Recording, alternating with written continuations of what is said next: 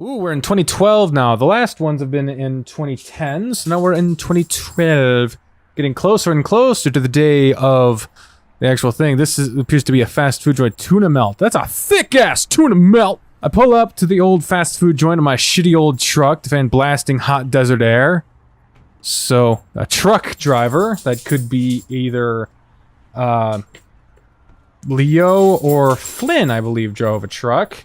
And with that attitude, I think it might be Flynn. I look around the sun-baked parking lot, but I don't see Chase's car yet. Leaning towards Leo. Taking out my phone, I check the time and scan through my messages. He told me he'd gone out for lunch 15 minutes ago, but it's 20 minutes later now. There's a little pang of worry, mostly because I know how shitty a driver Chase is, but he's usually late, so I quash that. And just another fucking short story said that he was a good driver. Thought he was but now he's a bad driver? Inconsistencies. Give my pits a quick check. Driving around with a broken AC is fucking torture in this weather, but the antiperspirant seems to be holding up alright. Alright, Leo would be the only one worrying about that, so I'm thinking this is Leo. After giving them a quick sniff, I recline and put my paws behind my head, air out, and maybe catch a quick nap. Sure, it's a pain in the ass having to come down here when I'm this tired. Yep, this is definitely Leo. Dad's working me to the goddamn bone. And the restaurant's on the opposite side of Peyton. But seeing Chase makes it worth it. And often we get to have lunch together.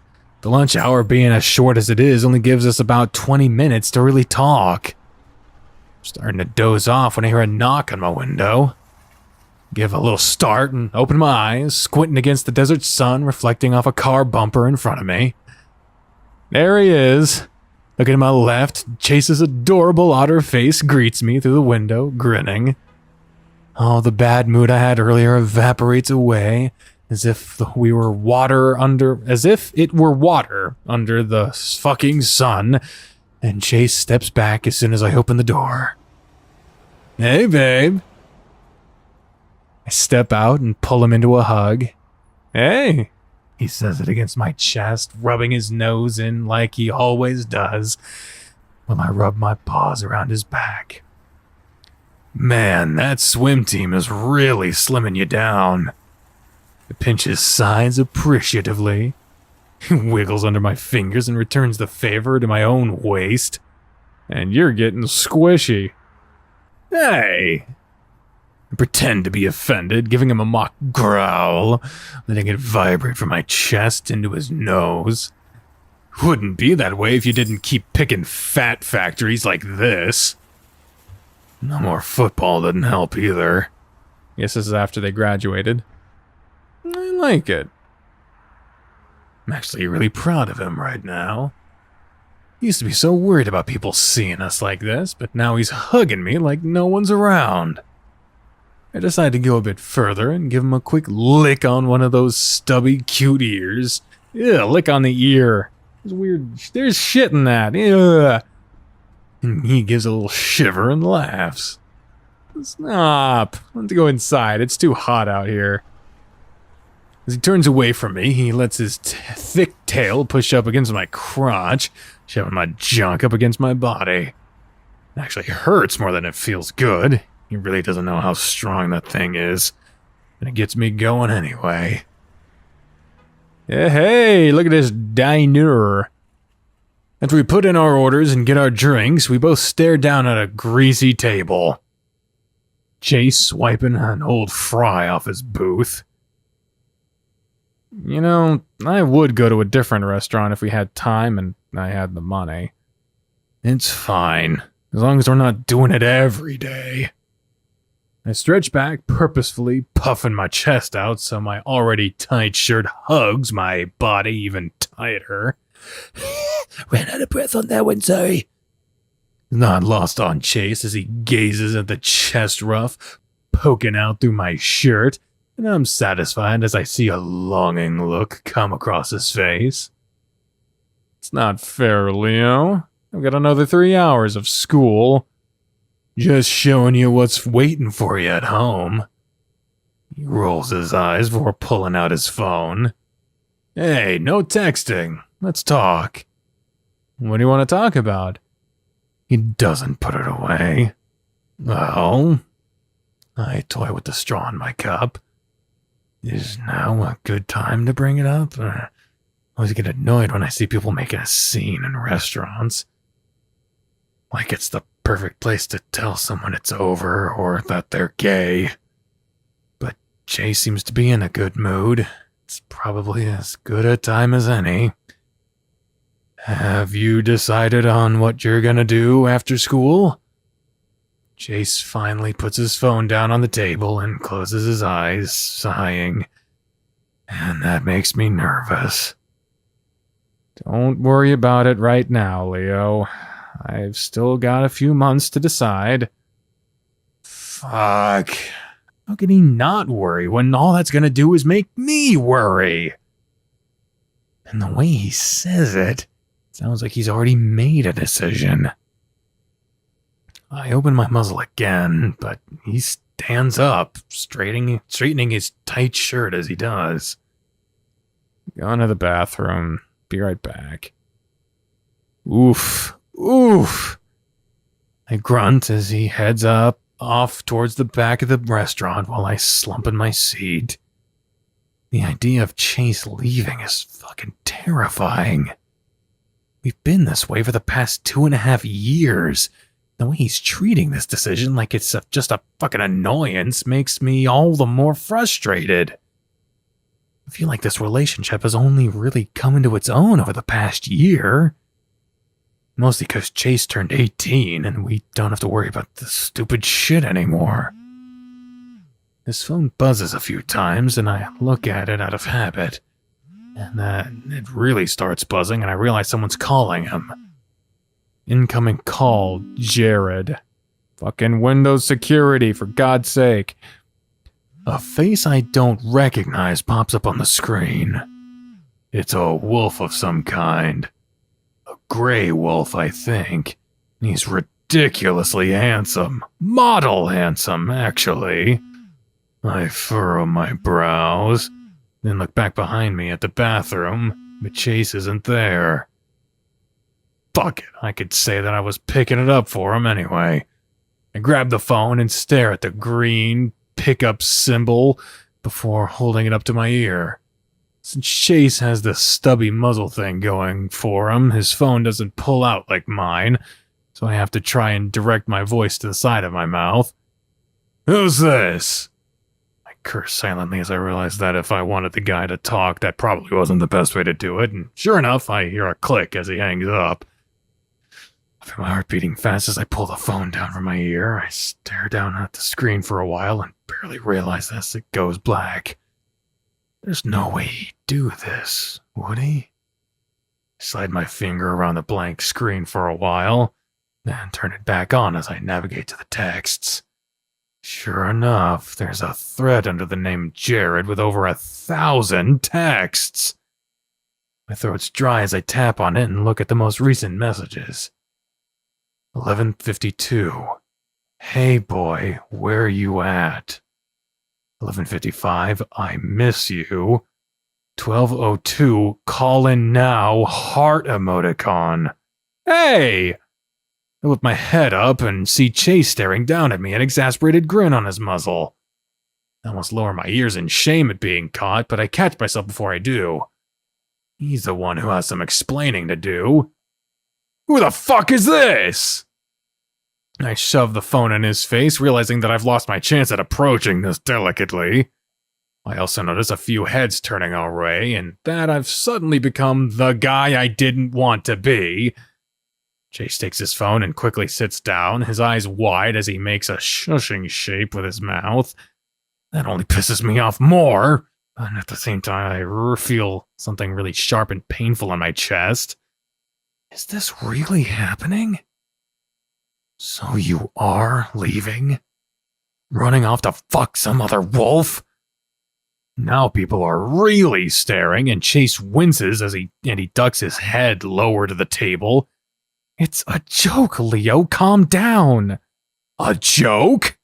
I don't understand what that means exactly, but I'm starting to. I don't say anything, so Chase keeps going. Jenna, we were just trying to have some fun. I was starting to realize that this probably wasn't the best time, but Jenna... That explains it, but the anger and betrayal I'm feeling doesn't go away like it should. Now I'm livid. So you're playing this stupid game of keeping me guessing whether or not you're gonna ditch me next year, and then you pull this shit? I raise my voice for the last part, and there's a noticeable lull in the conversations all around us. A few people glance at us and then look away, but I can tell all their ears are pointed in this direction, in our direction. Outside, Leo. A little stuttering. He says it like he's talking to a toddler, and stands up and goes straight for the door. Again, I'm pissed off even more, the way he's treating me like a little kid. We've heard them talk about this happening, but we're actually seeing it now. I deserve it, I know, but I can't help it. I follow him out into the hot air again, trying to ignore the heads turning as I walk by. The hell is wrong with you? He whirls on me. I'm shocked. He looks almost as angry as I am. Me? You know, I told Janet that there was no way in hell you'd fall for this since you already know how I felt about you. I'm the one who should be fucking offended that you'd think that. That's not fair. You wanted a reaction from me and you got one. Happy? I fold my arms and glare at him, as your sprite often does. Chase folds his arms too, but his sprite doesn't, and slumps against the wall looking away from me. He's sad, and that fucking hurts. I was looking forward to this all day, and he probably was too. It's almost enough to make me take everything back. Almost. Then Jenna shows up, her light blonde fur almost making her hard to look at as she lights up under the sun. She comes running over from the parking lot to hop up onto the sidewalk standing next to Chase. Hey, I still think the other sprite looked better, but she does not seem to read the room right now. I should have known how strange it was that Chase would park so far away from me. She'd been sitting in there the whole time, probably watching us through the windows. What's wrong, Leo? The glee in her voice brings it all back, and I realize who I'm really mad at. She probably pushed him into the whole thing. This was your idea? I reach out and grab the phone from Chase's paw and hold it out to her. She's still grinning, though the initial happiness morphs into more of a condescending look that makes me grit my teeth. It's a prank, Leo. Making me think I just lost my otter is a prank? If this is a fucking joke, then you need to learn how to make one first.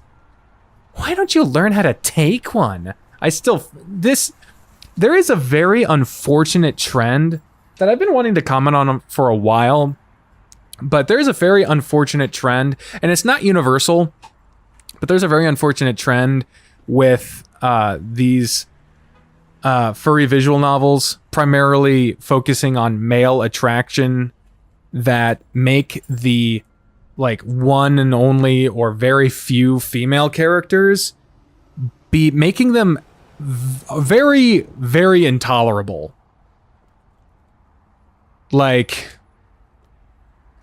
There are only a handful of moments where Jenna is genuinely likable, but for the most part, in most routes, she is nigh on an antagonist. This is not okay, and she's done this a lot. Then you got Saya and Tennis Ace, and I'm not going to go through every fucking example, but I'm not going to go out and say that this trend is indicative of any kind of anything, but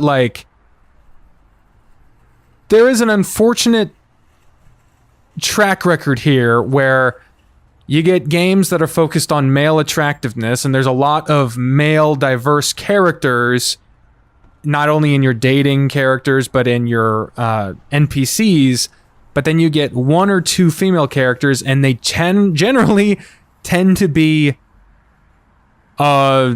mean or an antagonist or just a bitch with one or two good moments. And that's a bit of a problem, to say the least. But anyway, we'll continue on. I'll get off my fucking soapbox here. How was I supposed to take that? Just laugh and shrug and say, well, fuck, so much for that. Is that what you expected? I throw my arms out in a big exaggerated shrug. Jenna frowns and lowers her ears.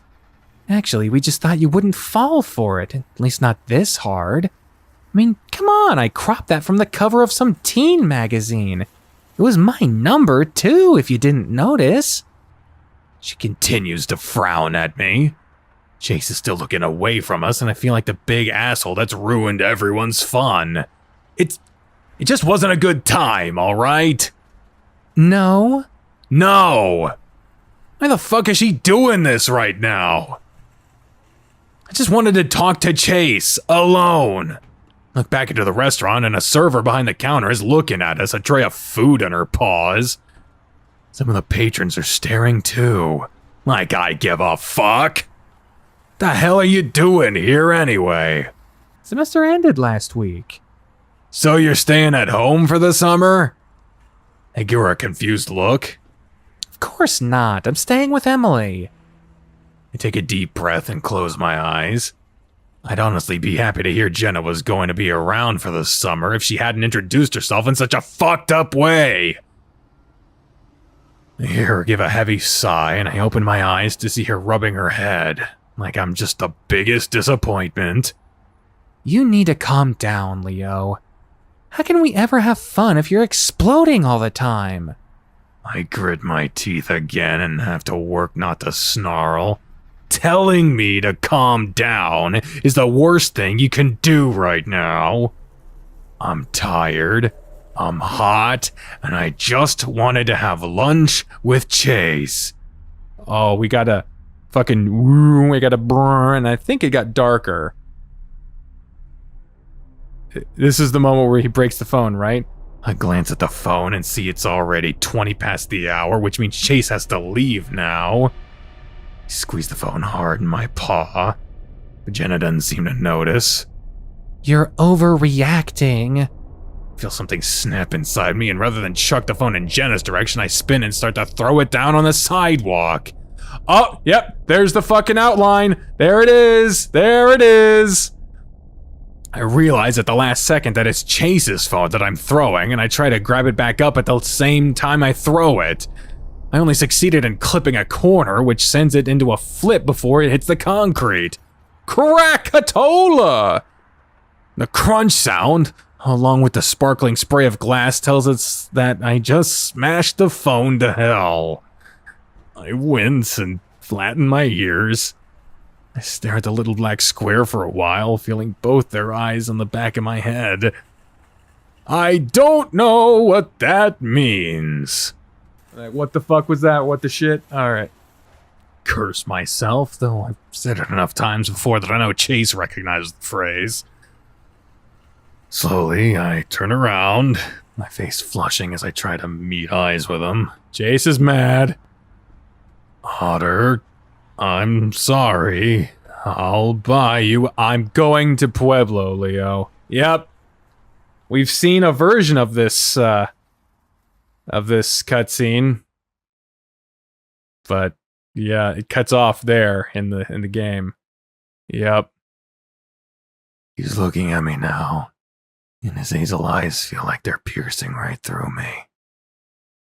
I stare at him for a second, as if I didn't understand, but I feel my stomach sink even as I speak. What? He's sucking in his cheeks to stop himself from frowning, the way he does when he's trying not to cry. Jenna's silent, looking away, but my gut tells me she already knows this, and that starts to bring back some of my anger. What the hell are you talking about? I said I'm going to Pueblo in August. I got accepted in January. I don't know what to say. feel like I've been punched in the stomach and I can't get my hair back to make words. I say all I can manage. Chase. He turns away from me. I gotta go back. I'm already gonna be late. Jenna looks over at me, and I finally see some remorse in her face before she jogs to catch up with Chase. I hear her start to apologize. I watch him go, desperately wanting to run up and pull him into my arms and tell him I'm sorry, but I know that'll probably make things worse. He likes to be left alone when he's pissed like this. And after dropping that bomb, I want to talk to him right now. No. We'll figure this out, and I'll just talk to him once school lets out. Yeah, that's what I'll do. Just a few more hours. I watch them pull out of the parking lot, and I wish he'd look at me as they drive past, but he doesn't. Neither does Jenna.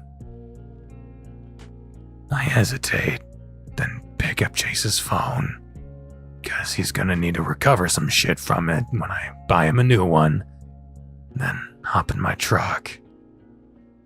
I sit there for a second, not sure what to do. I feel sick and angry, tired all the same.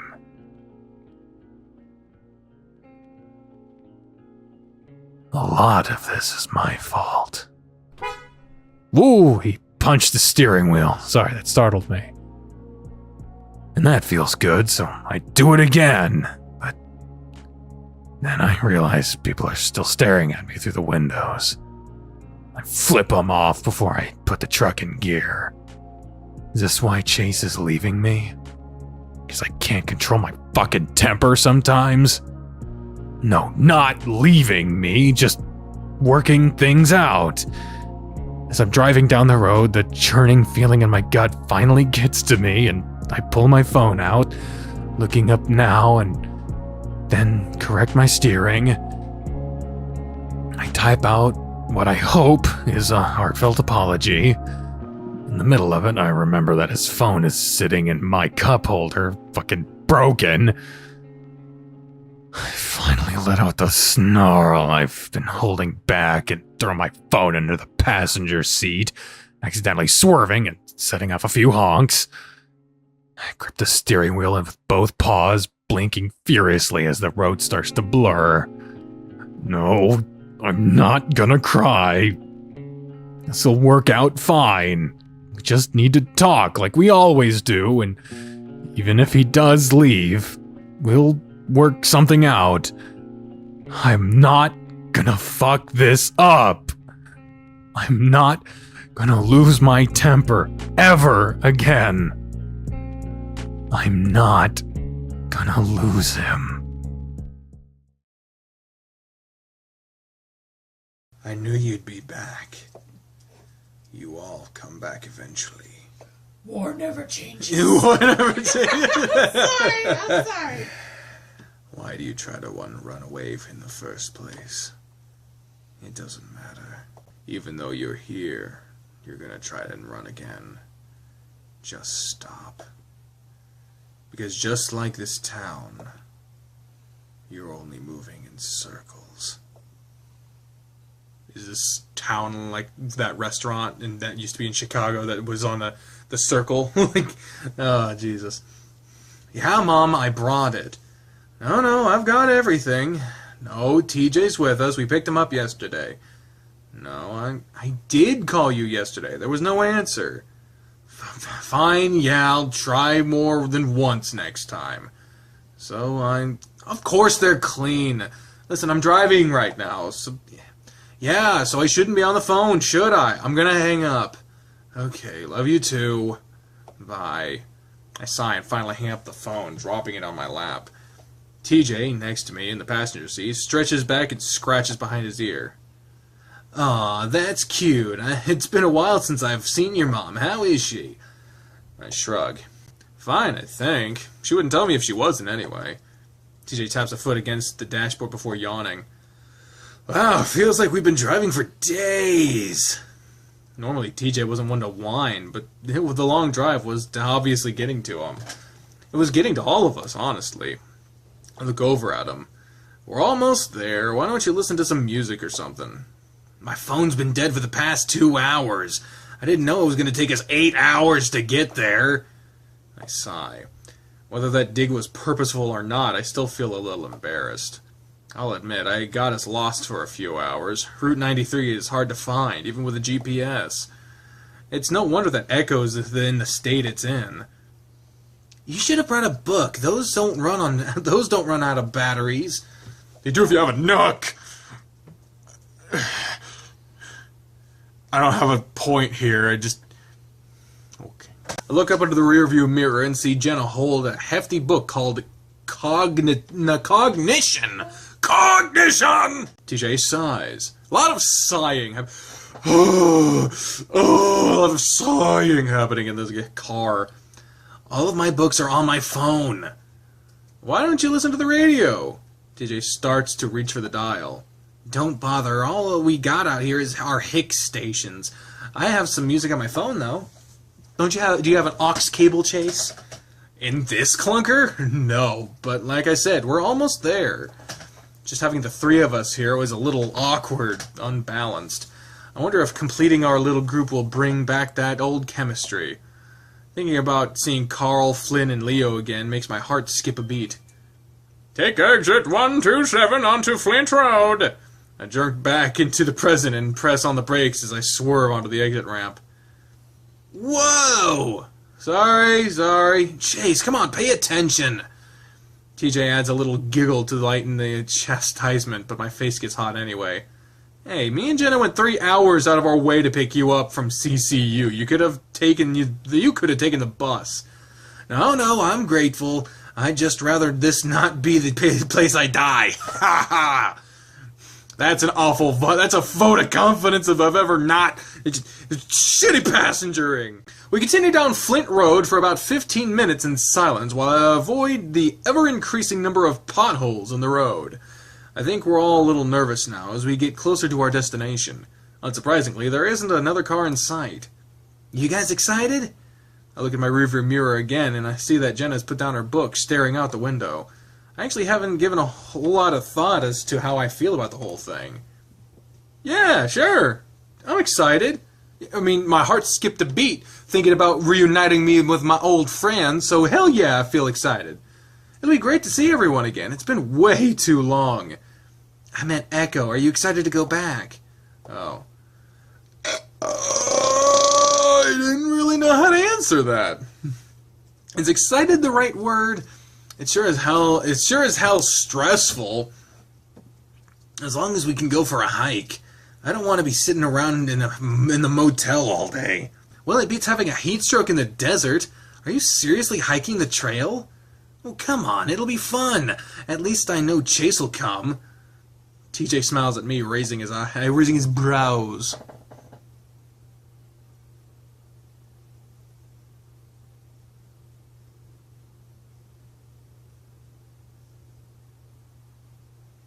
Not everyone can raise both their eyebrows, that's my point. It's too hard to say no to such an eager face, at least right now. Yeah, of course. Anyway, it sounds like you've only got the boys on your mind, Chase. Leo, maybe? Make a slight right onto Lake Emma Road. I ignore Jenna, pretending to be distracted with adjusting the GPS. A few more minutes of silence pass before Jenna speaks up again.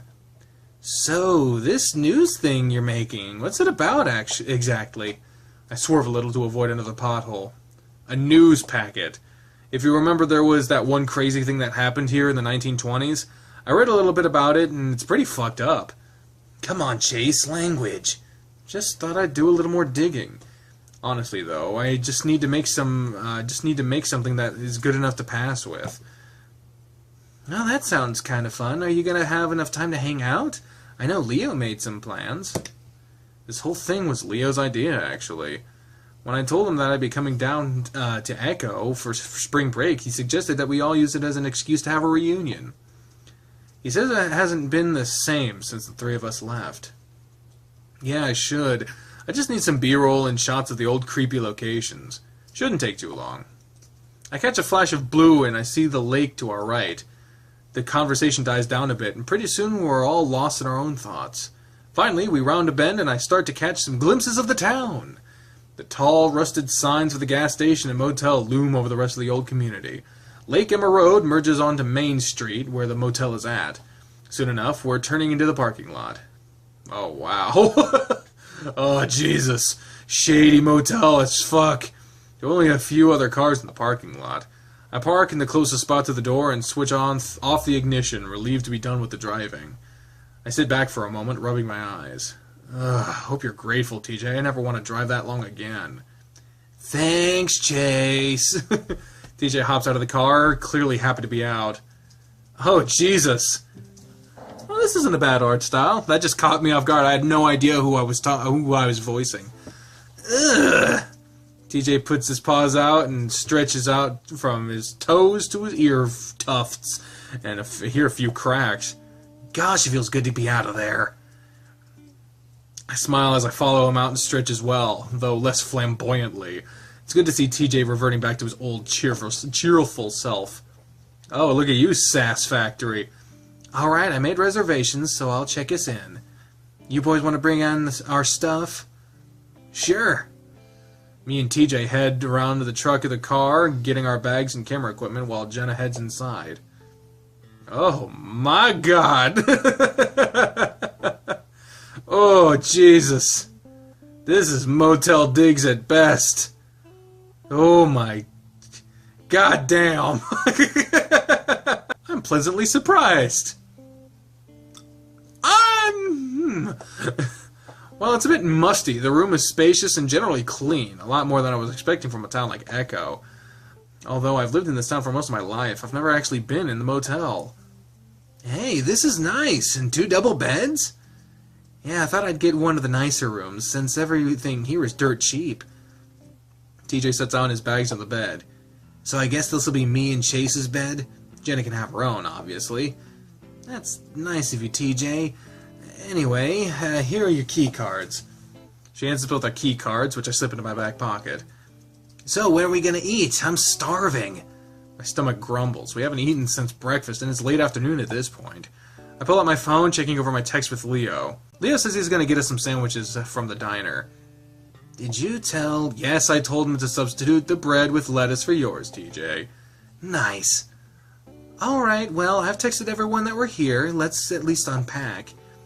It's gonna get crowded, and I don't want all of our stuff in the way. And a half hour later, and we've got our stuff... This is clearly a different room!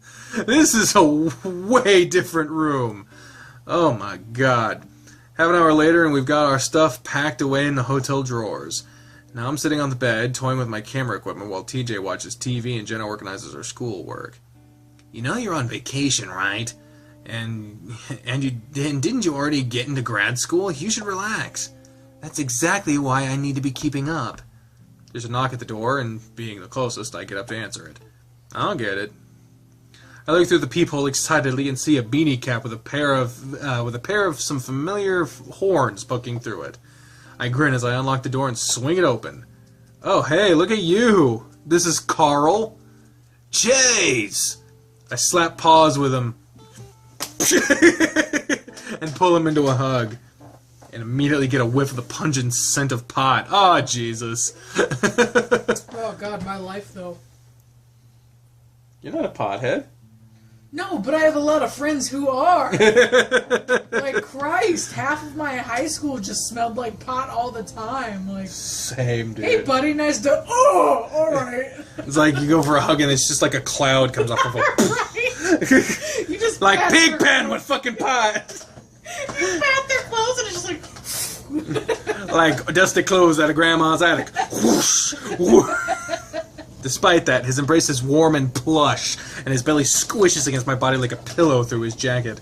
There's an underlying sturdiness, though, and I feel his biceps bulge on my shoulders.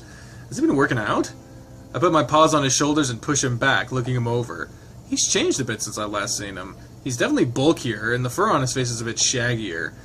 His eyes are a little red, and his expression is a little glazed, like he's daydreaming about someplace away from here. Still getting blazed, huh? You know it. His jokey nature drops a bit as he gives me a genuine smile. It's good to see you again. I feel warm inside as I smile back. You too. Is that Carl I hear? Carl and I step back into the room, and the ram remaining slouched as we do. Hey, Jenna. Carl, how have you been? Not bad, just living life like I'm a bee. Like, what? It sounded like he was going to start singing the lyrics to a song, but he trails off as we all look up at him expectantly. He just smiles back. Huh? Hey, is that TJ? Hi! Though he's smiling happily, TJ is outright crinkling his nose. Still up to your old habits, huh? Carl shrugs. I'm starting to remember that it's something he does a lot, and it's his answer to almost everything. He gets quiet for a moment, then I clap my paws together. So, what have you been up to, Carl? You're not online that often. Carl shrugs. Oh, you know, just hanging out. Must be kind of boring, considering it's Echo. Not going outside helps. You been able to find a job? I know they closed the old corner market that you used to work at. Yeah, it's been kind of hard since pretty much everything's closing around here. On top of that, I still don't have a car that can get me to Peyton.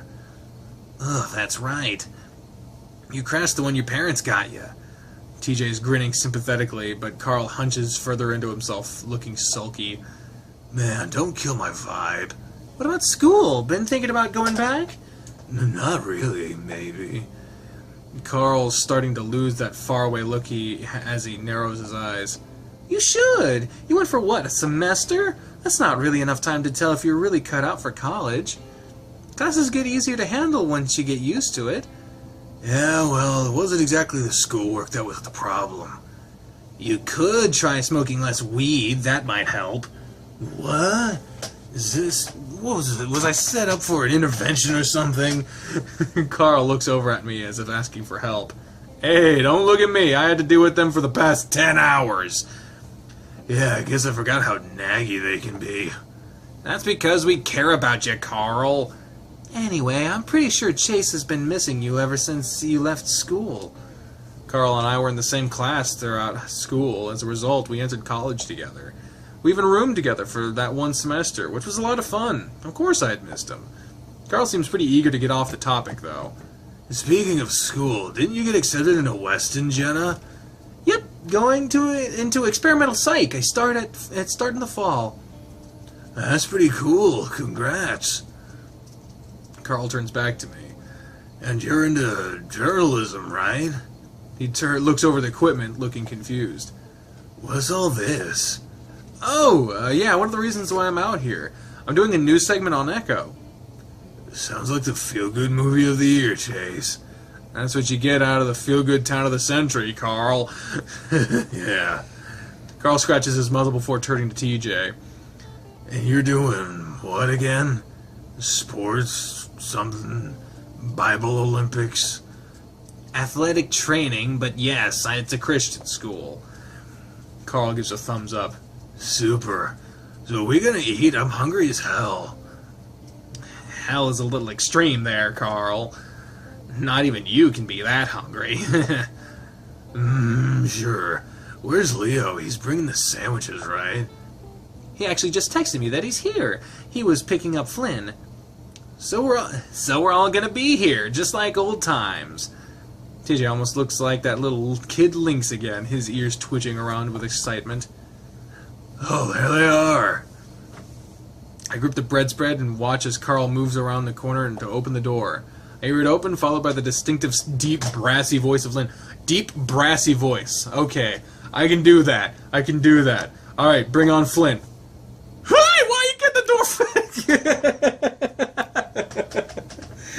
Oh, you seem to have fucked up. Oh, do you like my parents' home? I can do it lower. Oh. Hey, why you get in the door, fatty? You get my sandwiches, dick face. I've got the munchies like a mother. Where are they? Leo has him. Here he is. Fuck, I don't know what Leo looks like. I don't know what the fuck. I'll just do Spencer voice, just in case. Hey, they're all in there. Hey, they're all in there? My heart skips a beat and my tail thumps the bed as I hear Leo's high baritone. Damn it! High baritone. That's like my normal talking voice, high baritone. There's some bustling before they start coming around the corner, bringing me face to face with the rest of my childhood friends. Oh, Jesus. Fucking Flynn, dude. He looks scary as shit. Oh, god damn. Flynn comes first slinking in casually, his posture loose and relaxed, slouching. Unlike Carl, though, his slouch makes him look like he just doesn't give a fuck, as opposed to just trying to make himself seem smaller. He wasn't a shy guy, as evidenced by his open shirt. And who you calling a dick face? Flynn knocks Carl in the head, which makes a loud thunking sound. I actually enjoyed that thunking sound of someone getting hit in the head. Is that weird? It's probably weird. I probably shouldn't say that on the internet. But Carl just grins throughout. Hey, Jenna, DJ, Chase. He nods to the rest of us in turn, rubbing his knuckles. Immediately following him, his arms wrapped around two big brown paper bags, is Leo. He smiles over the tops of his bags, sweeping the room with his eyes along his tall rectangular ears. He pauses on Jenna, then TJ, before finding me. His face immediately breaks into a full-on grin as he walks over to the bed I'm sitting on, setting down the bags. As he comes to a stop in front of me, I reach out my paw to slap his as like I did with Carl. Instead, he grabs it to yank me up into a tight bear hug, nearly squeezing the air out of me. Chase! Man, I missed you. Just like Carl, it seems like Leo's gotten bigger and stronger. He lifted me up without even trying. The tension I've been feeling in my chest melts away like an ice cube on an Echo sidewalk. Oh, everything's fine. All that worry about how he was going to react was for nothing. The hug lasted kind of long, though. I feel everyone else looking at us.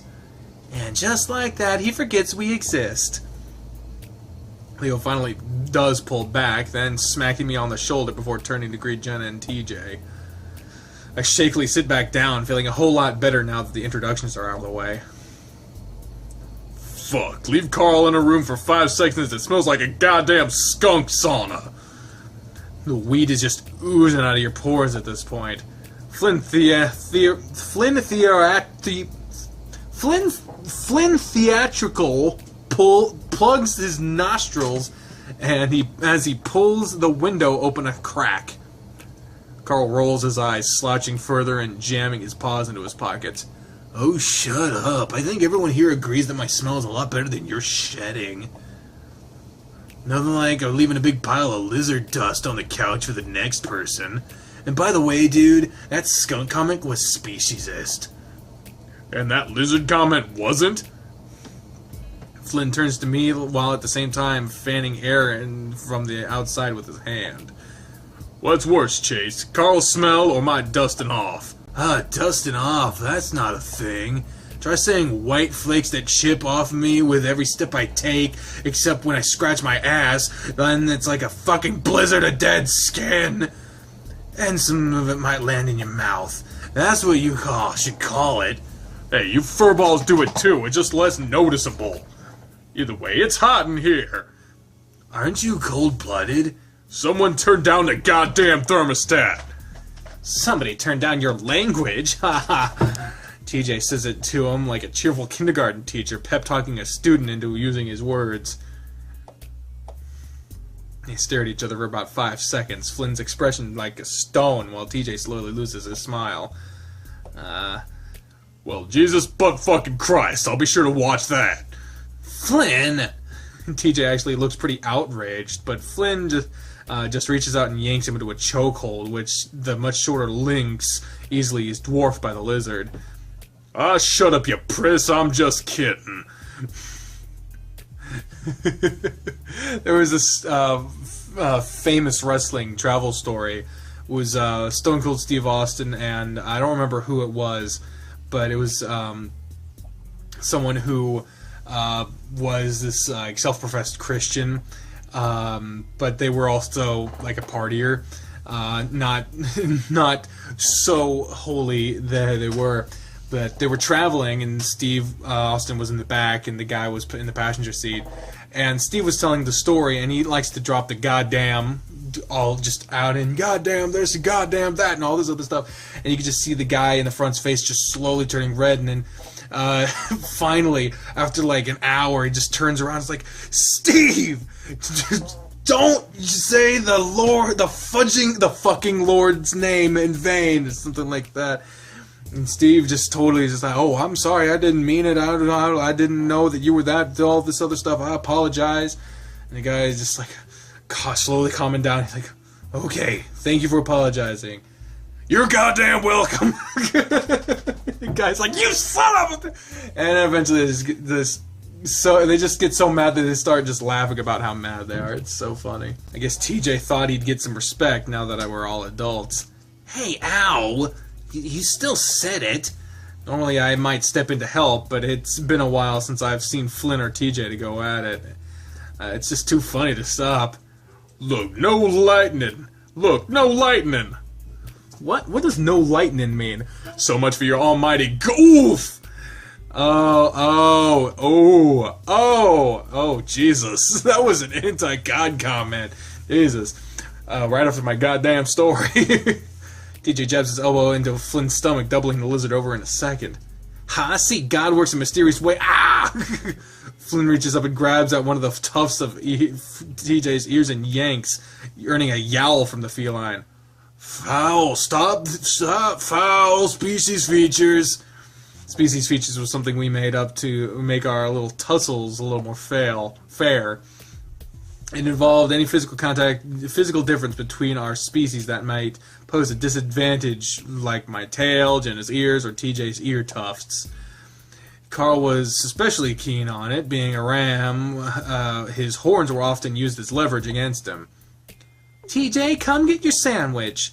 TJ finally yanks himself out of Flynn's grasp, smoothing down his fur as he tries to look as dignified as possible. Well, I can see some things haven't changed. With that, TJ walks over to the table and gets his food. I can't help but laugh. I think TJ won that one by technicality. Or did he? He might have fouled too. Flynn's got a soft lizard belly. Flynn snorts, rubbing his stomach. Don't even try to tell me about soft, asshole. It looks like you swallowed a beach ball. Speaking of which, food. Jesus. We all pass the bags around to get our food. A chicken sandwich for Jenna and TJ, roast beef for me and Leo, and 3 large veggie burgers that almost take up their own bag for Carl. Flynn, as usual, isn't eating anything. I think it's a lizard thing. I keep my seat on my bed as I unwrap the foil around my sandwich. The smell wafts up from the beef, making my mouth water and bringing some memories up with it. We'd all spent many nights at the old diner. I can remember the night me and Carl graduated.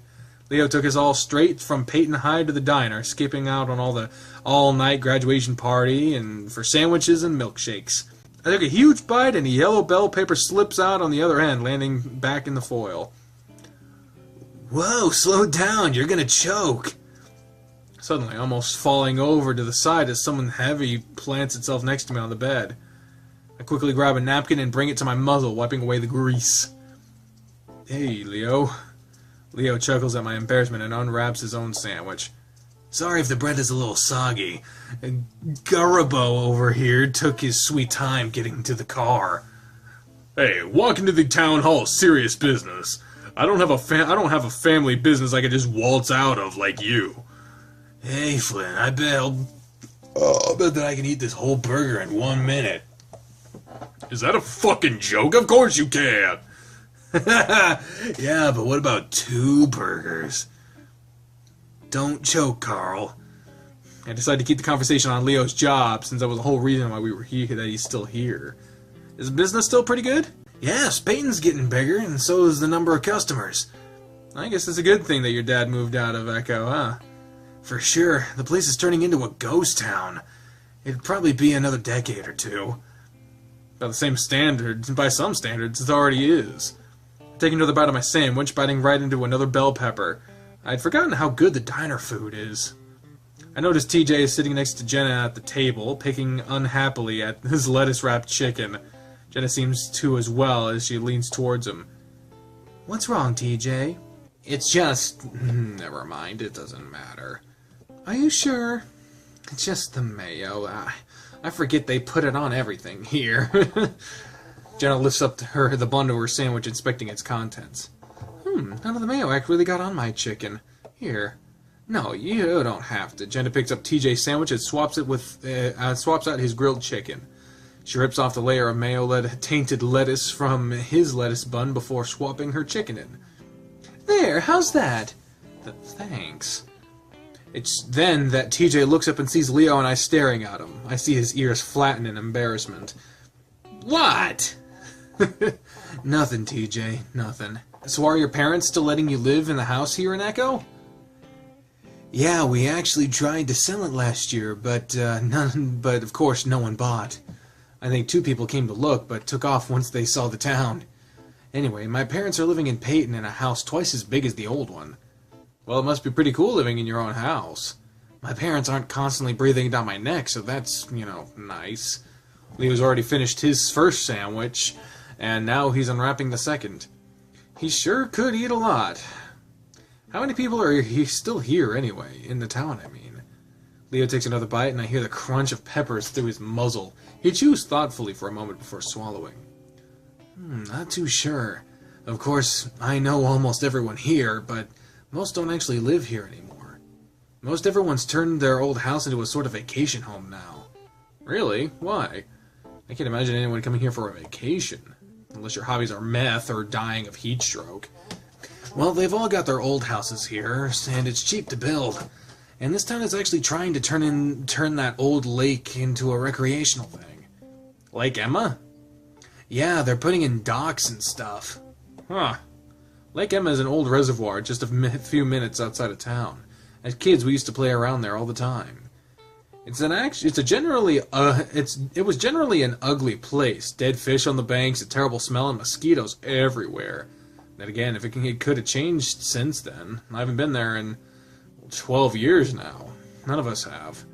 Thinking about the lake is making my stomach tighten again, forcing away my appetite in the process. It's been so long at this point, I need to learn to get over things. Actually, that reminds me. The others are pretty deep in their own conversations, but I lower my voice anyway, leaning into Leo.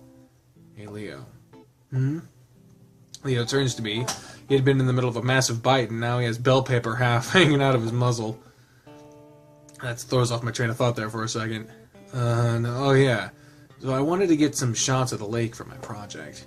Leo ducks his head to pull out the pepper from his muzzle, only to shove it back in a second later.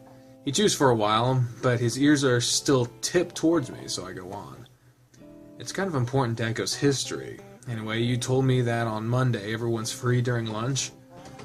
I can tell by the set of Leo's ears that he knows where I'm going, but he's not too into the idea. I wouldn't be too either if the lake is as it fucking sounds. It sounds disgusting. I quickly go on. Of course, we don't have to, but it's been a long time, and if the town is making it look better, it could be fun. Listen, Chase. I feel my face burn a little under the fur. Sorry, it was a dumb idea. No, Chase, if it were up to me, I'd definitely do it. It's just... Leo turns towards Flynn, and so I do as well, finding him still bantering with Carl. It doesn't matter how fucking fast you eat, I'm not gonna be impressed. He's got that classic Flynn look in his face where he's pressing his lips together trying not to smile. What if I ate all 3? You've already eaten most of the first one, so that's not gonna happen now, is it? I look back down at my sandwich. I suddenly feel really guilty. Here I am, back after 3 years, just assuming that I know how everyone feels. Now I'm kind of feeling like an imposter. Leo notices, like he always did, and he nudges me with his shoulder. Hey, don't worry about it. It's not your fault. Suddenly, Leo's ears perk up, and I know he suddenly had an idea. His ears made him easily readable, just as reading people came easily to him. It made it all the more impressive that he was able to tell what most of us were thinking, considering my short, stubby ears. Or Flynn's lack thereof. Listen, there's this cool little spot by the river that's actually pretty close to the lake. We could have lunch, and you could walk over and get your shots. The idea made me feel a little bit better. Alright, that could be fun. Also, this motel doesn't have a pool, so it'd be really nice to swim in something. Otters in their waters. Anyway, I'll have to ask Flynn, but I think he'll be okay with it, so I guess we're an otter? What would really impress me is if you didn't eat the rest. You're a funny guy, Flynn. Carl goes right back to shoving the next burger into his mouth as Flynn looks on in mild disgust. He suddenly notices us watching him and gives us an odd look, but that slowly morphs into a smirk as he focuses on Leo. You're looking pretty happy there, Leo. Not like you've been for the past 3 years. I furrow my brow in confusion as I look up at Leo. I see him shift and he's given Flynn a look that I don't quite understand. Well, of course I'm happy to see us all back together again. I look from Leo to Flynn, and it's pretty easy to imagine a bolt of electricity between them. You should have seen him, Chase. He'd go on days without smiling. Oh, agreed. Leo's been kind of a dick ever since you guys left. Isn't Jenna a counselor? Hey, you should have a session with Leo. I'm still an undergrad, so I'm not going into counseling anyway. And that would just make me sad. DJ is trying to hold his sandwich together and eat it at the same time, not very successfully, and he looks up as well. Leo depressed? It's hard to imagine you not smiling. You seem fine online. Has something been going on, Leo? For the first time since he's arrived, Leo looks truly uncomfortable. You didn't see him like that very often. Flynn, on the other hand, has his trying not to smirk face on. Why? Leo pauses, pinned down by everyone's eyes in the room. He then takes a frustrated breath. Can't people be sad sometimes? Yes, things have been harder. But I'm fine. I think it's pretty clear that Flynn, Leo flicks his long muzzle at the lizard, is just trying to get some reactions. Sure, I'm just saying you're back to your old self, but seriously, it's great. Leo makes a snorting sound. I'm about to ask Leo what's so stressful when he lifts his paw up again, and to try to take a bite out of his almost finished sandwich. I go quiet and look at his paw. A silver anchor, tied around his wrist with leather. The word otters etched into the shank of the anchor. The name Chase is engraved into the stock. Why was he still... Chase! I jump as TJ's voice breaks through my trance, bouncing on the bed once I came down. Leo looks at me as the bed wobbles, an eyebrow raised. TJ puts a paw to his muzzle. Oh, sorry. You were just kind of staring off into space. Yeah, just thinking about stuff. What's up? We were just talking about Endgame. Didn't you tell me that you saw that movie on the drive here? I really don't get you right now, TJ. Endgame was the worst Lions Brigade movie. You're just mad because they didn't follow the comics. Yeah, Carl, as a movie, it was just better. I'm sure the comics are great too, though. Nah, the comics are shit. Carl tried showing them to me once. Blah? See, that's the problem. They never follow the source material and no one cares because they have no respect for the originals, man. You're way too picky, Carl. Endgame was a great movie. Not you too, Leo. I don't know. I think Lions Brigade was always a bit too violent for me. What with all the shooting and punching. I've always liked the Trinity Weasel. She's the thinking man's superheroine. Carl waves his paw dismissively. The Trinity comics have always been pretty lame. They're jerk-off fodder for lonely nerds, son. So's the movie. Ha! Don't you mean like yourself? Hey. Hold up, we're talking about Trinity now? Julia Blasco, she's hella fine. Never seen an ass like hers on a weasel before. That's because it's fake. Oh shit. No, I just like the story. It's really kind of deep if you think about it. I was hard to think about when half the shots are slow-mo and she's doing all these flips and backbends and shit. Come on, Trinity does have more story going on than your average superhero movie. Looks like Jenna's coming to TJ's defense. What does all of this fucking matter? I think it's great that you like her character over all the meatheads. Yeah, they all just stuck in all the boob shots into reel in the dummies like you, Flynn. Of course, that's easy for someone like you to say. Besides, I see what's going on here. Maybe you should watch Lucha Lobo, TJ. He's shirtless the whole time. TJ's ears go flat, tufts pointed at the ground. I better stop with all this saucy talk. The only way this could get any more awkward is if y'all got sprung. We all groan in unison, but TJ shoots right back. And knowing you, that's exactly what you want to happen, isn't Flynn? I get a few surprised chuckles. Damn, TJ, where'd that come from?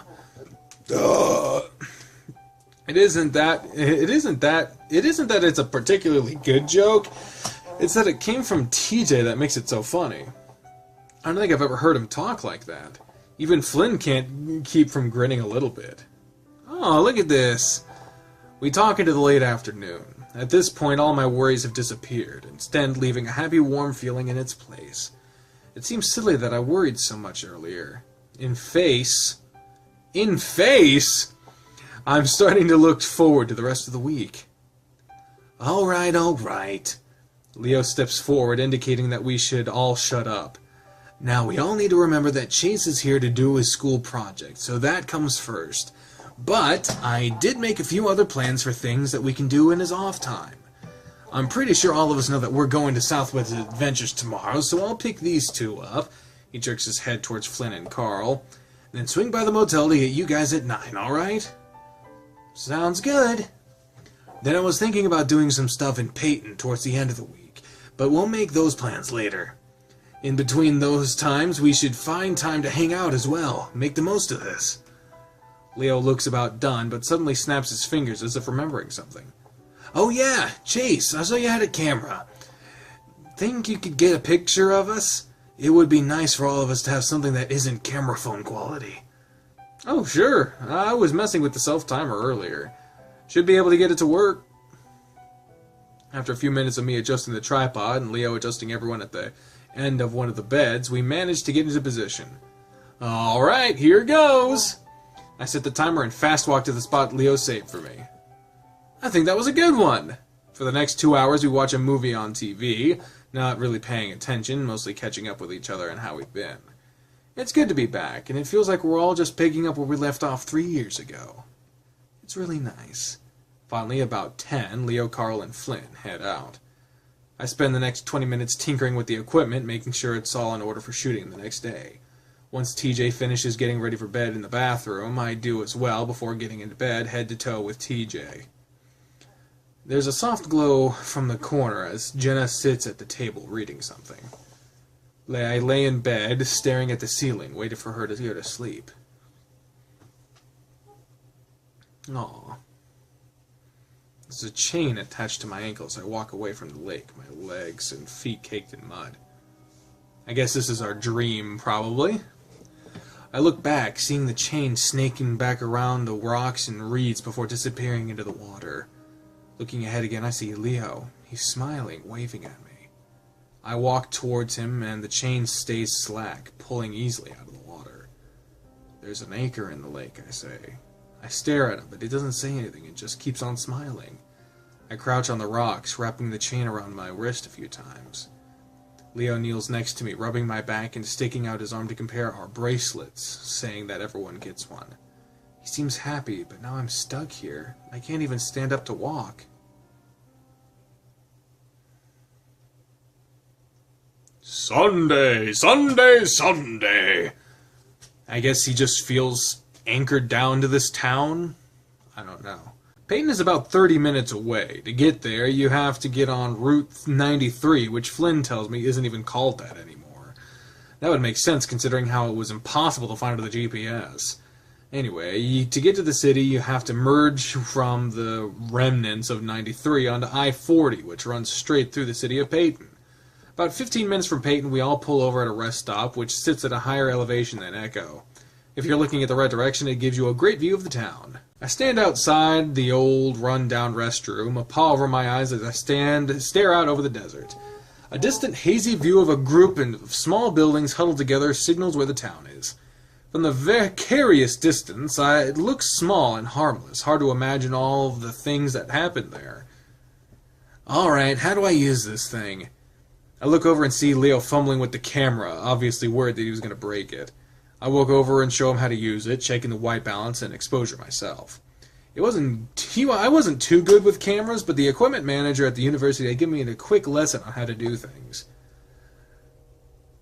Oh, it's got like a train sound effect in the background. That's cool. Alright, so I want you to zoom out from Echo, slowly, and while you do that, I'm going to walk into frame, okay? Yeah, okay. Leo hoists the camera up and looks through the viewfinder, ears perked up and smiling. You're not using a tripod for this shot? I've made that mistake before in filmmaking. If you're doing an establishing fucking zoom shot, you can't freehand that shit. You're gonna get points off in your assignment, bucko! Alright, signal me when you're ready. I adjust the clip on mic while Leo focuses the camera, then raises his paw, signaling that I should start. I walk into frame, keeping one paw in my pocket and using the other to gesture. Hope it doesn't look too awkward. I always feel like I do. Echo first began as a settlement in 1852 after James Hendricks discovered gold in a quartz deposit. The town grew quickly in size, and once it began to serve as a junction along Prescott Railway, it reached a peak population of 6,500 in 1877. It was at this point in time that a peculiar phenomenon of mass hysteria took over. Many say the reason this occurred was due to the discovery of a body within the gold mine and the circumstances surrounding that discovery. While not much is known about this event, what is known is that once it ended, a large portion of the population left Echo, most of those who settled in the nearby town of Peyton. However, the town still managed to prosper well enough until 1942. That's when the government stepped in to shut down the mine, as it became a federal law to divert all mining resources to the war effort. The town's population sharply declined shortly thereafter, and in the 1950s it had dwindled to approximately 2,000 people. A shutdown of the Prescott Railway in the 1960s, followed by the bypassing of Route 93 by I-40 in 1986, was the final nail in the coffin for the town. By the 90s, the population had just dwindled to 150 people.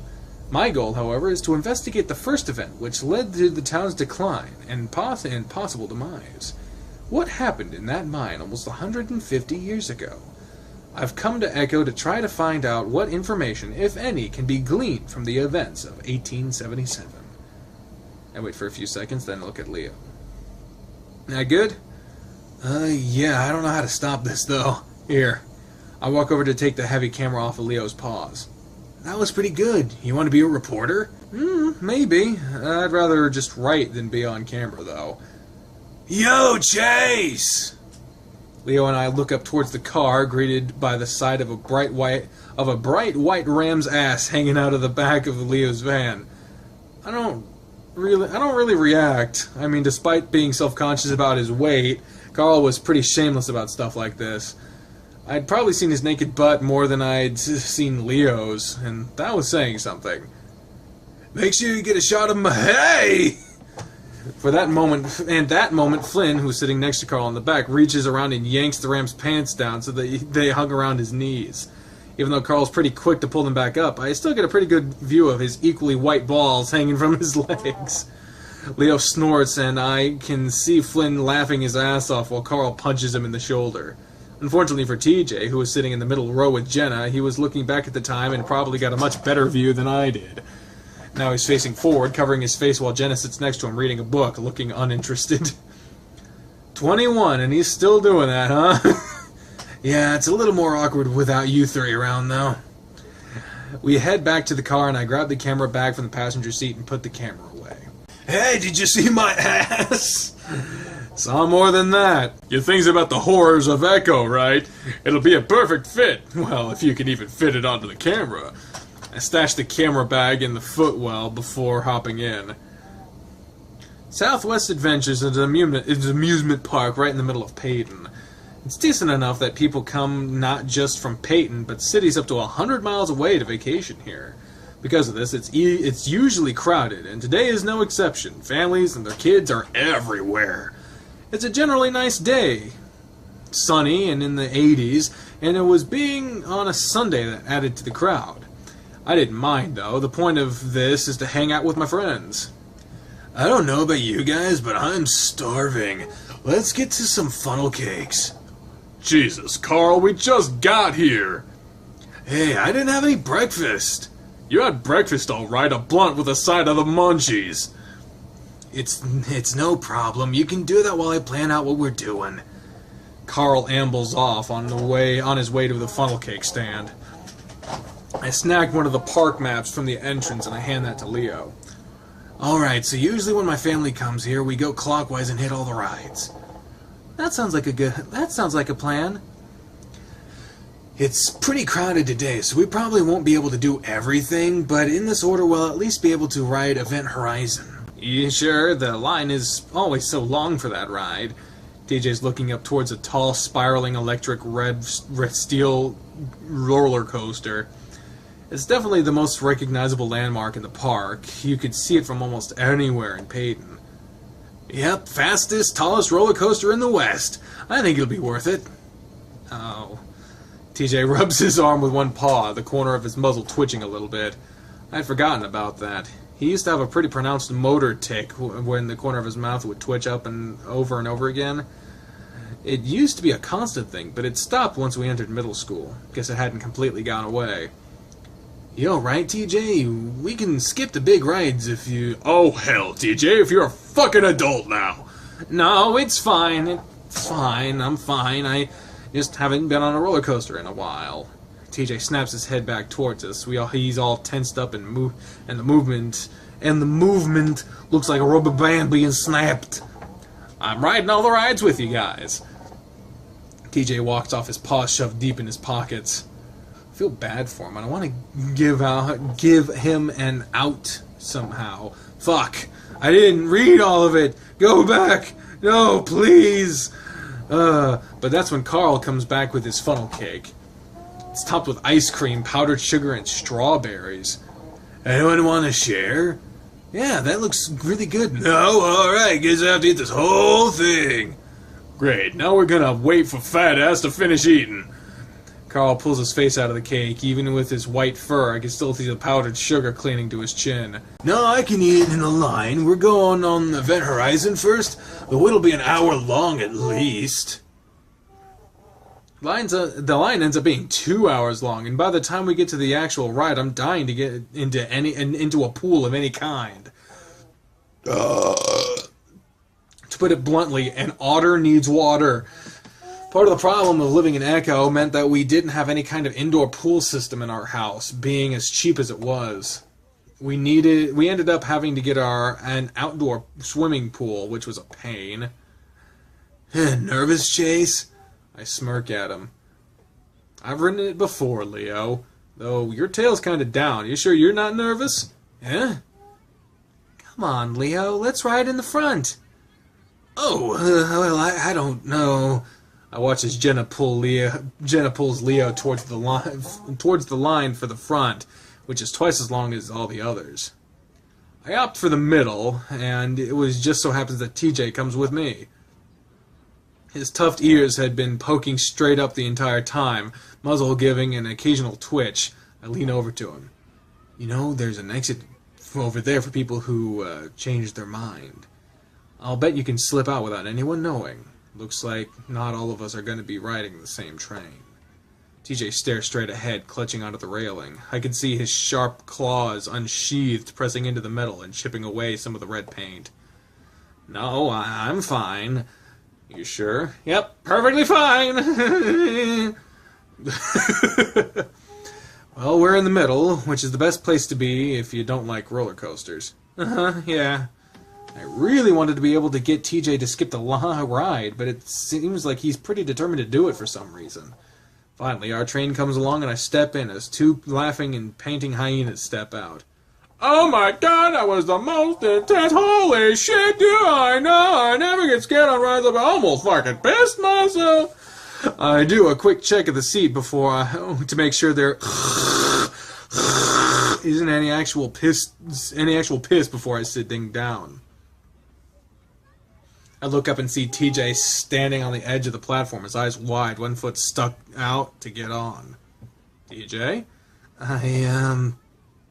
A bored-looking teenage fox comes by to check my lap bar, and I stick out my paw. Hey, wait, TJ, you getting on? Fox goes from being bored to mildly annoyed. If you're getting on, you need to get on now. We can't hold up the entire ride for you, sir. The exit's that way for other adventures await. People around us are starting to notice. Unfortunately, Flynn, who was lined up with Carl towards the back, is paying very close attention, grinning like he knew what was going to happen. Aw, TJ too scared? Guess you're a pussy after all.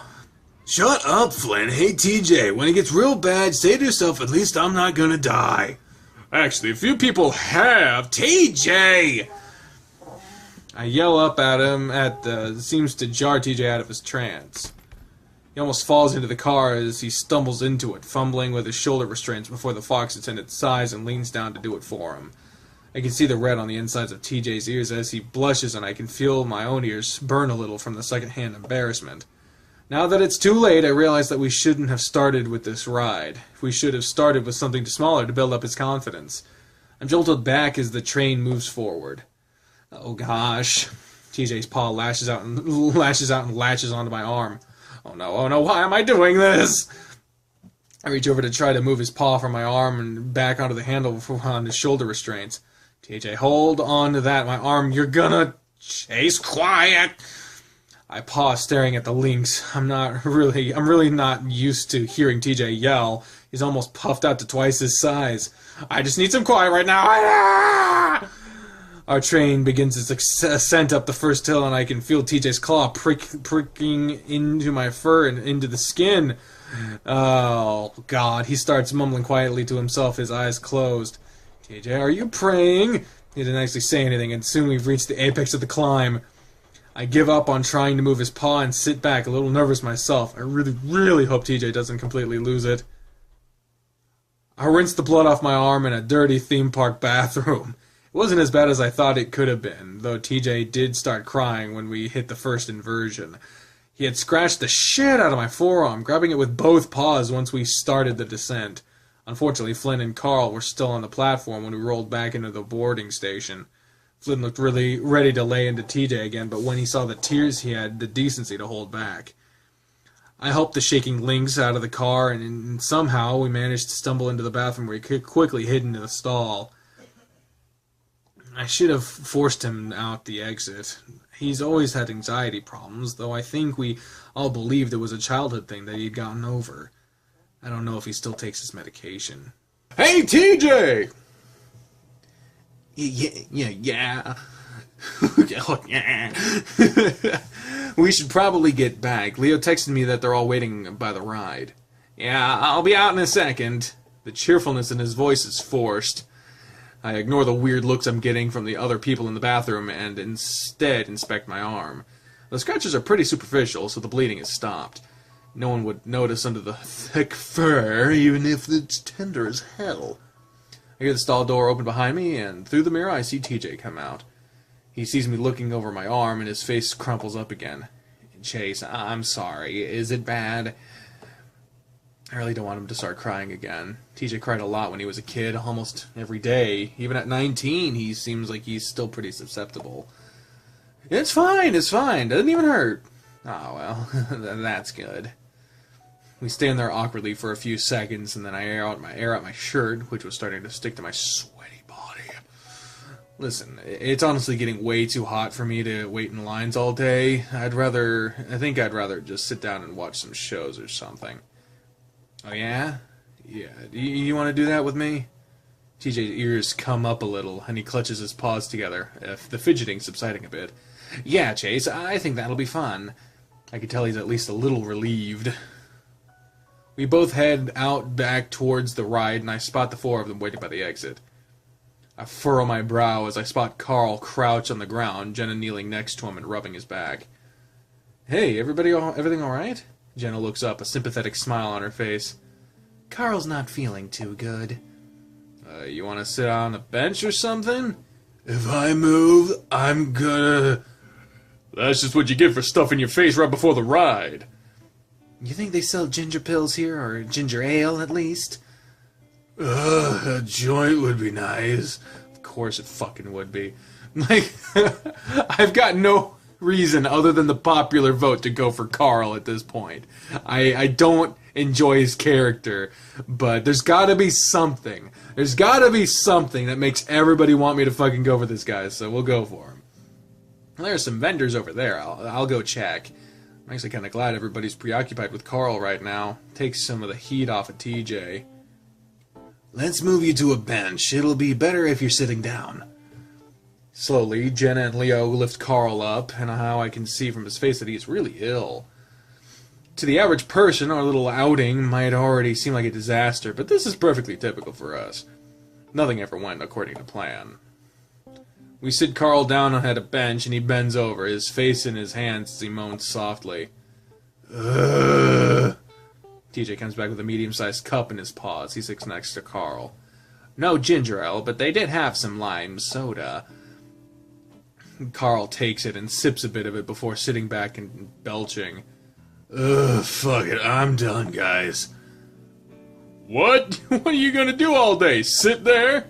Actually, me and Chase are going to see some shows. You can come with us. Ugh. Guys, we're doing this to hang out with each other, remember? I'll leave him. We're wasting time. Flynn turns and walks off, his hands shoved in his pockets, hunched like a stone gargoyle. Such an edgelord. Oh, Jesus. He definitely looked the part, being a lizard. Damn, that was probably a bit speciesist. Well, we all have our phones. Text us, alright? Sure. Jenna turns and follows Flynn, but Leo hesitates a moment. He looks at me before eventually turning to follow Flynn and Jenna. Oh, poor Leo. 5 minutes later, Carl's stomach settles to the point where he's able to get up and walk. At this point, I'm completely wiped out and just want to sit down. Ooh, look at this amphitheater. This is cool. I point out the first stage we see, and they agree. I sigh gratefully when I sit down. You look tired as shit. I crack an eye open and see Carl giving me a sidelong glance. I don't sleep very well in motel beds. I actually woke up around 2. You were gone. Now TJ's looking at me too, and I feel my gut clench for a second. Yeah, I tried to go for a walk down the street and hoped it would get me tired. Well, if that happens again, you can just walk over to my house. I'm up until like 3 every night. Wow, why? Carl shrugs, leaning back and sticking his hooves up against the chair in front of him, earning him a dirty glance from its occupier. Games, mostly. Sometimes I read. Carl rubs his chin, opening his muzzle, closing it, then opening it again. You know, it would be pretty cool if you spent the night one of these days. That house could be creepy as hell when you're the only one in it. You're alone? Yeah, parents are vacationing in the regal paradise and having a bloody good time, they tell me. Carl tries to put on an accent, but it doesn't go... Oh, that was supposed to be an accent? God damn it. A bloody good time! Like a bad accent. Oh, did you want to go with them? Carl blows a raspberry, laughing. Not really. Mom told me right away that weed isn't legal there either, so I took that as them not wanting me to come along. Oh. They did say the chaga there is real, whatever that means, and they'd bring me some. Guess I'm not enough of a fat ass yet. Come on, Carl. But dude, I'm getting there. Soon all I'll have to do is stand in the front of the mirror, block out my face, and jerk it to my moobs. Oh, god damn. What the fuck? Why do you guys like this guy? I'm like a dumb snorting croaking sound, and I feel TJ looking at the two of us disapprovingly. Not the hardest thing to do when you're high. Wait, so you've actually done it? Carl shrugs, smirking at me. I reach out and grab his chest. From what I can tell, there's a pretty firm set of pecs under there. Carl puts a mock horrified look on his face. Sexual assault! He touched my breast! Whatever, Carl. They're harder than mine. So now we're teenage girls in the locker room comparing racks? Hey, you're the one that brought up tits. You know what? I can see it, yeah. You're the hot preppy one that everyone likes, and I'm the big fat chick that you're all nice to, but call Big Thunder Mountain behind your back. And TJ hadn't been paying attention, distracted with watching some dancers on stage. He looks innocently at us. Huh? You're the cute, naive Christian chick that only takes it up the butt this to stay virgin. What the fuck? Jesus Christ, dude. What? Let me feel your movies I want to compare. What the shit, dude? What in the world are you talking? No! Small but perky. What the fuck? After a few seconds of tussling and Carl getting smacked in the nose by TJ, somebody shushes us from behind and we're forced into silence. The show starts off with a bunch of mice having a weird sort of hoedown. TJ's really into it and actually starts clapping along. Well, that's nice. I smile. TJ could definitely be kind of cute sometimes. Carl just rubs his nose and leans back, watching with a smirk as the whole thing is a joke to him. As if the whole thing was a joke to him. At this point, my eyelids were feeling heavy. At most, I'd gotten maybe 4 hours of sleep last night. I think about leaning my head back, but the backs of the seats are pretty low, and I just end up with my head hanging over the back. Leaning forward would just be impossible. I could lean into one of my friends. I don't think they'd mind. Well, now's the choice. TJ's doing his thing, so I'll lean on Carl. Also, I'm supposed to be pursuing Carl now. Out of the choice between the two, I personally would go with TJ, but I don't know. Carl is definitely the better choice. Bigger and probably softer, he'd make a nice pillow. Carl, I'm going to use you as my bed. Huh? I put my head on his shoulder and closed my eyes, feeling the soft, puffy, sleeveless hoodie and his bulk under my cheek. Weirdly enough, he was pretty damn sturdy, and I had expected him to be like a pillow puff. Damn, Chase, you that tired? Well, alright then. I feel him shift, and he's suddenly putting an arm across the back of the bench, giving me more support. The gesture made me feel a little warm. I could see TJ's eyes on us, but I ignore him, enjoying the position of intimacy. The sounds of the clapping and fiddles start to drift away as the lack of sleep takes its toll. I feel along the rough edges of rock and dirt. The only thing I can hear is the shower of debris I'm knocking to the ground. The air is stale, and I have the vague feeling that I'm suffocating. I keep going. I'm going to reach the end eventually. I just have to keep moving. I can tell that I'm going down deeper and deeper. The space around me is growing smaller and smaller, and soon I'm hunching so that my head doesn't scrape the ceiling. I can hear footsteps, not quite in synchrony with my own. There aren't any kind of footsteps I've ever heard before, though. I stop and listen. There's definitely the sound of feet, but not like they're walking, more like they're stamping down the ground, making as much noise as possible. This is accompanied by a slapping sound, as if somebody is smacking their paws on the ground as well. I imagine a canine toddler, but insisting on walking on all fours while throwing a tantrum. It's heavier, though, like an adult doing it. That image makes the nape of my neck prickle, but I'm not scared. It's not long after I've stepped that the noise stops as well. Just 10 feet behind me, I turn, watching the darkness. I knew you'd come back. They always do. My voice sounds clogged, muted, like the rocky walls are just sucking up the sound of the sound instead of the bouncing them off the tunnel. The stamping starts up again, loudly, coming towards me at full speed. Now I can hear sobbing, sniffling, and a strange guttural grunting. It's just feet away. You're only moving in circles. It veers away just as the words leave my mouth, going back the way it came. I stand there a while, listening until I can't hear it anymore. I turn and continue on, feeling the walls again as I make my way lower and lower. The smell hits me right as my paws hit it. Slick and slippery blood coats the walls of my paws and run along like thick oil. It's warm and fresh, and now I know I'm getting close. A voice abruptly echoes down the tunnel. It's not far away at all. I knew you'd come back. They always do. I make my way closer and closer now, and fear pricks my heart.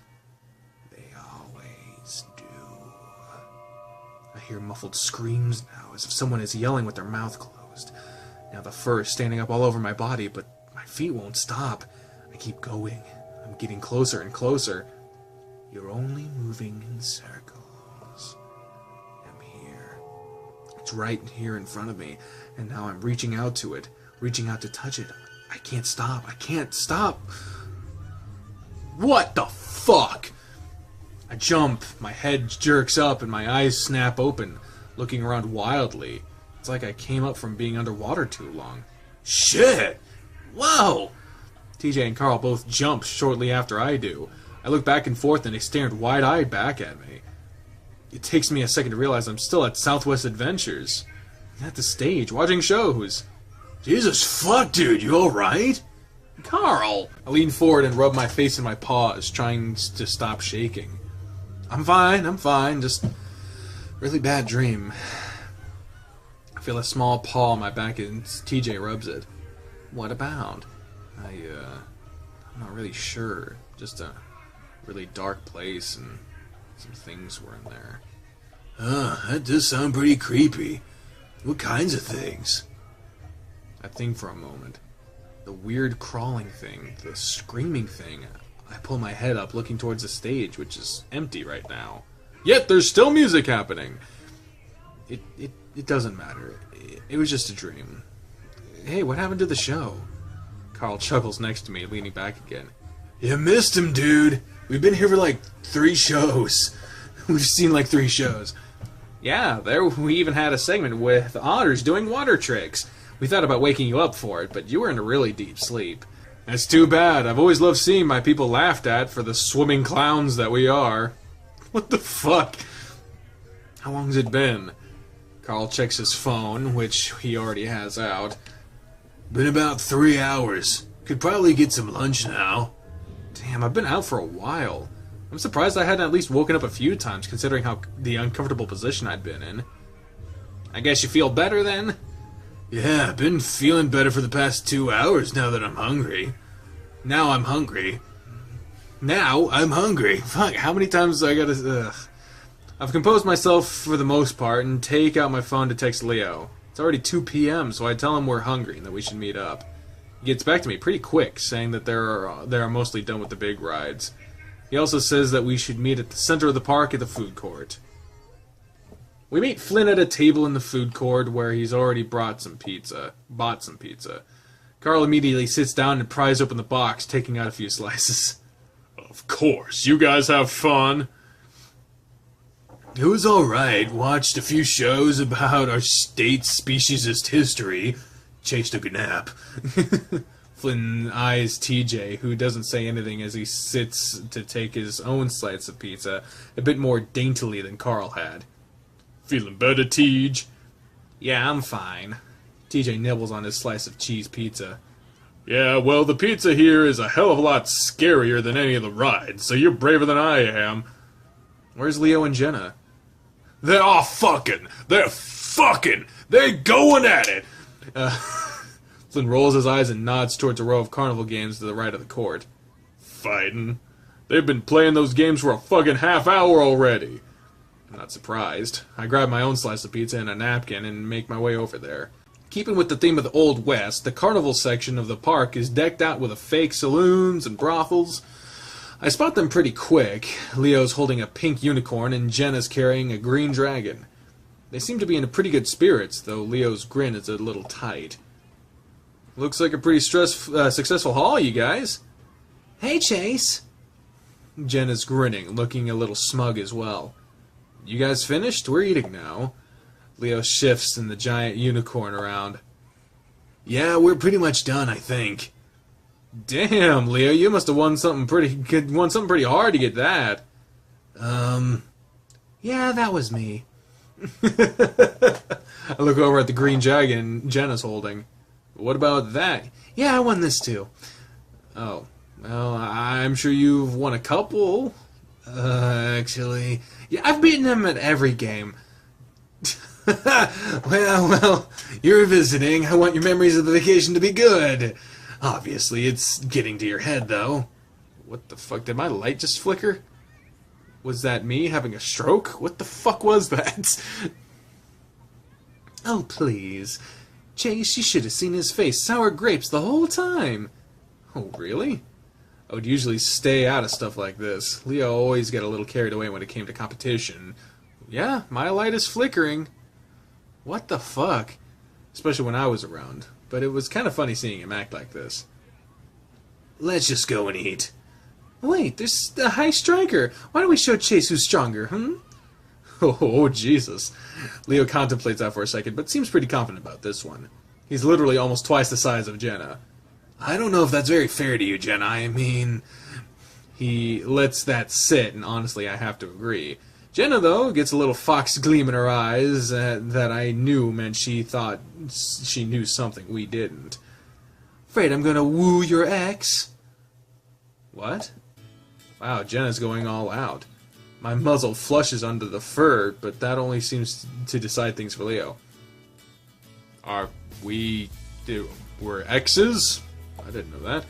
He flexes his shoulder and sticks out the stuffed unicorn to me. I stuff the last of my crust in my mouth and reach out to take it. Jenna does the same, and now I'm hugging two massive stuffed animals to my sides, tripling my girth. Alright, let's do this. Step right up, test your strength. $3, 3 tries, ring the bell, you'll win a prize. I'd like a try. Oh, we have a take a big strong wolf like you would have no problem at all. $3, please. Leo hands over the money, and the carny hands him a mallet. Leo points at me with a grin. This one's for you, Chula. What does that mean? My heart skips a beat. He hasn't called me that in a while. But I decide to play along.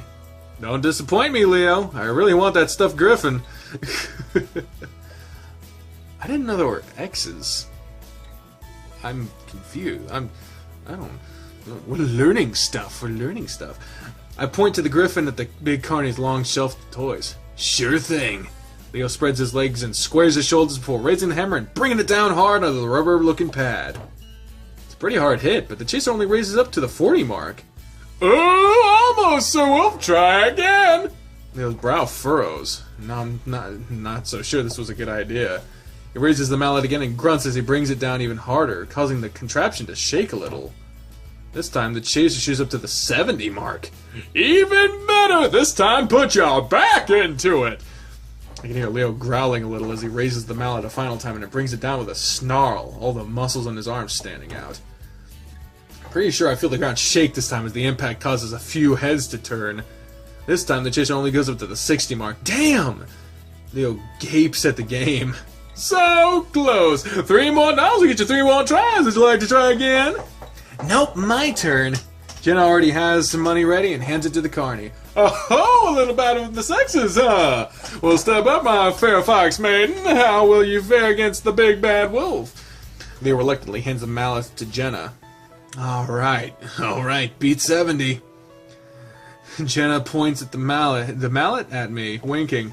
Don't worry, Chase, I'll get that griffin for you. The fuck? Leo snorts loudly, folding his arms and looking pretty annoyed. Good luck, I was hitting that thing as... Before he can finish, Jenna raises the mallet into the air and puts it down into a graceful swing. It's as if she was chopping wood and she brings it down onto the rubber pad. It lands precisely and cleanly, in a sharp contrast with Leo's sloppy hits. It's all in the technique sometimes. I stare, Leo stares, the carny stares. Jenna simply raises her paw into the air. Yay! A few onlookers around us laugh and cheer. Oh my, the fair fox has won! Come over and pick your prize! He glances at Leo. Sorry, buddy. The carny shoots a sympathetic but also amused smile Leo's way before turning on to the onlookers. See that? Female fox half the size of this male wolf is ringing the bell. Could one of you be next?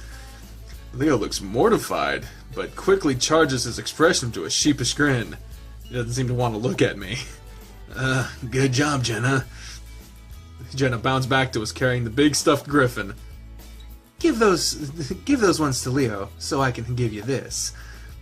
I hand off the stuffed toys to Leo, who grumbles a bit as he takes them. Damn thing's rigged. Jenna hands me a griffin. Thanks, Jenna. That was really... She leans over and pecks me on the cheek. See Leo's eyes widen as she does it, his ears standing straight up. Oh, it was nothing. Leo stands there for a few more seconds, working his jaw. Awesome. He turns away and leaves, his arms still wrapped around his giant stuffed toys. Jenna starts laughing. Jenna! Oh, hush, he'll get over it. He's just so damn fun to tease. I have to agree, but not when I'm being used to do the teasing. He's still really sensitive about the whole thing. You guys talked it over, didn't you? Anyway, aren't you gay? I take a deep breath. Well...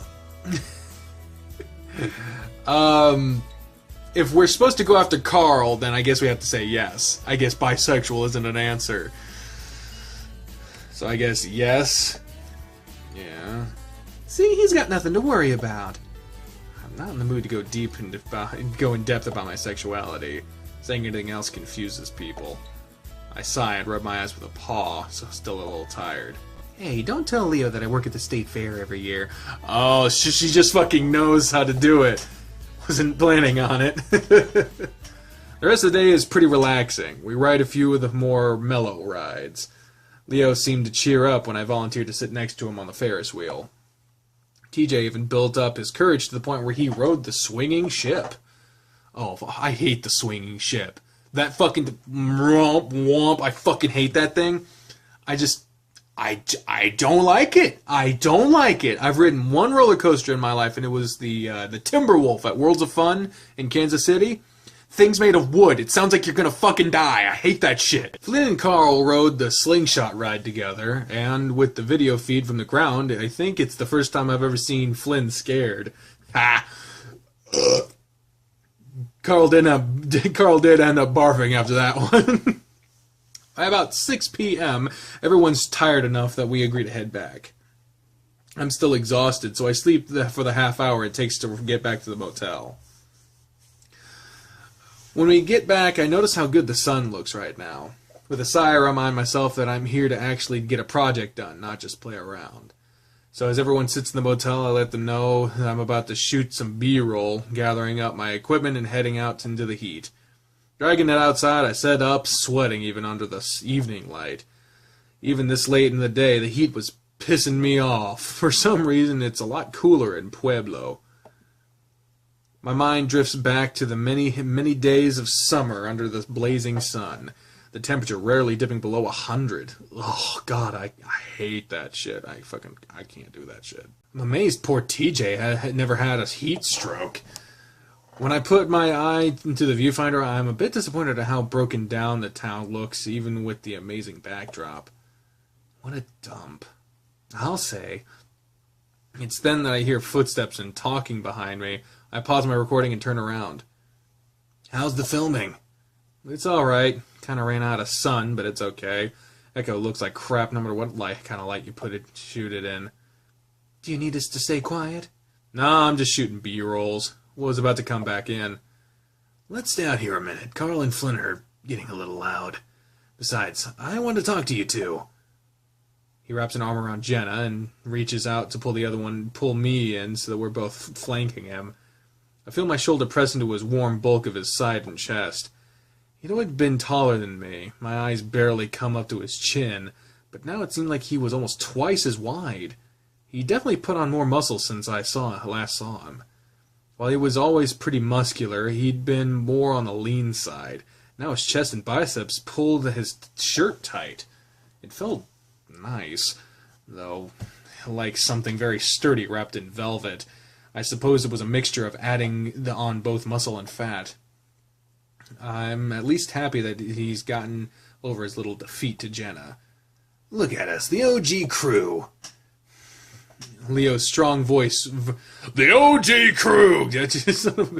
Leo's strong voice vibrates from his body into mine. The effect is tranquilizing, and I feel myself relax. Together again. The only thing I miss about this town. Leo was referring to the fact that he, Jen, and I were the original three in the group of 6 to become friends. Later, we would add TJ, then Carl, and finally Flynn and Sydney. Leo had really been the one to unite us all. I remember when you first got here, everyone was afraid of you. I remember when I first got here, I found a bunch of gringos. I don't know what that word means. I don't know what it means. So if I just said something bad, I'm sorry. You two, please don't get pissed. Who wouldn't even talk to each other? We all went to the same schools as in Peyton and had our different friends there. When Leo moved in, he thought it was strange that the kids in Echo didn't hang out together. As I entered middle school and high school, I cycled through a ton of different friends, but the ones in Echo always stayed the same. Remember when we'd always have sleepovers at Chase's place? Of course, I'd kick your ass at Claws of Fury all the time. Of Fury. Claws of Fury. Not Claws of Furry. Christ, this channel has fucked me up. I remember. I used to think you guys were only friends with me for my video games. Many times I'd fallen asleep to the flickering of the old CRT television set, watching the outlines of Jenna and Leo twist side to side as they played. I'd wake up hours later only to find them still playing. It was weird. Jenna and Leo get along really well, but there is a bit of competitive streak between the two. Actually, it's one of the few things that gets Leo genuinely angry. I think he even broke one of my controllers once. How long's it been since we first met? Well, when did you move in? I think it was in 2000. So take 2015 and subtract 2000. What does that leave you with, Leo? Leo looks sideways at me and smirks. There's a flash of white canine as it appears from under his lips for a moment. You think yourself a real hotshot now that you're in college, huh? I smirk back, though I know my canines aren't as impressive. Pretty much, yeah. Well, you'll always be those little brats to me. I feel Leo's wagging tail swat me in the butt. Oh my god. I'm not really sure how I feel about that. Speaking of which, are you two getting along over there? Jenna looks at me and around Leo's broad chest. Yeah, sort of. Yeah, we haven't had many chances to hang out. Eh? Why not? Well, it's college. It's a pretty large university. I don't even think we've seen each other in passing. Yeah, things are different. But Jenna, we should do something together soon, before you graduate. Definitely. Leo still looks a little disappointed that me and Jenna aren't keeping up at the university, but I don't know why. She had her friends, I had mine, and we did talk sometimes. Jenna nudges Leo, causing us all to sway. And speaking of that, when are you going back to Mesa? Mesa is the community college in Peyton. Leo went there for a few semesters before taking a break. And by break, I mean he quit. We'll see. I'll have to talk to my parents. It's just starting to get really busy. Why don't they hire more people? You know, you would have graduated by now. You would have had your master's by now. Leo sighs. It's about committing to the family business, not the help he needs. Jenna rolls her eyes, blowing out some air and ruffling the tuft of fur on her head. Wolves and their families. You should try thinking and speaking for yourself sometime. If I hadn't done that, I'd still be stuck in that crank house. Jenna flicks her head vaguely in the direction of where she used to live. Jenna is the only one, aside from Carl, who has family still living in Echo. I wonder if she's going to visit them, even though I'm pretty sure I already know the answer to that. I see Leo tighten his arm around her shoulder, but she goes on without missing a beat. You can start with our otter here. I look up, caught unawares. Huh? What? Jenna, I'm serious. Jenna puts her paw up to Leo's face, cutting him off. I am not going to spend this entire week with you asking me when or how you should do it. Let's just rip off the Band-Aid now. Chase? Jenna. There's a warning tone in Leo's voice as he pins back his ears and drops his arms from our shoulders. I already know what's happening. It's been a long time coming. I take a step back and fold my arms, looking to the side. Chase, Leo has some things to say to you, and yes, it's about that. Now I'm going to head back in and make sure Carl doesn't light up the bathroom. Jenna! His tone changing to exasperation as Jenna turns on her heel and leaves. Judging by the curl in her tail, I can tell that she's pretty satisfied with what she'd just done. I return my attention to the road. I couldn't really bring myself to look at him right now. We both stand there for a minute, 3 feet apart. I hear Leo scruff the ground with his foot, then sniff as the dust rises from the ground. I hear him draw a deep breath. I hear him draw in a breath a few times, as if he's going to say something, but ends up blowing it out with a sigh. We were never good at this, probably why it ended up failing like it did. Leo, I'm sorry, Chase. For what? Not talking to you about this when I should have. Talking to Jenna about it when I should have been talking to you. He reaches out and sits upon my shoulder, the silver anchor on his wrist glinting just a bit in the fading light. He's smiling at me, but I grit my teeth. Why are you still wearing that? His eyes flick from the bracelet and back to my face, expression turning defensive. Why aren't you still wearing yours? Don't you remember what we said? I sigh, looking at the scattering of clouds behind Leo's head. They're tinged a soft pink from the fading sun. The sunset is almost the same color as Leo's fur. Leo, we were teenagers. That's not an answer. He cuts me off and I look back at him. I told you they weren't love bracelets. They weren't just about our relationship. They were about everything. Our friends, family, memories. Echo. I raise my voice above his, cutting him off this time. They were about Echo, Leo. We stand there a while, and Leo's looking closely at me, expectantly, his ears tipped forward. His eyes pierce at me like amber shards. It was always hard to look at him in the eye during our arguments. Hey, there we are! What, do I have to say it? Alright, fine. I fucking hate this place. Everything about it. It's the most miserable goddamn place I've ever been. How many places have you been? Enough to know that it's miserable?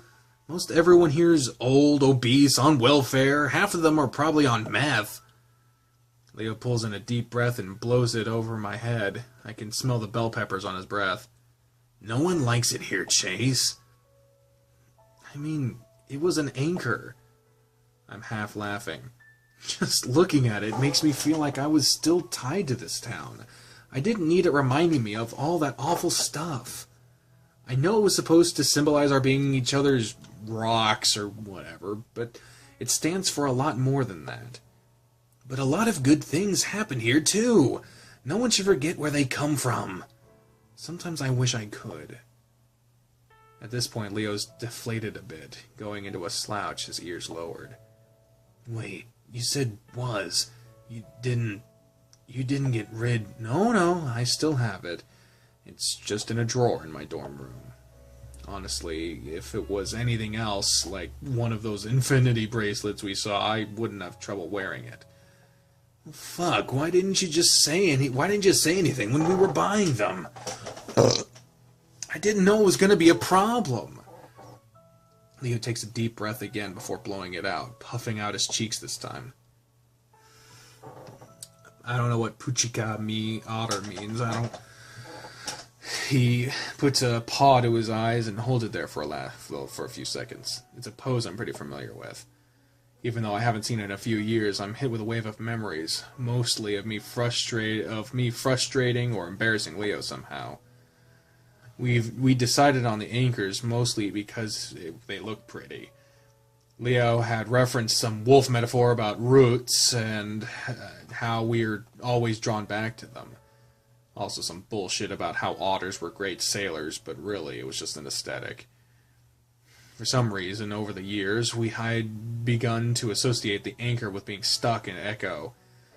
It was when I started connecting the anchor to Sydney that I had taken it off. It was too much. Anyway, Leo brings me back to the present, and I focus back on him. They've mentioned Sydney twice now. Only twice in the entire game that I know of, and it's been in this episode. And they also alluded to something happening regarding Flynn, and maybe the lake. So I'm thinking Sydney drowned, maybe. I don't know. Leo brings me back to the present, and I focus back on him. What I was trying to say is that I'm still not okay with how you left. Leo, I said I was sorry, and I still am, or how you stopped talking to me for a while. Okay, I was a kid. I thought I had a good tactic, like Jenna said, rip off the Band-Aid, you know? We did start talking again. It was more like you punching me in the gut than kicking me in the balls. The problem was that you didn't even give me a chance to say anything, or at least tell me why you broke it off. I stay silent for a while, then finally look up, setting my jaw. Like I said, I was young and dumb. I didn't know how to handle it. I can keep apologizing, or we can move on and make the most of this. We only have a week. We only have 1 week, and I want to have fun. Leo looks to the side, paws on hips, as if contemplating, then looks back at me with a smile. Alright, fine, but don't think you're off the hook. I still want to talk soon. Soon, just not right now. I stand there awkwardly for a few moments, then, because it feels appropriate, I step in to give him a hug. He takes it willingly, and he's warm and strong. For a moment, I wonder why the hell I dumped this guy. Jesus Christ. Just then, someone lays on the horn as they drive past us, pulling me out of my reverie. Fat! Oh my god, really? I lean back so I can watch the car speed down the empty road. Leo keeps holding me, though. He just chuckles. Echo hasn't changed much, has it? No, it hasn't. As we're saying our goodbyes, I remind Leo about the shots I need of the lake. He says he'll talk to the other two about it after they leave. We all say our goodbyes before Leo, Carl, and Flynn take off.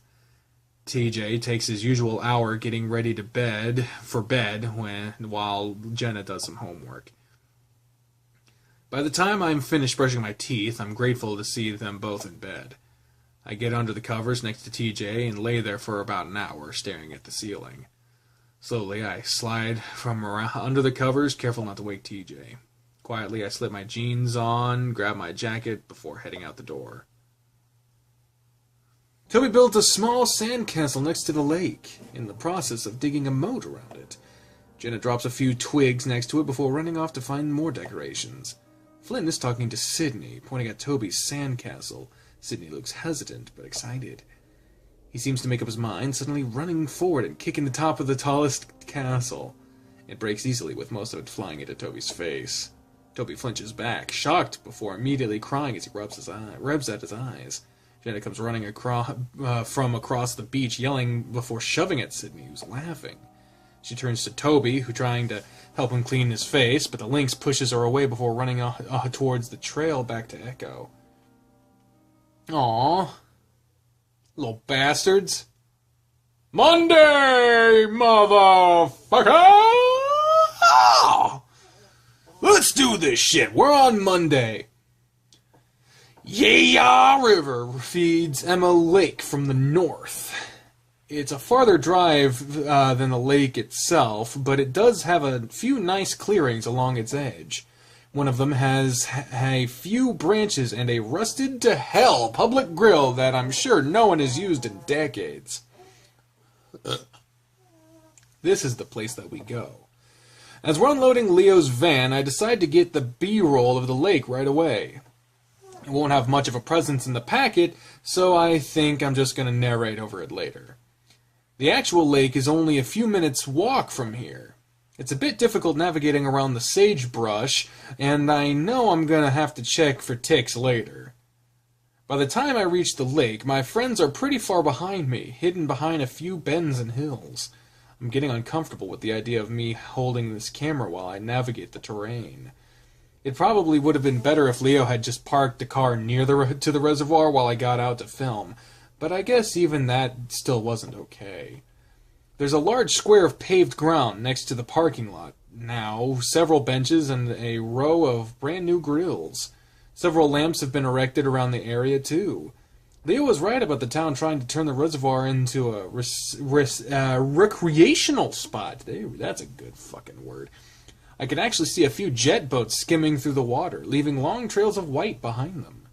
There's even what looks like a feline of some sort fishing in the shallows. It would explain why the motel is still in business. Lake Emma is fairly small, but only about 12 miles long and 5 wide. I look around before climbing to the top of a nearby hill to get my shots. Even with a few people there, it's still pretty quiet, aside from the train horns, and it's kind of eerie. I wrap up and start to quickly make my way back. It's hard to explain why I'm getting freaked out in broad daylight with people around. Either it's because of what happened all those years ago, or I'm just psyching myself out. I'm glad to hear my friends' voices again as I get closer. Then again, it sounds like they're fighting. Been acting like a dick all day. Be glad I came here at all. Apparently, it would have been better if you hadn't. Maybe I should have just fucking leave. Maybe I should just fucking leave then. It sounds like a lot more serious than our usual squabbles, so I quicken my pace. They seem to quiet down a bit once they see me coming. DJ's off to the side, looking out over the river, occasionally throwing a rock into it. Carl sits in a lawn chair, one of the 6 that has been set out into a semicircle. He has his chin on a fist as he lazily stares at me. Jenna and Leo both stand next to each other, looking at Flynn, who's got his back turned, rummaging through the cooler. Hey, what's wrong? Nothing. Did you get your film? Yeah, got it. The silence is still awkward, and I have no idea what the hell to do with myself. I finally realize that I'm still holding the camera and decide to put that away. Hey, I'm gonna go for a quick swim. Haven't been in the water in a while. When we first got here, I was completely disappointed to find that the motel didn't have its own swimming pool. Being an otter, I like to swim at least once a day, if not more. At this point, it had been 3. Flynn finally turns around, a beer in his hand, as he cracks it open. It was true that he'd been acting a bit strange today. He'd held the entire trip up by a few hours, and when he finally shown up, his eyes were bleary and he seemed sluggish, like he'd been up all night. When we had asked if he was all right, he brushed us off. Yeah, thanks for the help setting up, Chase. You're about as useful as this fat ass here. He swings the paw, holding the beer at Carl. Flynn? So enjoy that swim while I set everything out. Yeah, I will. Make my soda a diet while you're at it. I've had it with Flynn. He's souring the trip with his need to be an asshole. Go fuck yourself. I ignore him as I strip off my shirt and head to the riverbank. I pat TJ on the shoulder as I pass him before slipping into the water. We're currently in the middle of a drought that has lasted the past 3 years, so the water is low, only about 10 feet at its deepest. It's enough through, and God, it feels good. It's spring, so the water is pretty cold. I swim back and forth a few times before finally diving in. Eventually I settle on drifting to the bottom, laying and gripping on a rocky floor as I stare up at the shimmery light above me. I feel the gentle current run over my body. It's nice to be away from all that tension above me. I feel isolated, alone, and for now, that feels good. None of the others could come down this deep, only I was able to. I remember when I was younger, I would give the others rides around the lake, able to swim its entire length and back. Even Flynn the asshole had done it a few times. It was one skill I had that I was proud of, even if it was inherent to my species. It still made me feel somehow useful, or at least different from everyone else, in a good way. I'd always felt like the odd one out in the group, as strange as it sounds. Where everyone else has a strong, distinct personality, I was just average. Sometimes I wonder if they were just friends with me because we all had to be when we were younger. This whole trip kind of forced me to think back on all the memories I have of this place and my friends. They were always doing cool things, being different, while I was just sort of blended into the background. Even then, I wanted to do something, to stand out somehow. That's what I'm trying to do here, I guess. It's been about 7 minutes, and I only know that because but that's about as long as I can hold my breath. I decided I should go back up and help out, so I slowly let myself float back up to the surface, trying to stay in the same spot. When I surface, it's pretty quiet. For a second, I wonder if everyone's just gone. Of course, that's ridiculous, and as I come over the embankment, everyone's there. Predictably, Flynn didn't get my food out, so I go to the cooler and grab a sandwich and a soda before sitting in the empty chair next to Leo. Apparently, it was a good idea to bring lawn chairs, considering the tables looked like they were covered in a year's worth of bird shit. How was the swim? His tone is bitter and salty. He's not in his usual grumpy but good-natured mood. He's genuinely unhappy. What the hell is his deal? Amazing. I'm going to have to come back here again sometime during the week. You lizard people just don't understand. You hardly even need water. It always scares the hell out of me when you're down there that long. I'm built for it. Remember when you'd give us rides? That was fun. Remember when you'd always scream like a girl when Chase would go out too far? Wow, I remember that now. Hey, I've never really liked water. Anyway, Chase would do it on purpose. He knew I didn't like it out past to a certain point. Carl looks at me. You know what was really cool was when you would take us down for a dive. Oh yeah, Chase was like our own little submarine. I'm starting to get that otters are swimming clowns vibe again. Still, I kind of enjoy the attention. We'd get you to take us to the bottom so we could look for treasure. Leo makes air quotes around the last word. And you know, you probably would have found way more stuff if you guys hadn't been dragging me down. I remember when, are we really fucking talking about this? Everyone turns to look at Flynn. His voice is low and dangerous. There's a chill in the air because we all know what he means. I was actually feeling pretty good about it at this point. Like we crossed the bridge, being able to talk about it for once. Apparently, we haven't. Flynn? No, I'm serious. Do you think it's okay to fucking talk about this when the lake is just a quarter-mile away? You know what, Flynn? I think we should. Isn't that the part of the reason why we're here? No! If that was the case, we'd be over there. And we're here. And why is that? Everyone's quiet for a moment. I see TJ shrink into his chair, staring hard at his lap. Flynn, we came here because Chase needed footage. A change comes over Flynn. His face darkens and everyone sees it. Flynn turns to me and it takes some effort not to flinch back. Yeah, and why is that, Chase? You're gonna put that in your fucking documentary? No, Leghem is important it's an important part of Echo's history. Just what? Flynn raises his eyebrow bridge at me, and finally I just lower my eyes. This was a stupid fucking idea. You know what, Flynn? If you'd be a little more open, tell us what's on your mind, we'd be able to avoid a lot of this kind of stuff. Oh, you want to know what's on my mind? Flynn swivels and marches up to Carl. Alright, let's start with you. You're fat, lazy, no motivation, no future. What the hell are you even planning on doing with your life? Sit here, waste away in Echo, mooching off your parents until you're dead? Carl stares back up at Flynn impassively, though he's hunched in on himself a bit further. Flynn, don't do this right now. And you thinking you're better than everyone else. I can tell you think everyone at Echo is trash. Just because me and the others haven't left, you think we're lower than you. Just because we don't have an education, we're a bunch of retards. Yeah? Well, you let your whole fucking family behind you without even saying goodbye. You know what's even going on with them right now? What they're dealing with? Yeah, real fucking hero you are. You think I... Stop it, Flynn. Our unquestionable leader. We wouldn't have been friends without you, would we? That's why you brought us here, right? So we can all bond? Oh, wait, was it just because you wanted to get back into Chase's pants? Leo's ears fall flat. Probably. You've been a mess ever since he left, so let me be the one to tell you. It's over. It's fucking unhealthy. You're obsessed with him. Slowly, his head turns to me, and I brace myself. And I can't imagine why. You, Chase, have the personality of a fucking rock, and I wish you could see yourself. You just sit there like a creep watching everyone, weighing everything that we say. And don't think I haven't caught the way you stare at all of us, like we're all objects to be collected. What, are you just planning to cycle through all of us for sex? Sure seems like it. Flynn stops, then exhales. Seems like it's all over. I really hope it is. That proves futile, though, as Flynn turns slowly on TJ. I'd silently prayed that the Lynx would make a run for it, but while Flynn had his attention focused on us, but TJ looked apathetic. Looks like a statue, there's no soul in him. Flynn pauses, though, as if he's at a loss for what to say.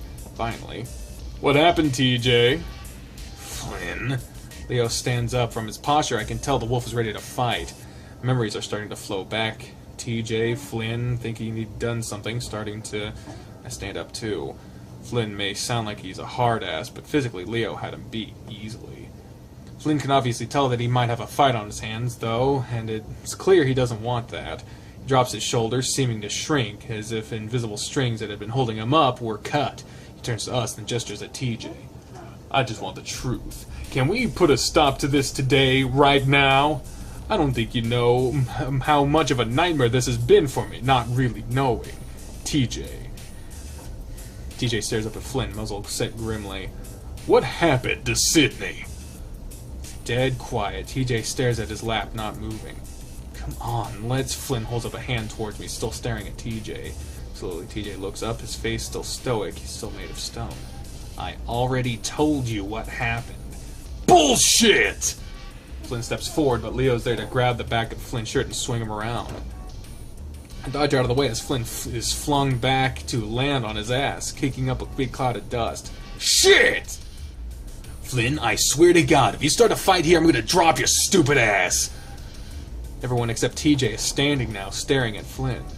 Flynn sits there, glaring up at Leo, obviously weighing his chances. He seems to come up short, though, as he spits into the side and stands up, brushing his pants off as he turns away. You're all okay with not knowing? Fuck all of you! He turns back around, hands in his pockets, a bitter look on his face. This whole thing was stupid, Leo. We're not even friends anymore. Flynn scuffs the ground before turning and walking towards the trail that goes back to Echo. God damn it, Flynn! Fuck off! Flynn keeps walking, and it's pretty clear that he isn't coming back. Ugh. I raise a paw and rub it over my eyes. What is he doing? He's a passionate guy that will sometimes just explode with all these insecurities before running away and hiding for a few days. He skewered us all like that before, but that was classic Flynn. But he was especially mean, dark. That part with TJ, I vaguely remember Flynn having some sort of suspicion, but that had been a long time ago. Had he been sitting on that this whole time? I went to the left and see that TJ's gone. Carl's sitting down, but now it looks like he's pulling out a joint. Leo's walking off down another trail, cursing while Jenna follows him. I stand there next to my chair, undecided. She passes by me going back towards the trail, and in case y'all don't fucking know, we get there, there's a big fight, if it was a splinter. You watch the fucking episode, I don't gotta synopsize this shit. Sure, he'll probably listen to me, but I have no idea what I should say. The rocks are actually hard to navigate, especially when you don't have any protection for your feet. You didn't wear shoes? Are you stupid? I'm almost to the boulder when my foot catches on an edge of a rock and I yelp and fall forward, knees first, ow, into the sharp rocks. Oh, man, Oh, what a sound effect. Pain shoots up my legs and my eyes clench shut as I cringe silently. So how are you cringing silently if you yelped? Stupid.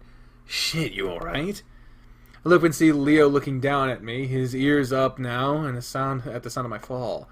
Yeah, fine. Leo frowns and reaches over with a paw, which I grab and pull myself up with. I make my way around him, being a little more careful about where I put my feet as I position myself next to him against the boulder. I put both my paws behind myself and I heave myself up on top of the boulder, letting my legs dangle over the side. Ugh, I'm so damn clumsy. You're an otter. Wow, asshole. I say it jokingly, but Leo's not really smiling. Instead, he sticks out a paw back into his pocket and pulls out a slightly fat-looking cigarette. Aw. I give a start and stare. I shouldn't be surprised. I could smell it on him when I first got here. It's just that I'm not used to seeing him do it.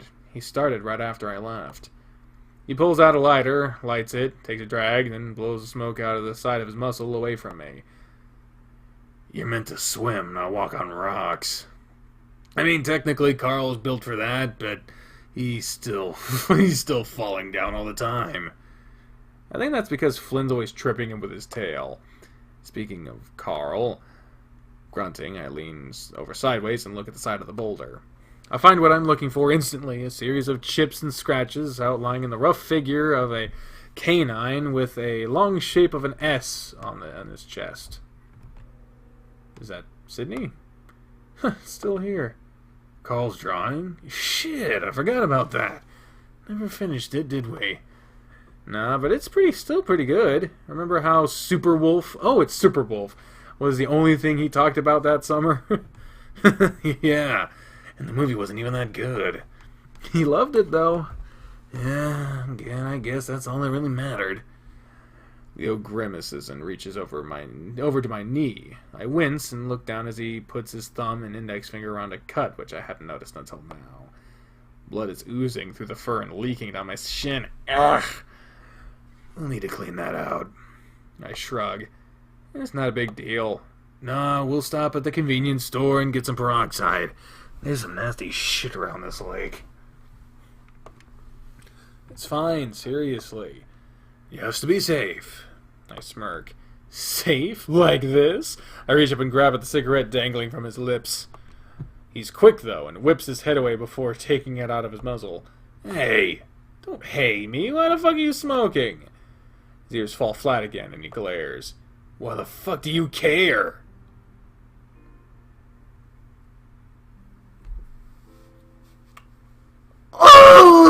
He spits that out with so much venom that I lean away from him, eyes wide. He's never talked to me like that before, and I was joking, too. What? Leo quickly looks away and doesn't say anything. I stare at his face for a while, watching his eyes flick around as he just shakes his head. You still mad at me? We talked. Of course I'm still mad, Chase. Talking doesn't fix 3 years. All the progress I thought we made on Saturday was an illusion. Leo's just as upset as he's always been about what happened. I don't know what you want me to say. What do you want me to say, Leo? That I was wrong to leave? That I should have stayed here? Not leaving me in the dark would have been a good start. Yeah, I fucked that up. But it happened, and I can't fix that. What do you want to happen now? Leo stretches his arms out to either side in one giant shrug. I don't know! This is already familiar. 1,000 past fights flash through my mind. Did we ever agree on anything? I slide off the boulder and Leo snaps his muzzle towards me, probably thinking I'm going to leave. Instead, I lean one paw against the rock and turn to glare at him. Oh, shit, it feels better yelling at someone standing up rather than sitting down. Oh shit. We had to get into position. We had to get into position for this shit. Oh, I know exactly what you want. Oh, do you? You just want me to drop everything and come back here, back to Echo. When did I ever ask you to drop anything? I just want to know if you're coming back. How am I supposed to know that? Why can't you plan ahead farther than next week? I swear, it's always like this with you. Oh, shit. I let out an exasperated laugh. I'm 21. I don't fucking know anything about anything. How should I know what I want? Well, I'm here. Don't you want to come back and live with me? We always planned for it. His voice softens and I pause, thinking about it now. It is something I would want. It's just... Is Echo so bad that its negatives outweigh my benefits? I mean... I gesture at the town in the distance, looking as shitty and rusted as ever. Then to the lake, looking as shitty and mucky as ever. Then to the desert around us, looking as shitty and dry as ever. I let the scenery speak for itself. So yeah. Leo rolls his eyes. Oh, don't know what that word is, so I'm not going to say it. I'm starting to think you just want an excuse not to be around me. I'm starting to think that what Flynn said was true. He looks straight at me, eyes narrowing over his muzzle, nostrils flaring. What? I'm not obsessed with you. I miss everyone, that's all. Is that wrong? I go quiet for a while and turn to look back over the lake, squinting at the bright, reflective flashes of light. It can be. But then I don't even know if he's telling the truth.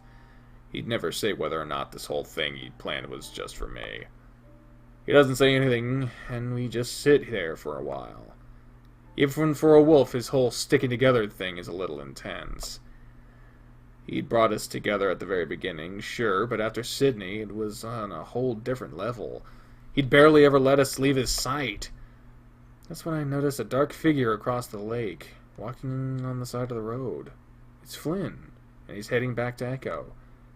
I can see that Leo spotted him, too. His ears and eyes are following him, but he doesn't say anything. Finally, I speak up. So, is what he said about me true? No. He says it quickly, but the answer's instant. That's what quickly means! What the fuck? Really? Leo takes another drag on the cigarette. Weirdly enough, I actually kind of like the smell of the smoke. I think his problem with you is that you don't act like you used to as a kid or teenager. He's told me before. I mean, you used to be a snarky motherfucker, even more than you are now. My stomach sinks. Yeah? Yeah, you grew up, mellowed out. Again, my insides twist and I don't trust myself to speak right then. Leo gets the wrong idea and smiles, putting his arm around me and pulling me up to his side. What he said about everyone was total bullshit, especially Jenna. His whole family mantra did have its limits. The fact that Leo was so defensive of Jenna's decision to leave her family shows what a piece of shit they really are. I'm just glad that he's changed the subject, though. Leaning my head on his shoulder, I let his hold comfort me. He's still watching Flynn. I'm not saying words I don't know. I can't fucking believe he did this now. Idiot! Idiot! Leo shouts it loud across the lake, and if I could, I'd lower my ears like a canine. I see the small figure that is Flynn turn around and look back at us. He stays like that for a while. It looks like he's examining us. Finally, he turns back around and keeps going towards Echo. Fucking idiot. How the hell am I gonna go ahead with what I planned this week? In the past, Flynn would have his blow-ups, then get over it, and so would we. But this time really did feel different. It was like he'd been chipping away at our group for years, and finally, this is what broke it into pieces. Now there's no putting things back together. Maybe it would have been better if we didn't come here. It's sort of my fault. Nope, it's Flynn's fault. Stupid to blame yourself. I don't know, we have always had problems. Probably would have been better to just leave things as they were. No, Jesus, why does everyone act like this thing, Echo, our friendship, is some kind of horrible tragedy? It hasn't exactly been a walk in the park. Life isn't a walk in the park. This is where we come from. Find some good in it instead of bitching about everything. It could be so much worse. My parents told me stories about their hometown, and compared to where I was born, this isn't shit. He huffs out smoke through his nose, not bothering to blow it away from me this time, and I'm engulfed in a smell of tobacco. I mean, not to be an asshole, but you gringos, I know that word, have it easy. My mom got a phone call every month telling her they'd kill my dad just because they had money. Leo's always been good at making me feel like a spoiled brat. I'm sorry. His arm tightens around me, and I turn my head to rub my nose into his chest. I can smell his musk under the heavy deodorant. It's familiar. It's a familiar smell I like. Don't be. I mean, we all play our cards, right? But try to have a little more perspective. He leans his chin on top of my head. I feel like we should have some boundaries since we're not exactly a couple anymore, but this feels right. I love this town, and I love you guys. I just want things to work out, not to lose touch. We had something really special. You're such a wolf. Thanks. I lay a paw on his thigh and rub it slowly, thinking. I mean, is there really no way you could leave with me? It would make things so much easier. Please don't ask that. I can't leave them. I could never do that. You know this. Of course I did. We've argued about it over 100 times already. I squeeze his thigh. So, are you still mad at me? I listen to Leo breathe in deeply, my head rising with his chest. No, Otter, I'm not mad. We just have a lot of things to figure out, but we will. I guess that's as good a place as any to leave off, so I move on to another subject. So now that Flynn's fucked up the trip, what do we do next? He hasn't. We'll fix this. Just gotta get that dumbass to apologize. But once I do, we have a birthday to plan. I raise my brows in surprise. It wasn't anyone's birthday anytime soon. Huh? Whose birthday? Carl's. Carl's Jr. I live in the middle of the country where we have Hardee's. Damn. This is kind of cool. Like in the other the games, like the routes don't interact with each other almost at all. So to see familiar elements, but from all these different perspectives, it's really fucking cool. Carl! His birthday wasn't until the end of April, literally a month away. It's early, really early, I know, but I'm kind of limited here on ideas of what we can do. I guess that makes sense. So when's that gonna be? Wednesday? Why does that look wrong? I don't know. Maybe I just don't see the word Wednesday spelled out all the time. Usually I just see like W or wed. God, this looks weird. We need to buy this stuff tomorrow and I have the day off. Leo looks at his phone again. Speaking of which, I need to drive you guys back so I can get back to work. Oh, alright. I'm not doing much else tomorrow. I should be working on the project, but I've got plenty of time. Leo slides off the boulder and turns back to me. I'll ask Jenna and TJ too. I'll let Flynn cool off for a day. Do you know where TJ went? Yeah, he just texted me that he wanted to be left alone, which I understand. I get off the boulder as well, and Leo reaches a paw out to me. And this time, watch where you're walking. Hold on to me. That's probably a good idea. Yeah. Tuesday, motherfucker, Tuesday. And now we're at the mall. Peyton Mall is tiny compared to the one in Pueblo where I go to school. Didn't we just get back from the mall, though? It's only one floor and maybe 20 stores. Still, it wasn't a bad place to hang... No, that was with Jenna's route. Motherfucker. Still, it wasn't a bad place to hang out back when I was in high school, mostly because it had a movie theater. So, where do you guys want to go first? First, we only need to go to one. You sure? I mean, maybe we should help him branch out. He knows what he likes. It's fine. Well, alright, lasers it is. It's one of those kinds of stores where it looked like a radioactive clown jizzed on everything. Why is that a quote? Ha! Well, there's a lot of weird porn here. I think Carl would like that. I'm not really sure what Carl's into when it comes to that. I think he likes the paws, honestly. Why don't I just box up my foot and put a bow on it then? What the... Porn? Really? Let's just stick to comic books. We both look at him. Everything okay, Tej? TJ's been a bit of a mood ever since he woke up this morning. He didn't talk the whole drive here. Instead, he's just browsing through stuff on his phone. He's not doing good, man. It's weird because a lot of these routes haven't gotten too far yet. Apparently, Leo's route is fucking nuts, or knuckin' futs, depending on your persuasion in the PG era. But, yeah, this is fresh off of the Flynn incident. He's just salty that he isn't roasting on the trail right now. He wanted to go on a hike, but we didn't do it. No, this is fine. I'm fine, guys. TJ smiles to show us how fine he is. Yeah, sure. Well, Leo's driving us halfway... What? Yeah, sure. Well, Leo's driving us up halfway after this, so you're still gonna get yourself barbecue. This is a very weird sentence.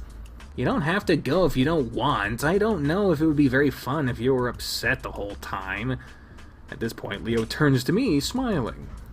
You going with them? In this fur? On these legs? I lift a foot for him. No, it's over 90 degrees today. Yeah, best to leave that to the land mammals. So, Leo claps his paws together loudly. Let's pull up and pick something out. I think it'll be fine if we keep it under $20.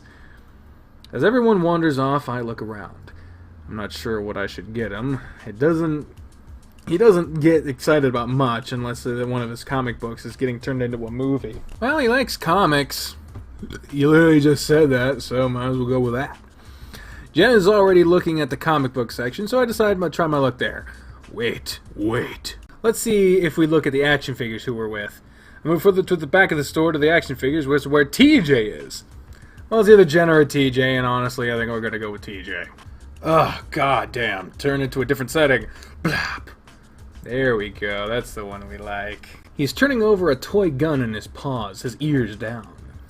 I mean, I feel bad, because I was kind of hoping one of them would be Leo, but at the same time, it's like, I think he would prefer comics, but also at the same time, I want to talk to TJ, so it's like, god damn, god fucking damn it. I walk up next to him, pretending to look over the wall. Find anything interesting? TJ shrugs, pulling the trigger on the gun a few times. It's definitely a weird-looking gun. It's pink, and the muzzle is perfectly round, the end tapered. That's when I realize it's a penis water gun! What? I'm alright. Just a little tired. He looks over at me, his brows raised. You're feeling better after yesterday, though? Yeah, a bit. Just wish it hadn't happened. Of course. So you're not going with me and Jen on the hike, then? Guess not. Leo said he might need some help setting up the party at his house. I mean, you sort of promised me, but I guess that's alright. Oh, God, I cringe on the inside. Same here. You haven't seen him in a while, so it's good you guys can have time to catch up. TJ lifts up the penis gun and points it at his face, squinting an eye and looking down the barrel. How the fuck can he not tell? He must know what a dick looks like. I wonder what this is from. You think Carl will recognize it? Oh, sweet innocent boy. He starts pulling the trigger several times, blowing the fur back on his face before opening his muzzle as well. I reach out and push it down. I think that's just a novelty item. You should get something else. Okay. I can tell that TJ is unhappy, but there's not much I can do about it. I wander off towards the opposite wall where all the posters are. Leo's standing there, looking over the display board. I stand next to him. You know, I think every inch of this wall is covered. I don't know if there's any more room. Has he put anything on the ceiling? Oh, his wall. Fuck. I don't think so. And there's room. Alright. I guess I'll get him Lucha. I don't think he's got one. Luce. I don't think he's got one of them. I look over at the masked wolf, his arms crossed, bare chest and abs stuck out on full display. I waggle my brows. Sure, that's why you want him. Leo grins down at me. Oh yeah? Sorry, he's not my type. I like my guys a little more supple. Oh, good lord. His tail slaps my ass again. Oh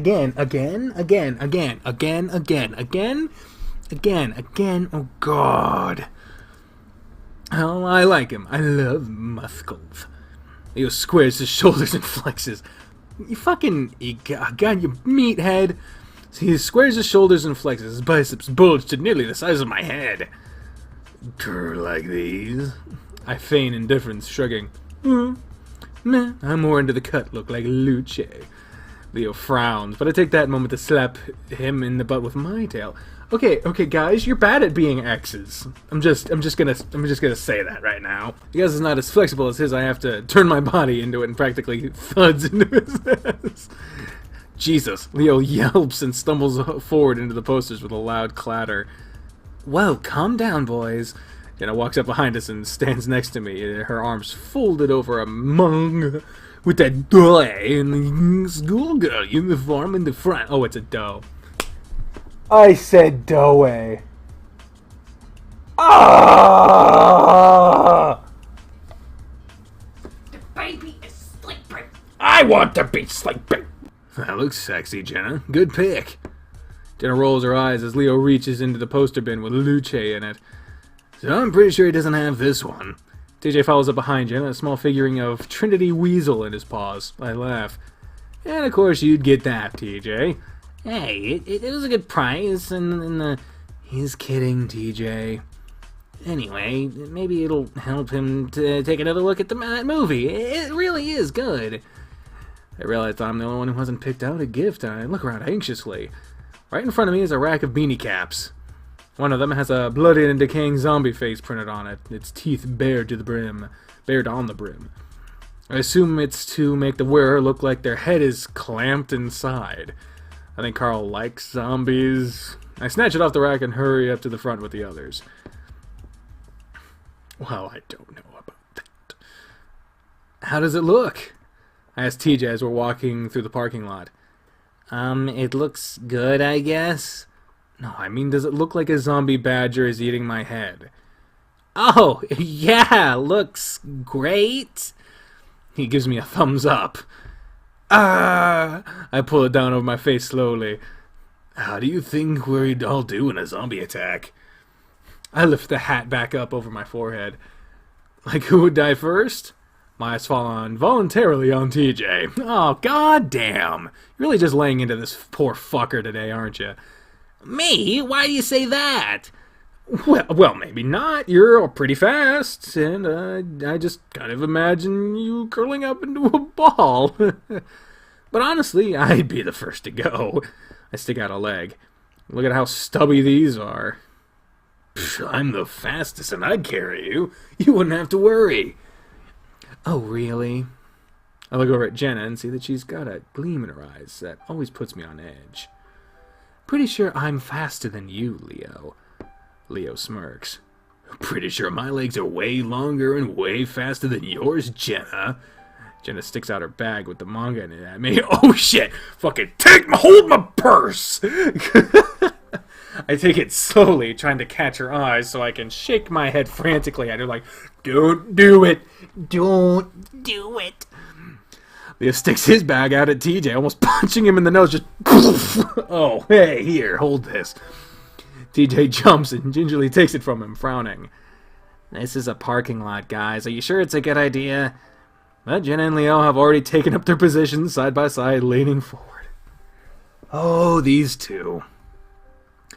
Alright, to that lamppost. You're on. Count us off, Chase.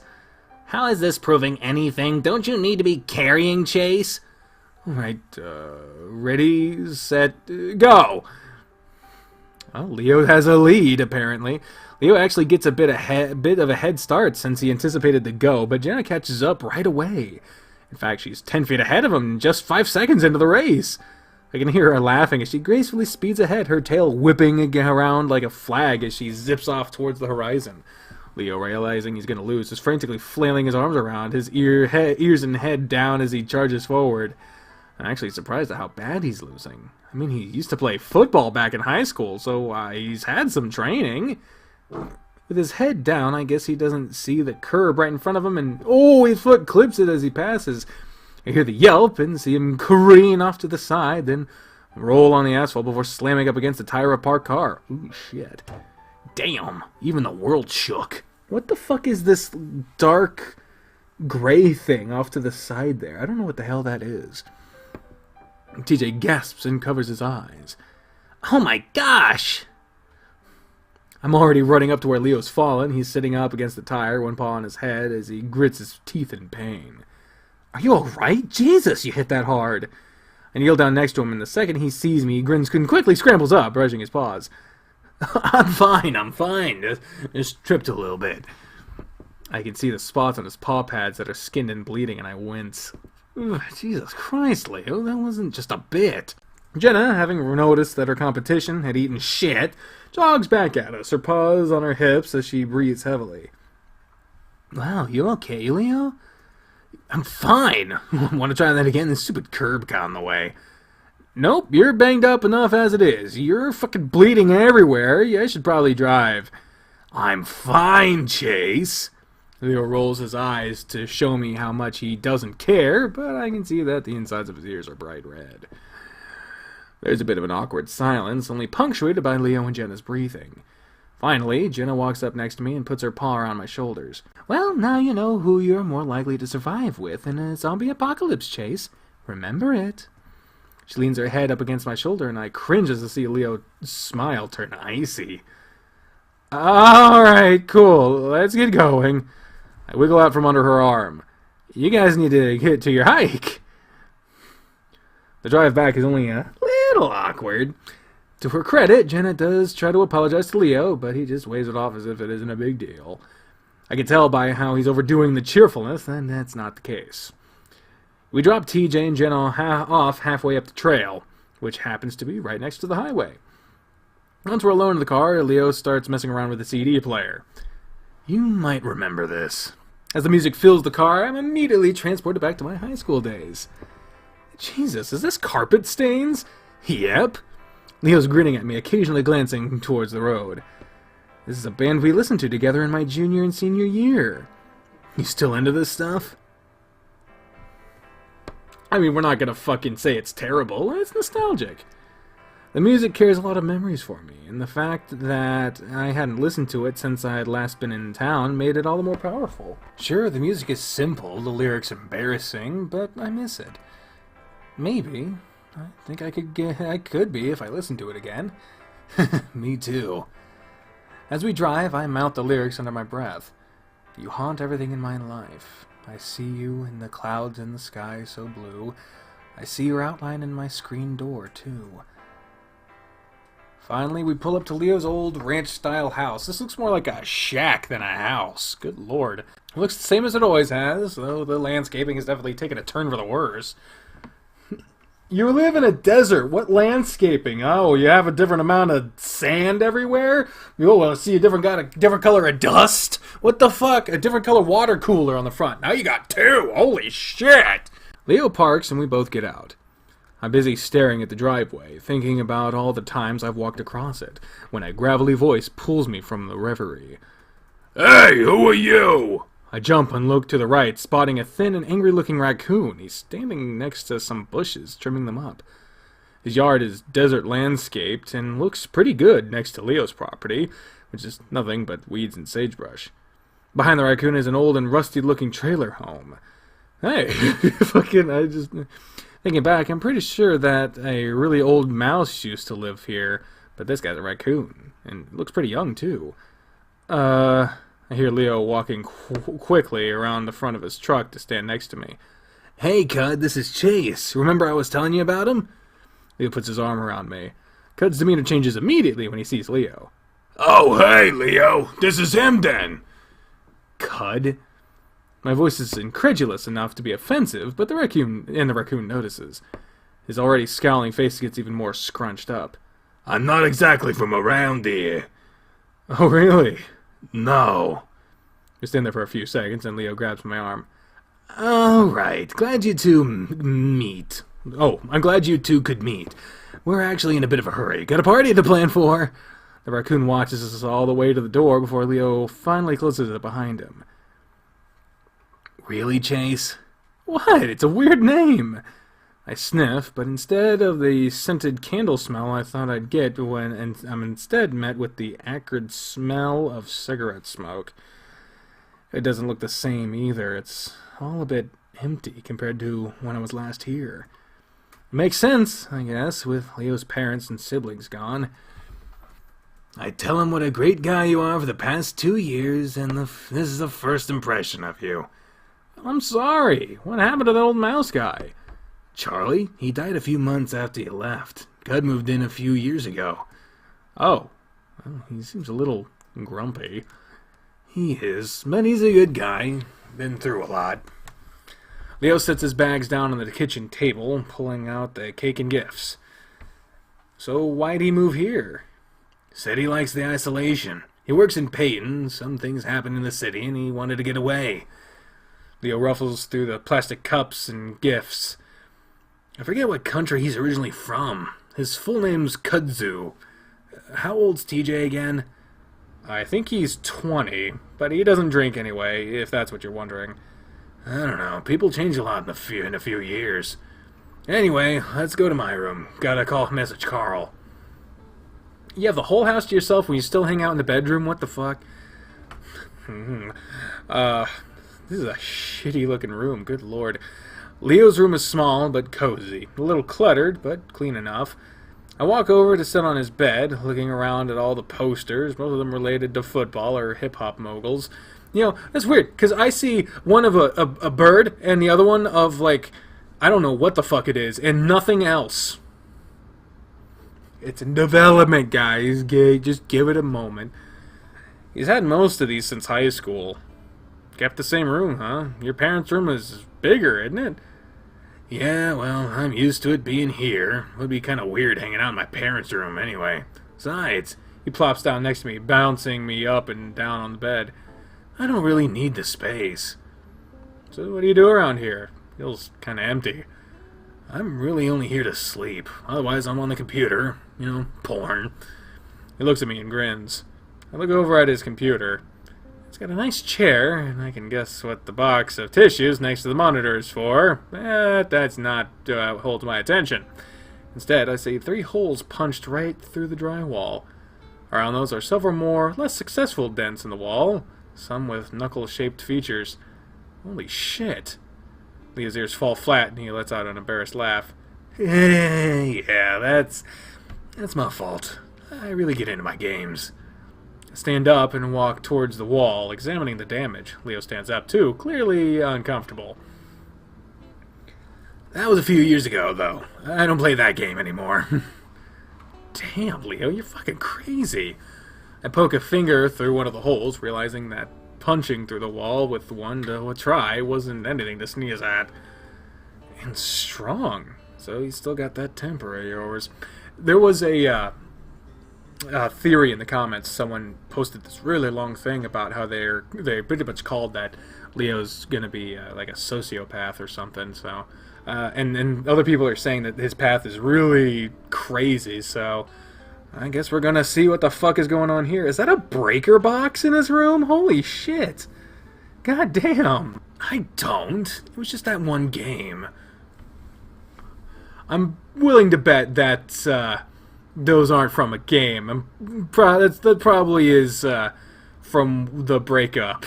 Because I believe he said it happened over a computer, didn't it? I don't know. He's got his paws on his hips, glaring down at me. I mean, what if I was standing here? What would the head have done to my face? Why would you say that? Why? I put my face in one of the holes for effect. Leo blanches like I had slapped him. Hey, don't talk like that. I would never. I know. Sorry. It's just funny how angry you get sometimes. Is it really? Is it really that funny? I mean, your phone looks pretty new. When's the last time you broke one? Oh, okay, the damn thing wasn't loading right, and he frowns. Why am I being interrogated right now? Hey, you want me to live here? I think I have a right to be concerned about my personal property. I only broke your phone once. What? He broke our phone? What the hell, man? Warning flags. Right? I spread my paws out. More than I've broken anyone else's phone. Yeah, well, I've never pretended like I cheated on someone as a joke. What? What? Whoa, what the fuck? What? There's a fucking can of worms opening up here. I don't know what the fuck? My attitude cools a little. Yeah, well, high school, you know. No, that's still not okay. I don't care how old you are. I know. Anyway, it's nice to have you here again. He reaches out and pulls me into a one-armed hug. When I pull back, though, I notice a cut on the side of his arm. A few more on the back of his paws as well. At this point, his fur is clumped together with coagulated blood. Man, you've really wiped out. He looks at his arm. Yeah, I should clean up. Hey, get on my comp while I'm gone and see if Carl's online. Leo talks to me as he's walking out the door into the hallway. I should be logged on. Ask him what he's doing tomorrow. We need to plan this out right. Okay. I sit down in the chair and wake the computer up. Sure enough, Leo's already logged into his account. I look at his friends list, seeing that Carl is idle. I send him the message anyway, then lean back in the chair, almost freaking out as it leans way back further than I thought it would. Must be all those jerk-off sessions Leo's had. I drum my paws against the desk for a bit, then look back towards the door. Leo's probably going to be a while, and I'm curious. I grin as I first check out his bookmarks. Man, you snooping ass. Social media litters the first few slots, and there's one called Mech Forums and another called Mechanics United. Okay. And of course, there are a few sports and football specific sites. Finally, I get one called Gay Viddies. Then another one called Otter Sluts. Ooh, ooh, ooh, ooh, ooh, ooh, that's tasty. Otter slut. It's, there's a little more to... Our character's an otter and we're his ex. Lol, lol, Yeah. lol, that's tasty. Ooh. I snort loudly at that one. I click on the history tab next. I scroll through it for a while, for at least the first 50 or so, related to some DJ or hip-hop artist. Finally, I see the word cock. I know that I'm looking at one of Leo's porn sessions. It's pretty standard stuff, ass balls, making out, blowjobs, and that's when I start seeing a pattern. Gay otters, otter asses male, male otters, at tail up, gay blowjobs otters. I raise my browser and click on the search bar for the history, typing in otter before hitting enter. The results spill down the window. The scroll bar is small enough that I have trouble clicking on it to pull it down. Was Leo only into me because he had an otter fetish? I start to feel a little depressed as I scroll through the results, and that's when I noticed another pattern. At least half the results have wolf in the search phrase. And not just that. Wolf, otter, gay blowjob, otter, wolf, gay couple kiss, otter, wolf, gay cuddling. They have my neck prickles as I scroll down the hundreds of results. And that's when I hear the door open in the hallway. I jump, first covering the screen with my paws like an idiot, then quickly exiting out of the window. Except that doesn't work. The sheer amount of results I'm getting from Leo's shame must have fucked up the CPU somehow. Desperately, I bang the mouse against the desk as I hear Leo's heavy footstep down the hallway. I swear there's a cut on my back, but I can't reach it. Fuck. I'm under my breath, heart pounding in my chest. It's just like 5 years ago when my mom caught me looking at gay porn. Leo walks in, the computer screen's still all hopelessly frozen. You know, unless it's if it's a laptop, you can close it. If it's a desktop, you can turn off the monitor. Situation avoided. Can you help me get... Leo stops mid-sentence as I look back at him. The guilt on my face pretty damn obvious. What'd you do? You know what? I try to stall and turn back to the screen, clicking furiously on the X. Hey. Just as he's walking up behind me, the window disappears. Wait a second, what were you looking at? I swivel around in the chair, grinning. Nothing! My voice squeaks. Well, I did a little more than squeaking. Leo stares down at me, an exasperated smirk smarting across his muzzle. No, not nothing. What the hell were you looking at? Is there something I don't know about? He folds his arms, but I get up and pretend to stretch, moving towards the bed. Well, yeah, there's something you don't know about, but now I know about some things. Well, then you might as well just tell... You basically just said it. What the fuck? I switched my tail behind on me a few times, teasing him, but mostly I'm just relieved I didn't get caught. Well, you just sort of fucking hinted at what you literally just did. So... I hear him move, but before I can react, he's on me. He grabs my arms and shoves them behind my back and shoves me forward, falling on top of me on the bed. What the fuck? I grunt loudly as his weight pushes the air out of my lungs. Looks like I'm gonna have to get it out of you in the old-fashioned way, Otter. What the fuck? I struggle a little, and there's no way in hell I'm getting out from under Leo if he wants me to stay there. I'm not liking this. Hey, get off! He clutches both my wrists in one paw while he digs the other into my side. I gasp and writhe desperately, bouncing up and down on the bed as he pinches at my ribs. Oh, please, I don't know anything. Sure, now, what was you looking at? He leans in harder on me, and I feel his hot breath in my ear, nuzzling at it, only making me laugh and squirm. Oh, he's tickling us. Okay, good God. You could just say, it's still fucking weird, but...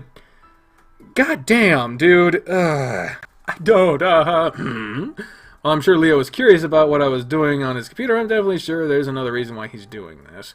I can feel it. Oh.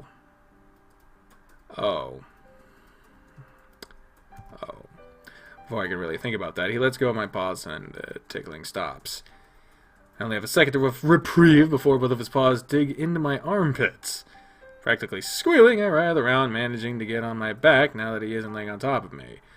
It doesn't help much as he goes right back to my armpits. I can't take it anymore. Alright, it's I was just searching through your contacts to see if you were hooking up with anyone. The tickling stops and I'm left gasping for air while Leo just looks down at me grinning. Oh, little jealous, huh? Maybe just a little. Leo looks genuinely happy about that. His paws spread out to either side of my head as he grins down at me. I take my chance and shoot my paws up to his sides, digging in. He yelps and curls up and falls on top of me again. I don't relent, though, and keep wiggling my fingers around his body. Obviously, he's letting me win, but it's still fun seeing him melt into a twitching pile of giggles. He rolls onto the side of me, and I get on top of him, pretending to wrestle him down like I'd done hundreds of times before. He playfully fights back, but he's grinning up at me with a dopey tongue out of his muzzle expression. On a whim, I plant my knee in his What the fuck? You just kneed him in the dick, what the hell? I'm not sure why. Probably let him know I knew, or maybe it was just a way to get back at him for getting off on this. He yelps again, this time a lot more loudly, and folds up, pushing me off to the side of him. Fuck! We both lay there, side by side, panting and sweating a little, my head resting on his arm. I think I won that. No way, I got you to squeal. And you cheated when you crushed my dick. Leo reaches over me and turns on a small, complicated-looking fan on the bedside table before flopping his other arm over his eyes. As I stare at the fan, I notice something else next to it, and I gasp loudly. What? What? Is that a fucking gun? Oh, yeah. It's real? Yeah, of course. I turn my head to stare at him. Why? You just leave it out here in the open? I never thought of Leo as a gun person. Flags! God damn. Oh, sorry. Baby! He told me he hated guns. Well, my dad had a bunch when he left, and he gave me one for protection. Wow, do you really need it? A few people in this town, well, you know. I think I know the people he's talking about. Have you had to use it or something? I mean, it's just sitting out. Leo shifts, bouncing on the bed. Let's just say some people need convincing when they're trying to cause trouble. I'm about to ask more, but Leo holds up his other paw. Not now. I'm tired. I'll tell you about it later. I go quiet, but it's hard not to stare at the gun. The concept of owning one is just so foreign to me. So what's with that fan? I cringe. I change the subject. Leo looks confused and over at the fan. Oh, it's a humidifier-fan combo. I get nosebleeds a lot. I close my eyes and lay there against Leo. This is probably a bad idea, I know, but it feels good. And I'm tired, even after the discovery I made on his computer. I guess I'm just trying not to think about that right now. The fan drones softly. His arm moves under my neck, and I feel his paw come up and start brushing at the tuft of fur on my head with his thumb and index. I wish he would style this again. When I had it spiked, that was stupid. I liked it. I feel myself dozing off as his fingers start brushing my forehead. Don't, ooh. I feel the coolness of his anchor bracelet through my fur. Sometimes I think I'm going crazy. I'm barely awake at this point, the fan blowing on my face. Leo's stroking, feeling his warm body next to mine. I saw you here last week outside my window. That registers as a little weird, so I come back out of my doze a little. Oh? Yeah, I just looked out and I saw an otter just standing there. Huh. You think it was just another otter? Well, Leo yawns and turns his head towards me, snuffling at my ear. Is that why the gun's out? Oh, God. Oh, God. There's only one other guy. Remember Dale? He's fat, though. Could have just been someone that was lost, right? Maybe. I went out and didn't see anyone. Well, sometimes people see things. His arm tightens around my head as he gives it a sort of hug. Hope I'm not seeing things now. I roll my eyes, but his words remind me of something. Just like a bad dream, I'll be gone when you wake. But I swear, even if this was fake, I'll never forget your face. I sing a few lyrics from one of the old emo songs, but that's when I hear Leo snore. So I give into my pleasant drowse and sink slowly into sleep. This is a bad idea. This is bad. This is bad news. Oh God, the room is red. Well, at least with this game, I know that when it is the next day, it does the little word of the day thing, so I don't have to worry about that. I feel a presence in the room, and it's angry. Chase! I jolt awake, but I can't open my eyes. Chase! Finally, my eyes twitch open, but I can't move. I can only wiggle the tips of my fingers. Just try to hide, I dare you. What the fuck? I flinch. The voice is right in my ear. I'm still in Leo's room, still in his bed, and I can vaguely make out his body in the corner of my eye. The room, though, it's tinged red. I hear clicking, and I see the monitor switch on. I see myself bent over, tail raised, naked, looking back at the camera, my face warped. Dark holes bloom over the eyes and all over the image like it's burning. A tarantula crawls up over the foot of the bed, and it starts making its way towards me. Oh, God. I gasp through my nose since I can't open my mouth, my heart beating so fast I think it's shaking the bed. My fingers wiggle as I try to yank myself awake. The massive spider only moves closer as it crawls over my foot and my leg. Oh, God! The weight of the spider is real. The way it's like my shirt is... Oh, my God! This is real! This is real! No, that's not real. I've had this happen before. It started happening when I took night shift at the grocery store next to campus. Very common, very normal. People have it happen all the time. I just close my eyes, wait it out. I do that, squeezing them shut as tight as I can, trying to find comfort. Leo's pressed next to me, his arm still under my head. I feel the spider on my chest. It's weighing so much more than it should be, but it stops there. Doesn't approach my face. I feel something else. Another presence. It's coming from the right side wall where the window is. Something's looking through it at me. I know it. I'm not opening my eyes, though. I know if I do, I'll see something that will freak me the fuck out, and the spider's bad enough. I hear tapping. Whatever it is tapping at the glass, wanting my attention. I know it knows, I know it's there, and it wants me to see it. What the fuck? This is lasting way longer than it should be. What if I'm stuck? Am I stuck? Am I gonna be stuck in this twisted Leo spider room dimension for the rest of my fucking life? He's mine. My eyes fly open, already pointed towards the window, bracing myself. But it's empty. The sky's tinged red from the sunset, and so is the room. My dreaming brain exaggerated it to look like the color of blood. But the spider's gone, and the angry presence is too. I sit up slowly and rub my face, feeling exhausted even though I just slept. With the humidifier blowing right in my face, I can feel the tiny droplets of water that collected on my waterproof fur. It'll be impossible to fall asleep again after that, not only because of how brutal the sleep paralysis was, but because I still don't feel right. While the spider and thing in my room were gone, the other thing outside the window, I feel like it's still there. Look out the window again and see nothing, but still, I can't shake the feeling that I'm still being watched. I always feel like somebody's watching me! I'm no privacy. Oh! I stare out the window as we roll down the dusty streets of Echo. Every road, every corner, every trailer, and every tree has a memory attached to it. There, in the middle of the dusty parking lot that belonged to the corner market, is a tiny stand. That used to be where I'd get ice cream after begging for $1 from my parents. It's crumbled and boarded up now, the paint peeling off in tiny chips. I feel like this is a new day, but they didn't do the day transition, so I guess we're just gonna keep going. And there, in front of the Duke's house, is a big flat rock that Jenna was standing on when she told me she was going to run away from home. We've read this before.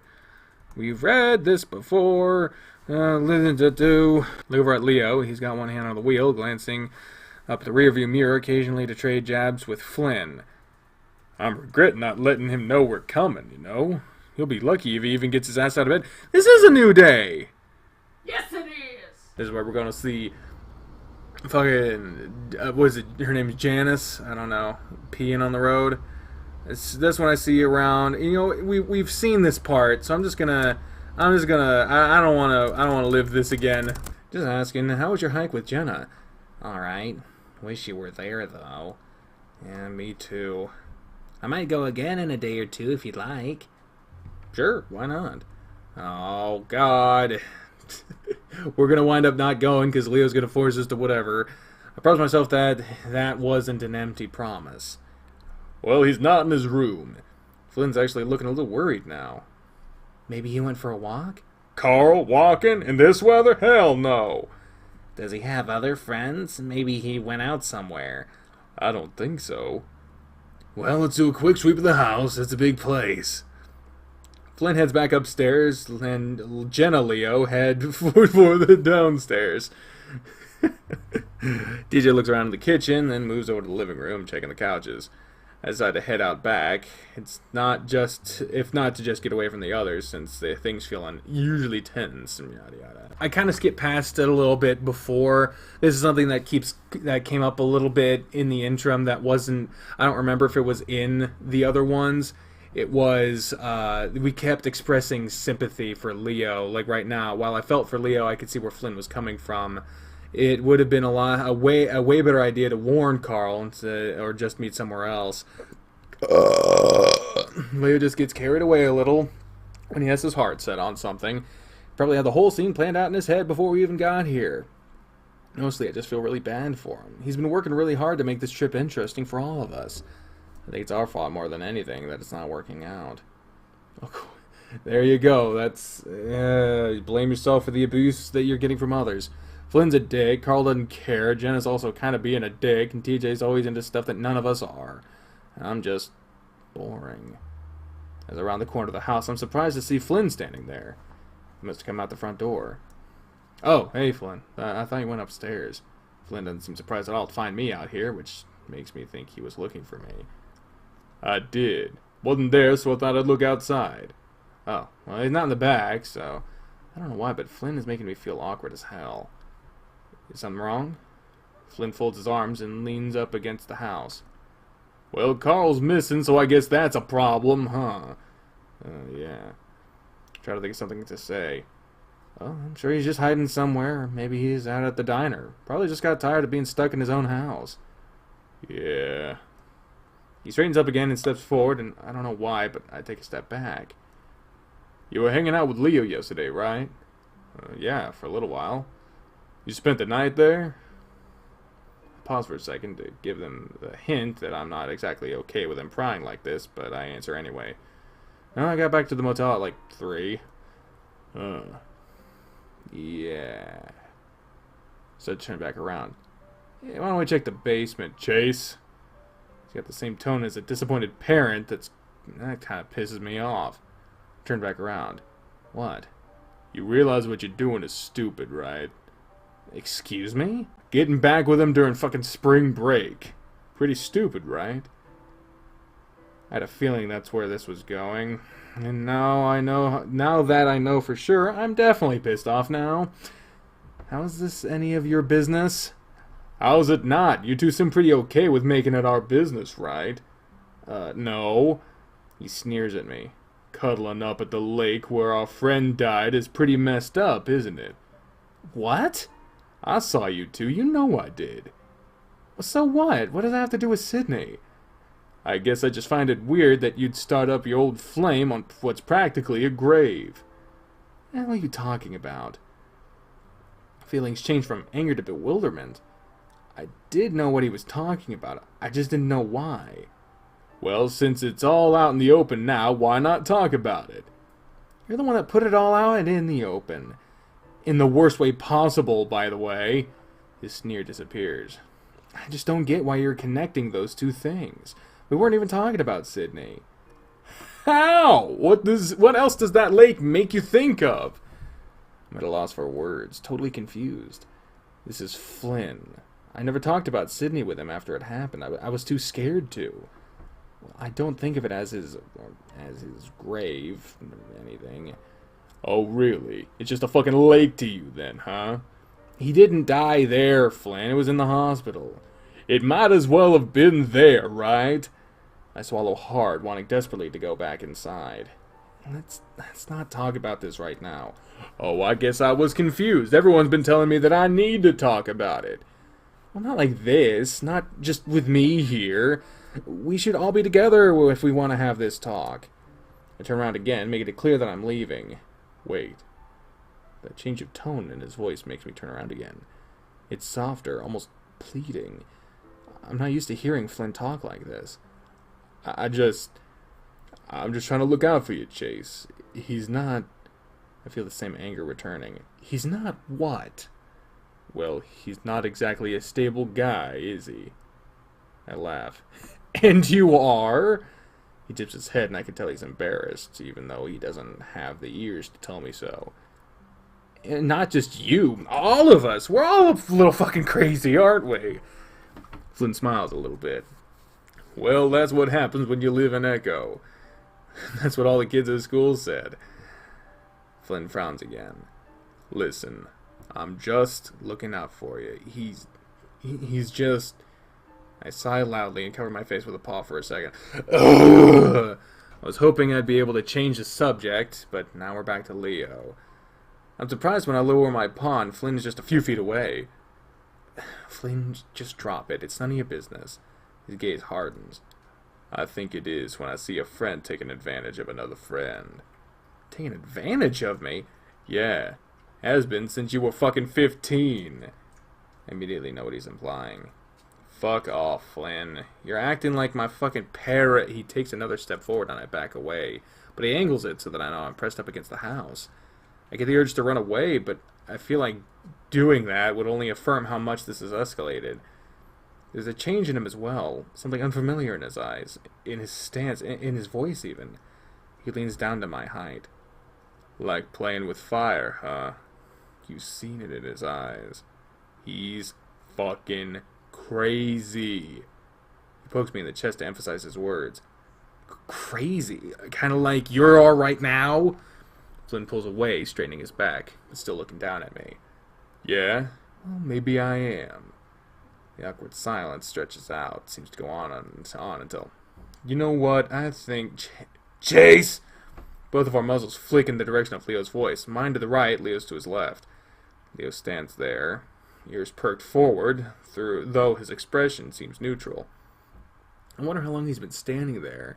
I can tell Flynn's wondering the same thing. Any sign of him? No. I slide out from under Flynn, making my way towards Leo. I checked the back, but I didn't see him anywhere. Leo doesn't even look at me, staring over the top of my head. I look and see Flynn staring right back, his shoulders tensed. That's when I feel Leo's heavy, strong arm drape over my shoulders. Flynn's eyes narrow. Let's get back inside, then. As Leo leads me away, I get the feeling that he's still staring Flynn down, even though I don't look up to check. I'm getting worried. No shit. Carl doesn't just disappear from his house like this. He doesn't have anywhere to go. Calm down. He could be anywhere. He has more friends than just us. The fact that he isn't answering his phone is kind of fucking suspicious. Leo holds up his paws. You know he forgets to charge his phone sometimes. Flynn's getting more and more frustrated, starting to pace around the living room. He never goes out with other friends. That's the problem. Listen, maybe we should just wait. Y'all can wait here. I'm gonna find him. Flynn makes for the door before anyone can say anything. It's slamming shut behind him. We sit in silence for a while, staring at the door that Flynn just took off through. Leo lets his breath out in a long sigh, rubbing his face. Alright, let's think. Where else does Carl have to go? The comic book shop? Leo looks at me for a second. Maybe if someone else gave him a ride, but like Flynn said, does he have anyone else to do that for him? Well, if you guys are gonna do that, then I'll probably stay here in case he comes back. Yeah, and we can keep looking. Sounds good. We know he's in the basement, but that's meta knowledge. You can't use meta knowledge. Leo pulls his keys out of his pocket and then looks back at me. Coming with me, Chase? Yeah. Follow Leo out the door, actually starting to feel worried about Carl. We walk around the mall for about an hour, checking the food court every shop we pass. It's clear that this idea was pretty hopeless from the beginning. Jenna lets us know that Carl hasn't shown up at the house either, and that they're heading back to the motel. Finally, Leo and I call it quits and head back to his house before walking to the diner for dinner. No one checked the crawl space, I guess? You'd think that they would check all the rooms, but I guess not. So where do you think he went? Leo's hunched over, an elbow on the table and his chin on his paw, staring out the window. Dunno. You think we should call someone? Like the cops? Not yet. He's an adult, so they won't really look into it until it's been days. We should probably call his parents, though, if he doesn't show up by tonight. I don't say anything, stirring my milkshake around. I glance back towards the kitchen area, watching a very tired-looking Janice gather up plates before taking them to the back. I was pretty much mortified when I realized she was here and about to take our order, mostly because I was embarrassed for her. She didn't really say anything, though, just took her order and left. I examined my milkshake closely, though for what, I'm not sure. I'm not too worried, though. He's been under a lot of stress and probably just wanted to leave town for a while. But who would he do that with, and why wouldn't he tell us? Leo sips on his milkshake, and I wait for him to finish. I guess things really have changed. Yeah? I rest my chin in my palm, meeting his eyes so he knows I'm listening. I mean, the way Flynn was acting all day, he really can't stand us anymore. Carl probably just feels the same way. I don't think so. Flynn's usually been that way, right?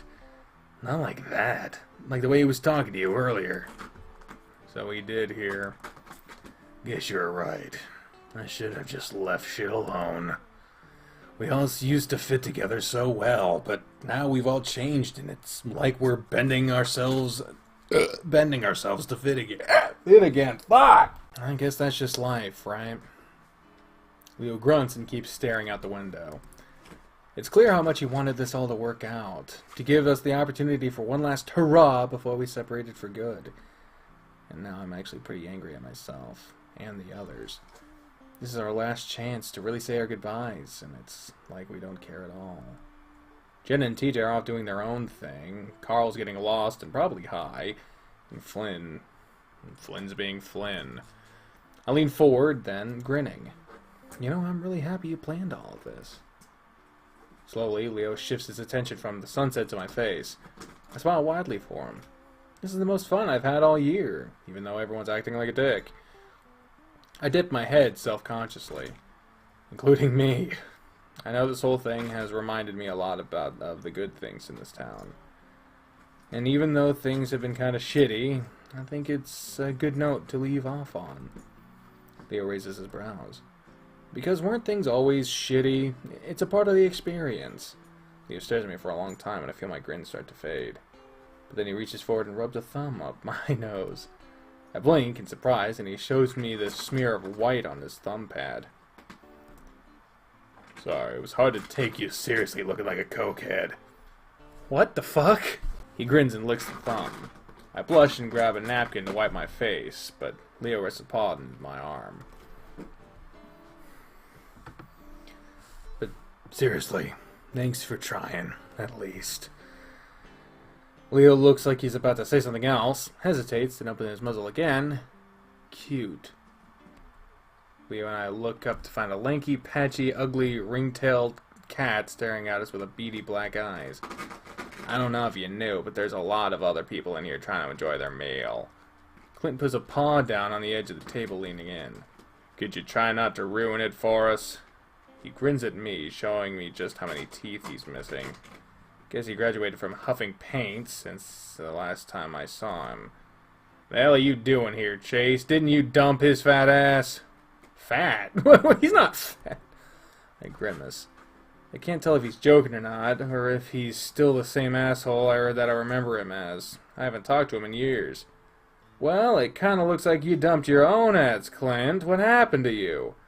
You can see Clint's brain work as he digests what I said, deciding whether or not he should be offended. I can also see his tail twitching behind him, and it's patchy, too, leaving some parts of it bald, like a rat's tail. Actually, Clint, you're right. We're all trying to eat, but there's some smelly, ugly, ring-tailed skeleton ruining it for us. Clint flicks his tail on Clint flicks his attention from me to Leo, who smiles sweetly at him. Mind doing us all a favor and getting the fuck out? Clint leans in low to the table, putting his face up next to Leo's. Leo keeps a straight face, and I'm impressed because I can smell the stench off Clint's breath even from here. Think you're funny? Oh, god damn, no.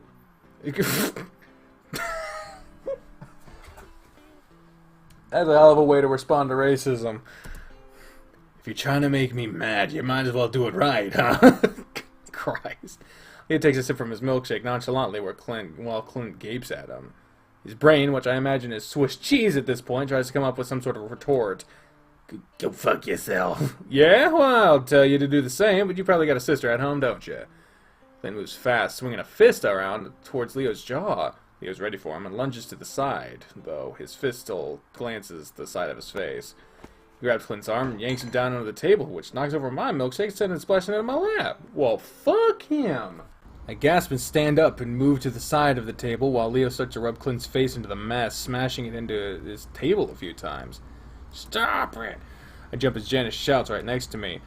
Leo hears her too and turns around while still holding Clint down. The dead look is still in her eyes and the fur on her face is matted like she's been crying a lot and hasn't washed since. I'm not gonna deal with this today, Leo! You know Clint started it. Leo's ears are flat as he looks back at Janice, clearly thrown off. Underneath him, Clint snarls and thrashes. Am I gonna have to get the taser from the back? Slowly, Leo backs off of Clint, who immediately shoves himself off the table. You can see Leo prepare himself in case Flint takes another swing, but he doesn't even look at him. His already dirty tank top smeared brown from the milkshake, he stumbles to the door and disappears outside. And clean up that fucking mess before you leave. With that, the old coyote turns and stalks off to the back. She leaves me and Leo to stare at each other before we ruefully wipe up the spilled milkshake with brown napkins. There are only two other patrons in the diner with us, a skunk and a jackrabbit. I can feel their eyes on us the whole time, and it only adds to the embarrassment. What do you think her problem is? I ask Leo under my breath as we come back from tossing the ball of wet napkins to the trash can. He just shrugs, though, as I follow him quietly out of the diner and into the late afternoon light outside. We walk in silence for a while, with me walking awkwardly because my soaked and sticky pants are incredibly uncomfortable on my thighs. We stop at the motel where I change and shower before grabbing a fresh change of clothes, and then we start back out again. I think about staying behind at the motel, but I feel like that would be a dick move after what Leo's been through today. As we walk back, Leo takes a detour, stopping at the convenience store. The fight has made things a little awkward between us, so I just shove my paws into my pockets and follow Leo. We go to the back where he grabs a 12-pack. He doesn't say anything to me either as he makes his way to the front to pay. Finally, when we're back outside, he nudges me in the direction behind the convenience store. Let's sit. I lead the way because we've both done this dozens of times before. We step off the asphalt down a little ways into the brush where Leo pulls me up onto a boulder. Leo sighs, pulling out the first beer bottle. Leaning back, he pulls out his keys to use the bottle opener on the keychain before handing it over to me. He does the same thing for himself and practically chugs the whole thing before grabbing another even before I'm able to take my first swig. I don't comment on it, instead look out at the sunset, thinking about how nice it would be to just sort of run off into the wilderness. At least for a little while. I lean back and sigh, noticing a white and brown splotch on the knee of Leo's jeans. What you said to Clint, that was pretty mean. He said some pretty mean stuff too, and it's not like I like saying that shit to him. Seeing me lying back, Leo shifts closer to me, allowing me to rest my head against his thigh. Interesting placement. Again, the familiar position probably isn't a good idea, but I just don't care. So does Clint still live with his dad? No, he went to prison 2 years ago. Really? Because of... Yeah. Shit. We sit in silence, enjoying our quiet surroundings. As I lay there, I hear Leo open another bottle. And then another. Finally lets out a big sigh. Jace, come back to Echo. I close my eyes, turning my vision blood red against the sunset. Maybe. Just not yet. He doesn't press the issue, instead reaching out for another bottle. By the time I get to my second one, the rest are gone. As we walk back to Leo's house in silence, he occasionally brushes his tail against my own. I let him. He's mildly drunk, so he's sort of excused for now. I disagree with that. I do have to push his muzzle away when he leans up against me for some support after his feet hit a sudden dip in the road. I'm busy trying to steady him when I hear footsteps pounding up behind us. Before I know it, Leo shoved me hard to the side and I go stumbling into the weeds. Rolling around, I see a dark figure running off to the side of Leo. His attack aborted as he saw the wolf had seen him. He comes back around and I immediately see that it's Clint. Oh, fuck, he's got a crowbar. My stomach drops as I look from him to Leo, who's got a giant smile on his face, like this is exactly what he wanted to happen. The hell? Come back for more, Clint. Clint doesn't say anything. Instead, he just screams and runs at Leo again. Usually I wouldn't be worried about Leo in a fight with Clint, but the crowbar and the fact that Leo can barely stand has me really worried. Leo backpedals, then ducks low and lunges forward, which I don't think Clint expects. His grunt is guttural, but to my surprise, he doesn't go down. Instead, he grips the back of Leo's shirt before raising the crowbar and bringing it down hard onto... Jesus! I gasp and cringe, starting to jog towards them. Clint presses forward and Leo trips over something, landing on his butt. Clint raises the crowbar again, but Leo raises a paw. For about 2 seconds, they play a game with Leo moving his paws around above his head, anticipating the swing. Clint, meanwhile, keeps trying to re-angle the crowbar so that Leo will miss. Doesn't get a chance, though, because that's when I reach them. I'm not exactly a good fighter, considering I've never been in a fight before, but the idea of letting Leo get his face beaten in with a crowbar provides me with the terror that spurs me on. I jump on his back, grabbing a fistful of fur on his forehead, and yank back as hard as I can. I guess you should have hit him or something, but it seems to work alright. His remaining teeth flash in the porch light, and I get a hot blast of his rancid breath as he snarls angrily. Suddenly, I'm sitting down on the asphalt, feeling like my forehead has just been caved in. Oh, fuck. He must have somehow swung the crowbar back and hit me. I desperately rub in my head, imagining the skull shattered into a million pieces like an egg, but everything feels like it's still in shape. The fight's still going on, and now I can hear Leo snarling. It's not a sound I've heard that often, but it's deep and way scarier than anything Clint would have imagined.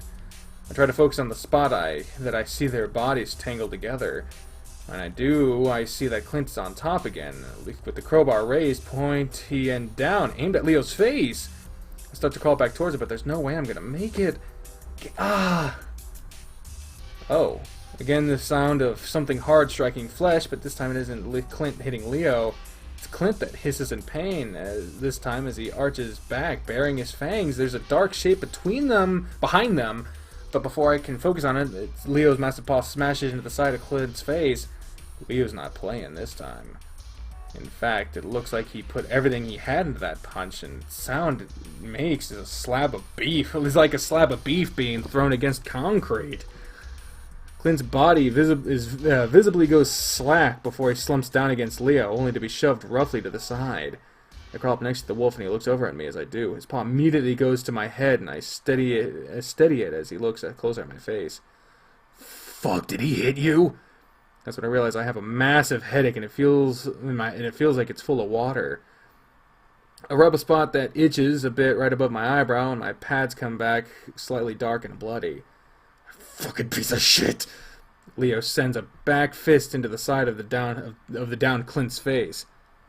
Oh, Cud's Cud. Oh, it's Cud! What the fuck was this? Hey, that's enough, Leo! That's when I remember that it was someone else that actually saved Leo. The voice is familiar, but it isn't until I look up at the source that I recognize Kudzu. He's breathing hard and he's holding the crowbar that Clint dropped. Dark spots around his eyes blend in with the night and accentuate how wide his actual eyes are. He looks spooked. The hell you guys doing? He sounds pissed, and I feel a little defensive. Hey, he tried to run up on us. Kudzu's eyes flick over and look at me before focusing back on Leo. I thought we had this shit figured out. Why the hell are you fighting again?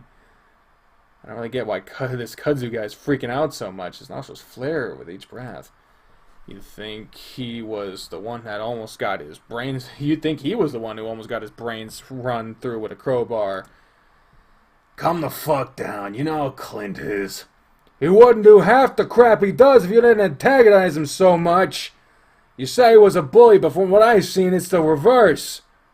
Oh, shit. It's hard to think of Leo as a bully, but the way he acted towards Clint in the diner was a bit much, even if it was Clint. Hey, if he can't take it, then maybe he shouldn't dish it, huh? Leo grins and sticks out a paw at Kudzu, who glares, but nevertheless reaches down to help him up. Leo promptly pulls me up with him. As I get to my feet, I feel a wave of dizziness instantly hit me as I stumble into Leo. Fuck, see? Leo steadies me and looks into my eyes, worry etched all over his face. I'm fine, just got dizzy for a sec. That's not fine. Do you feel sick? Can you see straight? Seriously, I'm fine. Just give me a minute. I don't know what that word is. Gonna kill that... Oh, Jesus. At that moment, Clint makes a snorting sound and starts to roll over. His eyes flash to where he's laying, but Kudzu steps between the two, still glaring.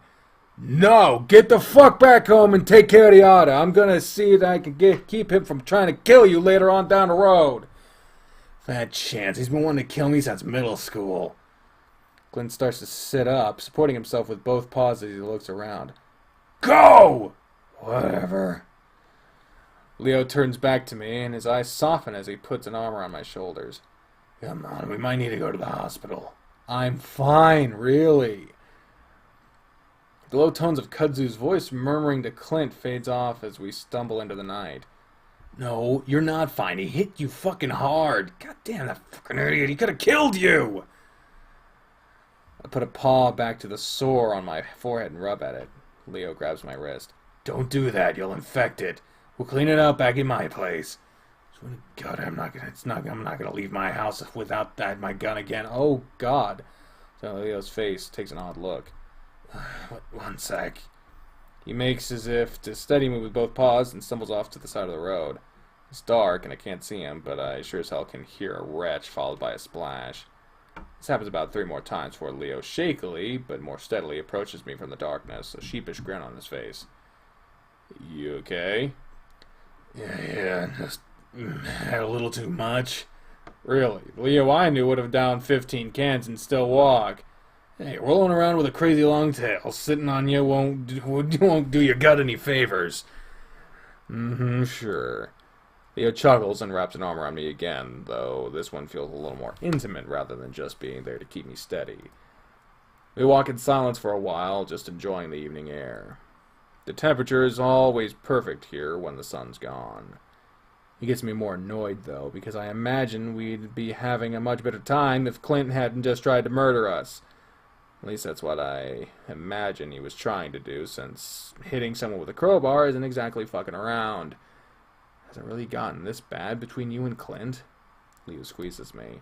It's always been this way. It looked like he was trying to kill you. Well, that gringo really hates me.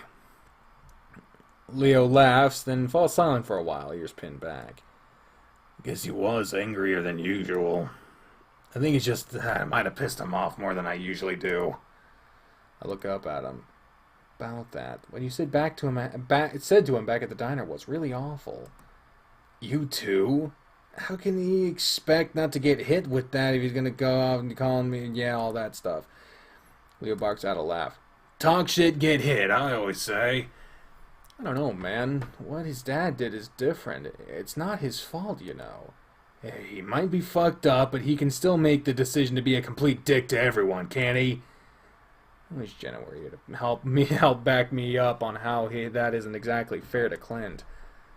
Anyway, I think he was onto something.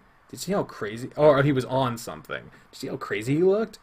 He's always on something. And speaking of which, Leo steps slow, and I look forward to seeing an isolated house further up the road. Porch light is on, and I see a skinny figure get out of a chair and start walking up to the front yard. It's clear he means to intercept us, and I slow down with Leo as he draws closer. Duke. Leo nods at him. The skinny weasel looks us both up and down, raising a paw to pull a drag from what looks like a cigar. I assume that's actually a blunt because it smells like Carl. He's as patchy and unhealthy looking as I remember him. Not as torn up as Clint, but still bad enough to know he's done his fair share of dabbling in meth. He doesn't say anything, and after a while Leo clears his throat. Isn't it nice he's here? As Duke cuts Leo off, he's staring right at me, so I assume it's me he's talking about. Hi, Duke. I probably couldn't have said it any more awkwardly. Leo steps forward, partially in front of me. Did you need something? Duke lets out a long stream of smoke towards us. Definitely a blunt. Same shit's been happening to me after you told me about it. What? Leo looks at him, looking politely puzzled, though I can see his tail twitching behind him. You've been seeing shit? Now I've been seeing shit. It's quiet for a few seconds, then Leo laughs. Well, maybe lay off the drug cocktails. No, it's different. The shit I see almost real. I saw him. He nods at me again, and for some reason I'm starting to feel really uncomfortable. For some reason. Leo laughs, and this time it's much more forced. He starts pushing me along further up the street. Sorry, Duke, but Chase is taken. Janice is still single, though. Duke follows us, walking along the dirt while we stay on the asphalt. When did he get here? Leo doesn't say anything and keeps pushing me along. I can see Duke getting angry, and I don't want another fight, so I finally butt in. I got here on Saturday. Is something wrong, Duke?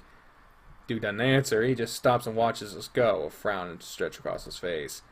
I keep looking over my shoulder at him, but he doesn't move. He doesn't take his eyes off of us. What the fuck? Stop looking at him, Chase. What was he talking about?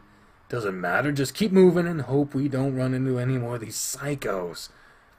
I managed not to look back again, but I feel his eyes on the back of my neck the entire time. Yeah, that's the music you should play right now. Even though the instructions say only to take 2, Leo gives me 3 generic acetaminophen pills. After that, he takes me to the bathroom and starts cleaning the cut on my forehead. I grimace against the sting of the rubbing alcohol. We really should take you to the ER. This might even need stitches. Lean my head into his paws because not having to hold it up myself feels good. No, it's not that bad. Besides, even if it is a concussion, they'll just send me home and tell me to get some rest.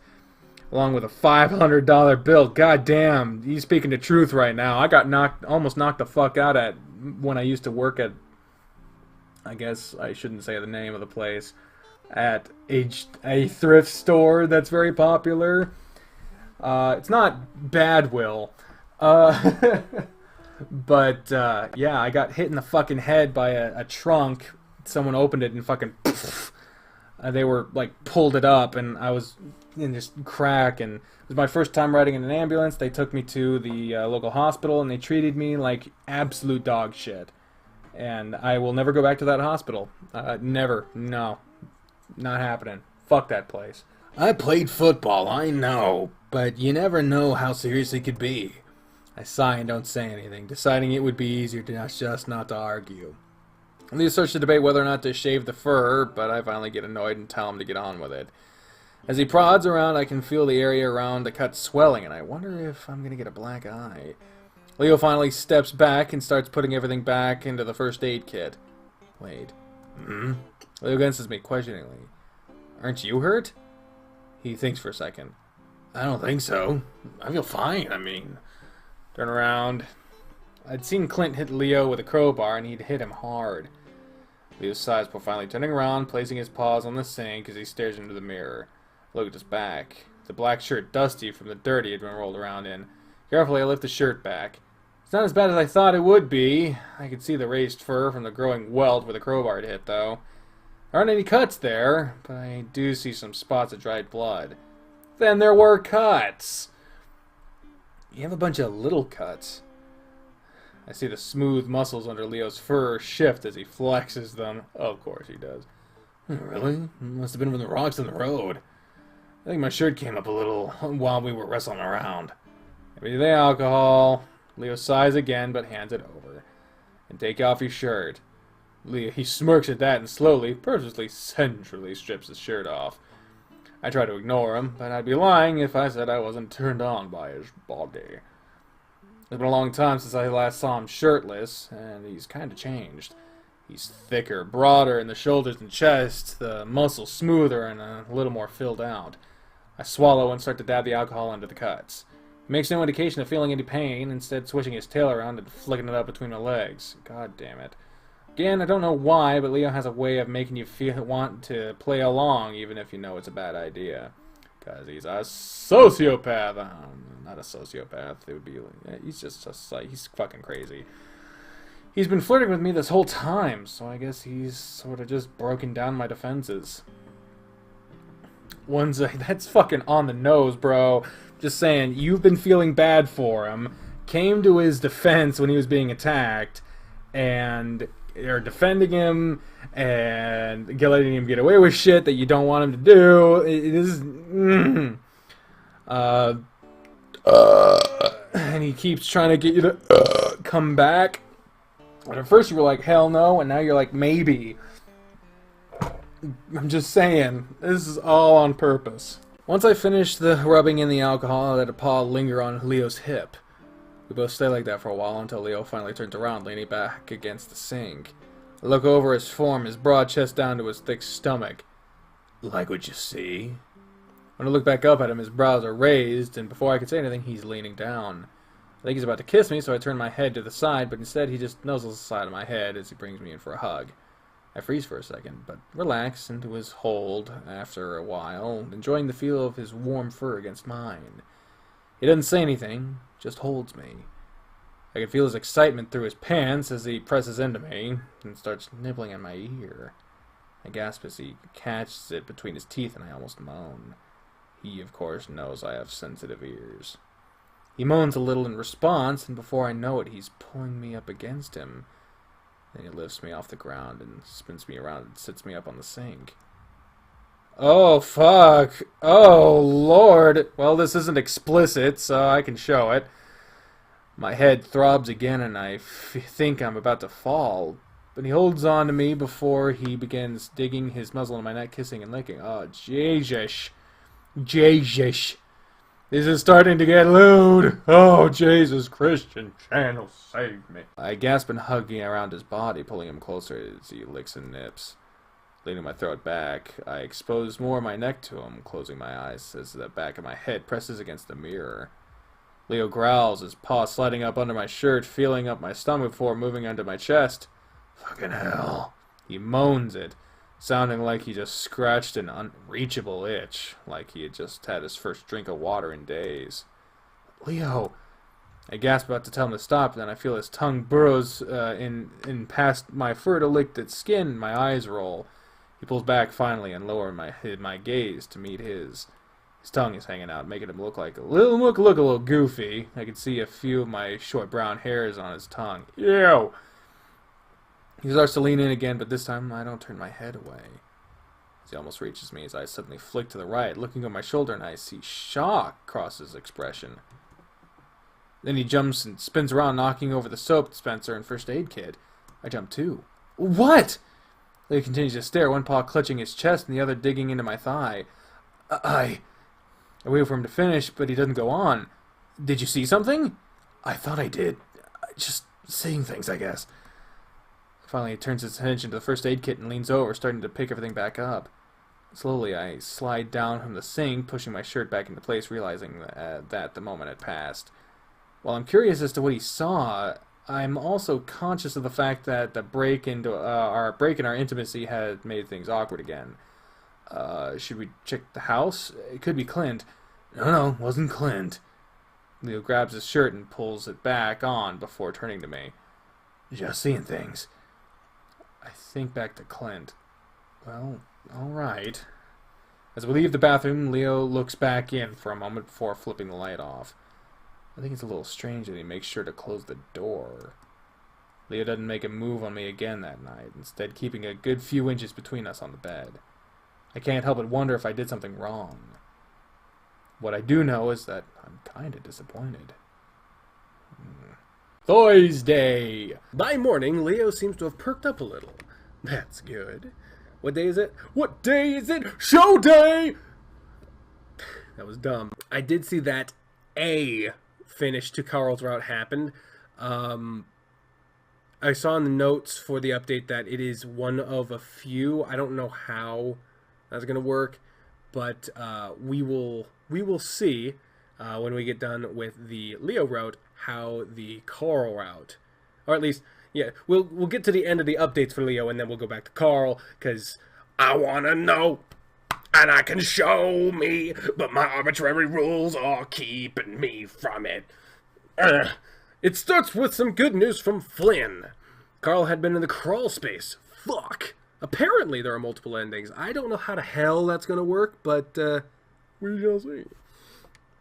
According to him, it had been too hot to sleep anywhere but there.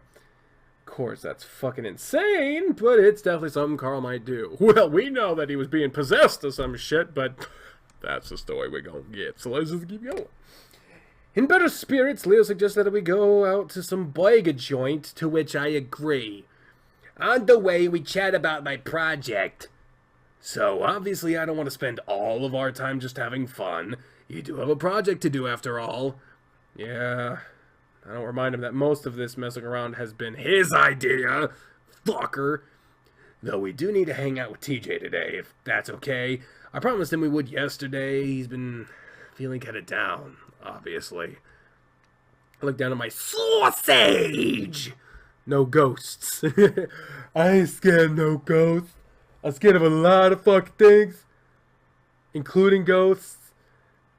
I'm fucked, basically. I looked down at my sausage biscuit sandwich. The excess grease glistening in the sunlight shining through my window. Okay, even McDonald's doesn't have that greasy of sausage biscuit sandwich. I don't know where the fuck. I was thinking the park. Yeah, that sounds like fun. So what do you still need to do? I take a bite to give myself time to think. Well, honestly, I'm not too sure. The whole premise is about the body that was found in the mine. Yeah, what was that about? What could that ever be about? Well, I read about it on a website. Apparently some guy's mutilated body was found in the mines, and everyone in town lost their minds. Is it our body? Is it our body? Is it our body? Is that the ultimate twist? That our body is what happened, and that's why all this crazy shit's been going on? Like, we've been living a ghost life? That'd be crazy. A website? Yeah.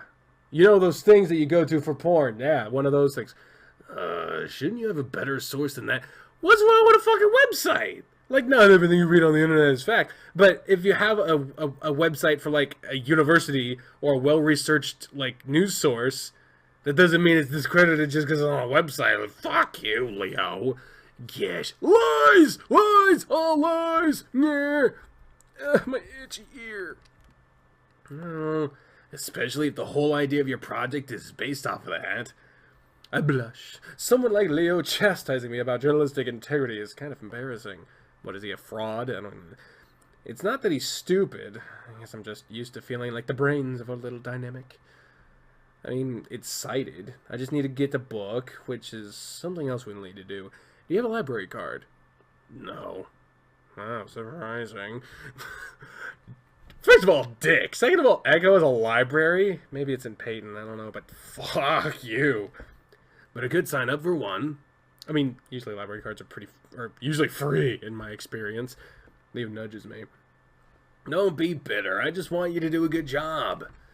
I'm the one that went to college. I know what I'm doing. Leo laughs. You know, I read a study about college kids. A study? Sounds like something you wouldn't know about considering you don't... What? Sounds like something you wouldn't know about considering you didn't go to college. Right. Anyway, it was about how college doesn't make you smart, just more liberal. I mean, you do call it liberal arts, I'm just saying. Also, fuck you. Uh-huh, so, is that a bad thing? Oh, paying $20,000 a year to get indoctrinated just doesn't appeal to me. Boy, you from a small-ass town. You been indoctrinated, bitch. What the fuck? I frown. Is that why you stopped going, or have you just been looking up these cities to make yourself feel better about quitting? Leo pauses. That's a strong word. I guess I just realized what I had was good enough. My dad makes more than most college grads, and he's teaching me the trade, too. Leo pauses as he changes lanes around a massive 16-wheel carrying what looks like steel. Why is that important? I don't know. And I'm already certified. Okay, where exactly are you going with this? I just want to make sure you're okay with that, is all. Well, I'm not Jenna. As long as you're doing what you want, I really don't care what it is you decide to do. My screen is fucking up. My laptop screen is broken. So, yay. Boom. Yeah. Leo smiles. Oh, good. And if we, I'm not saying we will, but if we ever get together again, I'll be able to support you. Well, just don't make fun of me for going to college or what degree I decided to go into. You're a good enough writer already. You could have just started up a blog or something. Yeah, that's a guaranteed paycheck. What? I just read that that's what journalism is these days. No, it's not! I start sulking again. Maybe you should stop looking these things up. At least I'm learning to do something. It's not like I just got a degree in psychology and stopped there. Bree's getting a degree in psychology, that's why it's funny to me. Oh, didn't you tell me you wanted to go into history? Isn't that What the fuck?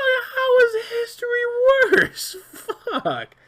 This is dropping. Yeah, they know I'm getting upset now. Leo looks at me out of the corner of his eye. Spanish word, I'm not making fun of you. Well, when someone starts sounding like my dad, I think it's a good time to end the conversation.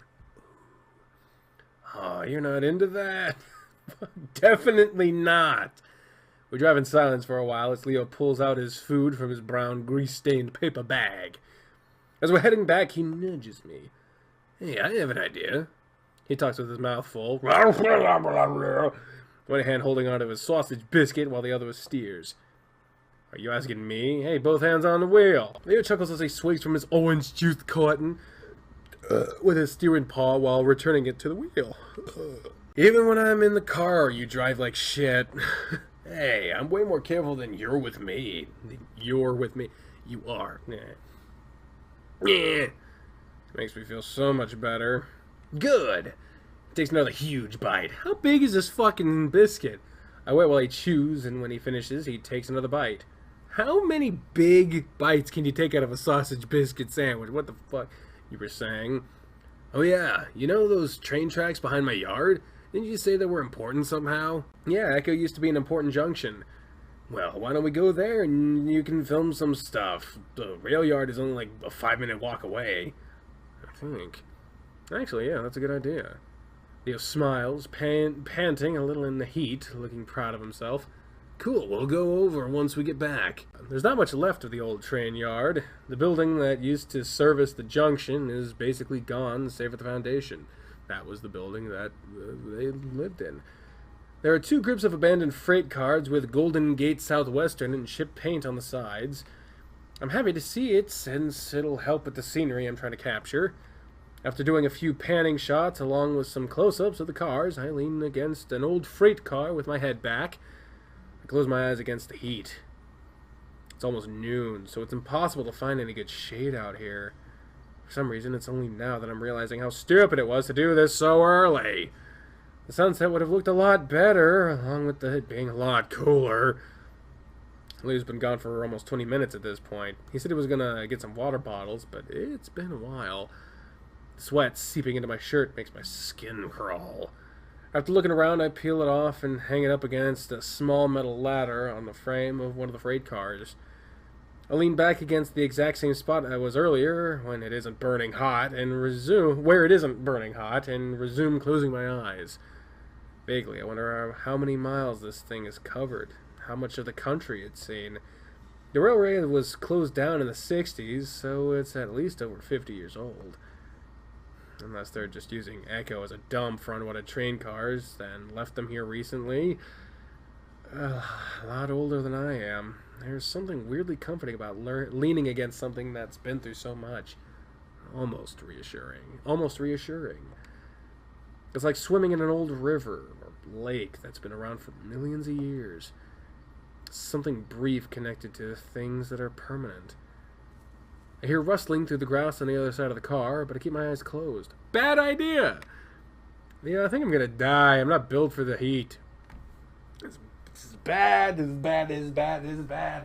It's gonna be Clint or someone. Ugh.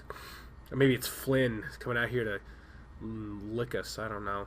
This is about to get crazy, go nuts! I wait, but he doesn't say anything. Find some shade. Find some cover. Find a gun! I don't know. Get the fuck out of there. Leo? The rustling starts up again. A long, slow drag through the dried vegetation. This time it sounds like it's coming from under the train! No! Leo? I finally open my eyes and step away from the car, turning around to look at it. It's like I can see... like I can see through it. What are you doing?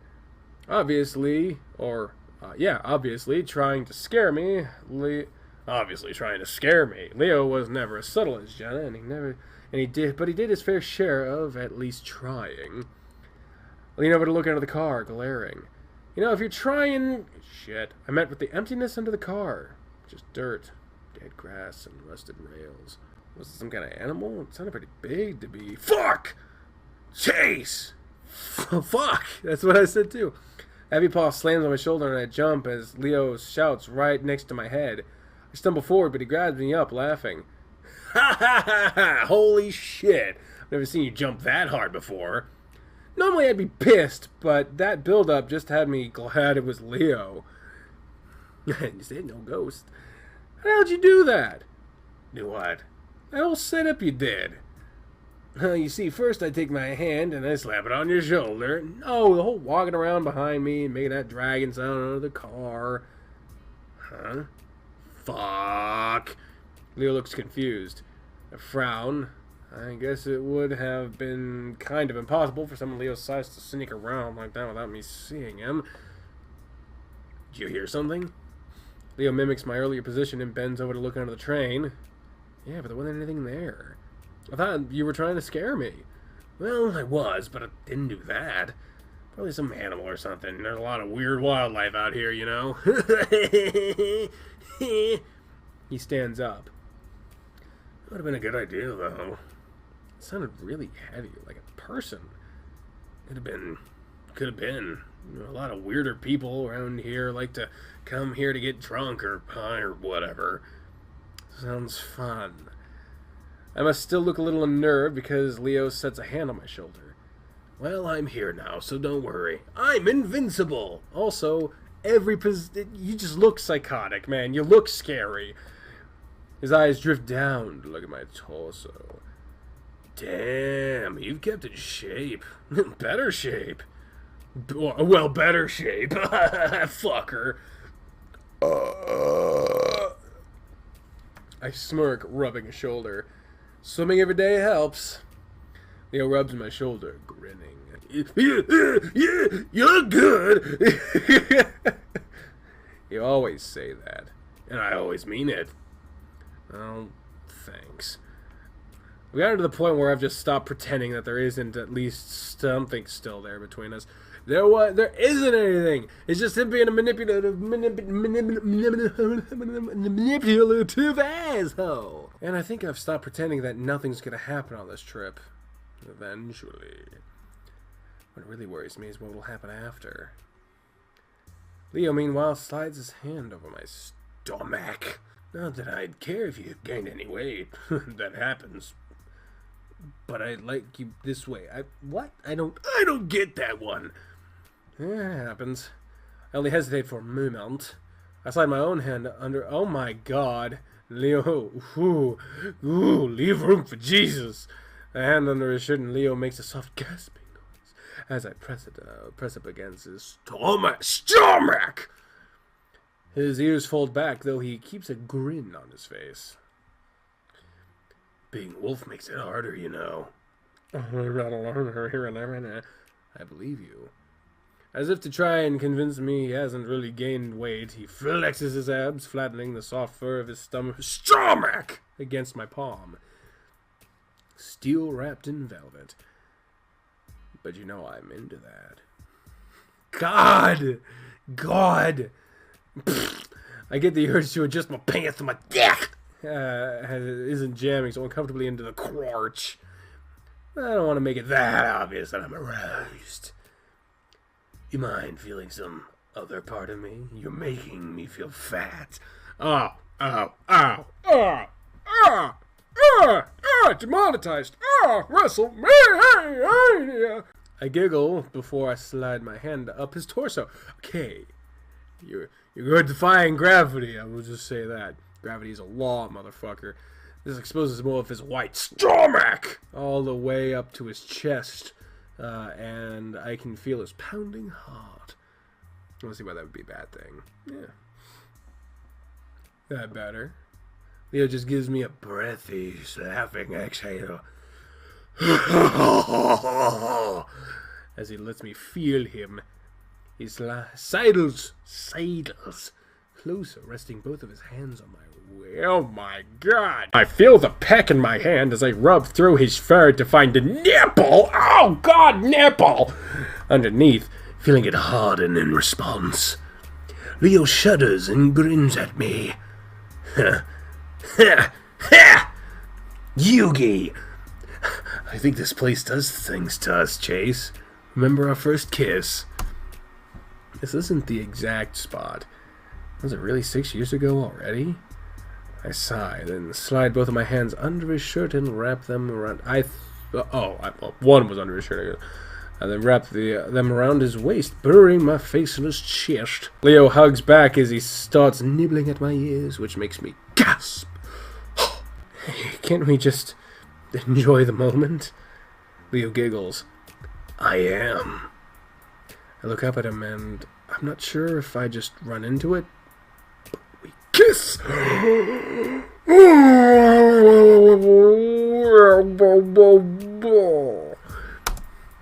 There's a small peck. Then Leo puts his hand behind my head and pushes me deeper into the kiss.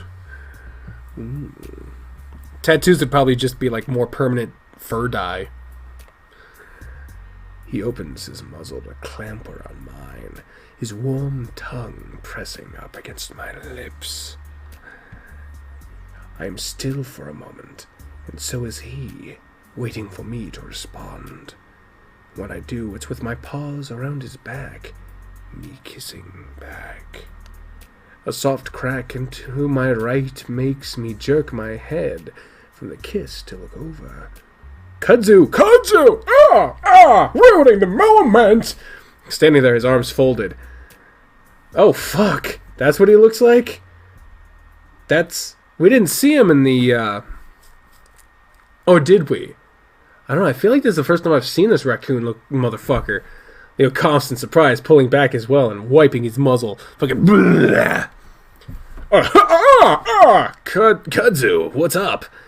The raccoon's expression is hard to read, as usual, but I see the corner of his muzzle quirk up after a while. Nah, mush, what's up with you? Oh, you know, stuff. They are exes. Of course, in this heat, it's hard not to be thirsty. Leo stands, and finally, Kudzu smiles. Hey, Kudzu. I speak up, feeling awkward, staying silent after Kudzu called us like that. He nods in my direction. Chase, so what are you guys really doing out here? Seems like a kind of dumpy place to be doing that. I blush, and turn and point to my camera bag sitting inside the opening of a car. I was filming for my project. This place is important to Echo's history. I see. We could ask you the same thing.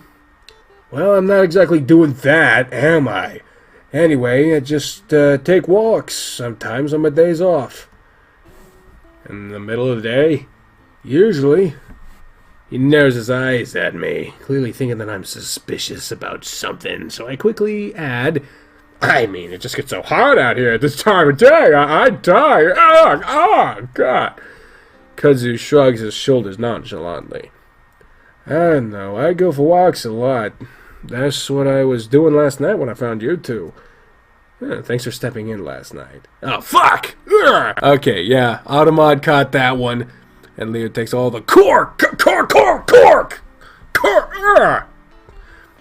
Hey, thanks for stepping in last night. That could have ended badly. Kudzu shrugs again. It would have. And I had to do something, didn't I? Well, we appreciate it. Leo wraps an arm around me and hugs. So, how was he when he came to? Pissed, obviously. He always is. But he said some things last night. You should stay away from him for a while. Because his normally placid face shows some concern for the first time. Why, wait, so many voices! Ah! What, he say he was gonna kill me? Leo says it lightly, like it's not a big deal. No, he's gonna kill me! Is what he's gonna say. Among other things... His eyes flick to me. I called it! I give a start. What? Whoa, wait, did he say some shit about Chase? Leo's hackles rise, and I can see him starting to bare his teeth. Ah, shit. Again, he was on something last night. Again, he was fuck! Again, he was on something last night. He might not even remember it, but I'm just warning you to be careful around him from now on. Kudzu looks back at Leo. Don't provoke him. I wouldn't if he wasn't such a fucking asshat. Just ignore him. I swear to God, if he talked about doing shit to Chase... His grip tightens around me, or even more around me. Hey, we got in a few days. Don't worry about me. I'm worried about you. I'm just getting really tired of that meth skeleton messing with everything I do. And he was fucking try something with you. Leo? Leo's tense, and I can feel Leo growling deep in his throat. Wanting to change subject, I speak up. Hey, Kudzu! You know, we were gonna go out to the park and hang out. Do you want to come? Thanks, but I think I'm good. Leo perks up from his brooding. You know what? I think that's a good idea. We were gonna play some soccer, but there's only gonna be 3 of us. You could help even it out. Kudzu thinks. I suppose I could use a workout. Ha! You're just like TJ. I think you guys will get along great. I don't think so. I only see TJ and Kudzu getting along just because they're fitness conscious. They're practically night and day. Well, we're heading out about right now. You gonna come? Kudzu hesitates. Kudzu hesitates! And he's for a second longer before he nods with a quick jerk. Yeah, why not? And with that, I gather up my equipment and we head back to Leo's house. Maybe shrug. It's not surprising that Echo hardly has an inch of flat grass in the entire town. Leo says they're planning to lay down sod next to the lake when the area is further developed. But as of now, we have to settle for a park near Peyton. It's a plain stretch of grass, usually was used for youth soccer games. In fact, I can remember when I was part of that same organization, back in when my stubby legs didn't matter as much. Of course, after a few years, it became clear that being an otter, I wasn't built for the sport. That's when I took up swimming, of course, but then I realized that I wasn't really great at that either. Damn, you suck at swimming and you're an otter? Of course, I could outswim any non-aquatic. But when it comes to other autos, I was pretty much bottom of the barrel. As we drive, TJ sighs next to me. I look over at him and he's got his elbow against the armrest, staring out of the window as we pull into the empty parking lot. This is a big parking lot for a park. Everything alright? TJ's ears perk and he looks over at me, clearly forcing a smile. Of course! You don't seem that way. What's up? And then closer to him. He was talking to Kudzu in the front, so he might have some amount of privacy. TJ looks down at his lap in a moment and then just shrugs. I think it's pretty obvious, Chase. This whole trip has been pretty bad. I'm about to counter that it hasn't been that bad, but he goes on. I just think it might have been best if I hadn't come. I feel bad is all. The way he tries not to frown, but does anyway, is both heartbreaking and adorable at the same time. Oh. I automatically rest upon his shoulder reassuringly. Just stuff happens, right? We came here to have fun, and that's what we're gonna do right now. Yeah, it's just that I feel bad for everyone else. What happened yesterday, I think it affected everyone. No way, I had a great time with Leo yesterday. It wasn't sad at all. I realize that that statement makes me look like a total asshat. Asshat. But TJ just nods as Leo parks the car. Yeah, these parking spaces are a little fucked, I'm not gonna lie.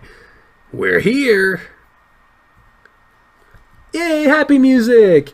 As we reach the field, Kudzu immediately starts jogging the length of it while TJ stretches. I stand there awkwardly for a second, not really sure if I should join them, since that felt a little overboard for something so casual. At least I hope it's casual. Well, Leo is a little fucking competitive, so... Leo rests the soccer ball against his hip as he joins me. Why in the hell would you, in the middle of a hot fucking day in, New Mexico, Arizona, whatever, decide to play a sport? What the fuck is wrong with you guys? So eager, huh? Apparently. Well, it's not a bad idea. Don't want to pull anything. So me and Leo do a few awkward stretches before the other two join us in the middle of the field. So, time to pick teams. There's only 4 of us. Shouldn't be too hard. You want to pick? Kudzu looks between us before his eyes settle on me. Chase. Oh, okay.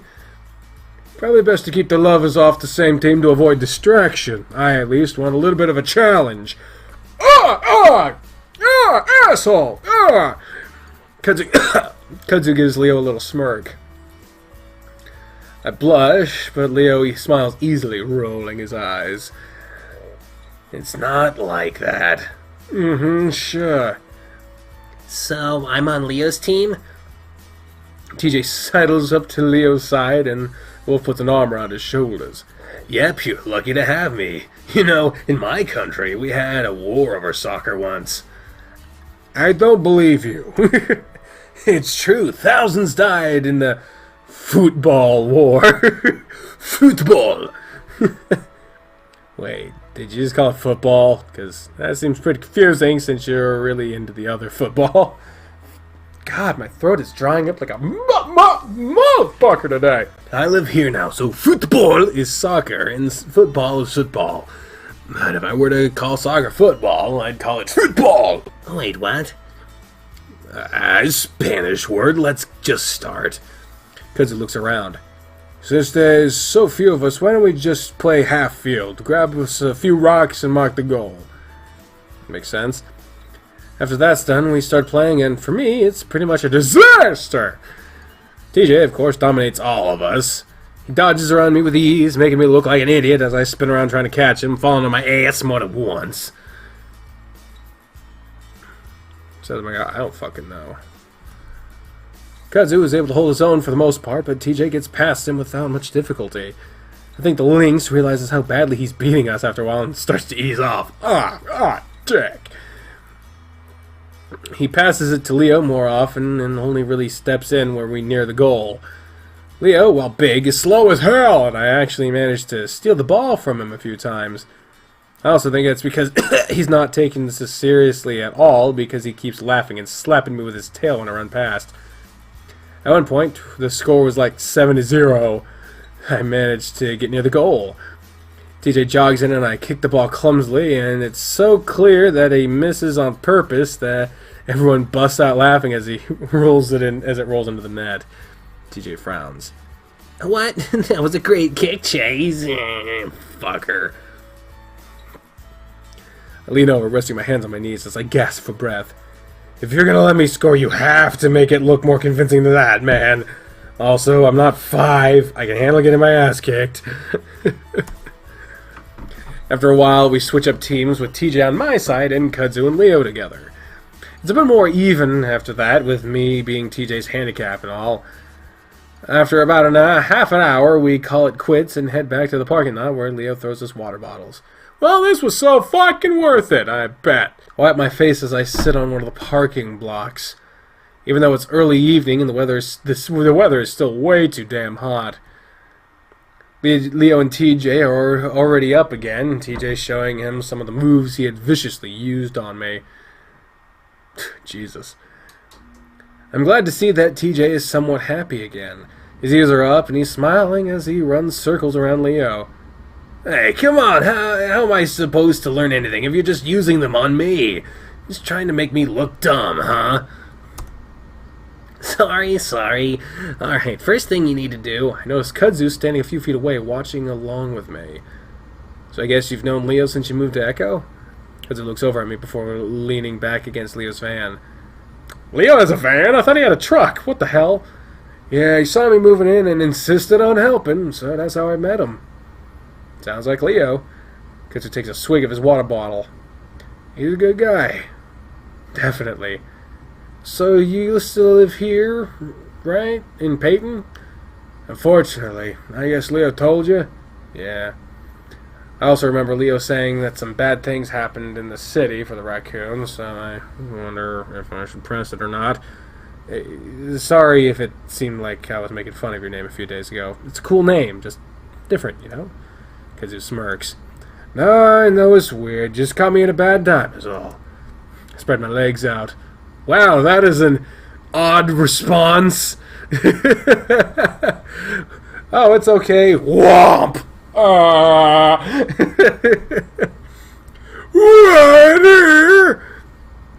Ugh, Jesus. Sawing as my knees pop. Pop-a-da-pop-pop. Brat-chicka-brat. I'm not built for running around. Yeah, you're built for swimming. I raise my eyebrows at his bluntness. It's not really a speciesist thing to say, but most people don't often point out a species aptitude. So I guess I wonder why'd you move to Echo? It's such a dump. Kudzu's silent for a while. In the meantime, we watch Leo fall on his ass after TJ kicks the ball between his legs. People. Eh? People are the reason why I left Peyton. Peyton is technically a small city, but just 70,000! The town I'm currently living in only has 12,000, and I was raised ages 0 to 16 in a town of less than 100 people. Not 100,000, 100, motherfucker! Compared to Pueblo, that's nothing. The more people there are, the worse it is. It's the same anywhere. Okay. Kudzu goes on. Sure, in Echo there's 100 shitty people, but in Peyton there's 50,000 of them. I prefer Echo. His tone is so dark at this point that I don't even respond. Something definitely happened here in Peyton, and I don't dare ask what it was. Luckily, I'm saved in awkward silence as Leo haphazardly kicks the ball in our direction. And CJ comes running up to us. Fuck! Damn it. Alright, I think that's enough for today. He jogs over, wiping his face. Man, I need a shower. You two getting along? When Kudzu doesn't say anything, I pipe up. Yep! Leo frowns, clearly sensing that something's wrong. Okay. Anyway, let's go out and get some ice cream. I've been really craving it. Stand up slowly, knees pop, pop, pop, pop, pop, popping. Again, as we all pile into the car. As we drive, TJ continues to stare at the window, but his ears are up and he doesn't seem so depressed anymore. Nice. I lean over towards him. Feeling better? TJ turns to look at me, smiling. Yeah, it was fun playing with you guys. I grin. You're insanely good. He shakes his head. Not compared to those other guys at school. I'm not aggressive enough, but it's fun. Well, I'm glad you're feeling better. TJ nods. It's too bad we can't come back and do it again tomorrow. Why not? Not that I'm crazy about doing it again, but I'm not sure what would prevent it. He looks at me. Well, your project. I frown. I don't think... Hey, what flavor you guys want? Leo practically shouts back at us. Look around. We aren't even at the ice cream parlor yet. That motherfucker went, "Shoot the clouded leopard cat! Hi! Hi! Hi! Hi! Hi! Hi! Hi!" That didn't seem to bother TJ, though. Oh, cookie dough! It's been so long since I've had it. Really? I didn't know you liked that flavor. And somehow Leo's able to keep up the conversation about ice cream flavors all the way to the actual ice cream parlor. He's preventing us from making plans with other people. The motherfucker's a psychopath! I decided the shots I got early in the day were too bright, not representative of the sad state of the town I wanted. The setting sun does a better job of capturing the desolation and the bittersweet depression of it all, a metaphor for an end, in a way. At least that's how I hope it comes across. I lean back against the old rusted car, clicking through the images I'd taken. It feels very quiet, despite the wildlife around me. And so that's why it's easy for me to pick out the footsteps heading in my direction. At first I think it's Leo, and I wonder how he's finished up with his shower so quickly. But then I realize that the crunch of dried vegetation is too soft, too light to be Leo. I look up, kind of hoping to see Kudzu. Oh no!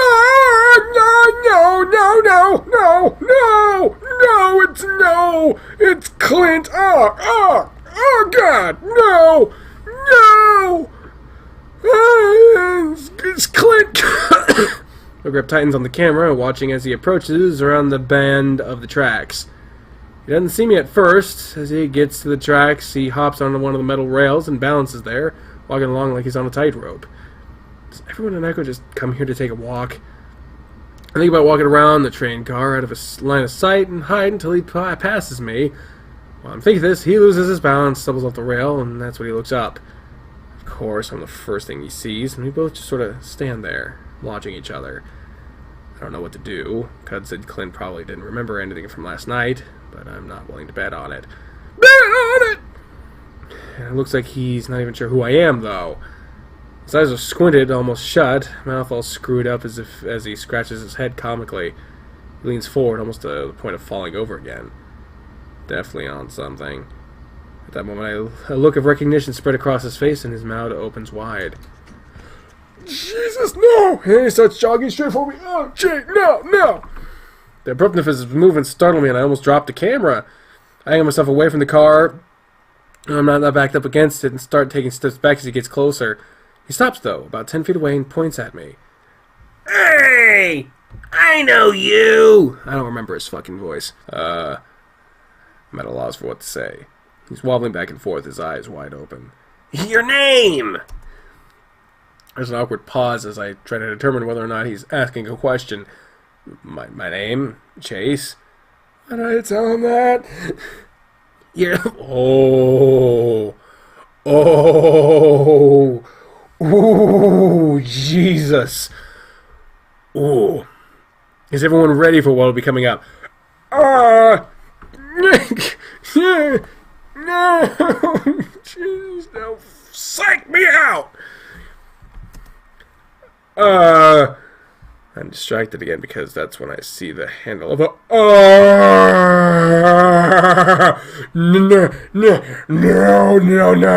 No,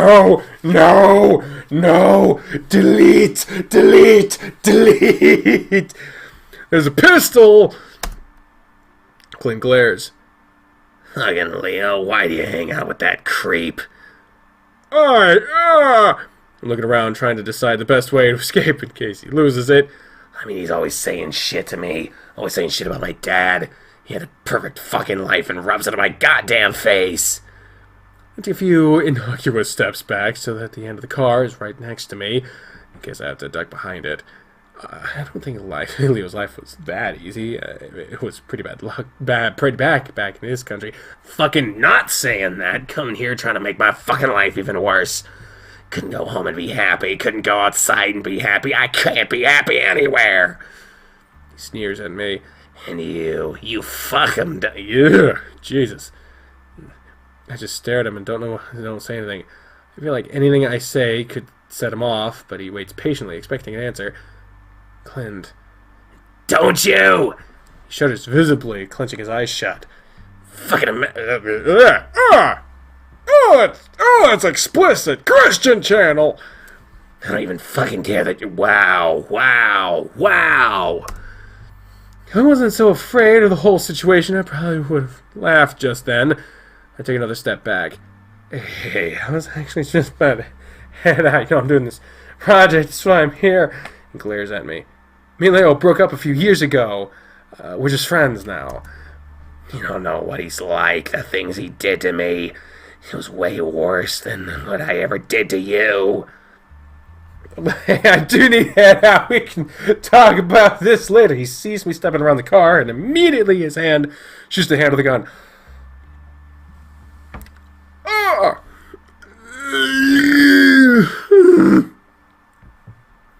Hey! I freeze, watching his hand, preparing to throw myself to the ground as if he pulled it out. At the same time, I'm praying that he'll shoot his dick off if he does. He leers at me. What the hell are you even doing out here anyway? With shaking hands, I point to the camera around my neck. I told you I'm doing a project. I try to smile as I hold it up. Just about Echo. What the fuck is there to say about it? His hand looses on the pistol, and I manage to steady my voice enough to actually speak. Well, there's history to it, you know? There's history to everything. I'm just trying to figure it out. Clint looks around, seeming to forget about his gun. Oh, like this railroad? Yeah, like this railroad. Clint's eyes are vacant as he stares at the ground, and I think about making a run for it again. Oh. I jump as he snaps his head up. My dad once told me that he knew that what? My dad once told me that his dad knew a guy that got killed here back in, like, the 50s. Oh? Despite the fact that there's a crazy mouth head in front of me with a gun, I still find myself becoming interested. Yeah, like some guy was trying to hop on one, like way back when that's how people would get around. So this guy was trying to hop on this train here when it was leaving the station, but he missed jumping on. The fuck was that noise? I don't know. I'll have you know that Leo's ass is delicious. Never mind. Clint sits down in the dry, dusty weeds and spreads his legs out over the rails. And he falls down like this, and it runs over his legs. Clint brings both hands down on chopping motions over his thighs. Blood goes everywhere, and yeah, he's dead, right? He looks up at me, and I realize he's actually waiting for an answer. I guess his questions are never rhetorical. I'd assume so, right? Wrong! They found him a few hours later, and somehow the fucker's still alive! Oh. I'm already starting to doubt this story, or at least his version of it. The stumps are packed with dirt, so he stopped the bleeding, and so he's gone crazy, but he's gone crazy by now. He's going on about some creature that came up to him and spoke whispers in his ear. At the very least, I could just stick this story somewhere slow in the project to keep things somewhat interesting. Yo, you got a camera. Why the fuck wouldn't you at least, like, it's around your neck, right? So you just point it, turn it on. If anything happens, you got evidence. And you're hearing an interesting story, counts as an interview. There you go. Method story time. One of those local urban legend type of stuff. But then he goes to the hospital and they think he's gonna live, but he jumps out the fucking window and kills himself! Clint stands up and brushes himself off. My dad used to tell me that story a lot. Not like I wanted to hear it, but he liked telling me things I didn't want to hear. I don't quite know what to say to that, but I want to keep on his good side, so I make a show of pulling a notebook out of my bag. Well, thanks, Clint. That actually helps me out a lot. But Clint is still off in his own world, staring off at some trees in the distance. It's weird that you needed to hear that story, because I come here because of it. For closure or something? Because of that guy. Sometimes I think I see him when I'm all high, and I hear things here too. It's scary, but I do it anyway because it's different. This town, everything's always the same, but you can make it change if you want. At that point, he starts walking again, off the tracks and down toward the group of trees. I decidedly don't follow him, instead hurriedly making my way back to Leo's house. Well, fuck. I have a lot of time to calm down on the walk back. Leo was nice happy music. That's wonderful. Leo was splayed out on his couch, picking through a TV dinner in his lap. Nice of you to help us out, motherfucker. We were almost about to get shot by some crazy meth head. Meth. There you are. I warmed one up for you too, but it's probably cold by now. That's right. I'll just put it back in. Leo watches me as I head for the kitchen adjacent to the living room. Hey, what's up? My dinner is sitting on the stovetop, and I make an effort not to wrinkle my nose at the sculpted rib meat covered in barbecue sauce. Watery mashed potatoes complements the gooey mess. And then just tired as all. Why wouldn't you tell? Well, you probably don't want Leo to freak the fuck out and go kill Clint, so I guess that makes sense. Discretion is the better part of valor. Toss the dinner back into the microwave and set the timer for 2 minutes. As it's warming, I turn back to lean against the counter and face Leo in the living room. I was wondering something. He looks back up at me, ears falling back a little. It's about Clint. Leo's brow furrows. I mean, you guys are always at each other's throats. I know there's always been some animosity between you two, but I don't remember it being this bad. I frown. You guys practically want each other dead. Leo pins his ears back while he licks the barbecue sauce out his fingers. I really don't know, Chase. If I had to say, I think it'd be the drugs. The drugs? Whatever he's taking, it's pretty hardcore. I mean, he's a goddamn skeleton now, right? Yeah. But it's not like I'm responsible. It's not like I'm responsible for it. I just treat him like he treats everyone else. I open my mouth, hesitate, then finally ask what's been bothering me. When we were younger, would you say that you bullied him? Leo frowns. What's bringing all this up? Nothing, I'm just curious, is all. Leo starts to smooth down the fur on his head, all poofed out from his shower. I mean, I wasn't nice to him, of course, but he was an asshole to everyone else. Like I said, I did to him what he did to others. He coughs. Maybe a little worse. Worse? What he did to us was pretty bad, though. He tried to burn me with a cigarette once. See, when you tell me shit like that, I don't feel bad about any of the things I did with his worthless ass. I'm saved from having to respond to that as the timer goes off. I turn around to pull my foot out of the microwave before grabbing a plastic fork and sitting down next to Leo. We eat in a slightly awkward silence. By the time I'm almost finished, I'm feeling a little nauseous. Not to be rude, but do you always eat this stuff? Huh? Looks up with a mouthful of mashed potatoes. The microwave dinner stuff. He swallows loudly. Yeah, you don't like it? He lowers his ears again, looking embarrassed. It's fine. I mean, it's just sad. What a way to say it. I look at him sheepishly. Ha, you little fucker. I get better food sometimes. This is just easier. Yeah. I fucking grew up on microwave food, so I drag a plastic fork through the flaky potatoes. And what qualifies as better food? The diner? Hey, it's not like I can't afford it. I make good money. I laugh. This isn't about money. I just think you're lazy. Leo mock growls and leans over to grab me. I yelp theatrically and try to hold my tray steady as he yanks me sideways and to lay down against him, our heads on the armrest. Hey, I gotta throw away my tray. It's full of gross TV dinner water. Leo nuzzles into my neck. Put it on the floor. Ew, gross. You can throw it away when I'm ready to get up. Since when do you decide when I can and can't get up? Since you decided to mouth off to me, now you're the one who's gonna be cooking all my meals and cleaning up my house. What the fuck? I shiver and he responds by spooning me tighter. Clearly Leo's gauged that I'm past the point of resisting at this point in my little vacation, and he's taking advantage of it. I don't know what that means.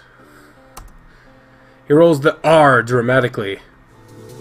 Definitely taking advantage of it. We're both too tired to do anything more, which is probably for the best, and within a few minutes I've passed out. Oh, my ass. Oh, not much to see there. Friday! Wow.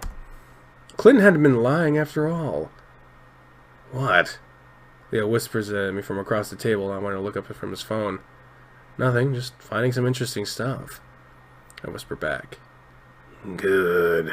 Leo grins, but still doesn't look up from his phone. There isn't much to go off of. After reading through it, I'm pretty skeptical of Haunted Echo, the main source of my documentary. At least a bit of information I just came across references some newspaper articles from 1952. The young wolf named Robert Smith wasn't even a resident of Echo. He'd been resting at the Echo classification yard after taking a train from the capital. He was on his way to the west coast, and once he thought he'd found the right train, he attempted to board it. No one knows exactly what happened, but somehow the train hopping went horribly wrong, and he was found with both limbs severed 2 hours later. He'd managed to crawl 20 yards north up along the rail before he was found. Somehow, impossibly, he survived the ordeal up to that point. This was mainly due to the mud packs that had been placed on the stumps, halting the bleeding. Of note was the fact that Robert had seemingly become delirious because of the blood loss, pain, trauma, or likely a combination of all three. He claimed that that the bleeding had been stopped by a creature of some kind. When he tried to describe it, he began to sob and scream incoherently. It's hard to say how much of this is being exaggerated by the author. Either way, I don't exactly have time to track down all of her sources, so I decided I'll just have to trust it. My leg jumps as something soft and ticklish brushes up against it. I snap my gaze up at Leo. What? Leo gives me an innocent look while he continues to brush his tail up against my leg. Well, if you're not gonna say anything, then please stop doing that. It's distracting. He does stop then, and I feel a little guilty, so I look back up. And thanks for getting a library card just so I could check this out. It's a huge help. He smiles. No problem, Spanish word. Not one of your sexier words. Whatever it meant. What did it mean? I return back to the book. It's unlikely that Robert would have survived anyway due to the extent of his injuries and infection. Still, it is of note that he ended up committing suicide a few hours after this discovery. He apparently slipped out of the 5th floor window of the Peyton Regional Medical Center. Yeah, he just slipped out of that shit. Though authorities simply dismissed it as a case of a man knowing that his demise was nigh and finishing the job himself. The author speculates it had something to do with the horrors he saw on the tracks. I hear soft whine coming up in front of me, and I lower the book and find Leo draped across the table on his chest. What the fuck? He's looking up at me with his huge puppy eyes. I can't help but smile because it's so fucking adorable, even for a wolf as big as him. What? I have a project to do, remember? Yeah, I know, but we've been here for 3 hours now. You should take a break. I look at the time, and I am shocked that he's actually right. How the hell did that happen? I guess that's a good idea. I was just finding some really interesting stuff. I'm sure that project of yours is going to turn out awesome. He grins and stands up abruptly, grabbing my book up as well, so I couldn't continue to read. Mrr! Let's go get some lunch. It's already almost 3. Alright. Did you want to go to the diner? You want to eat there? Well, with a lot of L's, it has been a few days. I'd like to catch up with the others, you know? I know that's what you wanted to do. Actually, everyone's busy. I've already tried. Just gonna take them on that face value shit. Oh, really? What are they doing? Oh, Flynn's working, TJ and Jen are on a hike, and Carl's asleep.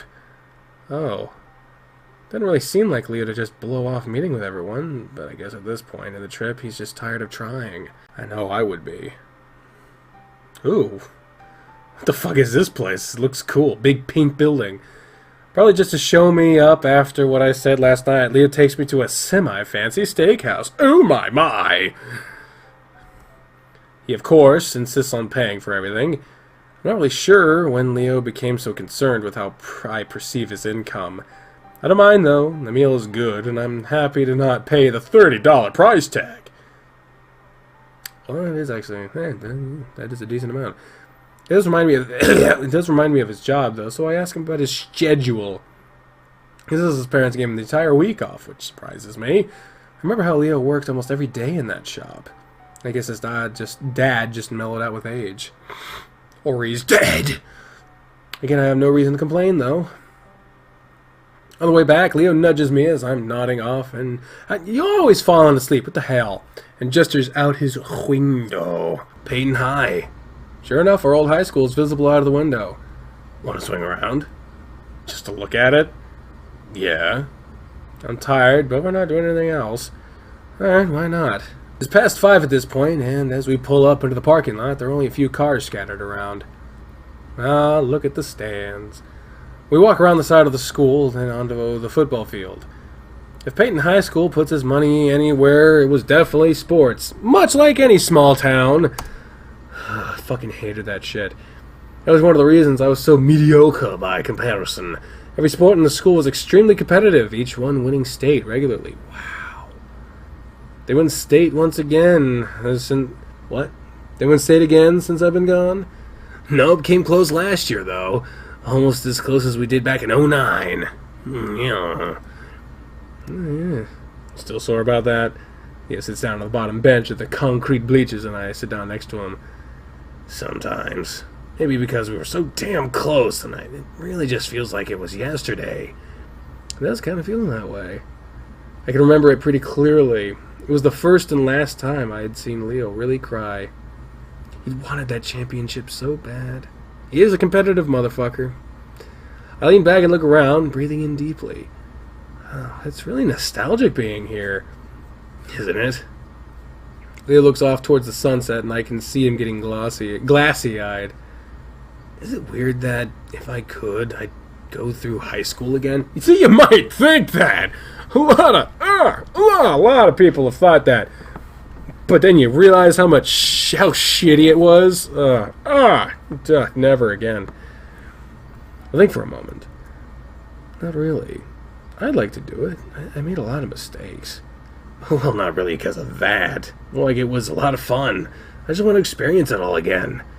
I grin at him. Hey, you're talking like you peaked in high school. Did I? The question catches me completely off guard, and my stumbling around for words that follows doesn't help. No! He sighs. Leo, you've got a good paying job, your own house, a pretty damn good life. You're doing better than most. He laughs a little. I guess I just don't feel like it, you know? Why not? He leans back. Well, I don't really feel as good as I did back then. When I think of high school, or even further back, man, those were the good days. I think about how completely inverse I am to that. How my life improved exponentially after I left the town. Well, you know, if you keep looking back, I don't think you'll ever be happy. You look so sad. I wrap an arm around his shoulders, which is a little difficult considering how broad they are. Because 5 years from now, you'll probably look back on this era of your life and think, man, I wish I could go back. You're probably right. Well, let's just enjoy now. Now's the only time that matters, man.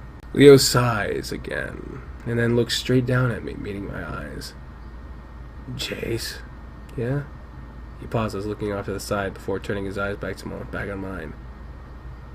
Oh, God, you've rung that bell. You can't unring that bell, man. That's why you gotta be careful saying that shit. Oh. 3 small words that mean oh so much. I love you. I immediately look away. Chase, please. Please, just come back. I miss you so much every day.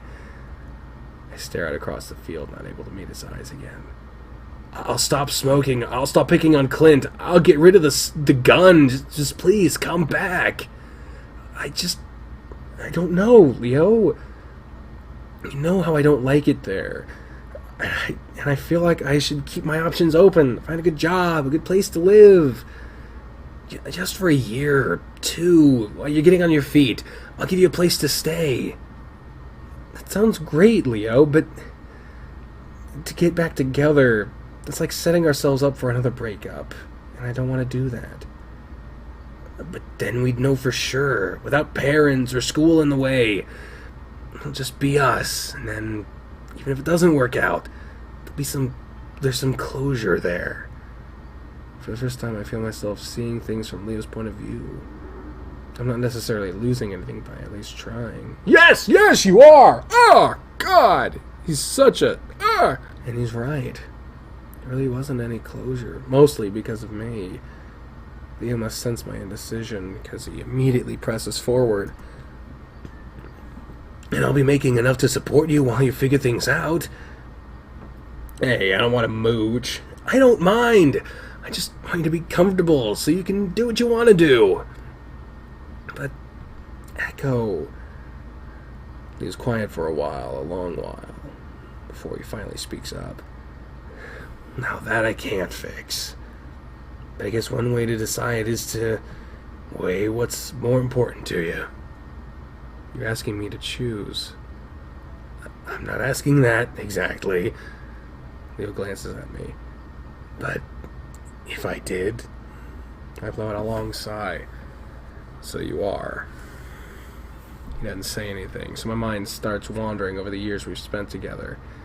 Despite how much we fight, there's no question in my mind what the answer is, and it hits me like a thunderbolt.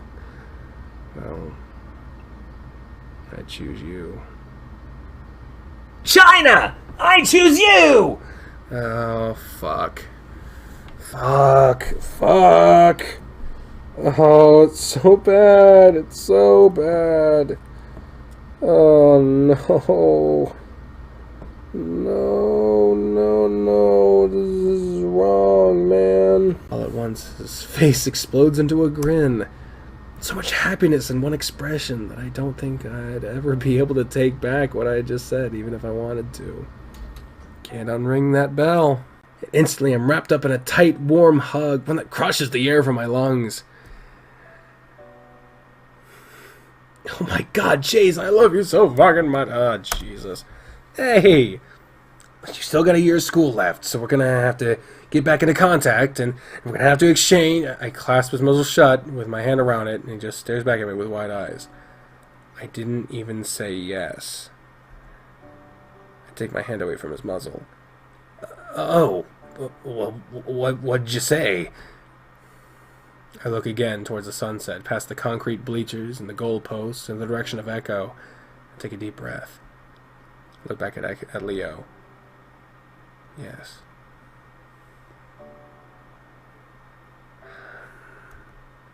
And then he's kissing me. Here! All of a sudden! Blah! It's not rough like it was at the train yard. His mouth stays closed, but he holds my head gently, and it's like he's trying to pour all of his love into me through his lips. As ridiculous as it might sound, I can feel it. Oh, shit. The hell? What the fuck happened?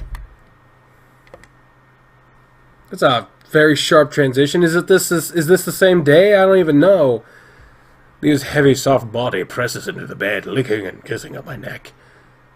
His hands slide up and down my body, feeling out everything, and he's gasping like he can't catch his breath. I lay there, my eyes shut as I feel his cork, pressing up against mine, writhing every time Leo reaches down to grasp them together. I slide my own hands down his back until he reaches, and I squeeze hard onto his tail, forcing another gasp out of the big wolf. Slowly starts to lick down the length of my body, starting with my chest and down to my stomach. He pauses to snuffle and tease against my nail before his mouth finally closes around me. My eyes roll back as I clutch into the sheets, arching my back. Oh, and another hard transition. I listen as Leo... Okay, what the fuck was that? What the hell?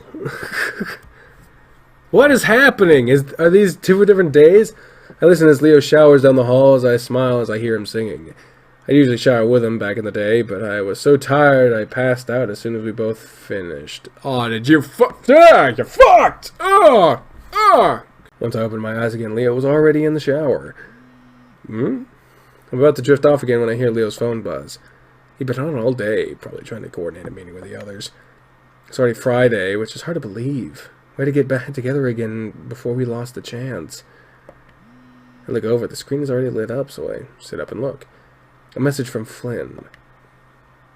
Yeah, well, fuck you too. Uh-oh.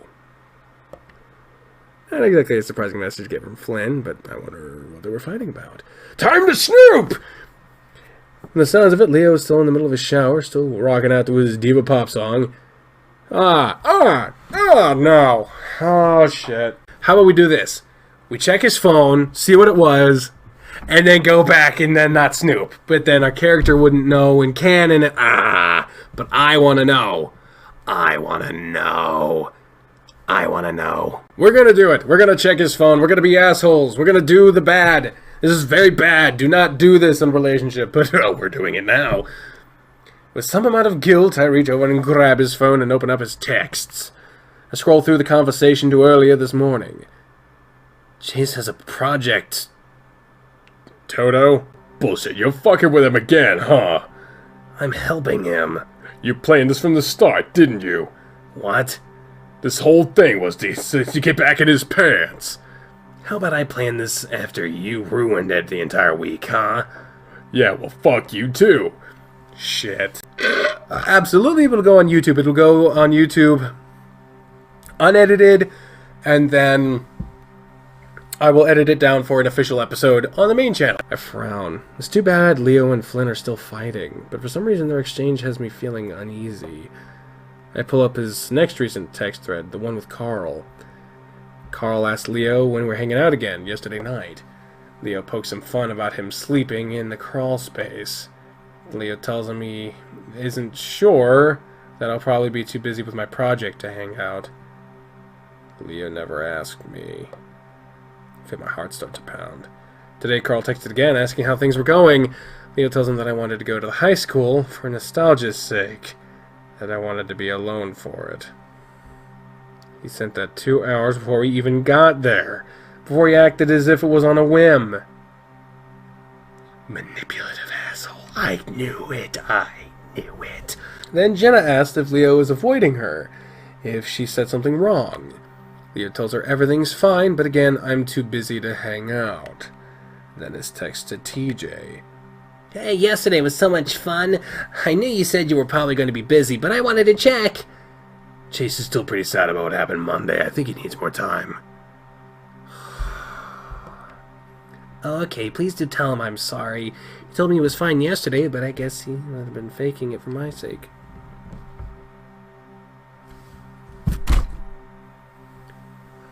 I've dealt with people like this. Yeah, he's still pretty broken up. Well, we'll figure it out, though. I'm gripping the phone hard. Could Leo have really done all this? To TJ especially. I sit there quietly listening to my wolf continue to sing. My stomach twists up as I realize that now I have to confront him on this. I let things slide before, but this is on a different level. I hug my knees and stare at the wall, feeling strangely violated now. As I stare, I see a dark spot with spindly legs move across the wall. Oh no! Spider pauses as if acknowledging me before disappearing into the back dark corner. I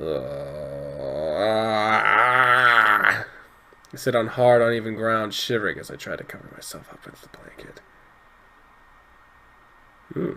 The night sky. My eyes adjust enough for me to realize that I'm outside somewhere, looking through the branches of dead trees to the many stars above me. Aside from the calls of a few birds, it's completely silent. I stare at the sky above me for a while, wishing that it wasn't so cold so I could go back to sleep. Where am I? The slight confusion I feel mixed in with the apathy of just waking up is a familiar feeling. And we're in space? This is a Star Trek fanfiction. You didn't know? I can remember when my parents forced me into Boy Scouts 10 years ago. I hated it so much, especially the camping.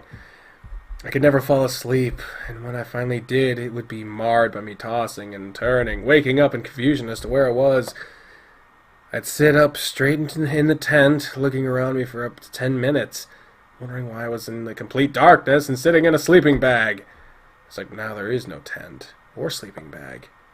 My mind works slowly, like it's drenched in molasses, and I knead the ground with my fingers, digging into them, into the dead vegetation and soil. And then finally I break through the barrier to lucidity, and I realize that what's happening to me is real. I'm outside. I look left and right, and I see that I'm surrounded by trees or bushes. The smell of sagebrush and dirt fills my nostrils as I unsteadily get to my feet.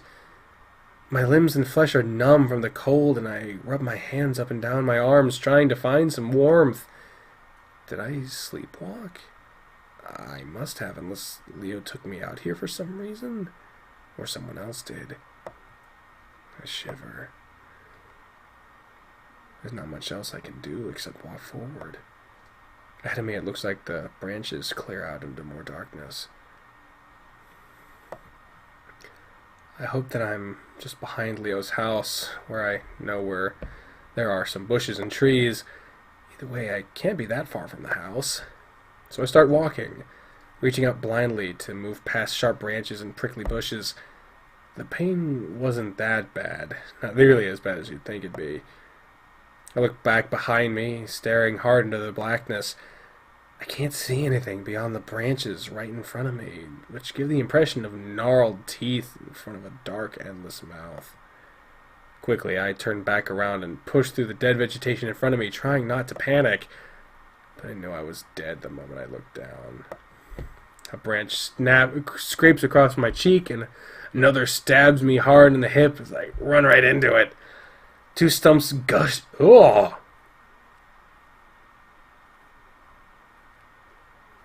What?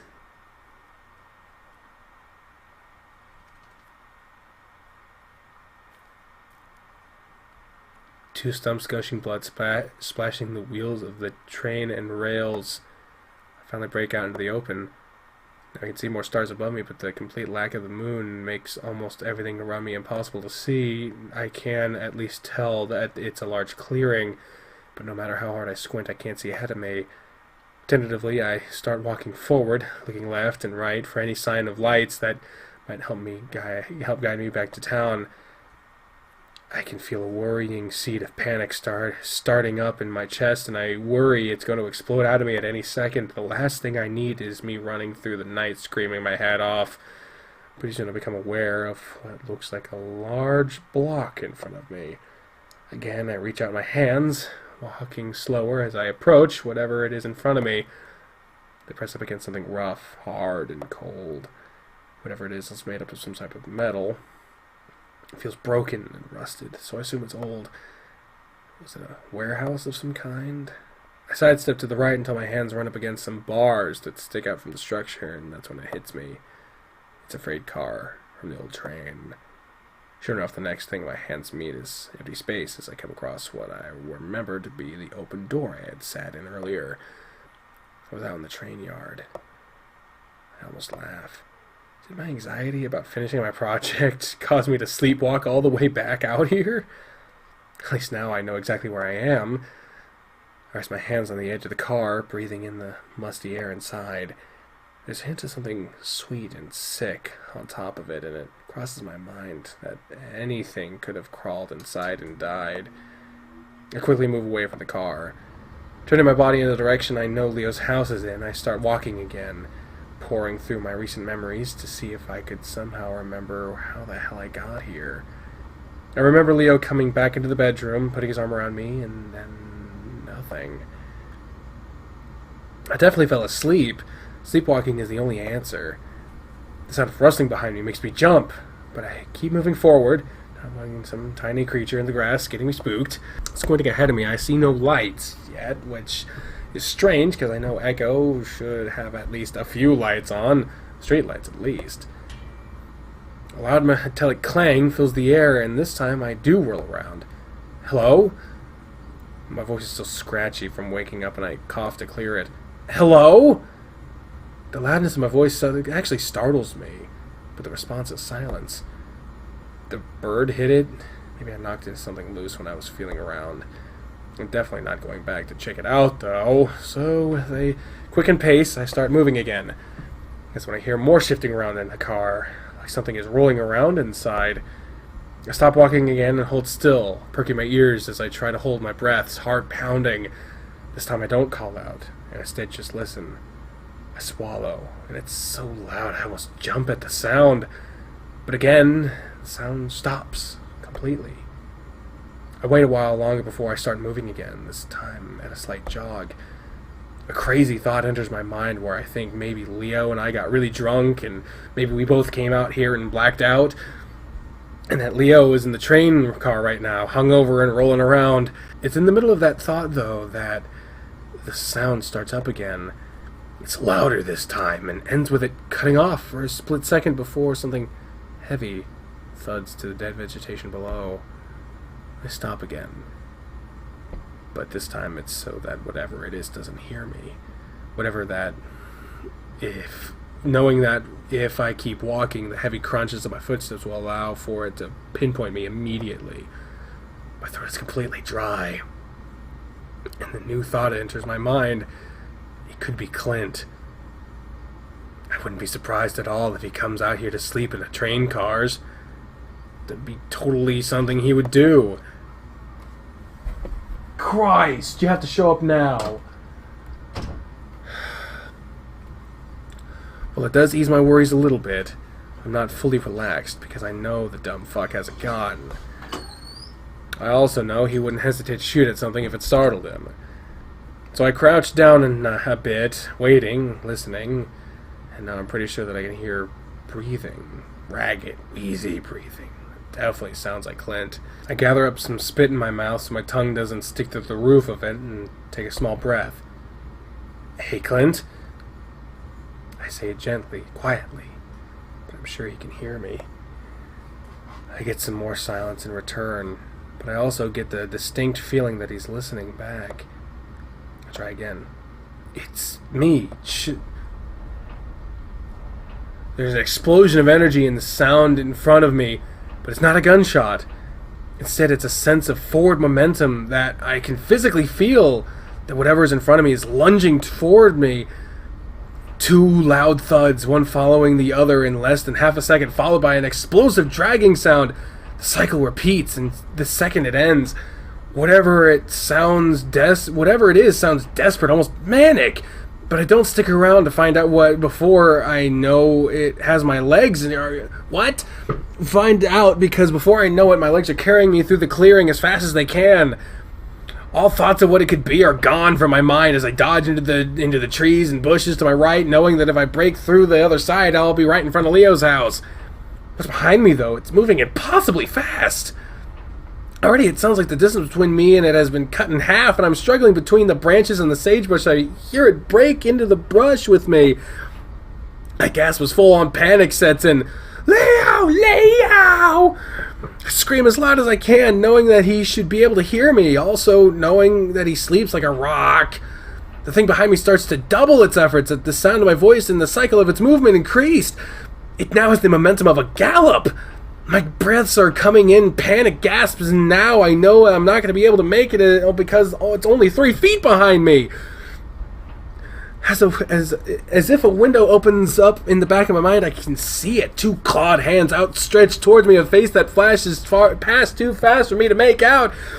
But I manage to see a lipless mouth, and then it slams into my back and crushes me into the ground against sharp branches and rocks. I gasp as the air is crushed out of me, but before I can suck it back, those hands wrap around my neck. I struggle and pull, but it's like I'm an ant under a foot. I'm so thoroughly pinned that I can't even budge an inch. There's hissing behind my head, and I can feel dripping against the back of my neck. Tears squeeze out of my eyes as I try to reach forward, but it's like I'm paralyzed. Paralyzed.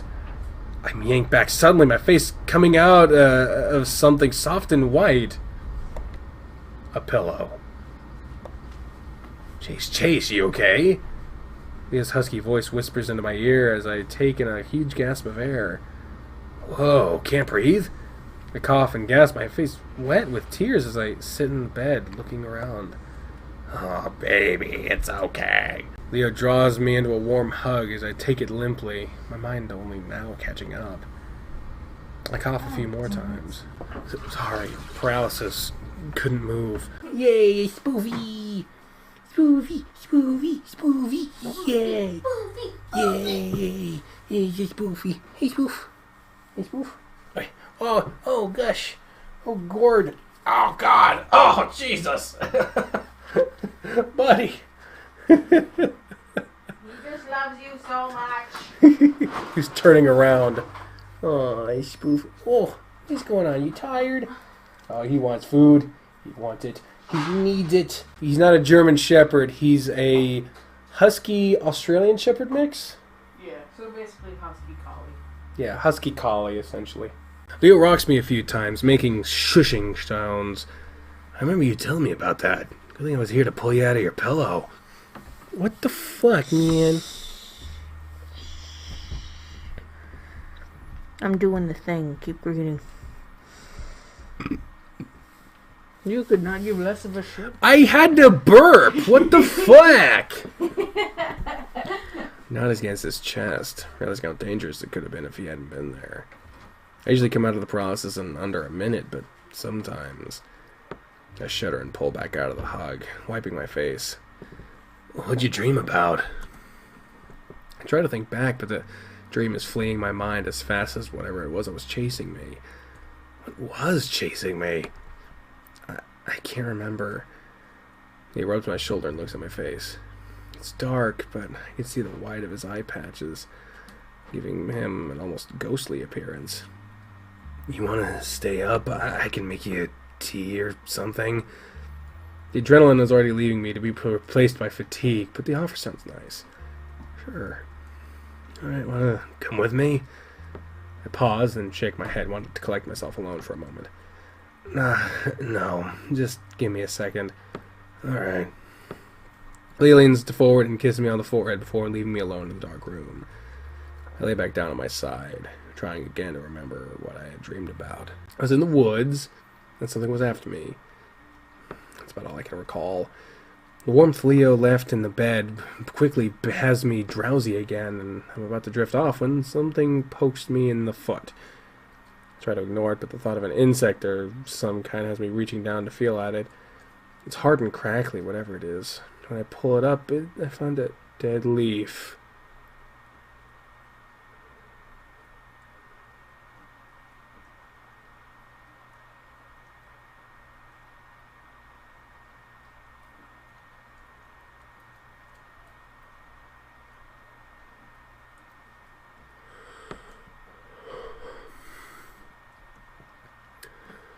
Frowning, I pull back the sheets, and there, clinging to the fabric of my fur and feet, is dirt and leaves. Leo wakes me up early the next day, telling me he had to settle some stuff with his dad at the shop. I don't get much of a chance to ask why or for how long before he's out the door yelling something about food in the fridge. I immediately fall back asleep, though, and when I open my eyes again, it's 2 hours later. A text from Leo half an hour ago tells me that he's still at the shop and will be back soon, he thinks. I swallow back down the lump of dread in my throat as I remember the text messages. I didn't want to confront him, not one bit, but I can't just let it sit. Something has to be said before I leave. I'll lay around for another 20 minutes before grabbing my phone to browse a bit. That's when I realized I hadn't charged it last night. My battery at just 25%. I groan and throw an arm over my eyes. One day left to do the project. I'm so far behind, though, that I'm not even feeling any anxiety about it at this point. Just resigned. I should have known better, really, that I wasn't going to get anything done while Leo was around. I stare at the wall for a while longer before I force myself to sit up. No use lying around. I might not be making my best project, but it didn't mean I couldn't do a few things to make it less terrible. Food momentarily crosses my mind, but I shrug it off. I've never been a breakfast person anyway. As soon as I leave the house, I notice things are a bit off. Firstly, it's dead quiet. Usually there's some kind of a drone, whether it's wind or a plane overhead. There's usually something. No sounds of birds either, and those are always chirping in the morning. I stand at the doorway for a bit, feeling a vague sense of tension, electricity in the air. Something building. I shake my head, feeling dizzy. That dream last night had fucked me up in all kinds of ways, so it's not surprising that it's probably still messing with me. I'll be glad to be gone from this place tomorrow. Some rustling next door draws my attention. I see Kudzu carrying a set of clippers. I walk across his front yard. I have about to say hi, but I hold back, feeling self-conscious. His brooding nature was a bit intimidating, and I don't know if he's the kind of person who expects a greeting or not. I'm not left to wonder long, though, because he spots me almost immediately and raises a hand. Morning. Oh, hey there. He grunts before setting his attention on a bush in front of him, sizing it up. I stand there awkwardly for a bit longer, wondering if that's the end of our exchange, but he speaks up again. Leo, take off. Nods his head to the empty driveway. Oh, yeah, earlier this morning. I walk down from the porch and walk over to the edge of Leo's lawn, so it doesn't feel like we're yelling at each other. Says something about having to take care of business with his dad. I see. He stops trimming and looks up at me before smiling. You can come on my lawn. It's not like I have an electric fence or anything. Looking down, I see I am towing the edge of his immaculate lawn on Leo's side, looking like a little kid. I blush before stepping over the crunch along the tan-colored gravel he had set out. It's weird how nice it all is, especially compared to the shitty trailer sitting in the middle of it all. If you had a abode-style house, the place would be southwest in perfection. Ooh, you're scared for this next part, huh? This looks really nice. I guess gardening is your hobby? Thanks. Kudzu snips the bush rather aggressively. I like it. That's what I do most of the day. Raccoon moves to the side of the bush, examining it. He's peaceful. He gives the bush another snip before resting a hand on his hip while he lets the clippers dangle on the other. And it keeps you in shape. Can't argue with that. Although he's skinny, his muscles showed through the fur on his arms. He's probably the most in-shape guy I've seen in Echo. I realize I'm staring and quickly snap my eyes back to his. He's already smirking. I worry he's about to point out that he caught me, but instead he gestures at my camera bag with his clippers. Gotta do something for your project? Yeah. Need to get a bit more film before I leave tomorrow. The slender raccoon wipes his forehead with a forearm. Anything in particular? I think. Not really. Just old stuff to show the town's age. Kudzu sticks the clippers in the ground, looking up as he seems to think. I know a few things. You go to the old school? Yeah, I was headed there, actually. And then there's the ruins next to the lake. Yeah, I was gonna wait for Leo to drive me there later today. Other than that, there's an old rusted pump in the road, but I don't know if that's actually from Echo's earlier days. Oh, you'll see. Oh, God. You'll know it when things get bad enough. Ah, shit. Oh, boy. Couldn't hurt to look. Where is it exactly? Kudzu points over my shoulder, up the road. Now past Duke's house, right before the convenience store. It's kind of hidden back within some brush, but I can take you there. Oh, if it's no trouble. It's fine. I got plenty of time to do this today. Alright, thanks. The suspense. Oh, Jesus. Stop this, I'm already on edge. Oh, jeez. I shift the bag on my shoulder and stand to the side as Kudzu tosses the clippers beside the bush and starts walking towards the road. I follow him quietly, again feeling awkward under his no-nonsense attitude. So you and Leo getting along? Yeah, we're having fun. My mind wanders back to the text messages and my stomach clenches. Good. He's been looking forward to this week for a long time now. Wouldn't shut up about it last week. I'm somewhat surprised that it's Kudzu filling the silence between us. Not that I mind. He's pretty damn good at it for such a somber guy. Yeah, that's Leo. He really misses our old pack. Or does he? Kudzu huffs a laugh. Wolves. I agree. Wolves. As we walk, I can smell the heavy musk coming from the raccoon, mingled with the scent neutralizer, evidence of a hard day's work. There's something special about hanging out with another musky creature. It makes you less self-conscious. So I know you hate Peyton, but don't you have to go back there for work? Back in the day, you had a job studying desert plants after college. Good times. That would probably put him in a few steps above most everyone else living in Echo, where high school diploma is a rare thing. I'm a clerk at the town hall, so no, I'm pretty much always here. Always? Do you have a car? Sold it after I came here. Wow, don't you have to get out to shop for food? Sometimes. I grow and fish for what I can, and the convenience store has a surprisingly good produce section. But otherwise, Leo gives me rides once in a while. Again, I'm curious about what exactly happened in Peyton. I'm going to be gone by tomorrow, and I don't find the question to be too intrusive, especially with all the information he's provided me so far. So, I don't want to be nosy. I let the statement hang for a moment, and Kudzu turns his head towards me. Then maybe you shouldn't ask. That stops me short, and I almost stop walking. I feel my face get warm, even under the heat of the sun.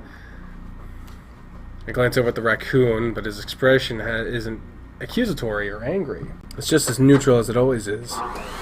It makes me wonder if this is just the raccoon's way of speaking. I already know how blunt he can be. I decided to trust what little I know about him and press forward. No? I ask him with the same straight face. Well, you should always ask yourself if asking something is nosy is a good idea. No reason to do it if it's going to piss someone off needlessly. Before I can even consider, because he goes on. Now, considering what we were just talking about, I could probably guess what you were going to ask. I can feel the embarrassment returning. Yeah? But before I answer it, I have a question for you. Shrink a little more into myself. Yeah? Why do you care? This question definitely catches me by surprise, and at first, I wonder if this is just Kudzu's way of telling me to shut up. But again, after looking at his face, I decide to just tell him the truth. I clear my throat. Well, I like you. You're a cool guy. It comes out rather lamely, but it is the truth. He has a demeanor of not really giving a fuck about what others think of him. It's like Flynn, except Kudzu didn't seem like he was putting up a front at all. On top of that, he'd stepped in to stop a crowbar-wielding drug addict when he saw his friend in danger. Kudzu laughs, genuinely, and it's a bit startling. That's really the reason? I flustered again. Oh, yeah. Fair enough. And I like you too. Leo was mostly right about you. What did Leo say about me? A lot of things, but you can't expect the wolf as love-smitten as he to not exaggerate, can you? No, guess not. I step on a particularly large rock and nearly lose my balance.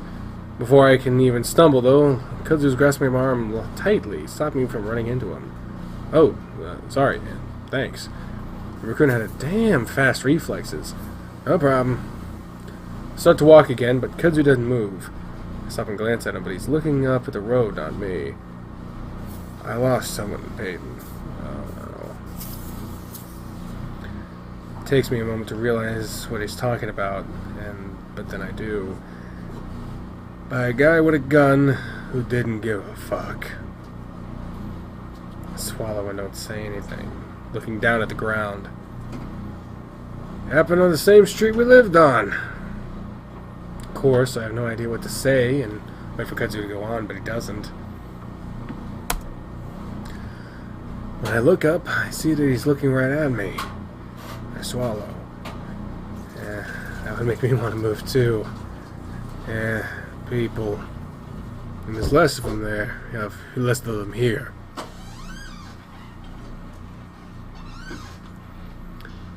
I'm sorry. Kudzu just looks back at me. Why? I open my mouth before I can say anything. Kudzu smiles. Kidding.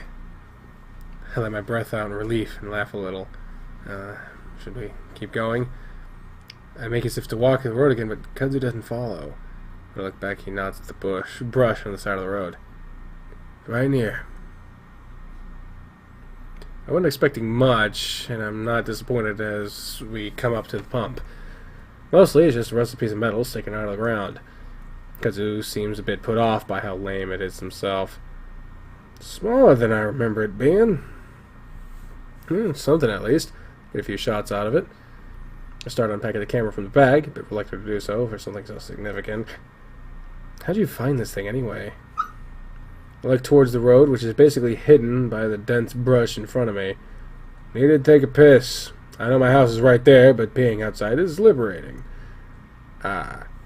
Speaking of which, I'm gonna go do that. He pauses. I could do it in front of the pump if you like, for effect. I force a laugh, wondering if this is the first time I've heard the raccoon make a joke. At least I hope it's a joke. My laughing turns to a groan, though, when I see the battery level. First my phone, now this.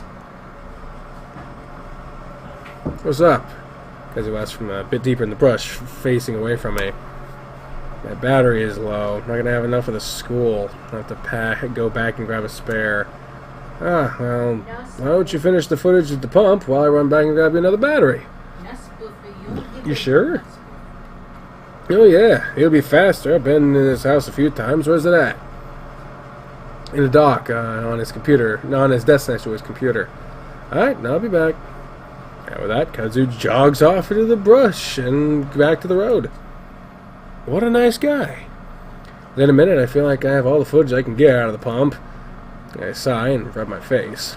Glad to at least be out of the sun, but annoyed that I've gotten so little footage of it. Oh my god, there's gonna be some shit. As I'm doing this, I hear what sounds like a gag behind me. I perk my ears and look back. I hear it again, but it's softer, more of a grunt this time. I'm almost positive that Kudzu didn't go that way, but I can't imagine who else it could be. Kudzu?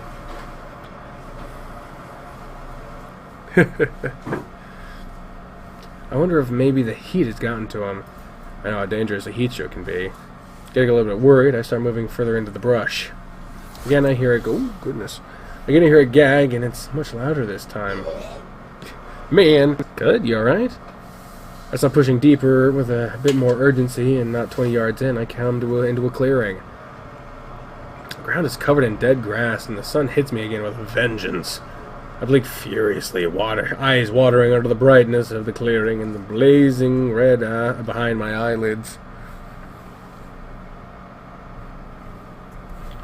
After a few seconds, I'm able to pry my eyes open. The first thing I notice is a peeling trailer to the right, pressed up into the trees.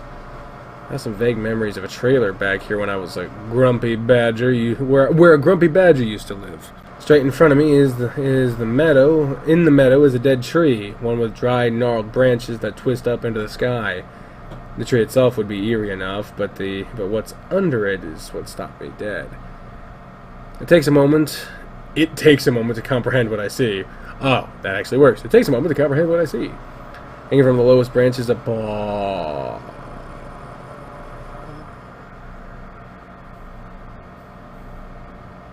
Oh no. I made rooted to the spot in my mouth hanging open. Disgusting, my mind immediately goes to the camera. I don't know why. I should have fed a dead body to the whole class. Either I'd get an A for being edgy, or I'd fail and show a fucking dead body. Probably expelled, actually. Logan Paul, that's all I'm gonna say. My stomach's starting to turn out. Dude, the guy was gagging. He might still be alive. Then it moves. It's a quick jerk. One of the skeleton's hands reaching up spasmically to the neck before slumping back down. My eyes fully adjusted to the sun. Now I recognize the color of the fur, the build of the skeleton-like body. It's Clint. I knew it. Someone said some shit like he's not going to be a problem in a few minutes. On unsteady feet, I managed to stumble forward and reach out towards the ringtail, aiming to at least hold him up until I can shout Kudzu over to help. Somehow, though, he's able to spin and face me, his face an expression of mortified fury. His eyes are almost glowing with how bloodshot they are, and his twisted muzzle is covered in drool leaking down from his chin into his chest. Clint, get back, get back, leave. What? Clint, what the hell are you doing? Move forward when Clint lashes out with a foot, hitting me in the knee.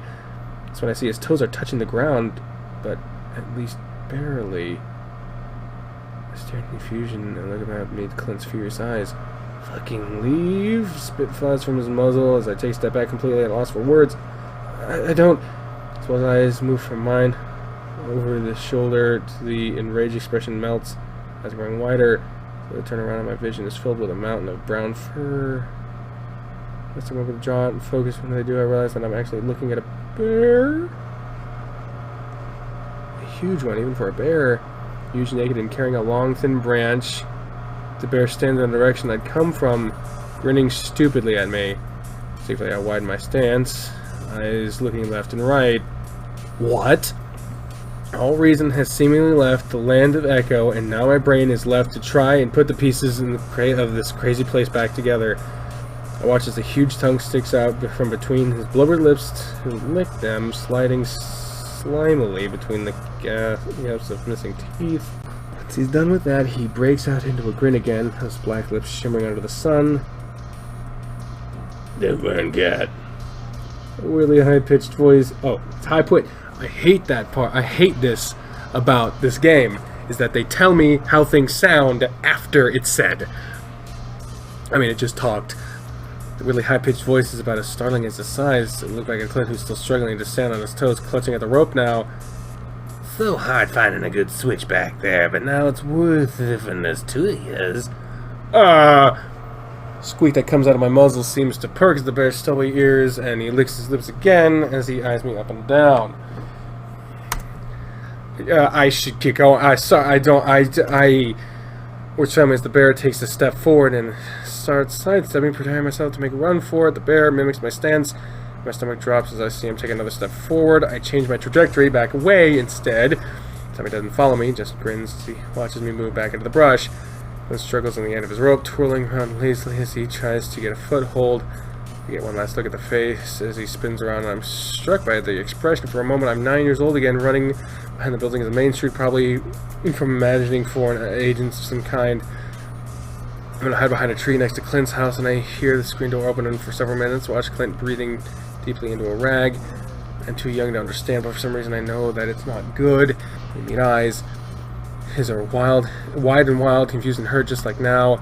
I stumble into the brush, finally feeling like I'm far enough away to turn and really make a run for it. Because it was standing next to the pump while I get back. Oh, fuck off! Holding a battery, I grab his arm and yank him towards the road. Come on. I'm gonna run under my breath before jogging down the road, because we're close behind, looking over his shoulder. It's not until we're at the edge of the road, turning down to Main Street, before I'm able to slow myself down and tell Kudzu what happened.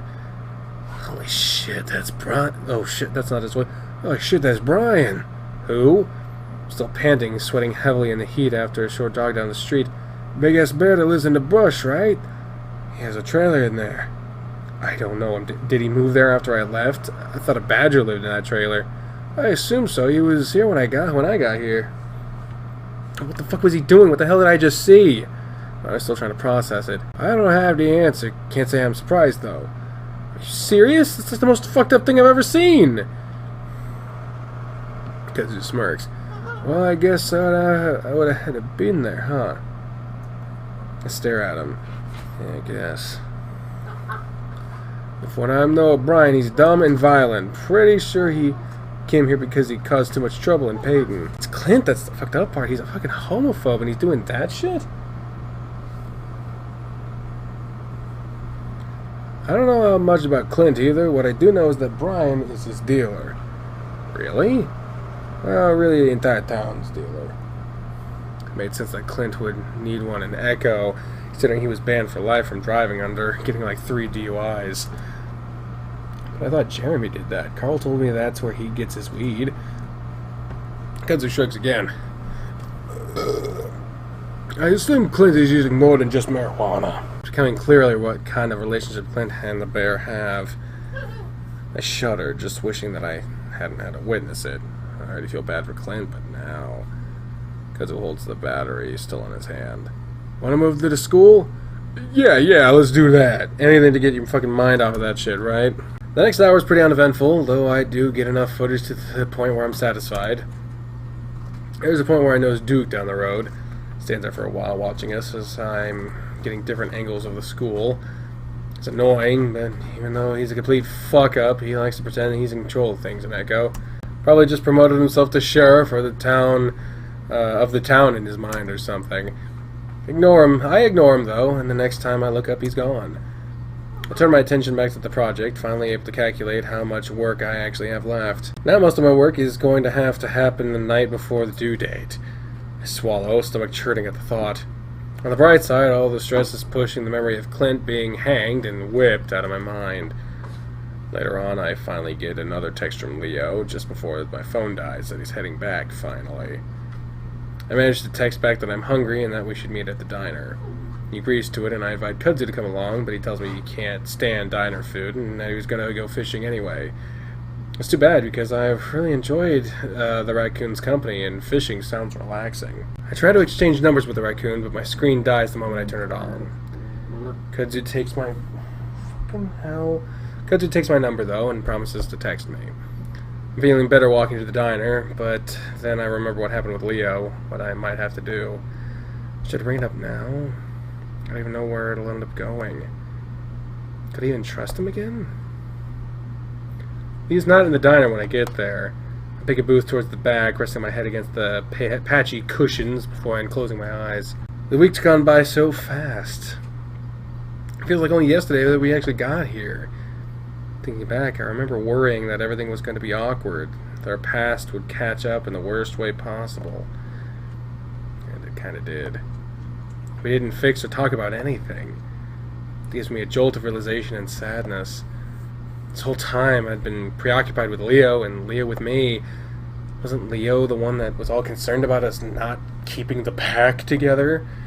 This send-off feels empty and pointless. It's really the last time I might get to hang out with some of them, mainly Jenna and TJ. And TJ had the most shit to air out. Did I fuck up by basically ignoring him the whole time? I feel a lump in my throat as I think about the hike I never went on with him.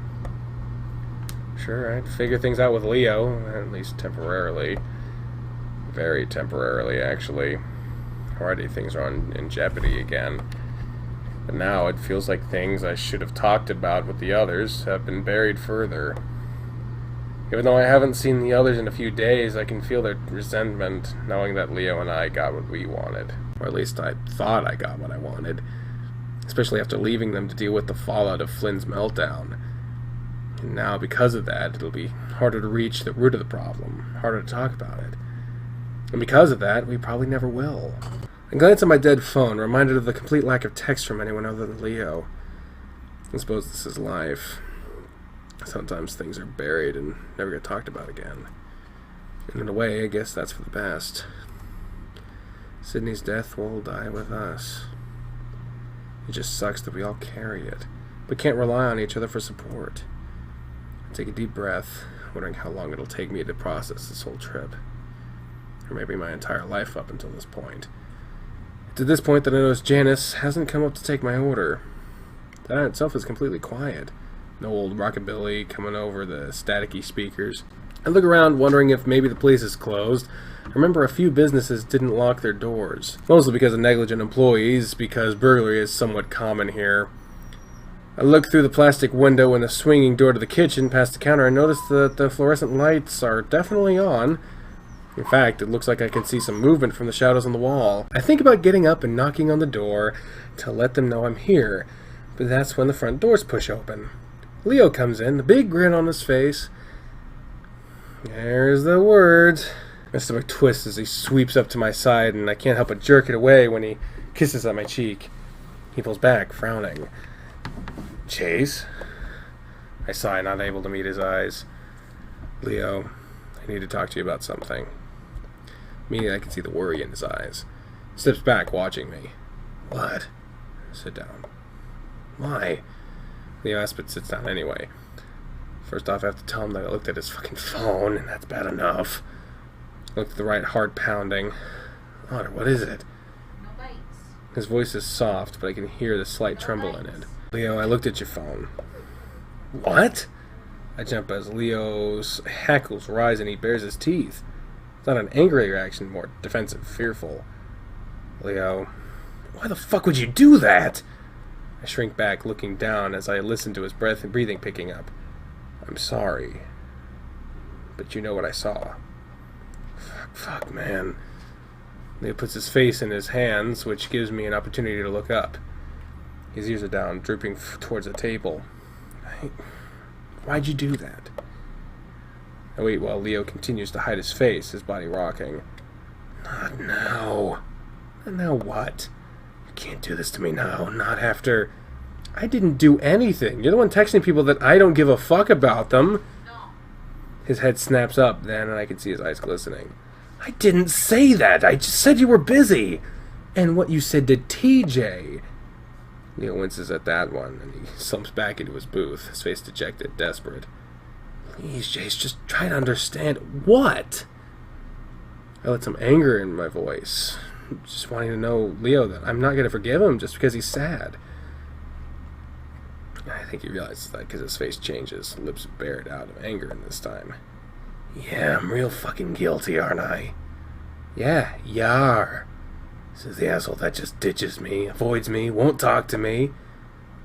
I don't say anything in response. And you wonder why I'm fucked up about this? You're the one that just walked out and left me. I was young. Yeah, you keep saying that like you're not young now. If you had actually dumped me, then maybe I wouldn't be this fucking messed up about it. Last sentence escalates to a scream, and I flatten back into the booth, glaring up at him. He had never heard me before, but I'm not afraid he will now.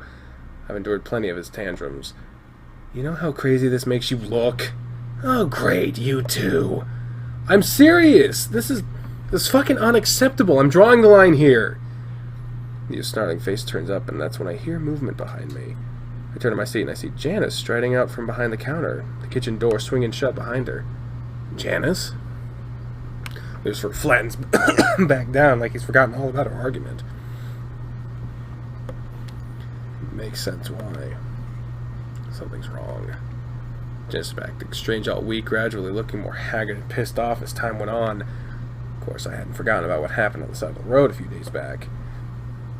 But I'd been content with just assuming that it had been some kind of drug-fueled adventure of hers. Now I'm convinced that she's having a mental breakdown. Her fur is mussed up on every inch of her body. Her eyes are wild and wide, similar to how I'd seen Clint earlier. Blood is smeared across her apron. And the handle of a knife sticks out from her front pocket. Get the fuck out of there! Janice, are you okay? It is not a time for anything. Leo's half standing. I'm not sure if it's because he's afraid of her or afraid for her or of her. He doesn't say anything as she sidles up next to our booth. I slide a bit towards the inside. Under a wild gaze, I'm feeling a little trapped. Janice? Why all the shouting? A little impatient? Well, let me take your order and I'll get you settled. Are you okay? Are you cooking? Leo gazes at her apron. Yes, I'm cooking today. What can I make you? I get the unnerving feeling that she isn't even looking at us. Leo glances back at me and I respond with a bewildered look at my own.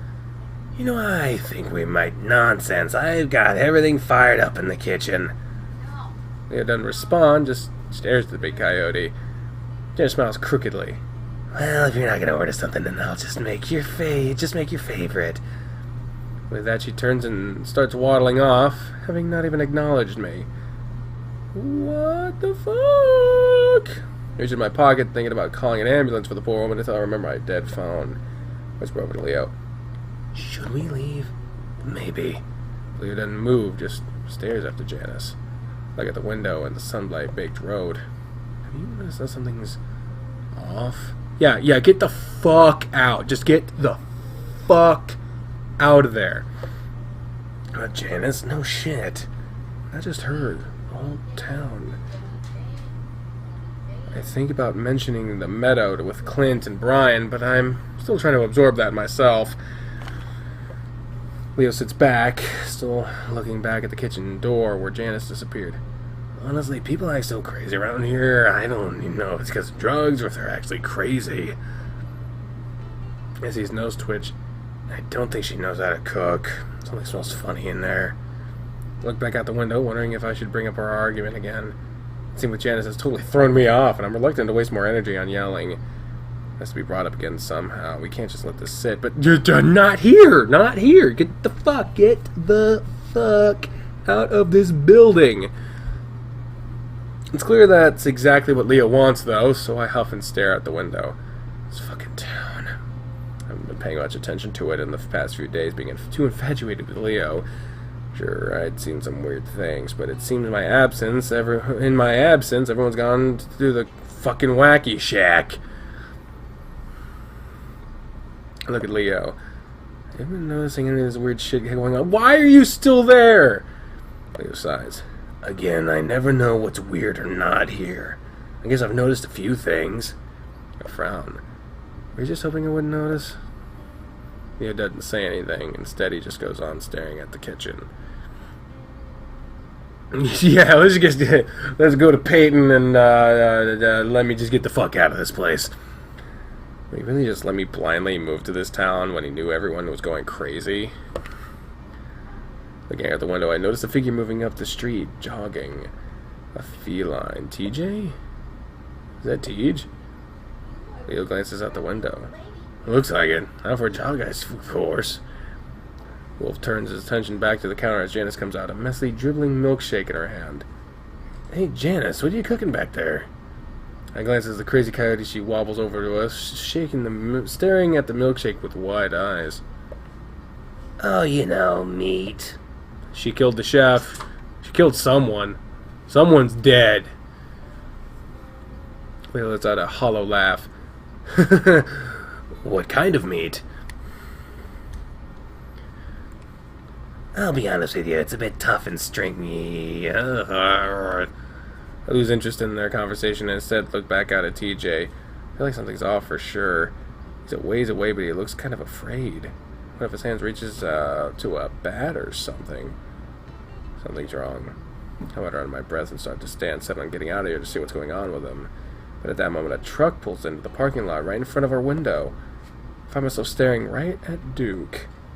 I also see something big in the back of his pickup, a brown furred head peeking over the roof. Oh, hell. Oh, no. Duke. Leo snaps his head over to look out the window. As the weasel gets out of the truck, I see something in his hand. A gun. Oh, God, everything's happening all at once. Oh, Jesus, I hate this shit. Shit. Language, Leo. He's bringing in a gun. Leo reaches across the table from me. Not while I'm here. Janice. But she's already striding over to the doors just as Duke pushes through them. Chase, get down. But Duke spots us immediately. I don't know what Duke's voice was. I told you to not fucking run away from me. He's out towards our table, but Janice, on her way towards the kitchen, intercepts him. Duke, is that a gun? I am not gonna have you barging in here would ruin the place. Ruin the peace? Was it ruin the peace or place? No, it's just peace. She sticks her bulky body in his way. Get the fuck out of a wow. We're about to make many choices. Well, bear in mind, I'm going to need your help on all these goddamn choices. Language. As if Janice doesn't notice that there's a fucking gun being waved around on her face. I reach out and grab Leo's arm, trying to pull him down. Call the police, my phone's dead. Leo slowly sits, then looks around. The only exit is at the front. We're trapped. You don't think those buggers are behind all this? You've been seeing the Hot round 2, haven't you? I'm not concerned with that anymore. I've made things right. What? You're not fucking concerned that what's happened to our grandparents is happening to us? I won't ask you to leave again. The voice is threatening. From this angle, I can't see her hands, but I can tell she's reaching for something. The knife! The knife! The bitch has a knife! Oh my god. Chase, get down. His voice is bizarrely calm, but as he reaches over to me, I can feel him shake. He presses down on my shoulder as I am about to slide under the table. I see Janice move forward, then... That was a terrible, terrible gunshot sound. I cover my head and cower against the booth under the table. Leo shouts and yanks me up against this side, covering me with his arms. I hear him breathe heavily into my ear, and I stare wide-eyed from under the booth, only able to see the dirty beige wall opposite us. His breathing is all I can hear, otherwise it's silent. I hear Duke muttering something under his breath, followed by soft, paddling footsteps. A few seconds later, his legs came into view, and his feet turned in to face us. I see the gun dangling from his one hand before raising it slightly, pointing it at us! I close my eyes. How did this happen? Just seconds ago, Leo and I were arguing, and now we're gonna fucking die! Keep my eyes tightly closed, hugging to Leo as hard as I can, and wait, but nothing happens. Keep my face pressed into Leo's chest, though, wondering if I'm already dead. Finally, Duke speaks. Leo, out. Otter, you stay here. I feel Leo hesitate against me, then his lips press against my ear. That bitch is bailing on us! That bitch is literally... It'll be okay, baby, just stay here. Really?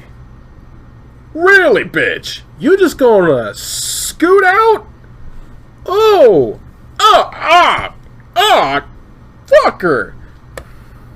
So Leon takes my what the fuck? He puts it, what the fuck? No! Face the wall. Leo hesitates and Duke growls. I ain't gonna fucking kill you. We're just figuring out what's happening. Is all killing you doesn't fix nothing. Then what's the gun for? Unless I got killed and that didn't fix shit. What? You shot Janice. 'Cause you got my fucking way. But it doesn't matter, everything's fucked up now. He turns to face the wall slowly. What the fuck is going on? Out from the space between the table and the booth. What do you want? To fix this fucking town. You're starting something with this honor. This has all happened before. Duke looks out the window and makes a come on motion with his hand. We're gonna stop it from happening this time. He looks to the left. But you just fucking killed Janice. You hear the wolf's voice break slightly. Won't matter in the long run. What the fuck is happening? The door rattles and someone comes in. You got the zip ties. Hands behind your back, Leo. Leo looks at whatever just came in. Come on. No! Slowly, Leo does as he's told, and I see a pair of massive paws reach forward to bind the wolf's wrists. I swallow hard as I watch Brian pull the zip tie tight. Duke puts a forearm to his nose. Fuck, you stink. I hope you didn't kill that ringtail. We could use him. Brian just grinned in response, his teeth yellow. My heart sinks as I think about Clint. Had he been warning me to run? Why had I thought that him hanging from the tree like that was probably just a normal thing for him in the bear? Was he a victim in whatever crazy has just hit the town? That must have been what's going on. Oh, this is hitting me all at once. It can't be a coincidence. Clint was probably just as scared as I am now. Grab the otter and tie him up too. Just stick him in your trailer for now. Ah, God. Not a trailer. Yeah. My stomach drops. Duke gestures with his gun again. Come on, out. My legs are lead. I can't move. He looks over his shoulder at me, and the fear in his eyes scares me even more. His muzzle moves, mouthing something. Run. But still, I can't move. I've never been so scared in my life. It's like everything is numb. Brian doesn't care, though, and moves forward, looking on his face eager. Gun goes off again. Everyone, including Brian, jumps, and I hit the floor with my hands covering my head. Fuck! Look up and I see Duke, eyes extra wild, dancing around, pointing the gun upwards at the ceiling. Fuck, did you see that? She's crawling. What? She's crawling up there. I told y'all she's on my ceiling every night watching me. Who's she? What the fuck? Holy shit. What? Brian's looking up too, and for the first time his face is twisted into an expression that isn't stupidly grinning. It's full of fear. When I look up, I see nothing. Chase! Leo hisses at me, and that jolts me back to reality. Oh, there goes Manny. Without even willing myself to do it, I shoot out from under the table. In front of me are two exits, the front doors and the kitchen door, which is closer. There has to be an exit in the kitchen, but I'm not sure of that. My legs are already making me run, though, and I have to choose now. Okay, y'all. I mean, y'all are saying that nice choice is getting out. And the front doors are further away. The kitchen door may or may not have an exit, but it's closer. I personally would choose the front doors. But I'm gonna wait for y'all. I want y'all's opinion on this shit. 'Cause I don't... Help me. Alright, people are saying kitchen. So I'm gonna go with the kitchen. Y'all better not be fucking me right now. Kitchen door. Lock and load. I have no idea how long Duke will be distracted, so I dive behind the counter for my closest exit. Don't look back, Chase. Go as far as you can. Shit, he's getting away, Brian! Oh, we're in the kitchen. I push past the swinging door and immediately slip. God damn it! And when I was standing, and next I'm lying on the ground, face stinging from the smack to the tile. I stare blearily at the ground, forcing myself to move again, but it's still so slippery. At first I think the tiles are just red, but it's blood! Oh, Jesus. Blood is everywhere, now I'm covered in it. Stop wondering where the nightmare I'm in is gonna end and where the paralysis will hit me. Fuck, get off me! What? Force myself to move because I need to get the fuck out of here, dream or not. I slip and slide along the tile trying to stand, almost failing. I managed to grab the metal counter and yank myself up. And I'm standing over the counter and over with the top of it, a pile of meat. I see the fur, it's a mound of unrecognizable parts, butchered. Something cooks on the stove, my stomach churns and I heave, but there's nothing in me to come up. A bang behind me forces me to turn to my right, and I see a mountainous form of Brian charge through the door. He slips immediately, but his momentum still takes him forward, and he reaches out for me. Next thing I know, next thing I know is that I've been hit by a car and I'm flying back. I stop short of hitting the ground thanks to the wall behind me, and my head explodes. Ah! Oh God, guys! Guys! Should I go back? That does not seem like a good ending. Or at least a good turn of events. Let's just see how we get, if we are supposed to get caught, let's see how we get caught in the other one. So I'm gonna go back.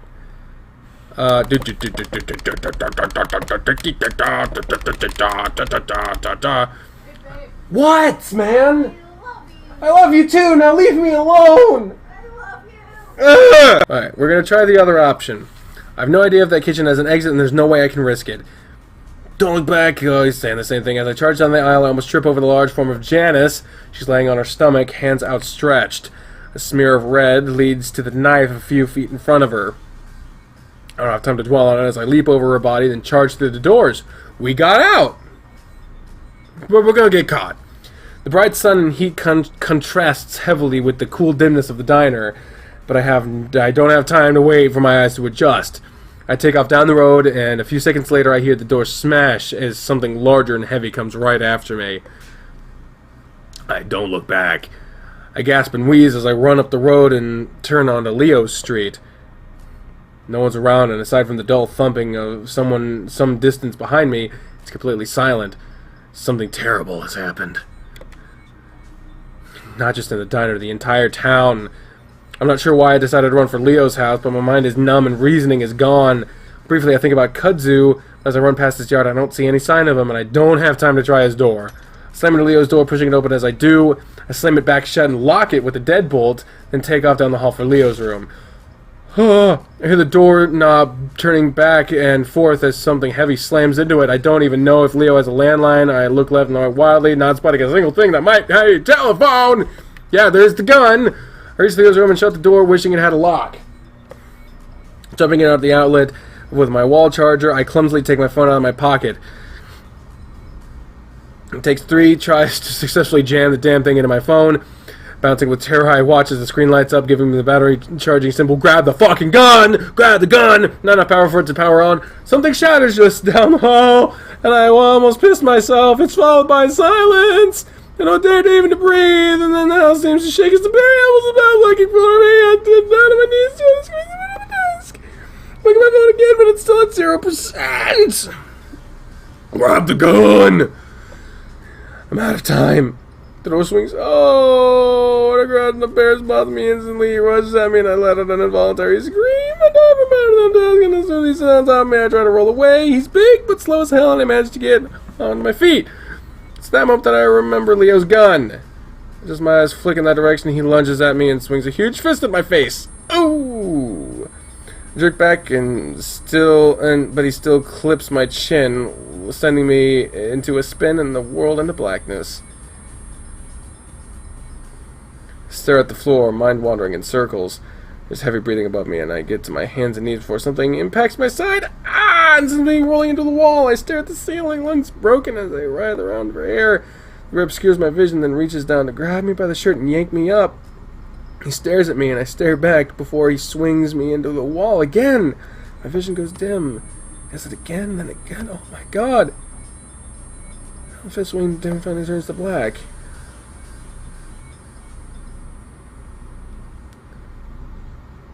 Oh my god!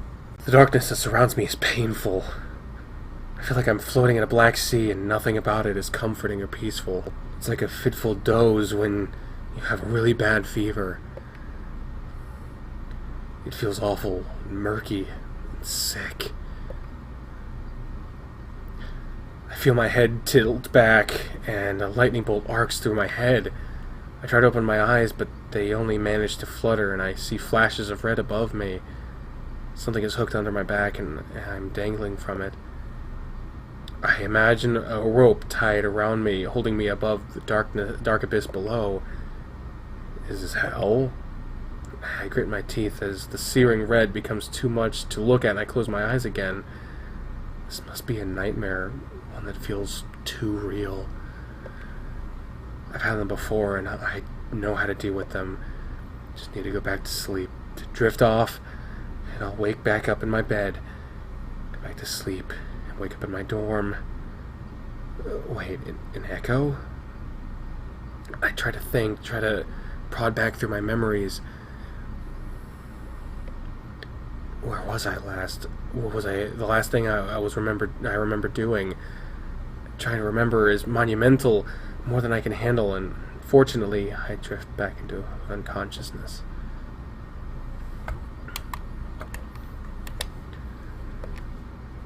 I'm pulled back into the sickly dark as something jolts my body.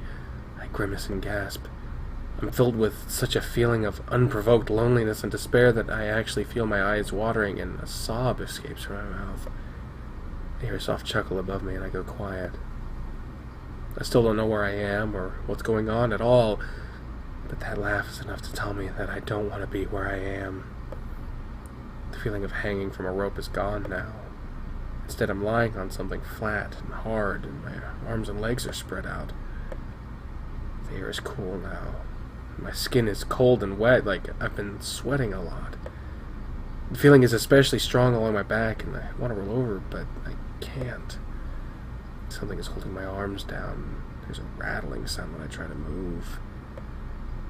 I moan and try to open my eyes again, though. It's almost like they're glued shut. With a little more effort, I manage to crack one open. That's a trailer. I recognize that fucking wall pattern. At first, all I see is a blur of colors above me, and I have to blink a few times to clear it.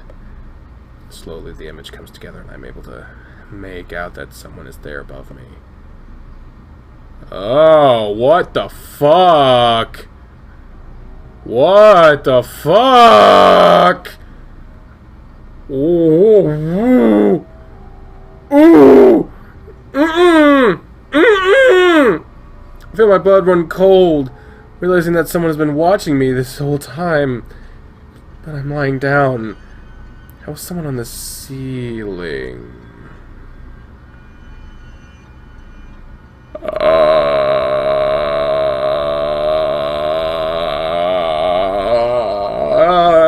And it looks like it's an otter too. Are we dead? We're dead. We're dead. We're dead. Even if we're not dead, this is some shit. This is some shit, man. This is some real shit. I try to speak, but only a dry, crackling squeak comes out of my throat. At this point, my vision has cleared enough to make out an otter. An otter? I squint a blue shirt, beige pants. I gasp and reflexively try to draw it back from this thing. Was it me? It smiles. How? The flat surface I'm lying on tilts precariously and my stomach lurches. I try to clutch at the surface there. There's nothing to grab onto. I shut my eyes and gag as I feel my stomach swirling around inside me. All I can do is pray for it to stop, feeling like everything around me is about to fall over. The ache in my head is magnified tenfold and tears start to leak from my eyes. Just when I think I'm about to slip off the face of the earth, the ground starts to tilt back the other way. I swallow and gasp for air, my entire body shaking and sweating all over again. I feel like I've been swimming too long and my body is exhausted. What the hell is going on? I remember that someone was staring down at me from the ceiling, and I opened my eyes again, fearful. I cringe as I see the same otter staring down at me, the otter that's clearly wearing the same clothes as I am, but now it's not smiling. A tear-shaped stain expression on its face. It It's a mirror. A mirror on the ceiling. I try to sit up and come to a short gagging as something tightens around my neck. I try to move my hands to whatever it is, but that doesn't work either. That same rattling sound I heard earlier makes me look towards my right hand and see that it makes my blood freeze. On my wrist is what looks like a leather strap. I desperately look at my other hand and find the same result. Looking at my feet, I see the same contraptions fixed to my ankles. When I try to lift one of my feet, I see metal glinting from underneath, making me think that the leather is bolted to the platform. Panic rises in my chest, and I kick my feet and try to flail my hands, but the straps hold firm into what looks like wooden planks. The platform that I'm lying on, they're arranged in a way to leave me spread eagle.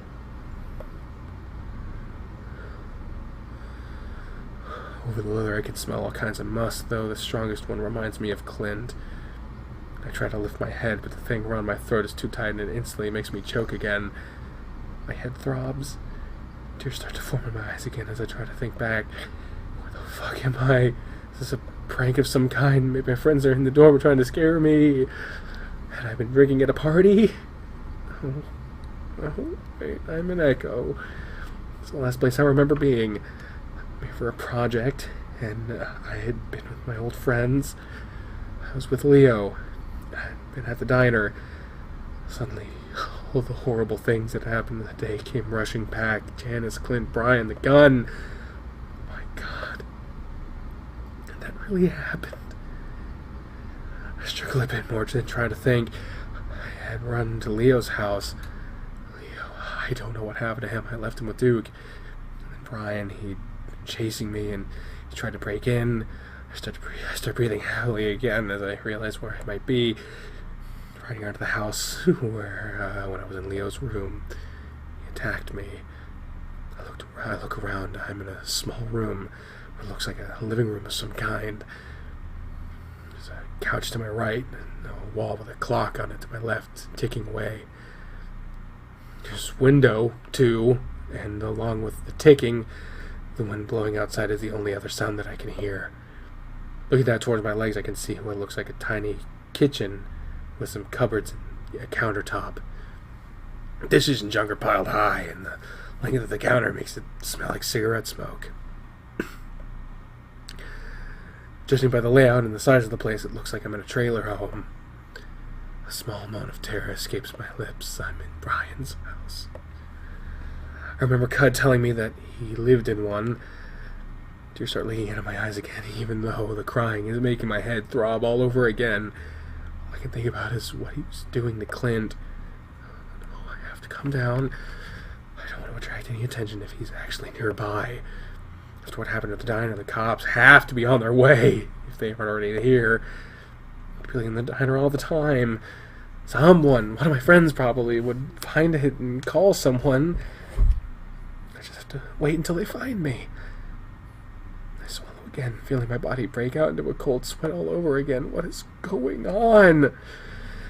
They wanted something from us. I remember that at least. But what? Dick had been saying something about seeing things and that we might be responsible.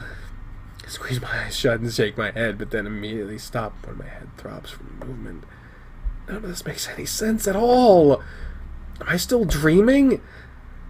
At that moment, I hear a soft mumbling in the distance, through the thin walls of the trailer. I freeze and hold my breath. It's a little ways off, but I'm almost positive that it's Duke. The high, weaselly whine mixed with the occasional smoker's cough is unmistakable. It's coming closer, and I can start to make out what he's saying. Guess we already fucked here. Thinking we can just let him go and it'll all be fine.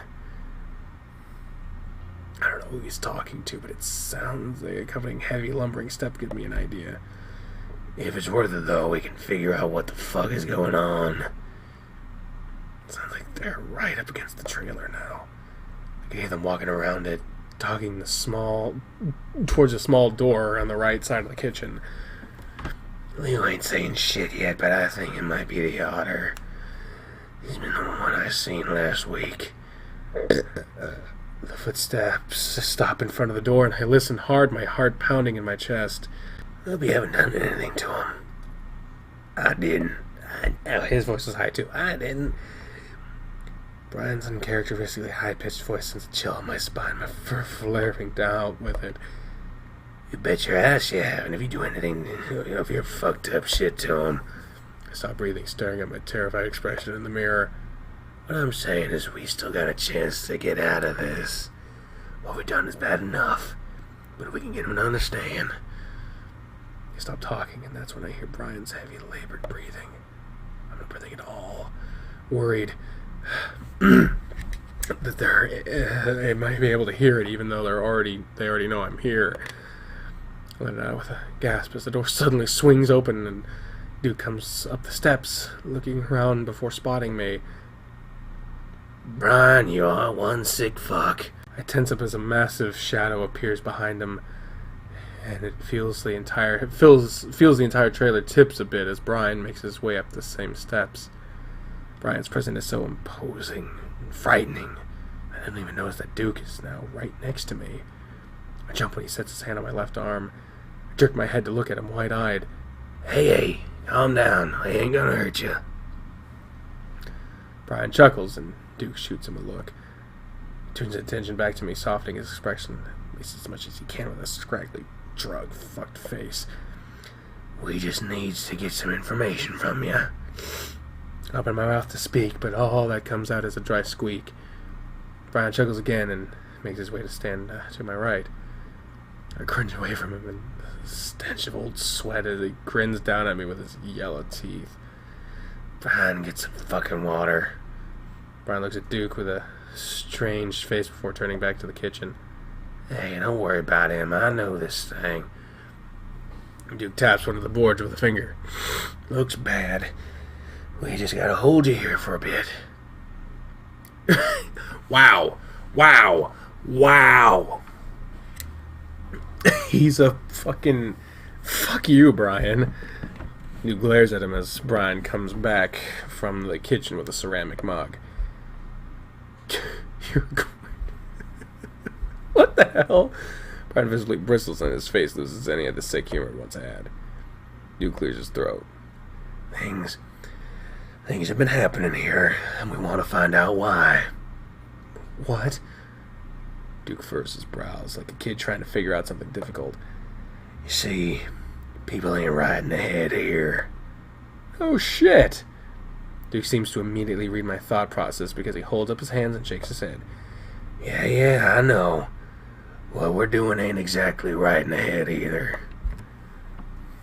Brian gives his dumb chuckle again. I can't keep my face averted from him, partly because I really can't stand the smell.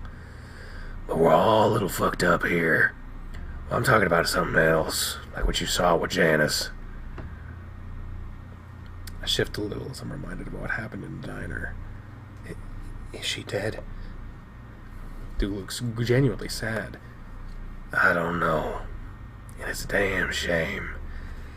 But you saw the way she came at me. That's the shit I'm talking about. Look at the weasel's waistband and immediately see the handgun tucked into his pants there. And I was hoping to stop it before any of this happened. But now... everything's gone to shit. He has a high voice. I don't know what the fuck... Brian finished this for him and I can feel him move closer to the platform I'm lying on. Again, I avoid eye contact, not wanting to provoke him in any way. Yep, and it's only gonna get worse. Duke just looks at me like that's all the information that I need. I don't know what you're talking about. There's a twitch of irritation in Duke's face and I hold my breath.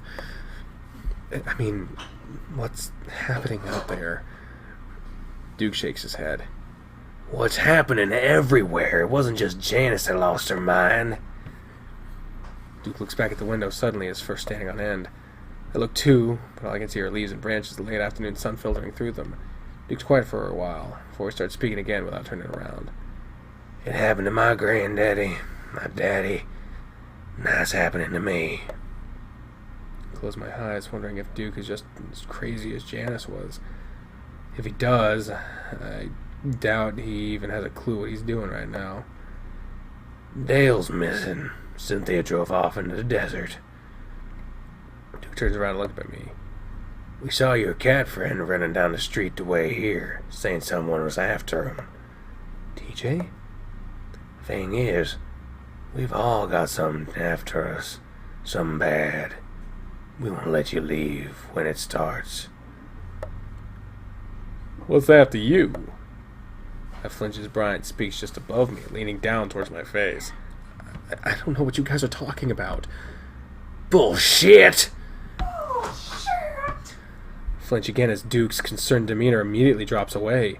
Why do you think we came to get Leo and you? He pauses like I should actually know the answer. I feel myself starting to panic again with these two crazy hillbillies looming over my body. I don't know what... Duke slaps me and I gasp in shock. I saw you hanging around this fucking town before you even got here. Late at night, lurking around. I'm still cringing from the slap, and I keep my eyes closed, as if not seeing any of this is gonna make it stop. And then once all your friends got here, all hell breaks loose. You think that's a fucking coincidence? It's quiet for a moment, and all I can hear is the rush of blood in my ears. Is this really happening? I feel Duke touch my arm, and I flinch in fear. Hey, the blurry shape of Duke dances in front of me. I'm not saying you did it, or that you wanted it to happen. I don't say anything because I still don't know what he's talking about, but I know I can't tell him that. It's just that you gotta know something. Anything that we can stop this. So we can stop this. Duke starts to pet my arm and I shiver. Brian is breathing heavily next to me and I glance at him. Shows that his expression is more interested now, almost eager. Duke still hasn't answered my question. It makes no sense that they'd go so far as to kidnap us. But why? Why didn't you just ask us? Why all of this? I lift my hands weakly, making the platform rattle. Duke's face darkens. Because I've been asking Leo all week what the fuck you guys are doing, and he won't say shit. Duke stops petting my arm and scratches behind his head.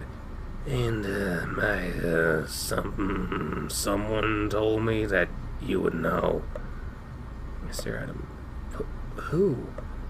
Someone I know, and it makes sense. Something bad happens, and if you don't know how to fix it, it won't stop coming after you. I shut my eyes and almost sob. Says they know, and I thought it had to be Leo or you, considering what you've been seeing the past few weeks. He pauses. Or maybe one of your other friends. My mind briefly flashes to TJ. I don't know what you're talking about. I wait for another slap, but it doesn't come. I open my eyes again, and Duke is looking back out the window. We're kind of protecting you, too. I stare at the back of his head. Things are getting worse out there, and if we don't figure something out soon, we're all gonna die. What an upbeat game. Yeah, right? Duke's voice is dead and distant. Brian, though, touches my other arm, and I gasp, shrinking away. He's smirking down at me, looking at my stomach or crotch with something down there. Brian, stop! Duke is turning back around, looking over at me and the bear. We're not getting anywhere right now, and I gotta get back to the wolf. Even though Duke is the one that hit me, I'm terrified at the thought of being left alone with Brian. Duke sees my face. Don't worry, Chase. Even though you're lying to us, I don't plan to let this pervert have his way with you. Brian snorts. Brian knows what'll happen if he does. Duke gives Brian a cold, callous stare, and this time Brian doesn't give him a stupid grin back. But you better hope your fuck buddy says something soon, because if not, we might have to get mean. Duke heads for the door, turning to look over his shoulder. Just feed him, and make sure he doesn't escape. That's it. And with that, Duke briskly disappears out the door. Golden flash of afternoon light lighting up the dim trailer. Brian and I listen to the weasel's soft, anxious footsteps recede in the distance. As soon as the sound is gone, Brian stands up. I turn my head in time to see him whirl around and smash his fist into a wall. I jump as much as I can in the restraints before he does it again, this time slamming both of his fists into the wall. Oh God, what the hell? He screams so loudly my ears immediately start ringing. I think he's talking to me, so I brace myself for what I'm sure is about to be the worst moment of my life. But he stalks right past me, not even looking at me. Instead, he strides up to the kitchen counter. Once there, he's picking up a dirty pan and raises it over his head before bringing it down to crash. A glass shatter before he does it again and again. Oh God, that's a lot of stuff. He throws the pan across the room and it crashes into the wall. Oh, whoa, holy shit. Who the hell is he talking about? Oh no.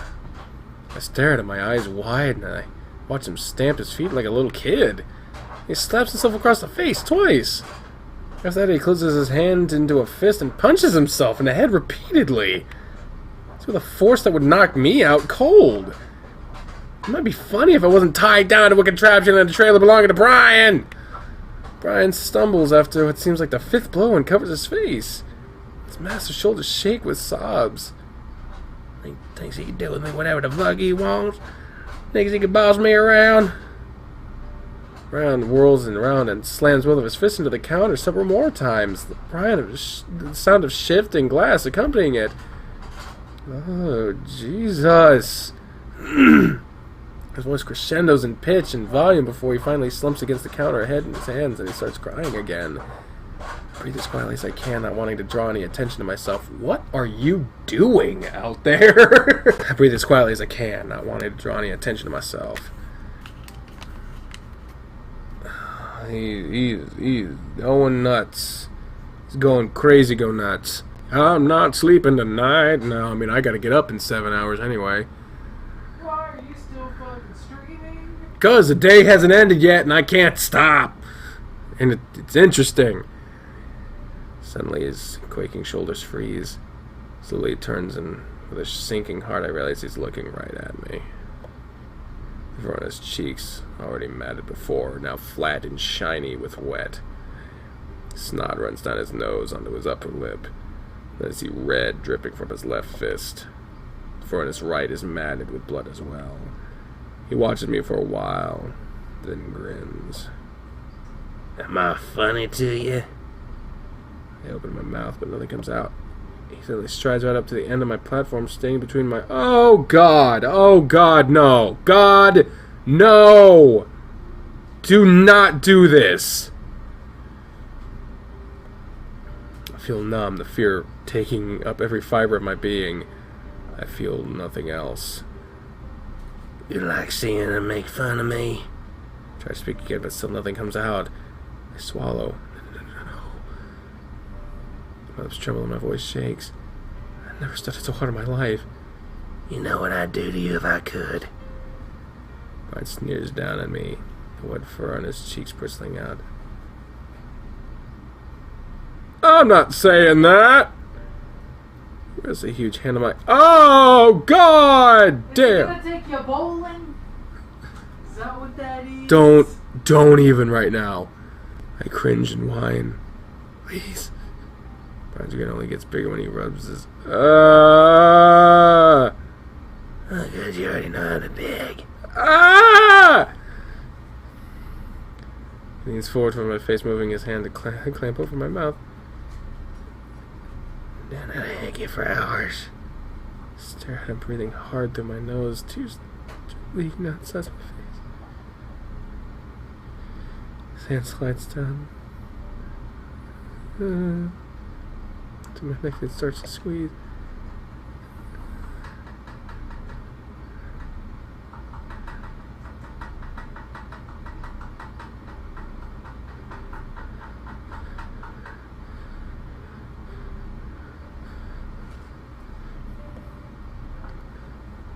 He has me gagged both from the squeezing and from the reeking breath. He stares hard at me and I can feel his...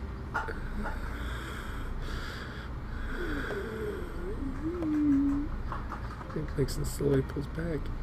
He watches me gasp and sob for a while before reaching down again.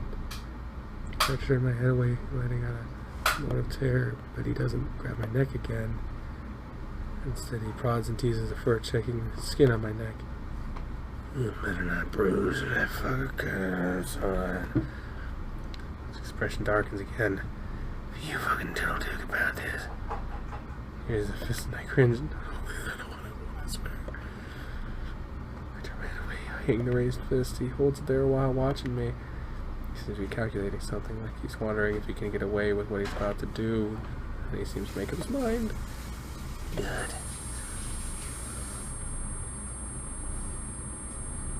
With that, he slams his fist right down to the center of my torso, just below the ribs. My vision flashes, and I hear a rasping, droning wheeze, and I realize it's coming from my mouth. And it goes on until there's no air left in me. And I can't breathe in again. The vision goes black as I suffocate, writhing. The strains wanting to come through the little ball and disappear. It was like hours, days before I finally get a sip of air. I think he's suck it in faster. That Brian is standing over me, and I'm somehow surprised that he's got a worried look on his face. He probably thinks he's killed me. Then my stomach starts to turn, and I lurch before I realize I'm about to puke. A gush of vomit fills my mouth, and I start to choke. Shit! Brian hurries to my side, and as I'm giving a second heave mixed with a gag, he tips the platform over sideways. His huge paw pushes my face to the side. Look at the ground as I watch it all spills onto the ugly shag carpet. When I finish, Brian slowly tilts the table back up, looking at me with disgust. At this point, I'm too tired to cry. Instead, I lay there in a daze, occasionally hacking or coughing. Brian goes to the kitchen, rustling around for a while before returning with water and paper towels. He wipes my face and nose before tilting my head up to drink the water. Where's the spit?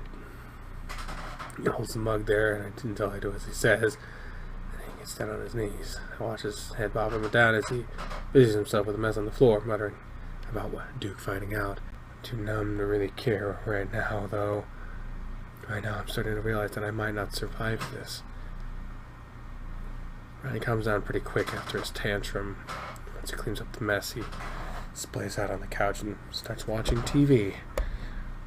Some kind of cartoon about a pink cat, and he actually laughs along with the juvenile jokes. While this goes on, I lay quietly against my platform, trying not to start crying again. My mind keeps wandering back to just hours ago. Everything seemed fine for the most part. I keep wishing I could go back to the beginning of this week. Thinking about that makes me sentimental. I'm longing to see Leo, DJ, Carl, Jenna, and even Flynn again. Or are they all right now?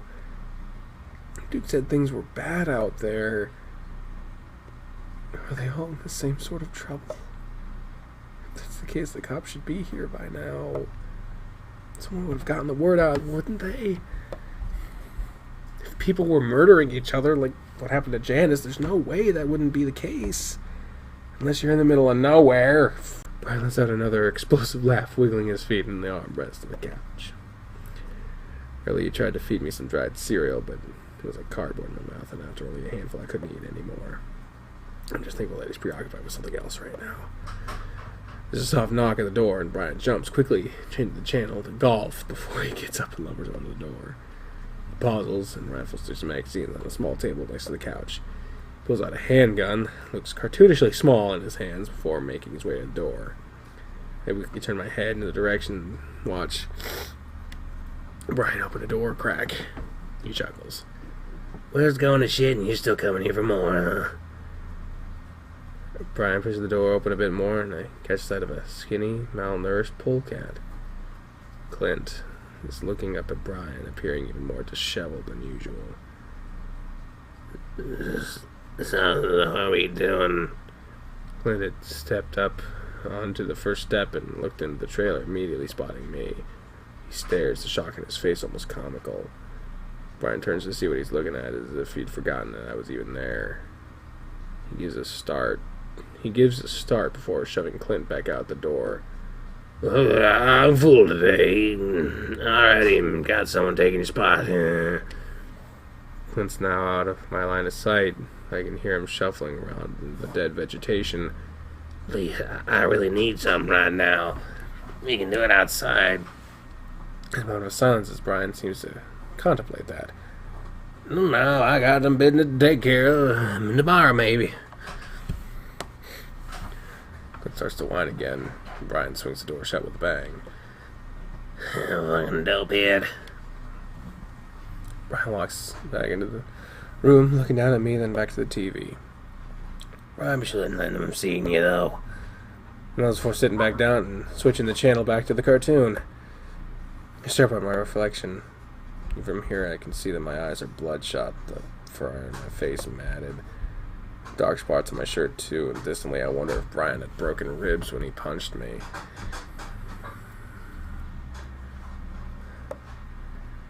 Then I remember that his hand had been bleeding when he did that. It feels strange right now. Numb. Kind of feels good after the whirlwind of emotions I had had earlier. I still haven't caught up on to everything that's happened since I was in that diner.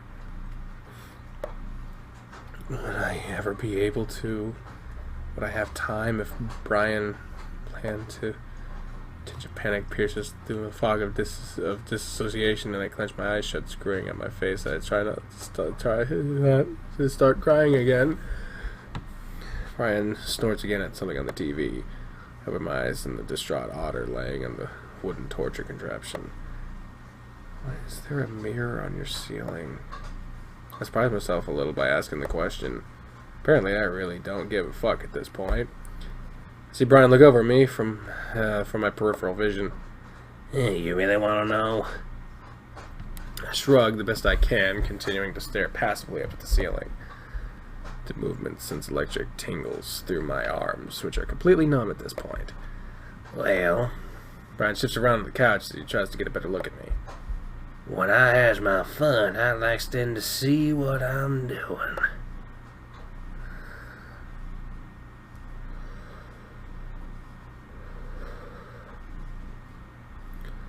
I stare up at the mirror, my expression's still blank. I mean, it's not just about what I'm feeling. What they're feeling is important too. Fear. That's what Brian likes. Sure, I can choke you all I want, and cut you all I want, but when I do that, you're not thinking about what's actually happening. Brian shifts into a sitting position, no more interested in our conversation than his cartoons. Realize now I've probably made a mistake. Won't see. Keep my face blank, staring at myself. I don't say anything. Brian gets up anyway and comes around to stand over me, above my head, blocking my view of the mirror. Its reeking stench fills my nostrils, but still I try not to give him the satisfaction of seeing how afraid I am starting to become. His massive hands reach around my head and start to fiddle with something I can't see. One quick motion, the strap comes back down over my neck and my eyes widen. I grit my teeth and try to press my head as hard as I can into the platform behind my head to lessen the strain. Not a lot of pressure, but it's enough to make me want to gag. Brian chuckles again. See, you're probably only thinking about how it's hard to breathe right now. Just trying to figure out how to make it stop. But Brian leans back, revealing a terror-stricken otter on the ceiling, his eyes bulging, teeth bared. now you see what's happening to you. Your brain telling you, yeah, this is really fucking happening. The leather squeaks a little as he pulls it down tighter. I start to writhe at this point. I can see my tongue sticking out, my face a mask of horror. You feel more, and that's what I like. Brian comes back into my vision, his expression different. He's really searching my face now, like he's looking for something. Maybe you like it too. Finally, with a final squeak of the leather, Brian lets go, and I gasp hungrily for air. Brian pets my head while I cough and gasp for breath. Not exaggerate. That wasn't nothing. He moves away again and slumps back into the couch, pulling at his crotch. Your buddy Clint gets way worse. I choose not to stare at the choking otter on the ceiling and instead look out the window, feeling fresh tears roll down my face. I'm not sure if it's from the choking or the black hole in my chest. I watch the leaves rustling around in the wind, think about where the others are, why no one's come to help me. Finally, I turn my head back to the ceiling. The blank expression is returned. Brian continues to chuckle at his cartoons, and despite myself, I ask another question. You ever killed someone? For the first time, Brian ignores me. I don't say anything for the rest of the day. I stare into the darkness, the only faint source of light coming from the moonlit leaves through the window. It's been less than 24 hours since I've been kidnapped. So it makes no sense that someone hasn't found me. Is what Duke said about the town true?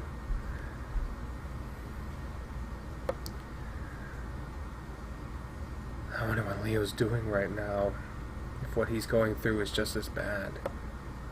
I doubt it is. At least Duke seemed slightly less unhinged. A soft trembling sigh, my head still throbbing from the day's events. The thunderous snoring from Brian is literally shaking the platform I'm on, and though I drifted off a few times, I can't sleep. He's right next to me, his stained couch apparently doubling as his bed. I shift around on the contraption for what feels like the 100th time trying to get comfortable when I feel something. There's more give in my right arm than I remember. In fact, it's incredible loose. I pause, experimentally wiggle my arm around before easily pulling my hand out from the restraint. I freeze, disbelieving, not wanting to believe in case it isn't true somehow. Painfully, I crane my neck and look at my right arm. Though it's dark, I can see that my arm is clearly free. My elbow on the board, hand in the air. I swallow hard, listening to Brian snores again to make sure he's actually asleep. I try to keep my breathing even, not wanting to make any more sound than I need to, but it's almost sobbing with relief at this point. I'm able to partially sit up and make short work of the left arm restraint. Fully sitting up now, I do away with the final 2 ankle restraints and slide off the table quietly. Brian is still snoring at full volume, and it covers up what little sound I make. I make my way over the messy floor. I find the steps and try not to stumble down them to open the door. Incredibly, there's no squeaking or rattling as I do, and before I know it, I'm outside in the cool air. I run through the woods and onto the road, sobbing with joy as I see Leo's house. The lights are on. I'm running towards it. And as I'm running toward it, I think I even see Carl's horns through the window. Run up the steps on the porch and bang on the door. Leo, Carl, I got out. Open the door. Oh, it's gonna get bad. There's not safety in this house. Try the handle on it open, swing it inward into the blackness. I stare, trying to comprehend. You really fell for that? I hear my own voice, but it isn't me that said it. It said it's higher pitched, like I'm hearing it from a video recording rather than my own throat. Then I'm sucked into the blackness and slammed back down onto a wooden platform. It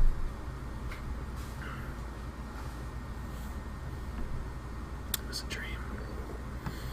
All once I realize what happened, and my heart feels like it dropped through the platform. Of course, a dream. Back in the hot, stifling trailer, and it looks even darker than it did in my dream. I close my eyes and start to cry quietly. Feels like I've just found out that I'm locked up in the psycho's trailer all over again. I turn my head and look out the window above Brian, longing for some daylight. And I see 2 white eyes set against a black face staring back at me. I jump. The fuck? Am I still dreaming? I see 2 beige-colored ears above the head. Kudzu? I gasp again, quieter. I'm overcome with relief again, but the fear that I'm still dreaming is almost overpowering it. I lift my left hand as much as I can, but I'm not sure you can see it. I realize that none of the light from the window is falling on me.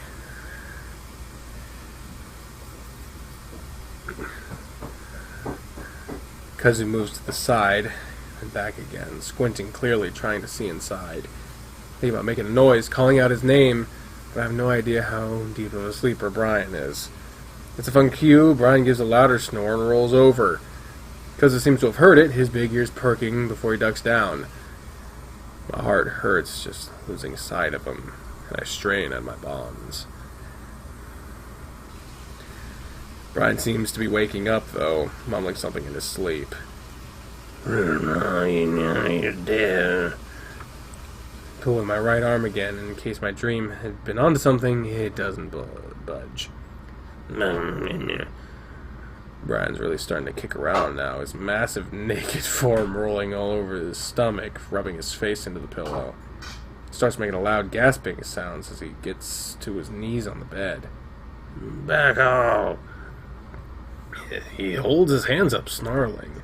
You're dead, you're dead. I stare at him, almost forgetting about Kudzu. His eyes are open and they snap to me, his hands still out. Oh no. His face is etched with horror, eyes wide and white in the darkness. He backs up against the back of the couch as he continues to stare. I stare back at him, unsure of what he's going to do. After about 10 seconds, his expression starts to melt from horror to confusion. I continue to stare back, bracing for another explosion from him for whatever reason. His shoulders droop again, and he frowns at me. Did you see her? My mouth is dry, so I have to swallow a few times before I can answer. Who?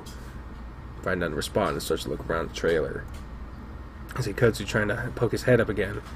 At this point, I've made it up in my mind that I want to escape tonight. I'm not going to spend another minute with this maniac. Making a decision that could mean life or death that so suddenly is terrifying and exhilarating. I don't give myself time to think about it. Brian. He doesn't answer, starting to get up and look around. Brian, I have to go to the bathroom. Brian sighs as he flips on the light. Kudzu drops out of view again. Brian heaves a huge sigh before turning to the counter. He reaches for a pan and dumps out some murky water into the sink. I wrinkle my nose. He shrugs at me. What does do? No, I have to use your toilet. My stomach's feeling really bad right now. Brian turns and really looks at me. Like, what, you got puke? I shift on the platform. I think I have diarrhea. Brian pulls a look of extreme disgust, which is kind of funny for someone who apparently never showers. Oh, come on. He glares at me, and like it's my fault that I might be sick. He looks around for a while and back down at the pan. The bear seems to quickly disregard that idea and sets it back down on the counter. He comes over next to me and starts to undo the restraints. If you try anything... No, I promise. I just really need to go. Brian grumbles and he starts to roughly undo my restraints. I take care not to look down at his crotch as it's pressed uncomfortably close to my face. As he pulls my right arm out, I gasp in shock and pain. It feels like a million needles are poking through it as he pushes my arm next to my body. Wait, what? Fuck! Brian pauses as he watches me grimace in pain, and I worry he's getting off on it. At that moment, though, there's some rustling next to the window when I try to groan over it. Oh, fuck. Bear looks at me bewildered and annoyed. What? Now my dream seems even more ridiculous than he was so easily to run off. He's falling asleep. Just take it slower. Brian sighs even louder and gets to work on my left arm anyway. This time he didn't yank my arm out, though, and lets me slowly move it on my own. It's not nearly as bad as my right arm, which is still violently tingling. I have to grit my teeth as I move it to rest on my chest. Luckily, my legs are fine, and I'm able to move them easily after Brian takes them out. Makes me worried about what I'm going to try, since I'm not nearly as strong as I should be. Brian is clearly on guard, and he helps me sit up from the contraption, keeping his distance as he folds onto my arm. I sit there a moment, letting the circulation return back to my limbs as I try not to fall over from dizziness. Brian finally gives a growl of annoyance and pulls me off the wooden platform. I realize that this is the moment I have to make my move.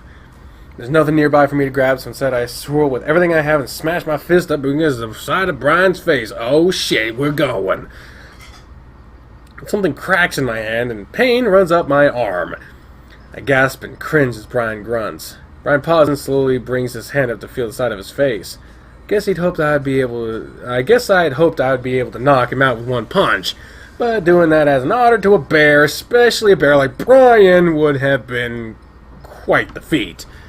Brian does seem stunned, though, and that's all I need to take in a huge breath and scream as loud as I can, "God dang!"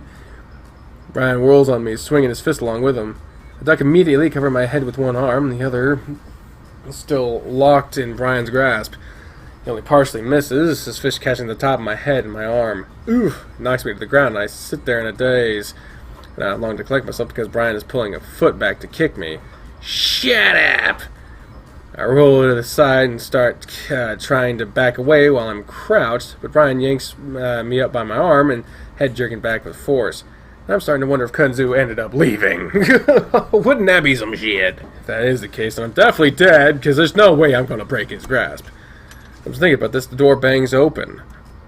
Brian is in the middle of drawing his fist back when it happens, and he freezes looking over at the door. No, there he is. There he is. There's a boy right there. Kudzu stands there, his eyes wide behind his black mask, chest heaving.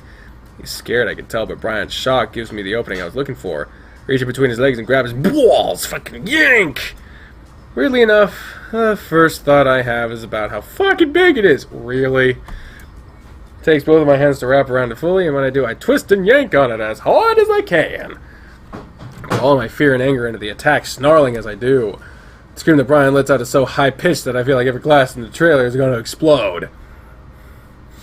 This attack is all I have left, so when his retaliation comes, I don't do anything to defend myself. Luckily, it's not a punch or a kick, but rather he grabs the fur on the back of my head along with my shirt and tries pulling me back. The face stretches back as I stubbornly hold on and just yank down even harder. Kudzu, you gonna do anything? His sack is stretched and distorted so badly it's barely even recognizable as balls. His screaming suddenly cuts off with a sound of a loud, deep, sickening smack. Immediately, Brian's body crumples onto me as he falls onto his hands and knees. It happens in a way that he's splayed over me, his face inches from mine. I have time to smell his gag-inducing breath before the sound happens again. This time I see Kudzu swinging something down hard from overhead onto Brian's head and Brian's head jolts. I watch his eyes lose their focus on me and he slumps down. I turn my head sideways and come to rest on my body, crushing the air from my lungs. Kudzu was there immediately, pushed Brian's body aside to the point of being able to pull me out. He pulls me into a sitting position next to him. Are you okay? He's shaking and I can hear his ragged breath in my ear. The contrast between being engulfed in Brian's stench to smelling Kudzu's shampooed fur and peppermint breath is striking. I can't speak, and instead I lean against Kudzu and wrap my arms around him as I sob. Kudzu holds me as he looks me over. Can you walk? I nod silently as I press my face into the fur on his shoulder. Alright, come on, we can't stay here. He stands slowly, keeping me in an embrace as he guides me towards the door. I don't remember much about the walk back to Kudzu's house aside from the stilted flashes of dirt and sagebrush. It's dark and hot, and my shirt immediately starts to stink of my sweaty fur. My legs are so numb that I don't even know if I'm moving them right. Kudzu has to hold on to me the entire way so I don't fall over. Crickets chirp all around us, but every few minutes I hear shouting and screams in the distance. I try to look back over my shoulder to see if Brian is coming after us, but Kudzu grunts and tells me to keep watching my steps. Some circulation has returned to my legs, and I'm able to at least match Kudzu's stride over the uneven dirt road. It still feels like 1,000 needles stabbing up my feet and legs in waves with every step I take. I'm genuinely afraid that I'm going to wake up any second and find myself still stuck in Brian's trailer. None of this seems real. I'm still watching my feet in the ground so I don't notice Kudzu's house until I almost kick the bottom step to his rusty trailer. The sight of a trailer is sending chills up my spine, even though Brian's trailer looks very different compared to Kudzu's. We stand in front of the door for a while as the raccoon fishes through his pockets for his keys. If he dropped them in Brian's trailer, swear to God. It's made extra difficult with me hanging on him. I can stand on my own if you got it. Oh, hi, Aaron. Hi. You quiet ass. Yeah. Is the laundry open? Not quite. I have two things in there. I'll switch him over in just a second. Okay.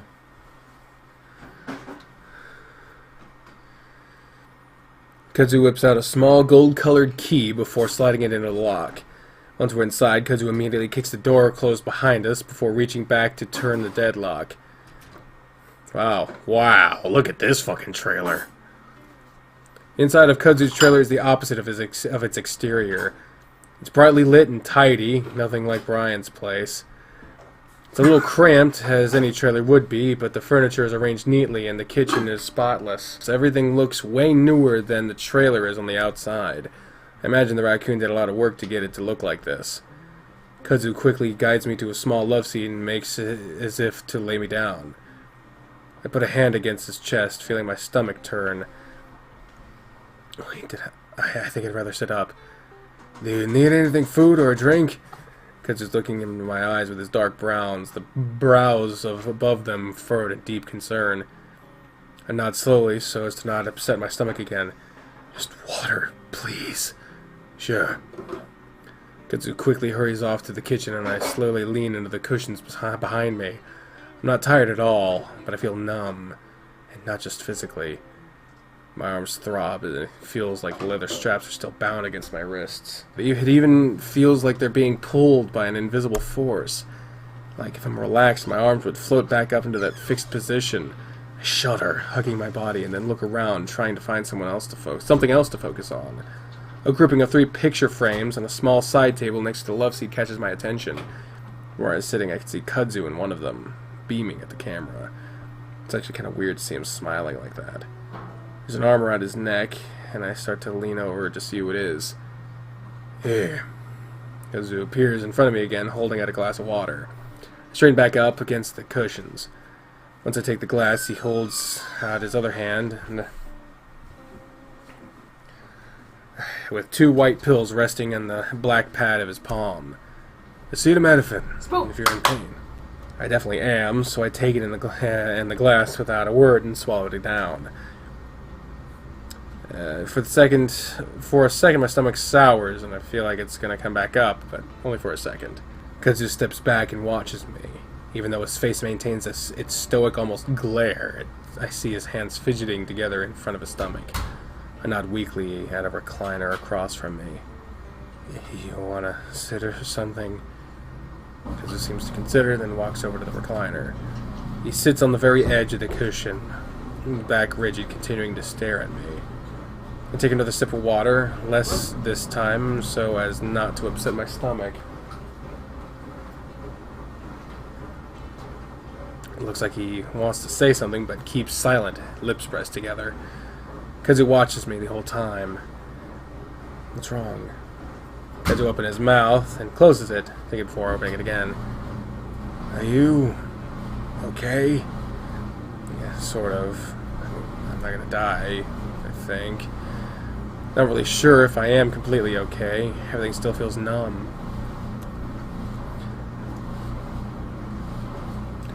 My thoughts feel sluggish too, and something that's been nagging at the back of my mind since I got here suddenly bubbles up to the surface. Did you call the police? I absentmindedly reach for my phone in my pocket, but it's not there. I have no idea where it is at this point.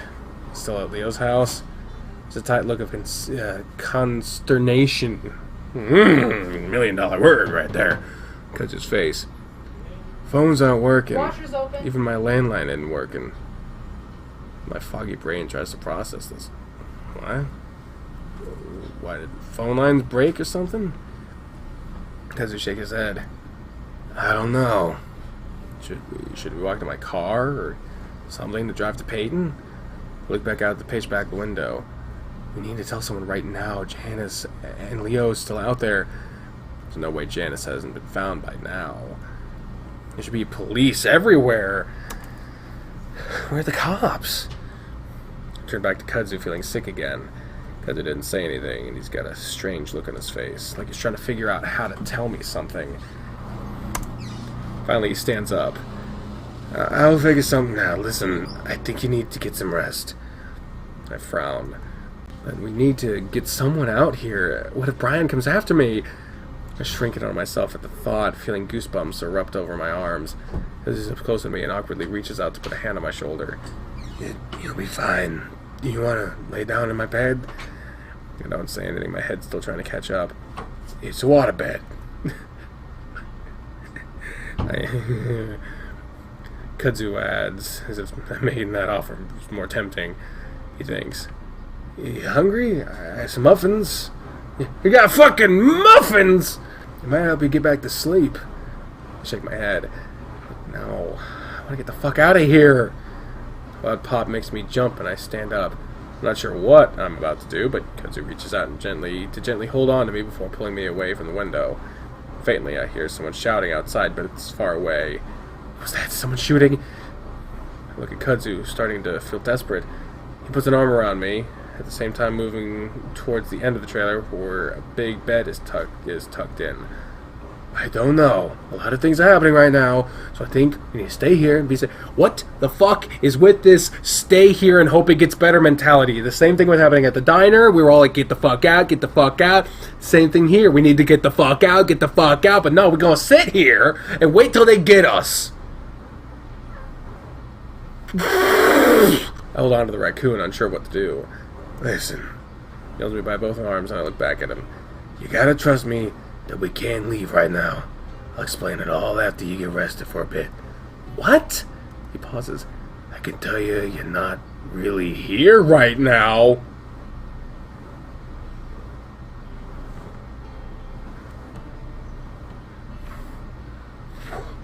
What?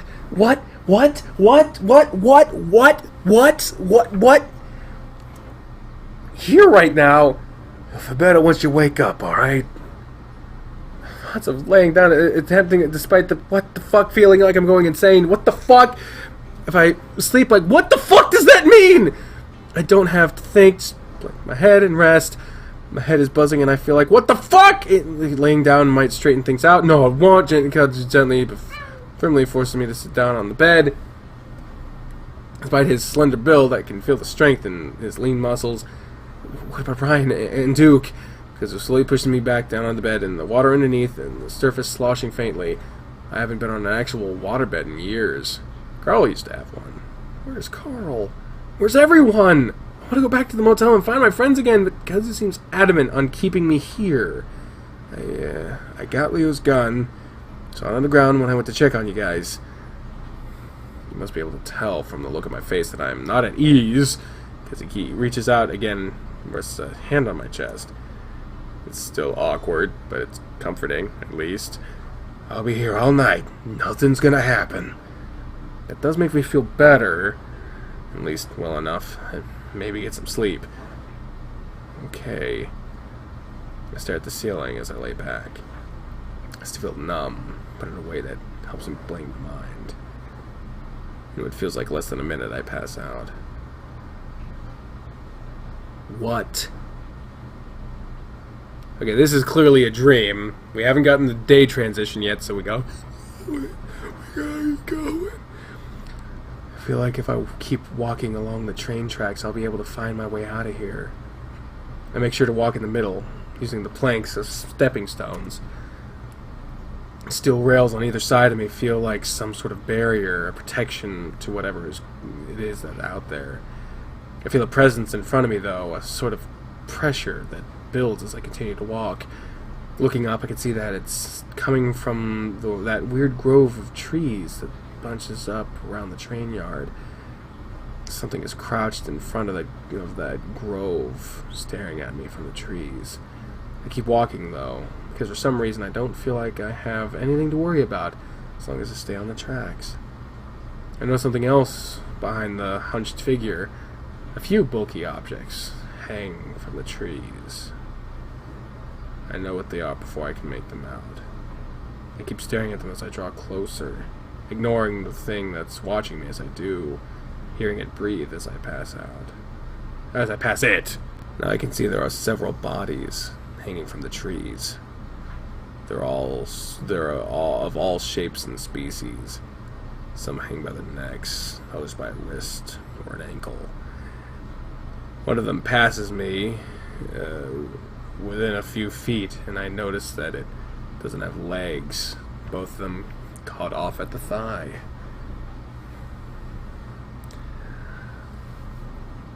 a wolf, and he dangles by one of the stumps. Blood stains his dusty, cream-colored pants and shirt all the way up to his face. As I pass him, he slowly turns on the rope, as if he's following my progress. I look down at the corpse's face, the mouth hanging open, eyes wide. I hate that expression. That expression scares the shit out of me. It's like he wants to tell me something important. I feel my body again. It's numb and heavy. So fuck! Slowly, I open my eyes and see the beige ceiling of Kudzu's trailer. I flick my eyes to the right and I see Kudzu there, but only his back. He seems frozen, like he's in a photo. He's not even breathing. I can't see the window very well from here, but from the small corner I do see, I see eyes. Oh, fuck me, man! When I wake up, Kudzu is next to me in the bed, his back to me, one of his ears folded under his head. Minzi Namikaze! Thank you for the follow, and hello, Stephanie. Who the fuck is Stephanie? No. Having been with Leo for a few years, I know that can be pretty painful when you wake up. So I reach out and try to slowly adjust Kudzu's ear from under his head, but he immediately wakes up. He makes a funny snorting sound before suddenly jerking up halfway off the bed, looking back at me. I smile sheepishly. Sorry, I was trying to fix your ear. Kudzu reaches up, poking at the ear. Oh, thanks. I notice on the bedside table that there's a small plate with what looks like a blueberry muffin on it. Kudzu notices and reaches down for it. You wanna eat? I ate a couple earlier myself. I didn't realize how hungry I was. I lower his. I'm trying to de-extremize Kudzu's voice. 'Cause, this isn't, I got some shit about this from someone who, it wasn't even really shit. Someone was like, hey, I like your voice acting, but you did make Kudzu sound like he's like a 70-year-old Brooklyn guy. So I'm trying to bring that back down. What you trying to say? Hey, what are you trying to say, man? He lowers his ears. Still one left, though. My stomach has settled for the most part, so I take the plate from him. Thanks. It's still dark outside, from what I can see. Did we sleep through the whole day? I realize that I've completely lost track of time. What time is it? Kudzu reaches over to the bedside table, grabbing his phone. 2:30 in the morning.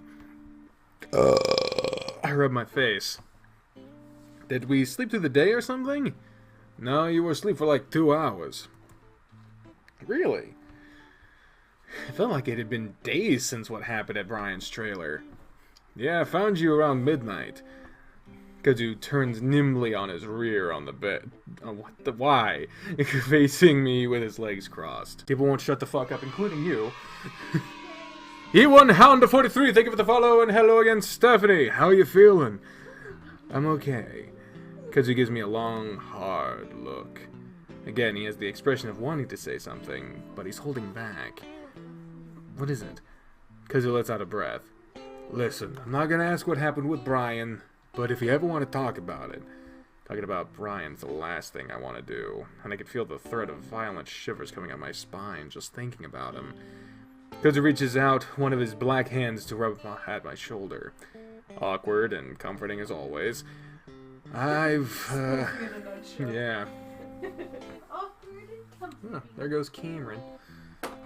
I've been through some stuff myself. Kudzu catches himself. Not saying I know what you went through, but I know how it can feel having something really fucked up happen to you. I don't think I've ever seen Kudzu stumble over his words like this. I mean, I'm not trying to say that it's comparable if he, Kudzu trails off, seemingly stunned at his own lack of delicacy. For the first time since I left the trailer, I feel a little bit like laughing. I reach up to rub Kudzu's own arm, feeling like I need to comfort him now. No, it's fine, man. He didn't do anything like that. At least, not how you think he would. Kudzu watches me. I know he's not gonna ask, so I go on. He, has a thing for asphyxiation, I guess. Ah, jeez. Kudzu's eyes immediately go to my neck. I'm fine. It was just creepy. Creepy definitely doesn't begin to describe it, but I don't think now's the time to go into details. I look out the window again, and aside from a few orange dots of light from faraway lampposts, it's black. So, can you tell me what's going on now? Kudzu runs a hand through his head fur, sighing heavily, and looking out the window with me. Sure you don't want to wait till morning? I really don't think I'm gonna be able to fall asleep again, honestly. Kudzu continues to stare out the window, and that's when I really start to wonder what it was that I missed. So, yesterday, about noon, is when I saw some weird stuff going on. Kudzu looks at me. Your friend TJ, he came jogging up the road. My mind flashes back to when I saw TJ running past the diner. I hadn't had time to really figure out what he was doing before Duke barged in. He said someone was after him and that he needed to leave. He talked to you? Where is he? I feel the fur pricking up all over my body. The thought that TJ might be out there, somewhere in the chaos, is terrifying. How could someone like him survive that? I'm certainly doing a terrible job. I don't know. He asked me if I had a car, but I don't, so he kept on up the road. Up the road? There's nothing past Kudzu's trailer aside from Carl's house, and that's over a mile away. But Carl doesn't have a car anymore. Maybe he's just staying with the Ram. I hope that's the case. After he left, though, is when things really started going crazy. Kudzu shakes his head. You know Dale? Yeah? Dale's the only otter in town now that my family has left. Oh, now that my family has left. Sorry. He was walking up the road with a fucking shotgun, pointing it around and stuff. Is that out of the ordinary for Dale? I want to get back on the topic of TJ. If he went up the road, away from the town, we could still find him. But he was bleeding, had cuts on his leg, and his jeans were all ripped up. Oh. But he knocked on my door. I didn't open it, but he yelled through it saying there was a meeting in the center of town.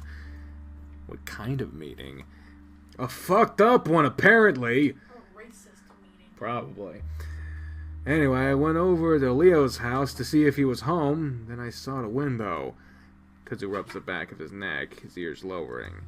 Obviously, I knew some bad shit had happened, but I had no way of knowing that. Hey, Bray! Someone on the internet said you're silly. Yeah. Okay. You didn't see me dancing with Spoofy behind you. Oh, okay. Anyway, I went to the town center hoping I'd see you two there, but just getting there was crazy. Kudzu looks back at me. Jeremy's house was burning, and Janice's house looked like it had been broken into, too. Jeremy's house? That was Jenna's house. Didn't run into anyone until I got to the townhouse. This whole thing is just getting bigger and bigger. Well, I'd been in Brian's trailer for everything had been falling apart outside. But why? What's going on? Kudzu shakes his head. I still don't know that, even after they told me. Who? The older guys, Mark and the mayor, said something about this having happened before? That it was our turn or something? Our turn? What does that mean? Kudzu shakes his head again. I don't know. They just said it happened to their grandparents and that we need to be ready. Or that we had to be ready. Ready? Did they tell us what to do? Said to pray. Is that all they told you? Basically, acted like there was nothing we could do about it, and, Kudzu pauses. What? They also said we can't leave, and showed us a body. Kudzu stops talking. I stare. Like a dead body? Oh, there's a bird on our porch. Said just took a shit. Aw, so cute. Kudzu swallows and nods. What is going on? I feel my voice rise in pitch, and Kudzu puts up his hands as if he's trying to quiet me down. I don't know, but There were weird cuts on the body. They said we can't leave town because something out there will stop us if we try to leave town. I stare at Kudzu. Like a serial killer or something? They wouldn't say. They acted like it's a monster. Well, then they're lying, right? Kudzu's quiet for a moment, then shakes his head. After everything I've seen, I just don't know. Yes, welcome to the stream. Well, I think, trying to figure out what the hell we're gonna do. Well, we need to find Leo, at least. Kudzu nods, like he's already thought about that. Then maybe get my car and at least try to leave. Kudzu doesn't say anything to that.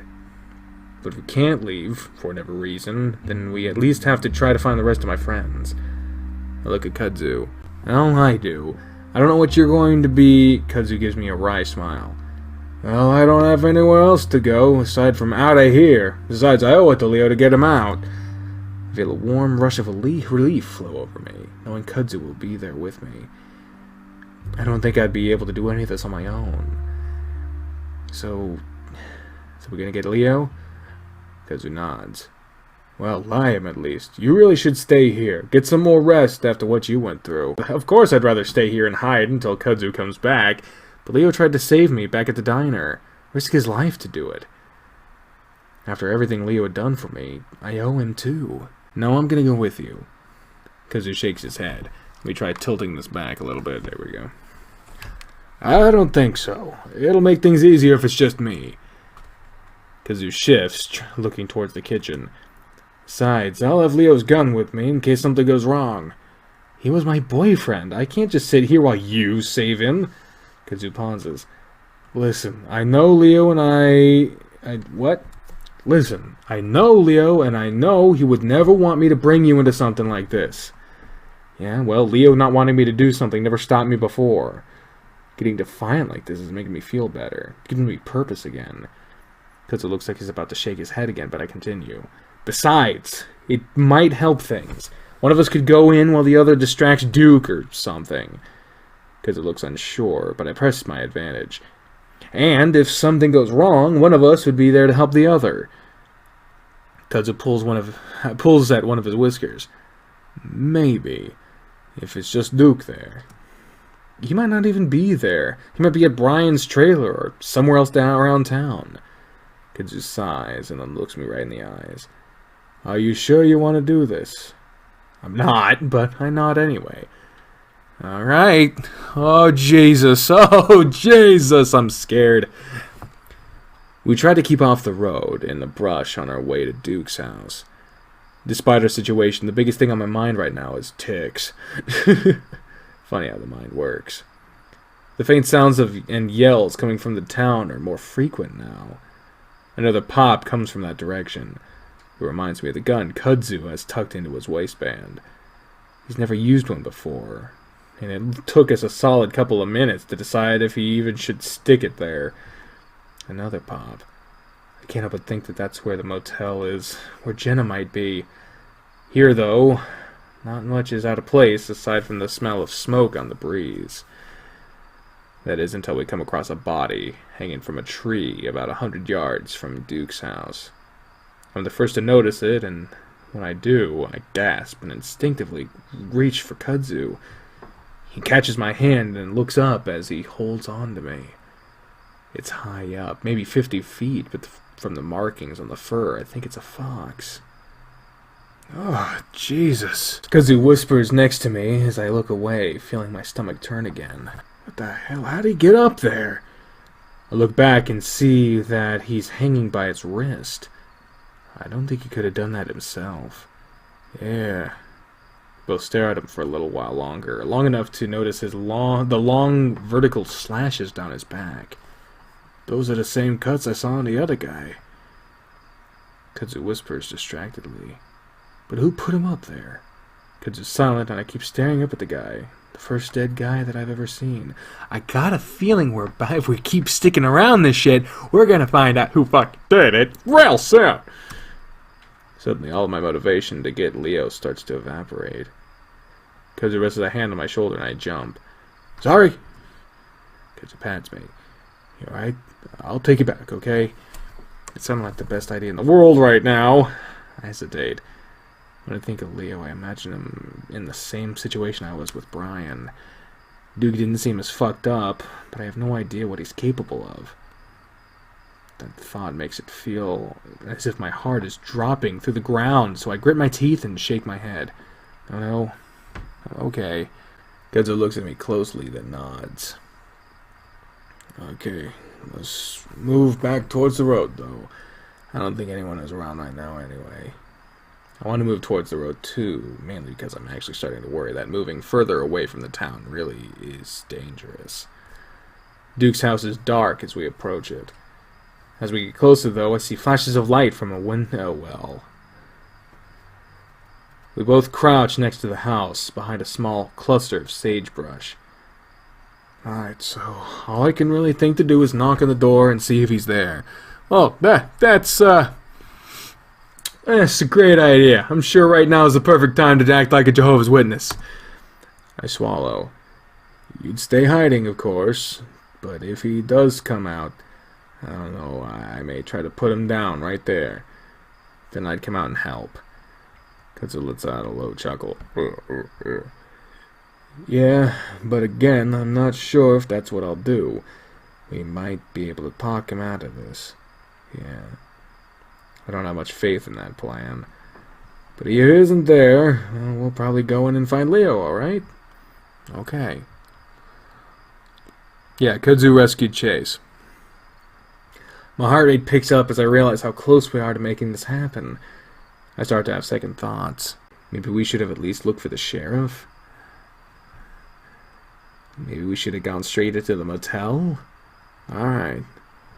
I can tell Kudzu was nervous too as he wipes his hands on his tank top before standing up slowly. Just watch from here. If he comes out with his gun, though, I'm not gonna try anything. He hesitates. And if I get shot or something, don't help. Just run back to my house and start looking for your other friends, I guess. I'm really starting to feel unprepared for all this. Everything is moving way too fast. There isn't really any time, though. We have to save Leo as soon as possible. There's no telling what Duke might be doing with him. As Kudzu starts to move away, I get the urge to hug him. He's done so much for me already, saving me and now trying to save Leo. But by now he's already halfway across the yard to the house. I hold my breath and watch as Kudzu's dark form melds with the blackness of the house. It's like he's being swallowed up by it in a way. After a few moments, I hear him knock on the door. I listen, trying to breathe through my mouth instead of my whistling nose so I can better hear what's going on. Kudzu knocks again, much more loudly. Hey, Scud, I need some help! I look up and down, worried someone's going to hear this shouting. There's a slight rustling behind me, and I look back, eyes wide. I don't see anything at first, but then I feel like there's a shape behind another grove of sagebrush about 20 feet back. Something crouched, the moonlight defining its shape through the brush. I squint, completely stopping my breathing. It looks like it has a tail, a really thick one, like an otter. Was it Dale? I can't even tell if it's really a person, though. Jace! Oh, Jesus, why would you... Why?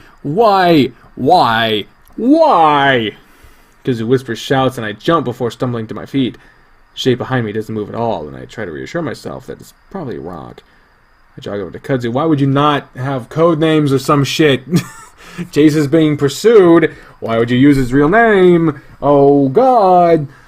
I jog over to Kudzu as he tries the door, trying to not think too much about what I just saw. Locked. He looks around for a while, then starts moving down the side of the house. Look for a window. Well, there's one right behind you. No, I'm kidding. Are you to break one? Maybe. Should only take us a few minutes to sweep the house, and then we could get the hell out. I quickly spot a window at the back of the house. Kudzu looks on in and bites his lip. I'm just worried that Duke might still be in there with a gun or something. He bends over, picking up a sizable rock. I'm not saying that word, not even right now, motherfucker. Not much choice. If I say run, run. Got it?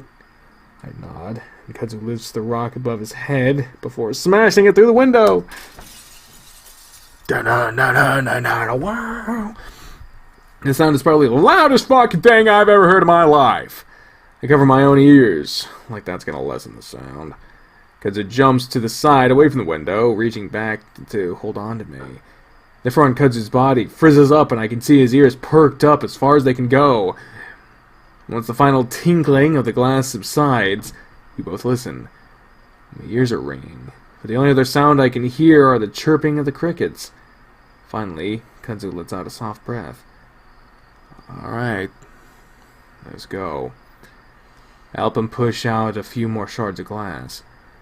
Once that's done, the raccoon hoists himself inside, very carefully maneuvering around the sharp, broken edges.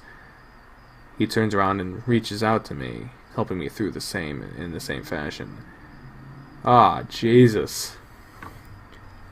Oh, God.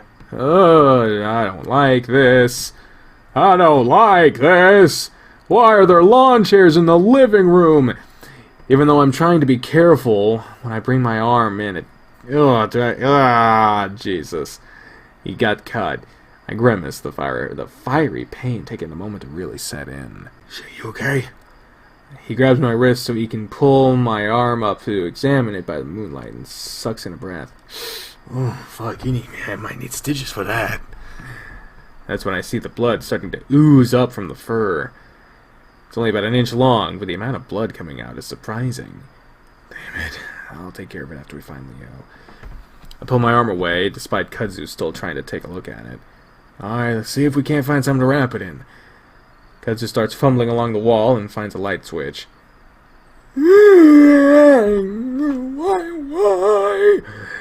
I'm surprised to see a fairly quaint and tiny home. Or tidy, I guess. Unlike Kudzu's trailer, though, there's barely anything in it.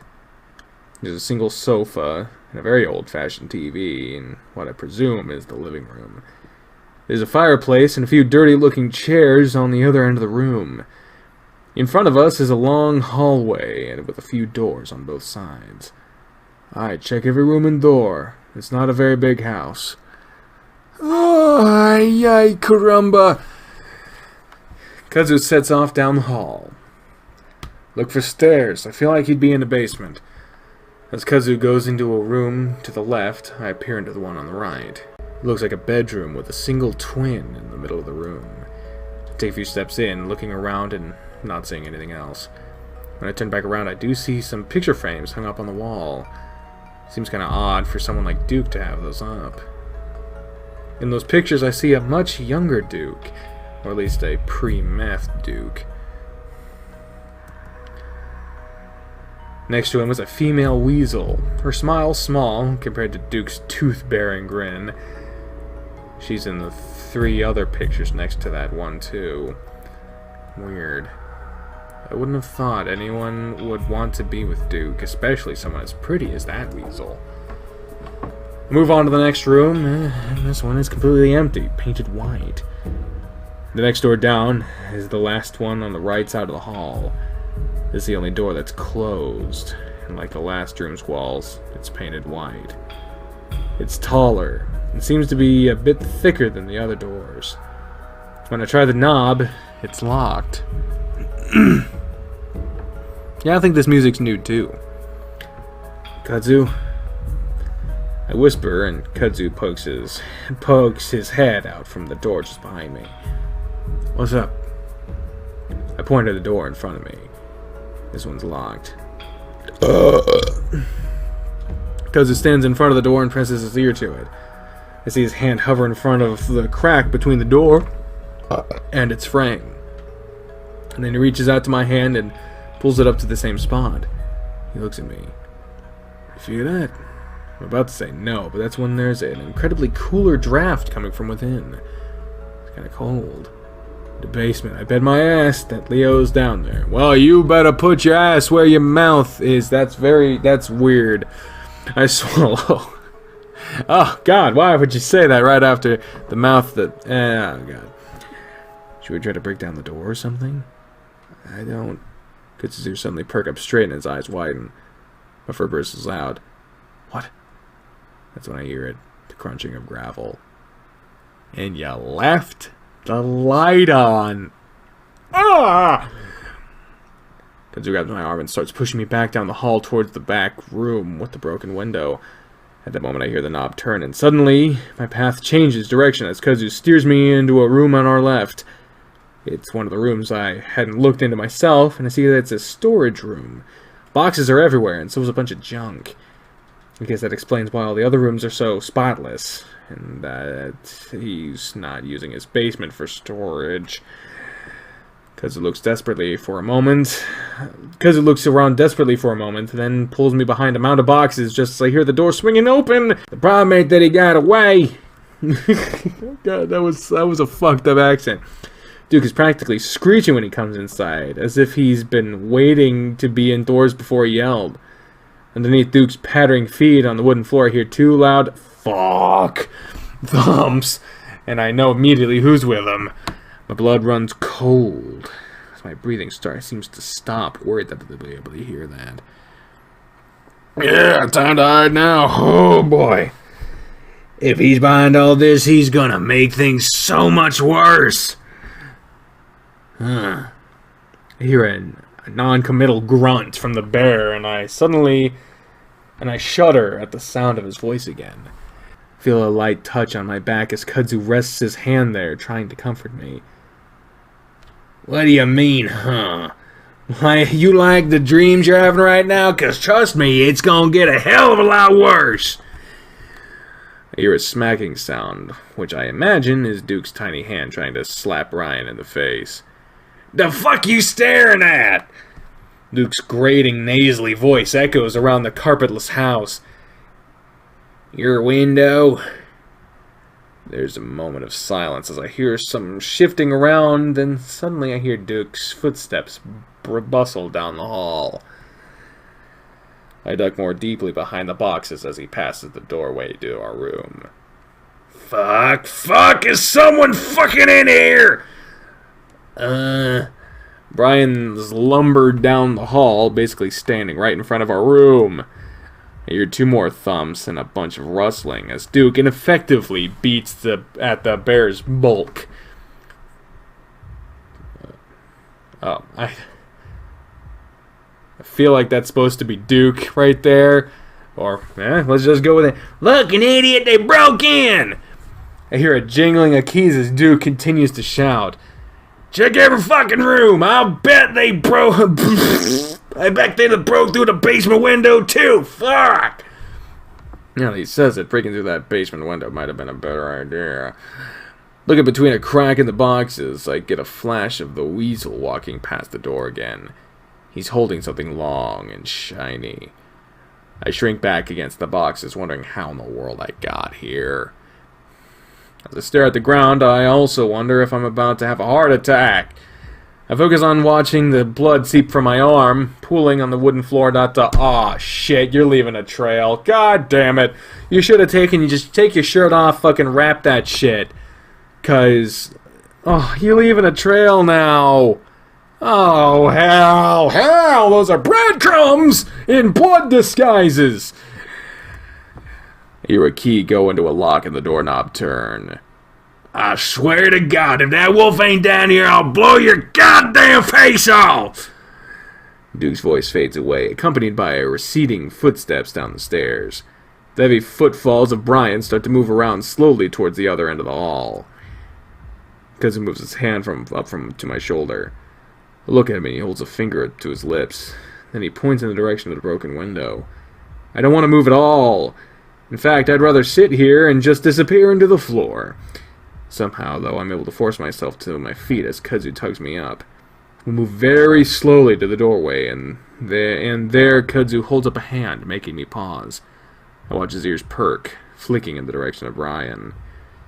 My hearing probably isn't nearly as good as his, but I'm still able to pick up the bear's heavy, labored breathing.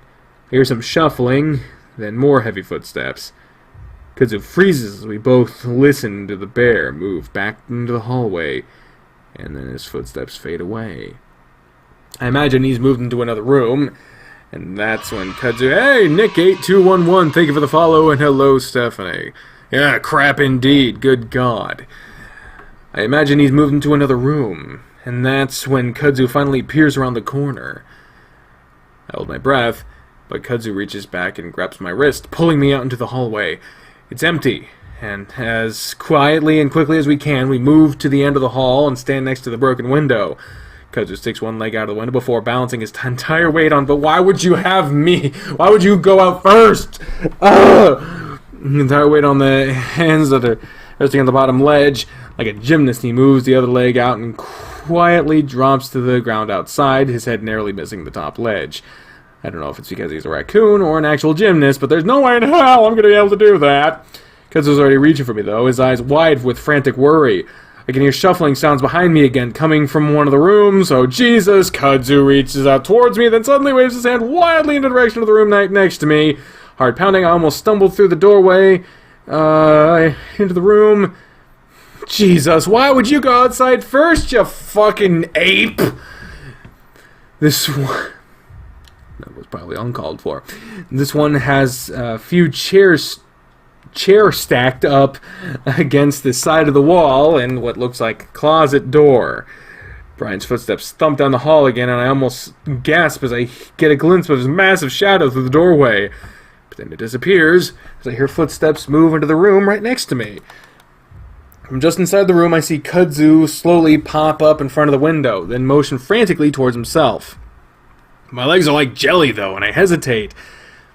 And there's a raspy dragging sound in the room next to me that almost makes me jump. It's the sound of a cardboard box being slid across the floor. I hear Brian mumbling. Definitely not paint. Fuck!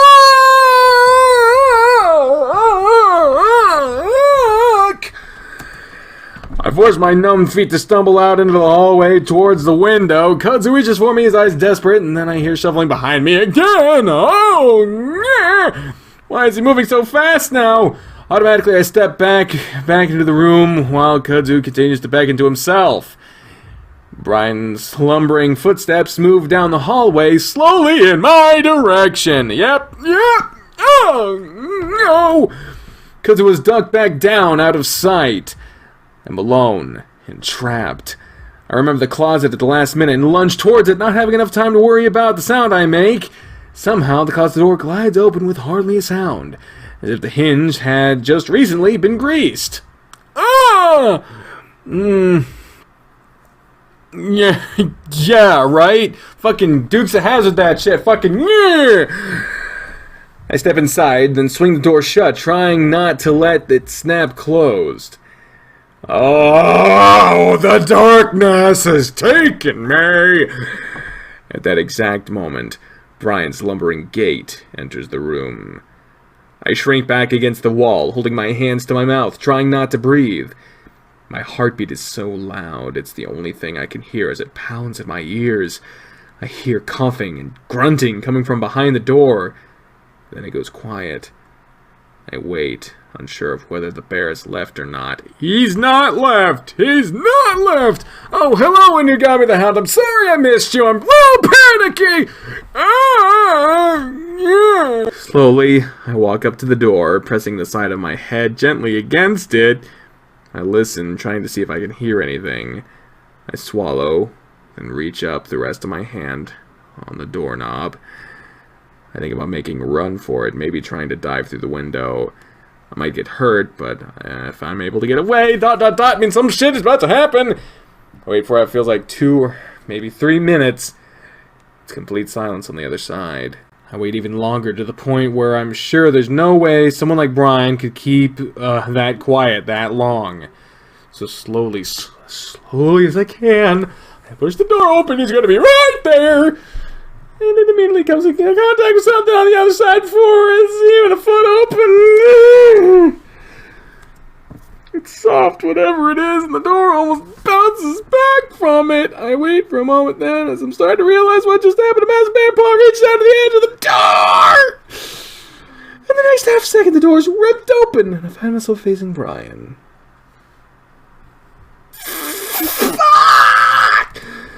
A weird numbing feeling spreads down from my crotch into my legs, and I sag in front of the bear.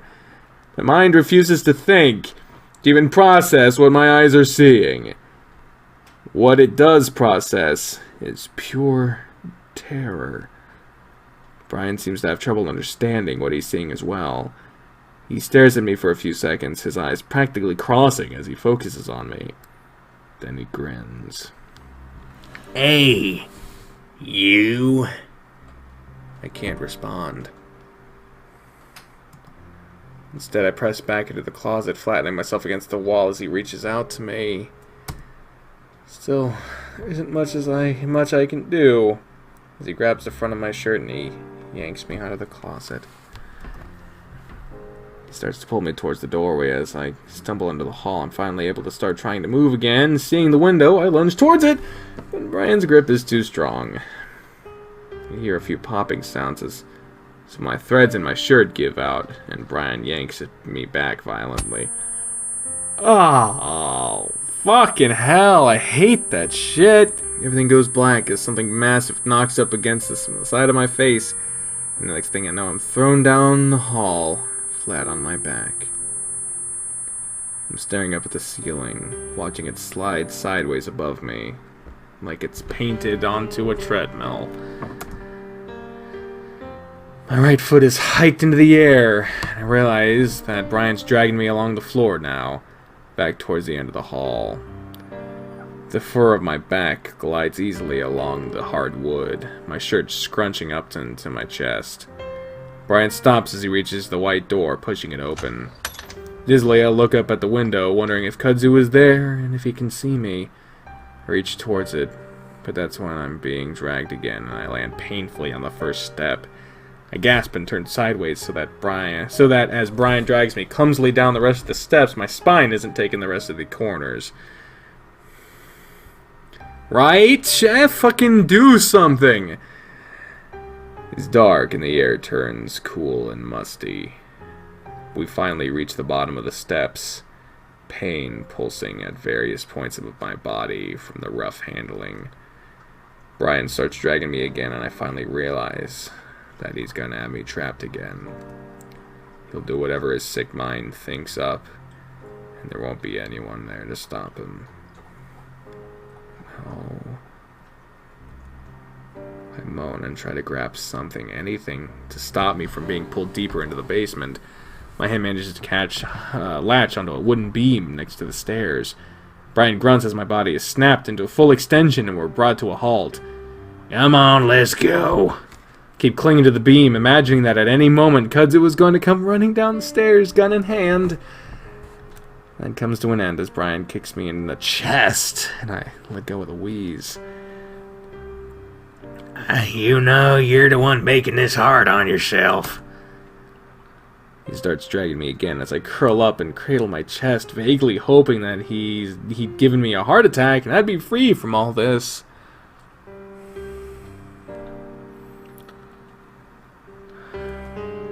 I swear to God, if you're lying to me, Leo, I'm gonna paint the ceiling with your fucking brains.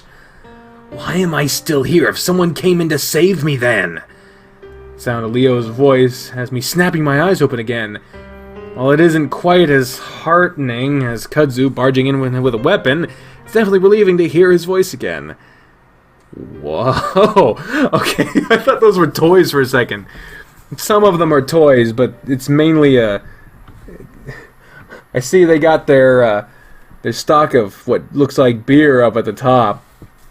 Whoever built these shelves, they fucked up, man. It's probably built into the wall. I don't know. I'm dragged through another doorway into a brightly lit room, the fluorescent light buzzing overhead. As I come to a stop on the cement floor, the room goes quiet, and I squint against the sudden light. The walls on all sides are covered in shelves that are filled with silver tins and soup cans. A storage room of some kind.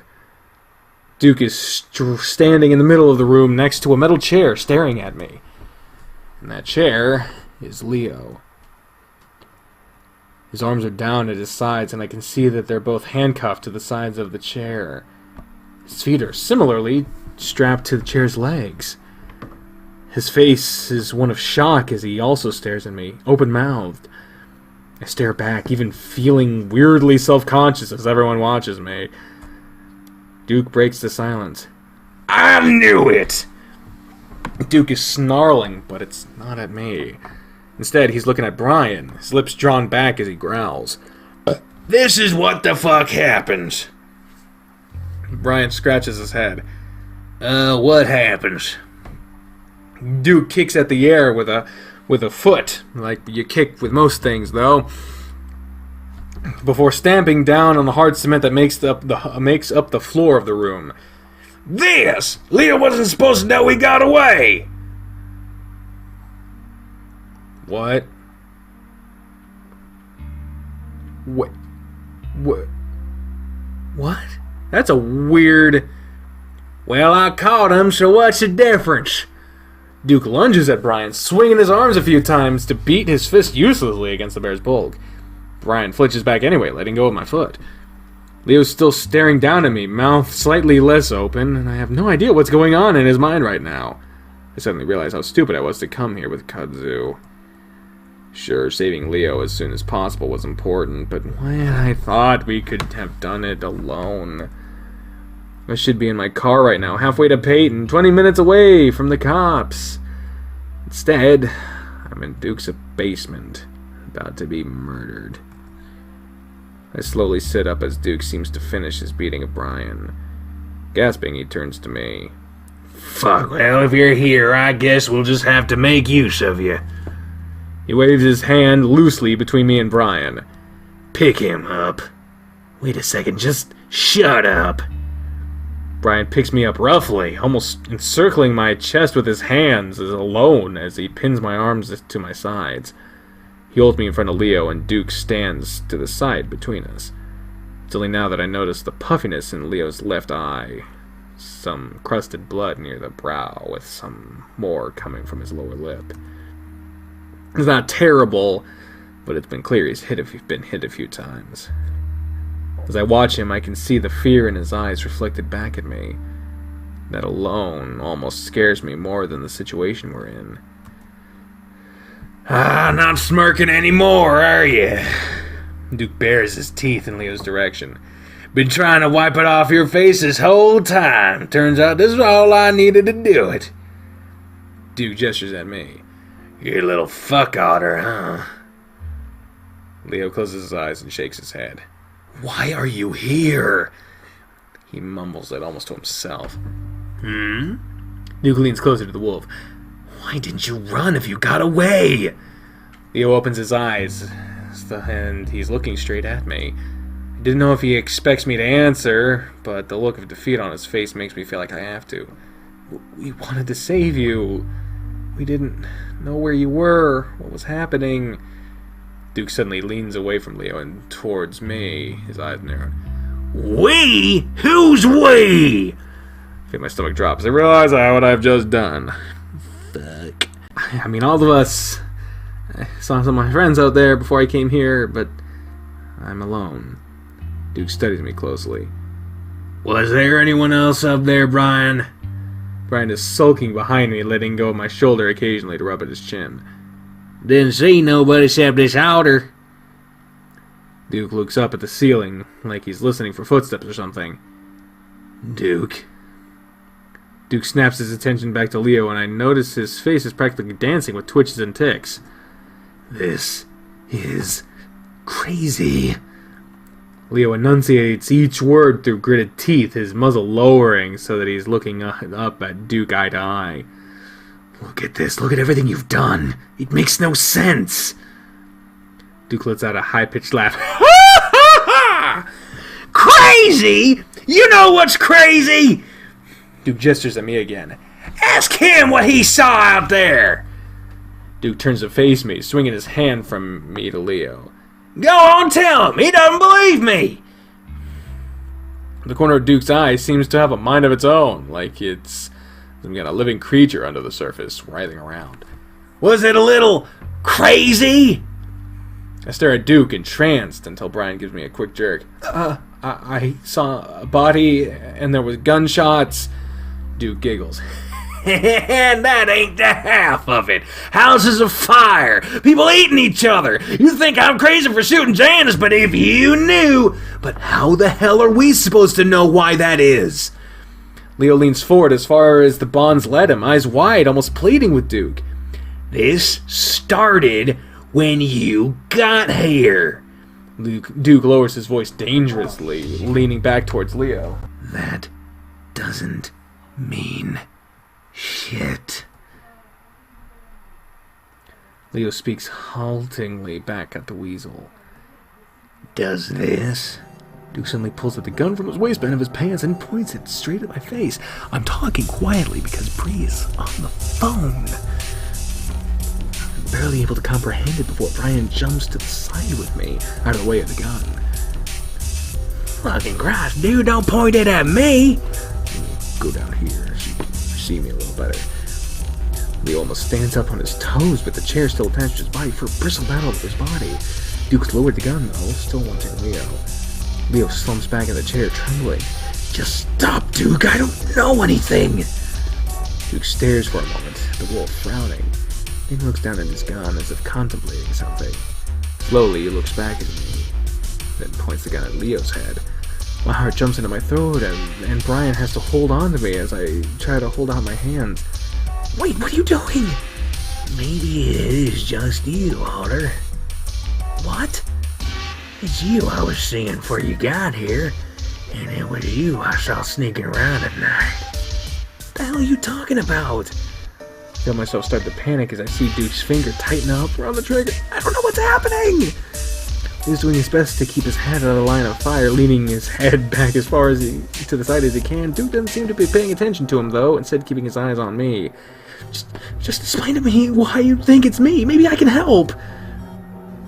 That seems to get some sort of reaction out of Duke as he lowers the gun just a bit. The problem now, though, is that it's pointed at Leo's chest, and there's no way he can dodge that. Duke is studying me closely as if he's trying to figure out what to say. You know, this has happened before. The mind races. The mass hysteria thing? Like 100 years ago? Yeah, that's right. See, how do you know that?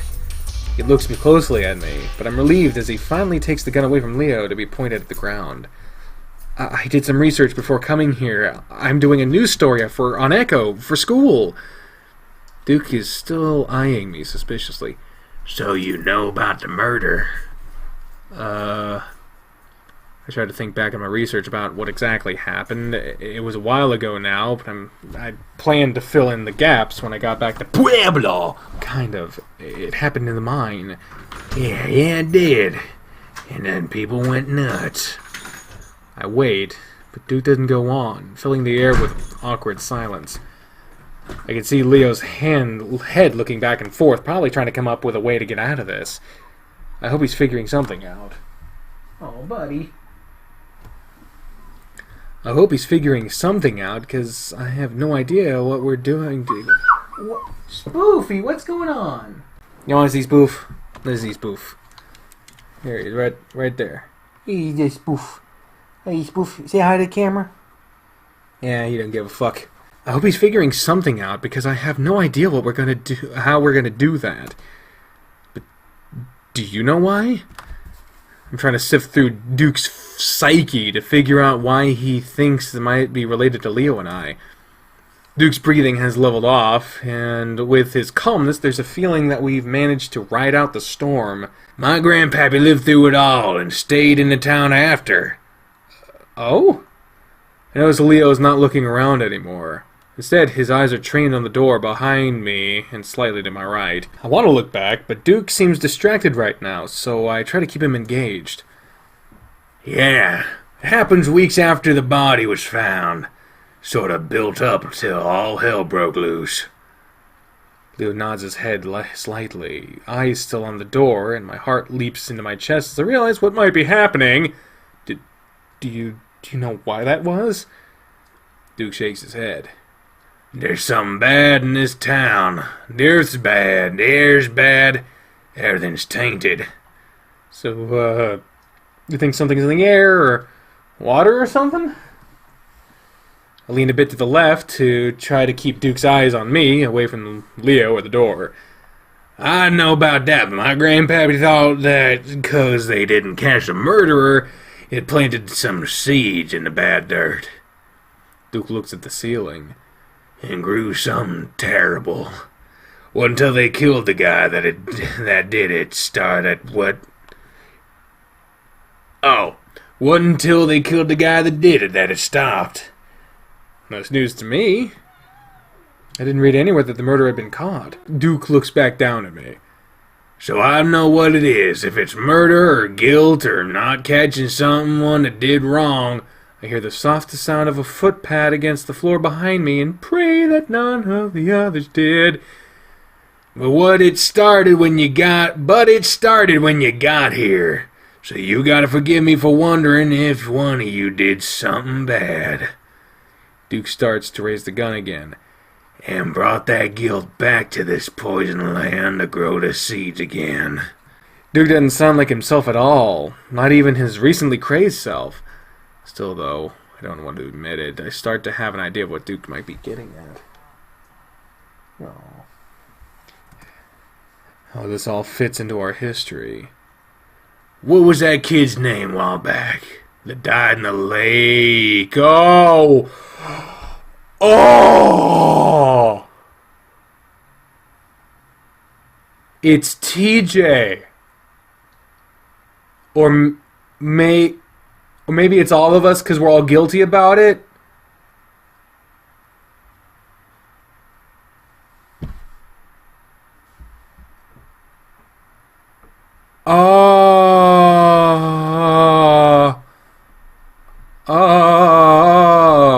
What? Oh my God. He wasn't murdered. You sure about that? Yes. But I'm not, am I? I swallowed hard, aware that some of the pieces don't fit, despite how disturbing the implications are. But that was years ago. Why didn't it start then? Why now? Duke shrugs. Maybe you wasn't guilty till now. Maybe kids don't understand what they done. Maybe it's 'cause you left, and it made it angry. But he wasn't murdered. You see it happen? No, but the person that did wouldn't ever do that.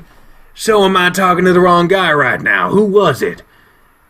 I look over at Leo again, swallowing hard. Who was it?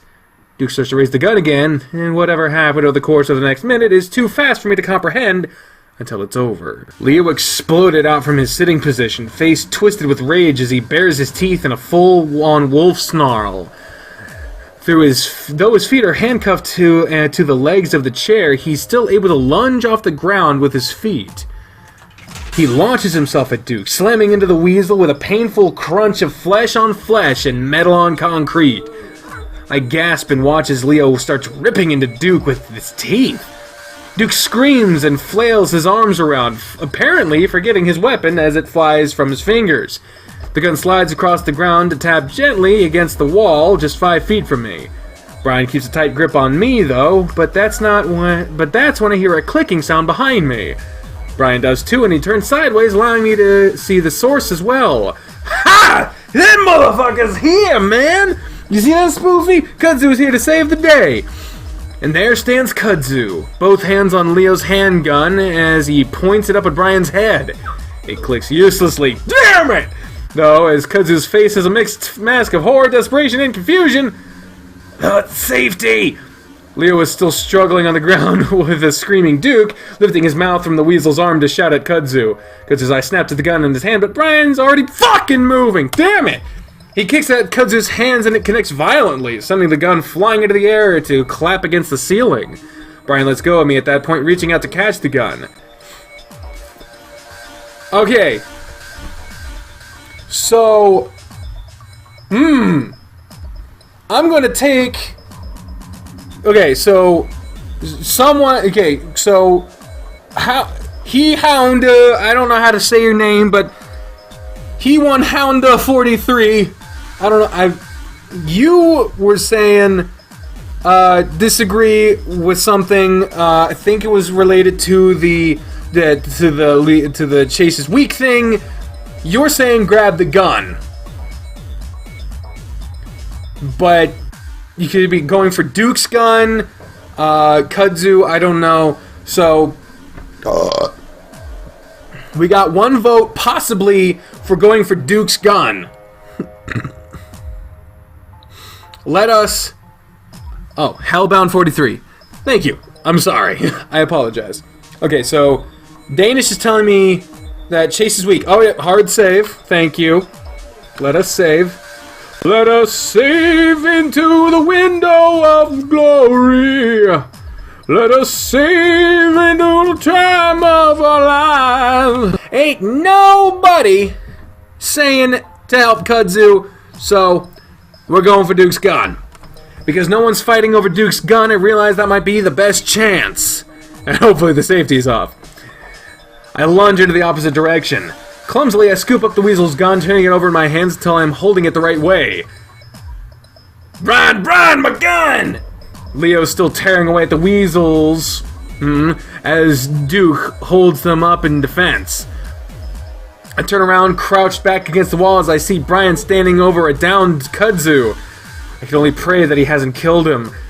I point the gun at Brian just as he turns around to face me. Seeing that he's about to get shot, the bear lunges at me. His massive paws up, stretching out towards me. Luckily for me, Duke never had the safety on and the gun is loaded. I shoot him right in the face. Oh!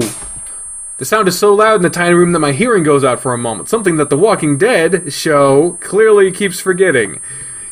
Brian crumples to the floor, and the room goes quiet. But only for a moment. An earthly howling sound comes from the bear as he slowly props himself up on his hands. Headshot! Now, here's the problem. The bear does not seem to be going down. For a moment I wonder if the evil powers of Echo have brought him back to life somehow. But no, there's a bloody hole just above his blunt nose and I can see the white of bone peeking through the red. Somehow the bullet hadn't even pierced his skull. Shakily I raise the gun again, but Brian rolls away to the door, and with a speed that shouldn't be possible for a bear his size, he gone. I stare for a moment, wondering if I should run after him, but a snarl next to me as the pointed gun... snarl next to me as me pointing the gun at Duke instead. Leo's still tearing into the arms as Duke hollers at the top of his lungs, trying to cover his face. Leo, stop! I've got a gun on him! Leo looks at me with wild eyes, pausing for a moment before slowly letting go of the mustelid's arms. Bloody drool hanging from his chin. Jesus.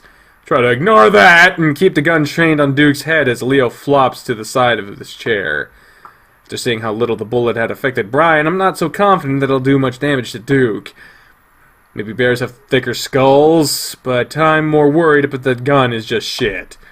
Duke doesn't move, though, as he lays back against the concrete, eyes closed, gasping for breath. His arms are at his sides, both of them leaking blood into the ground.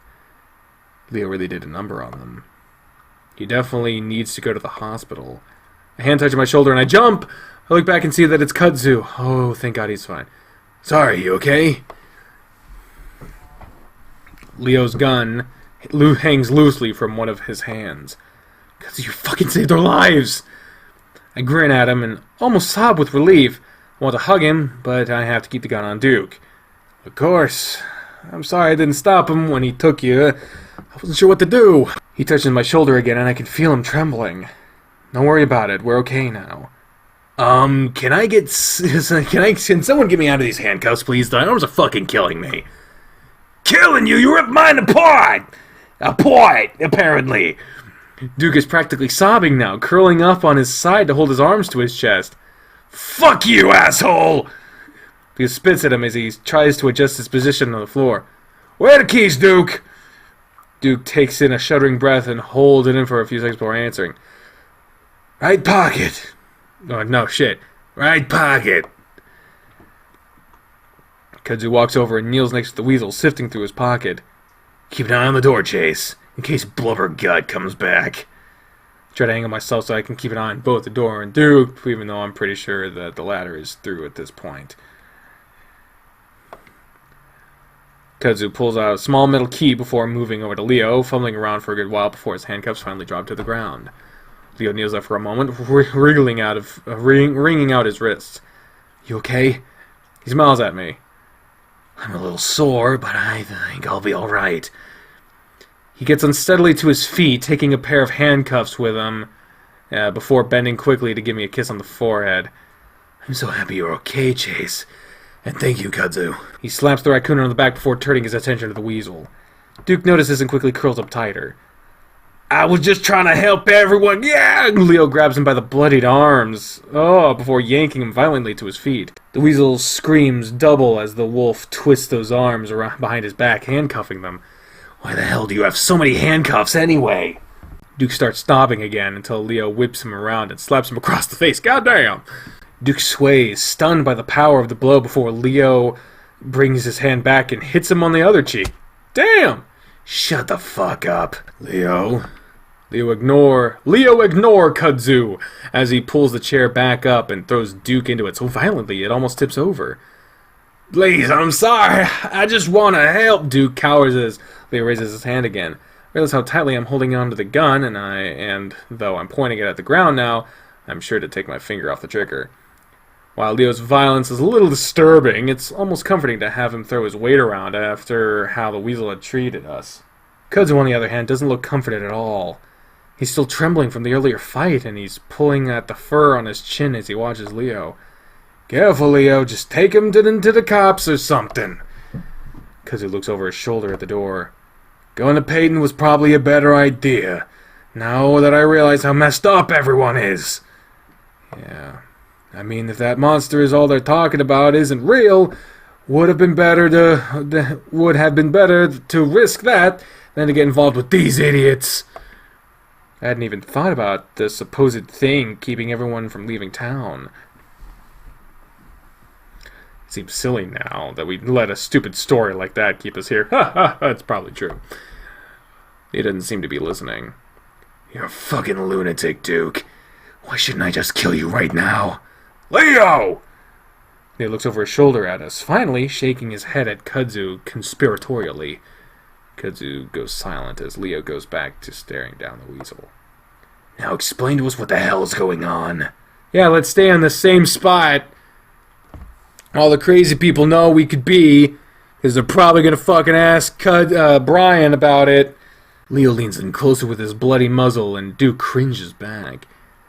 Tell the truth, and maybe I'll let you go. Leo glances at me. I won't kill you, at least. He's trying to make it clear to me that he's just trying to scare Duke. At least that's what I hope he's doing. I already explained! Duke's eyes dart back and forth between us. The way he's kicking his feet around with a high-pitched, whiny voice makes me think of a child. A really ugly, malnourished child. I still feel a little bad for him, though. Remind me, because I was a little fucking distracted. Kudzu sidles up next to me and sets a hand on my shoulder. You want to watch the door? I touch hand in acknowledgement and turn around to face the door. I don't really think Brian's going to be coming back, though. I told you, something bad happened and we need to figure out what. Yeah, but how did kidnapping us help anything?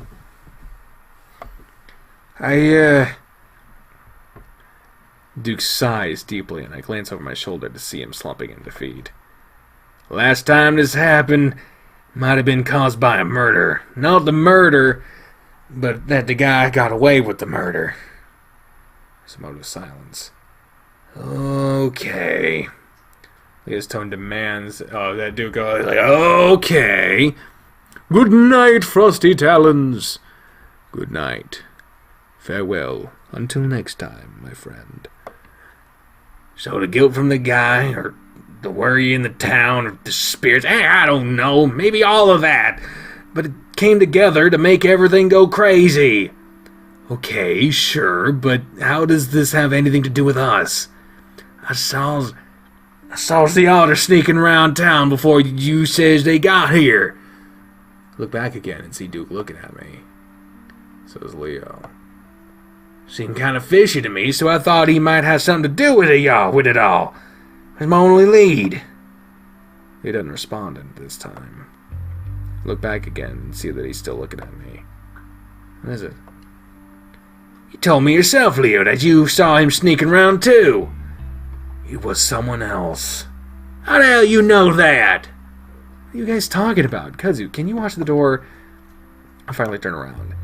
Leo leans one hand on the back of Duke's chair as he sighs.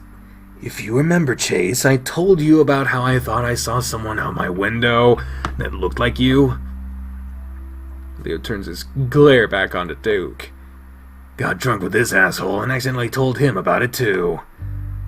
But we both saw it, isn't that a little strange?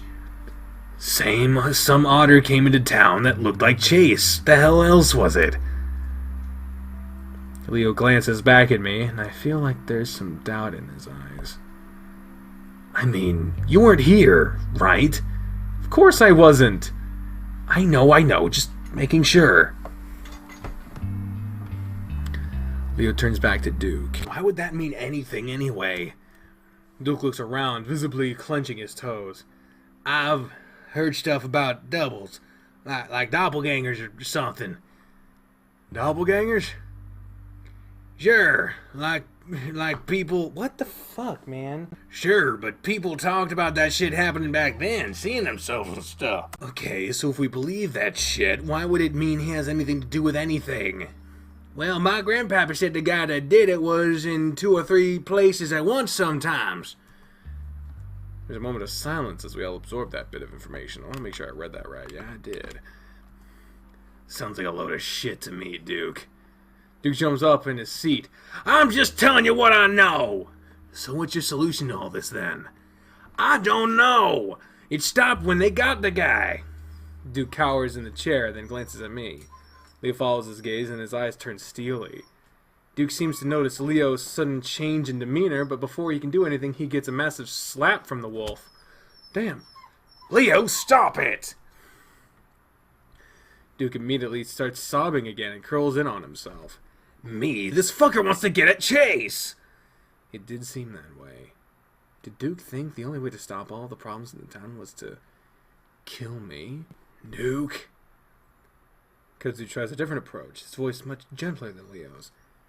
The problem with your theory is that Chase hasn't killed anyone, right, Chase? Of course not! Of course not. Oh, shit. So maybe we need to rethink things a little, huh? Or maybe he can do that in a fucking jail cell. We're going back to my house to get my truck, then we're gonna get the hell out of here. If we can. I'm not so sure about that thing the mayor was talking about. What thing? A monster or something. The mayor told us is killing people who are trying to leave. Leo stares. Has the town really gone that fucking insane? Kudzu shrugs. There were bodies. Jesus. Leo looks around. Yeah. Well, it still sounds like bullshit. But if there is anything, we'll be fine if we leave in a car. The motel is closer. We can use my car instead. Sure. Duke is still staring at me with a hard look. I get the feeling that despite all the things we just told him, he's not buying it. Leo hauls the Wizzle off the chair, getting a little squeak of pain from Duke as he's forced to break eye contact with me. Why don't we fucking ask him, well, if they got the murderer, who was it? Maybe that would give us some fucking insight. I don't know. What about the others? We're gonna try to find everyone we can before we leave, but the priority is to get ourselves to a police station. Leo pulls me to stand in front of him before gesturing at Kudzu. Cud, take the gun. Safety's off now. Kudzu visibly frowns as I hand it to him. Yeah, sorry about that. I want Chase between us. I don't trust these fuckers not to try anything, especially if Brian comes back. So with Kudzu leading the way, we make our way out of Brian's house and into the night. It's quieter this time around as we head out onto the deserted night street. Seems like the things have settled a little, at least. Kudzu's fur is still bristled out on the back of his neck. I'm starting to worry about him. He's been tense, even considering the situation we're in. Keep your eyes peeled anyway. Of course. I've also been sensing a strange sort of tension between the two of them. He could probably be put up to the situation currently at hand, though. I can see the motel a ways down the road, but ominously the lights are all out. Duke has gone quiet for the most part. Wonder if he's just given up or if he's planning something. Wonder if Spoof's planning something too. Of course, he just seems to be entranced in eating my shoe, so hopefully it's the former. I'm not really seeing anything out of the ordinary here. Trust me, things are fucked up. We pass the diner, the moonlight glinting softly off the metal edges. A dark, sick feeling sets in as I stare at the black windows. That's where it all started. Should we check to see if she's still in there? No, you should just stop taking diversions to get the fuck out. He was quiet behind me for a moment, then he clears his throat. I don't see why we need to do that. I don't know, to tell the cops about it or something? If the cops haven't been there, then I'm sure she's still in there. No use looking inside. Alright. Hey, it's gonna be okay, alright? Janice. He doesn't say anything to that as we continue to the road, finally reaching the hotel parking lot. Keep moving. I look behind me and see that Duke stopped, still looking back at the diner. I see some... What? Kazu stops too, looking back at us. Some... I look at the diner, but I see nothing moving in the windows or in front of it. It's way too dark to see anything in there anyway. Leo prods at Duke's back, but the weasel refuses to move, rooted to the spot. Am I gonna have to carry you? Leo lets go of Duke for a moment, reaching up to turn him around, probably to throw the weasel over his shoulder. Before he can do that, Duke screams long and loud and raises all the hairs on the back of my neck. Before Leo can stop him, the weasel takes off into the night, away from the diner, towards the grouping of trees, bushes on the side of the road. God damn! Leo curses and immediately goes after him. Well, we lost Leo. Kazu starts to follow. Don't follow me, wait by the car! Leo shouts over his shoulder before disappearing into the brush. Then, more faintly, And watch Chase! Kazu and I stare into the darkness, listening to the two of them crash through the brush before fading out into silence. After a few moments, Kazu rubs his head and turns to me. Well, guess we should get to the car then. I frown, not really worried that Duke can do much to Leo, but rather that they'll run into someone that could. Shouldn't be that hard to catch him, he's in handcuffs. Duke can be fast when he wants to be. Fuck. I feel like we should have gone with him. I keep staring into the darkness of the brush, and Kazu puts a hand on my shoulder as he passes. Don't worry, Leo can take care of himself, especially when he's up against someone like Duke. A handcuffed Duke. Yeah. Reluctantly, I follow the raccoon. Leo's brief presence has been so strong and reassuring, it's kind of jarring to be without it again. At the same time, though, it's not all that different with Kazu. Leo's just more overpowering with it, I guess. I fish my keys out of my pocket, then suddenly realize where we're at. Hey, we should check our room. Jenna and TJ might be in there. Maybe even some of the others. Kazu looks at the dark motel, scanning the rows of doors. Yeah, we should. But I think that we should wait for Leo. I don't really trust anyone right now. I realize he's implying that one of my friends could have gone insane too. And I also realize I can't blame him. From what I saw and what I've heard, TJ might be acting the same way as Duke. That thought causes my stomach to churn sickly. Listen, I gotta pee real quick, okay? Okay.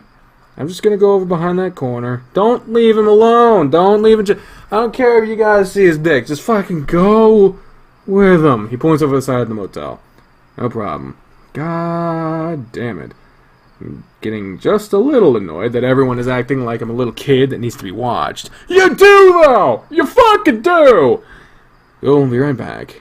Kazu does a little jog away before disappearing around the corner. And this is when some shit's gonna happen. I lean her back against the door of the car, swinging the keys around a finger. Yeah, make noise. That's great. That's a great fucking idea. It's completely quiet now, and I haven't heard a single gunshot since we got outside. I wonder if everyone that's been fighting is dead now. Or maybe they just realized how ridiculous the mayor's story was and left. Thinking about the supposed monster that I definitely don't believe in, though, has me looking over my shoulder into the darkness.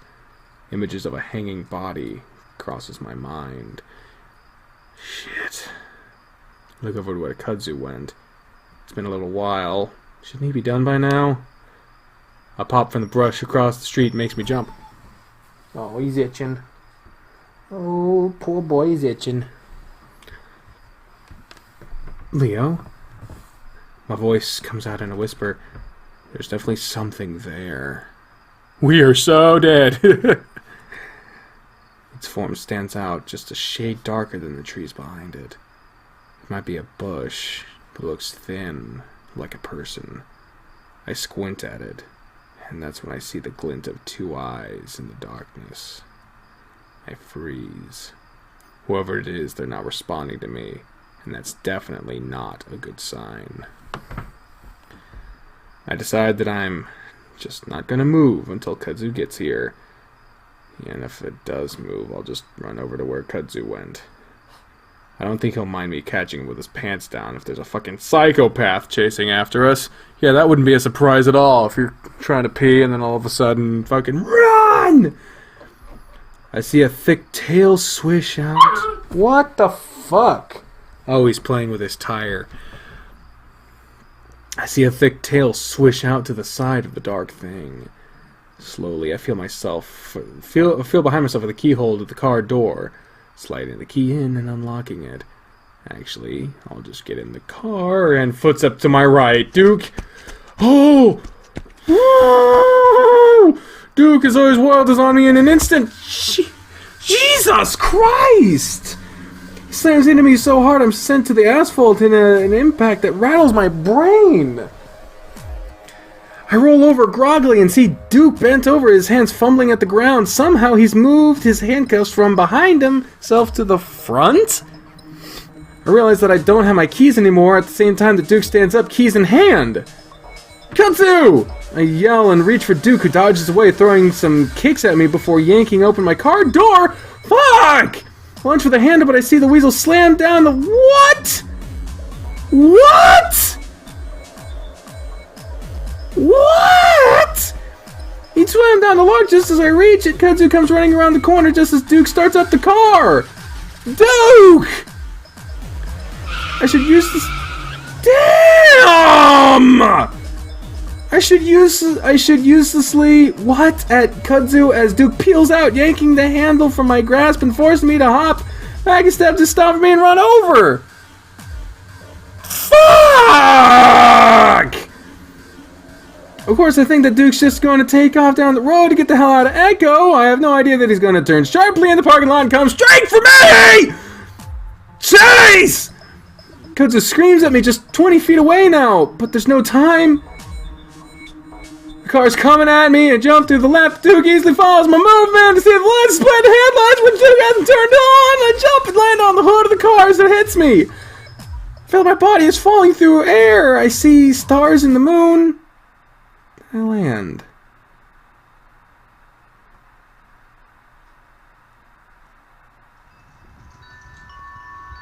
What the fuck? The desert stretches and winds out to the distance, rising and falling with the mountains, hills, and valleys. It's endless, monolithic, passionless, except here. Its mark is clear on the land like a stain, a blemish in the beige patchwork of the wilderness.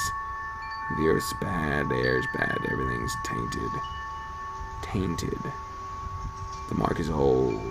It's ancient. Been here longer than people. All people. And they knew it too. Everyone who's been here knows it. So do you, even though you're not from here. You were drawn to the stain, like all other evil that's planted itself here. You can see it right through the otter's eyes. You see its influence stretch above you like black tendrils into a dark red sky. They stretch, search, reach for anything alive to stain anything they touch. So it is. It will always be. What the fuck was that? Chase! I stare groggily up at the face above me. The car is still there. A swirling mess of gray and black before I'm able to focus on the nose that just inches from my own. It crosses my eyes, which hurts, so I close them again. Chase! The voice is gentler this time, though no less concerned. I try to reach my hand up to assure whoever it is that I'm fine. I feel the soft, velvety sensation of an ear catch between my fingers, and the person above me stills. What happened? Are you guys okay? I mumble thickly past lips that don't seem to cooperate with words that don't seem to make sense. Are you? He hit you really hard! I feel a hand run over the top of my head, like it's looking for something. Did you hit your head? I feel my own head, keeping my other hand resting on Kudzu's head. That's right, Kudzu. I push myself up suddenly, realizing where I am and what just happened. I look around into the night, the surreal feeling of regaining consciousness in this nightmare making it all the more horrific. Shit, where is he? I try to push myself up, but Kudzu holds me down firmly. Dude, he took off somewhere. Kudzu looks around, his ears pointed up, as if listening before looking back down at me as I try to sit up again. You need to stay down for now. Something might be injured. I think I'm okay. Just a little bit out of it. Kudzu gazes down at me for a moment, and I'm left staring into his deep, dark eyes.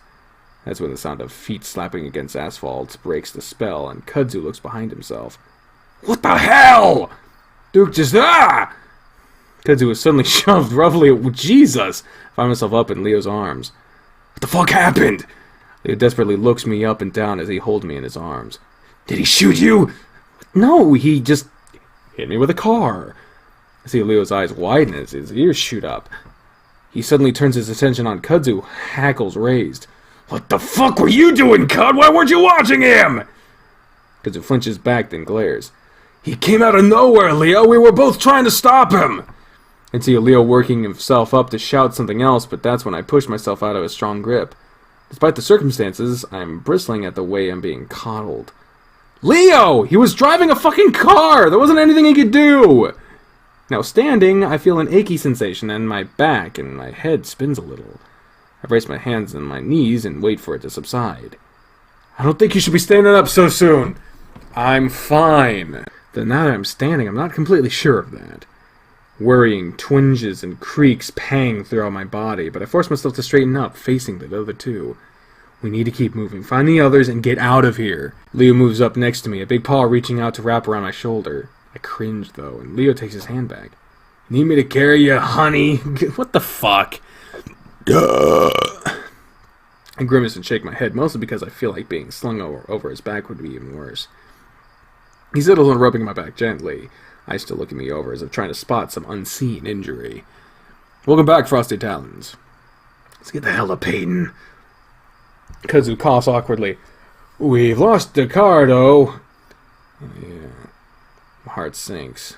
Even now, in the situation we're in, I'm a little angry that it was my car that was stolen. I worked hard to buy that thing, even if it was a junker. He shakes his head as if it's a mild annoyance. Then we'll just have to use my van instead. Lee looks up the road in the direction of the diner where he left it 2 days ago. Wait, let's at least check the motel, see if any of the others are in our room. Otter, I'm sure the others have already gotten out by now. I mean, we haven't heard anything from any of them, though. And when they have brought the police or something? He looks back at the motel, chewing his lip. Alright, but let's be fucking quick about it. We need to get the hell out of here so we can get everyone help. Yes, real quick. I reach into my back pocket, pulling out the key card as I... How do you magically still have this shit? You magically had your keys. You magically have your key card. The fuck? We don't have our phone. Well, that's still probably back at Leo's place. Probably fully charged by now. Pulling out the key card as I hobble in the direction of our room on the other side of the building. Kudzu reaches out to me. You need a hand. Leo shoulders the raccoon aside as he practically jumps to my side. What the fuck, Leo? God damn. Only pressing a hand into my back again. Stay close, Otter. Not gonna let something like that happen to you again. Try to ignore the tension I feel building between the other two. More to the ending, I'm annoyed at Leo. Why is he acting like this? Sure, he was always a little jealous, but right now, in the middle of this hellscape of chaos... That's a pretty apt description. I shake my head, allowing the wolf to guide me with his hand as we turn the corner to the motel. Kudzu stays close behind us, and I look back and try to give him a small smile to show that I at least appreciate his concern for me. Gives me a short nod back, but otherwise doesn't say anything. Like most of the town, the back of the motel is completely deserted as far as I can see. Another pop that's probably a gunshot echoes in the distance, but I'm just thankful that they aren't happening every minute like earlier. Again, I wonder if it's because everyone's dead. As fucked up as it is, I think that might be a good thing for us. As long as it doesn't involve any of my friends. We reach the door of the motel, and my heart sinks again as I see there's no light coming from the window. Shakily, I raise the keycard to press it against the lock, only to accidentally drop it. I start to bend over to pick it up, but Leo puts a hand on my shoulder, speaking gently in my ear. Don't move, Otter. He sweeps up the card and presses it into the lock. It flashes green, and I hear the electric buzz of the lock coming unlatched before Leo presses down on the door handle, then pauses. His other hand suddenly reaches out in front of me towards Kudzu. Kudzu, hand me my gun. I'll give you dukes. The fuck? Kudzu stares at the hand for a moment, then jumps, as if suddenly realizing what the wolf was talking about. Oh, right. Kudzu lifts his shirt, fumbling with the raised band before pulling out the gun. He hands it to Leo, who in turn gives him Duke's gun. He checks the safety on his own before pointing it towards the door. Leo pauses again and glances at me. Otter, behind me. Leo nods back to the wall next to the door. I only feel a twinge of resentment at being treated like a child again, but I'm too eager to check the room to say anything. Finally, Leo gives the door a gentle shove, allowing it to swing open on its own. I can't see anything from behind Leo, but by judging the look on Kudzu's face next to me, they don't see anything. I realize why as Leo slowly reaches inside and flips on the light switch. I can't resist to peek around Leo's bulk into the motel room. I don't know what I was expecting. Maybe a blood-splattered room with all our friends' bodies piled in the middle or something. Instead, though, it's basically just how I remember it. I even see my pajamas crumpled up to my side of the bed where I left them. Leo holds steady for a moment, keeping the gun pointed at the ceiling of the room. Finally, he leans in, whispering loudly. Hello? No response. Leo waits just a while longer before finally moving forward slowly. I don't wait for Leo's approval to follow and move closer behind him, Kudzu just behind me. There isn't much to search in the motel room, having just the room and the bathroom to check. Once Leo's sure it's clear, I shut the door and lock it before turning to the other two. Just so we know that we're safe for now, at least. Leo shakes his head. We gotta keep moving, Chase. We should head to my place now. I open Jenna's laptop on the table, pushing the power button. Come on, what are you doing? Leo shifts his weight from one foot to the other. Kudzu moves to stand next to me. Checking the internet? I was hoping to. I sigh as I stare at the password screen. Now let me check with my phone. Leo sighs again. That's not gonna help us. I have Wi-Fi calling. You had Wi-Fi calling! This whole time? This whole time? I mean, you said your cell phone wasn't working before, but now is working? Are you serious? Oh my god. He sighs again and sits heavily on the bed, bending it like a bow. He sets his gun on the bedside table before rubbing his face vigorously with both hands. You okay? Saying that Leo's been on the edge is an understatement. But sure, we're all fucked up right now, with the way the wolf's been acting. It's like he's a different person. It's because he fucking is. Be willing to goddamn bet on that shit. Oh, adjusting the microphone. Yay. Wonderful noises. Leo lets his hands slide down his face so he can peer at me over his fingertips. He examines me for a while, then finally reaches out with both hands. Come here, Chula. Chula. I almost hesitate, and I'm not sure why. I walk over to him and stand in front of the wolf before he reaches out and pulls me down into his lap. He then presses my head against his chest before wrapping his arms around me. He starts stroking the back of my neck gently, and it makes me shiver. It all feels a little forced, and we don't meld together naturally like we always used to. I'm sorry about letting all this happen. I should have told the police when Duke started threatening earlier. Do you know what's happening? Leo takes in another breath, and his broad chest swells against my cheek before he blows it out, ruffling the fur on my head. I don't know. I really don't. I notice Kudzu standing into the side, clearly trying not to look at us. Any internet? Kudzu looks up and shakes his head. No, I can't find a network. Damn it. Did that bear do anything to you? The hesitation in Leo's voice makes it clear what he's really asking. And it sounds like he's been wanting to ask it for a while. No, he just tied me up for a while. I guess technically he did do more, in a way. But I don't want to go into that right now. That whole incident actually seems like a long time ago already. Janice's murder, getting near raped by Brian, trying to kill Brian. I think there's a numbness in my chest that's dampening my emotions right now, and everything feels like it's far away from me. I wonder if that's some kind of psychological response to what's happening, and if I'll be all fucked up after this is over. Probably. Oh yeah. Oh yeah. Later on down the road, we'll find out. Oh God. But I kind of welcome the numbness right now. It at least helps me deal with what's happening a little easier. Jenna would probably be able to tell me what's happening right now if she were here. Of course, that makes me wonder where she and the others are. Makes me want to get out there and find them. Because as much as I want to get the hell out of this place, I feel kind of responsible for them. I did drag them all here, after all. I'm gonna get you out of here. I promise. Leah breathes into my ear and squeezes me a little tighter. I have to hold back a wince as a twinge goes through my back.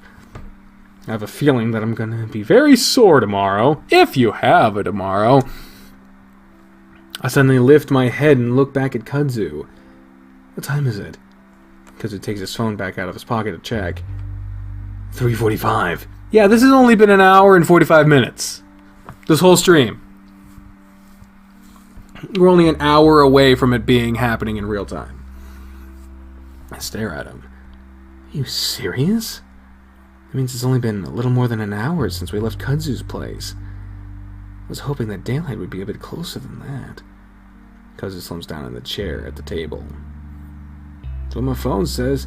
Meanwhile, we're sitting here and the whole place is dark, but our room's light is on, so we're sitting here like a fucking target. Oh, God. I continue to rest my head against Leo's chest, listening to him breathe. I glance up at him to see that his eyes are closed as he continues to stroke the back of my head. I'm about to tell him that we should get moving again when I think I hear something. It's a soft snuffling sound, like someone's covering up their sniffling. I lay there against Leo, not moving as I continue to listen. A full 10 seconds go by before it happens again. This time, I think it's coming from below. Under the bed! Under the bed!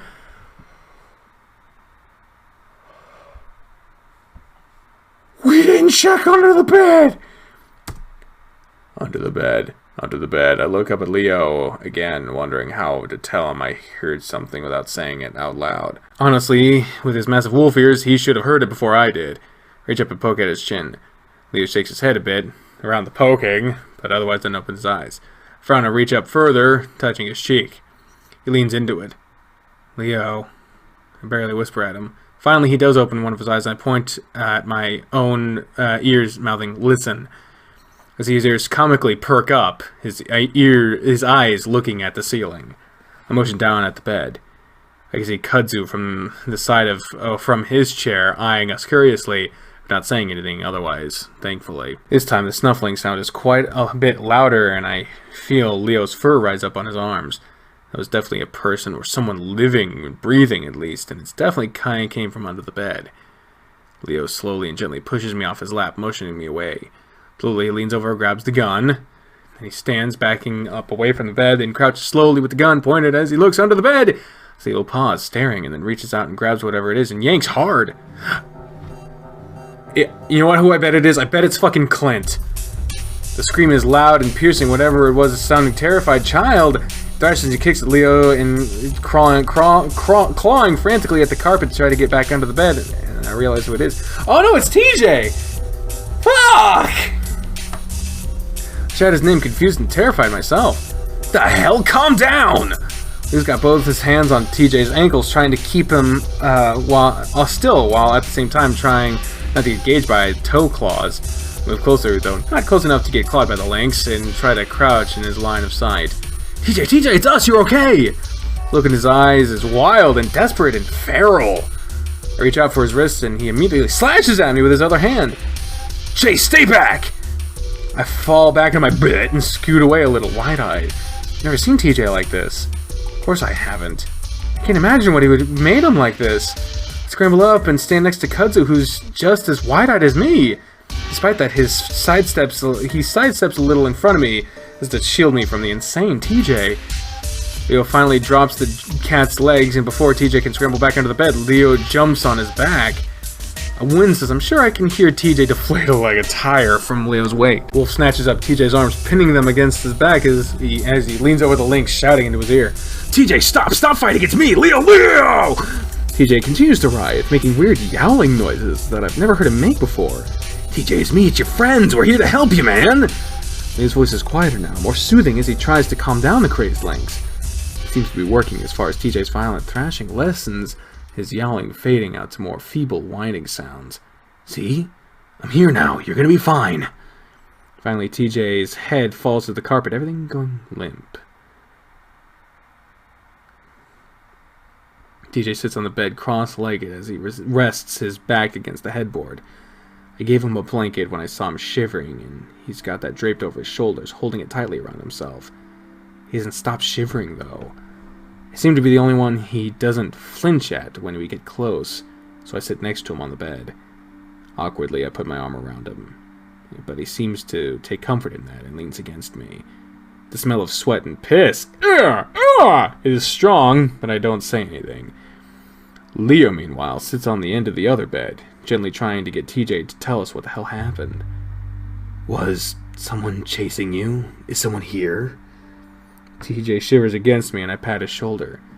He looks at me then, and I see his fur is completely matted to his face. He's been crying non-stop. I notice bits of dead leaves on his head too, along with some dirt. The hell had he been doing? Leo continues to prod gently at the lynx with his questions.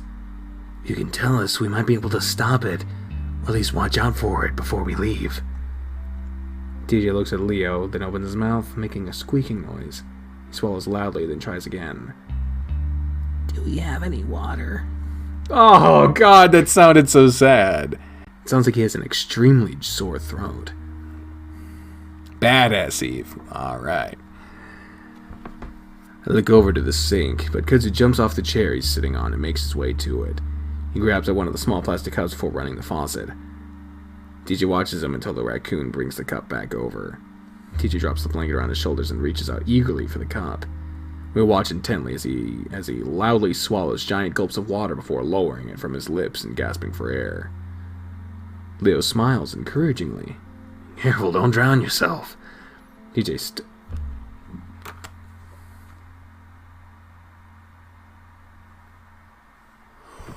Why would you say that? Why would you... To someone who... Why would you... Jesus Christ! TJ stares, then shivers again, much more violently. I grip him more tightly. Are you cold? I grab up the blanket and try to tug it around his shoulders better. Kinda, not really. I feel cold, but... TJ rubs at his chest. He's still trembling, and I realize he might be in shock. I don't know what to do for that. In every TV show I've ever seen, the person is just given a shiny blanket while they sit on the side of the road. So I just continue to rub his shoulder in circular motions, trying to be soothing. I wish Jenna were here. She'd know what to do. Did you check the other bed? Maybe she's under there too. He leans against me again, though, so I feel like I'm doing the right thing. He holds out the cup to Kudzu again. Could I get some more, please? Sure. Kudzu takes the cup delicately from TJ like the links might break. When Kudzu moves off to the sink again, TJ leans in towards me, whispering, That guy played soccer with us, right? "Oh, was that the guy?" That guy played... Yeah, I said that right. Yeah, he did. Right. TJ goes back to leaning against me and staring at the wall. While this isn't good, he does seem to be getting better. He can recognize us again, and remember stuff at least. Leo adjusts himself on the bed, clearing his throat again. Tej, if you can't remember, that's okay. But I just want to make sure that no one's, coming after you. TJ blinks, then shakes his head. No, I don't think so. Leo waits, but TJ doesn't say anything more. No one? You were hiding, so... Leo clearly doesn't want to upset the Lynx, but it makes sense why he wants to know. If there's someone lurking out there, hunting TJ down, we could be in a lot of danger right now. We have to wait, though, as Kudzu comes back with the cup. TJ takes a few more big gulps before looking back up at Leo. I thought I saw something. I keep seeing things. I think I need to go home. I stare hard at TJ, studying him. I don't know why, but I guess I thought we'd all be exempt from this hysteria. I knew we were all normal, at least to an extent. This whole crazy chaos seemed too foreign, too different for it to affect my friends. People I know that are grounded, normal people. Fucking, that does not mean anything. That's exactly what TJ was. And now... Leo stands up and steps closer, sitting down slowly next to TJ on the opposite side of the bed. We are gonna go home, Tej. We just have to go on a walk to my car first. He reaches out and sets a hand on TJ's leg, and I'm glad to see that he doesn't flinch at all. He's really calming down. Okay. TJ suddenly opens up the blanket around himself, staring down at his clothes, as his nose twitching and the skin inside of his ears flushes. Can I take a shower? Leo pauses, clearly not having expected that. Well, we really need to get going. Don't you want to get home and take a shower there? TJ has put the blanket back over himself. TJ has put the blanket back over himself, trying to hide his pants. I just like to feel clean again. Oh, God. That language makes me worry. I feel like it might be a good thing for him to clean off. Maybe to have some time alone. I give Leo a meaningful look as I lower my voice gently for TJ. Sure, man. We'll wait. TJ slowly pushes himself off the bed to stand on unsteady legs. Both of his hands not so subtly shield his crotch as he walks to the dresser. Okay, just don't leave, okay? We won't. Leo's still using his talking to a toddler voice. The wolf gives me a frustrated look, but I ignore it. And I'm gonna leave the door open, so if something happens, just yell. It's fine, and nothing's gonna happen, okay? Yeah, okay. TJ pulls out some pants from the dresser before making his way to the bathroom. He keeps glancing back at us like we're going to disappear if he looks away too long. I try to give him a cheerful smile until he finally disappears into the bathroom. We sit around in a sort of circle in the motel room, Leo and I on the beds, Kudzu in the chair. Keep our voices low as we discuss what's going on, not wanting TJ to hear. This doesn't make sense. TJ's one of the most rational people I know. How is this affecting him? Affecting him? We don't know what's causing it, though. I don't know. I thought it was drugs or something. They all just took the same drug? I don't know. Or maybe they're all crazy because of drugs or something set it off. Well, TJ is religious.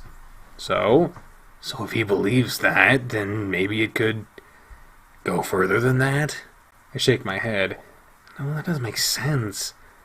People in cults do it all the time. But he's not in a cult. Yes, he is. He's religious. It's all kind of the same thing if you think about it. Your whole family is super religious, Leo. Yeah, so I have first-hand experience with all of it. Leo chuckles despite the situation. It makes me wonder if this is something more than what's in everyone's head, if even TJ's having it happen. I mean, you're not acknowledging the fact that it's happening to you, too, and Leo, and probably Kudzu. I mean, he was staring at... What the fuck? Kudzu taps his chin from the chair he's sitting in. What was it Duke was saying about his grandpa? Something about a curse? Leo waves his hand, like he's swatting away a fly. I'm not saying. Spanish word, speaking of shit that doesn't make sense. Kudzu shrugs. I'm starting to wonder. I fold my arms and look towards the bathroom where steam is wafting from TJ's shower. Well, stop wondering. I don't want you ending up like them. I frown and glance back at the bathroom before lowering my voice. Like TJ? Leo sighs. No, one of those fuckers probably freaked him out or something. I mean, he never struck me as the very stable type. You did say he was seeing things. Leo suddenly stands up from his sitting position on the bed.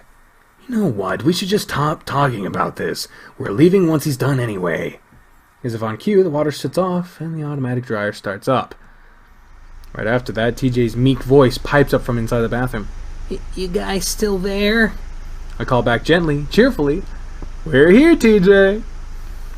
He sighs and moves to the window to look outside, pulling back the curtain just a bit.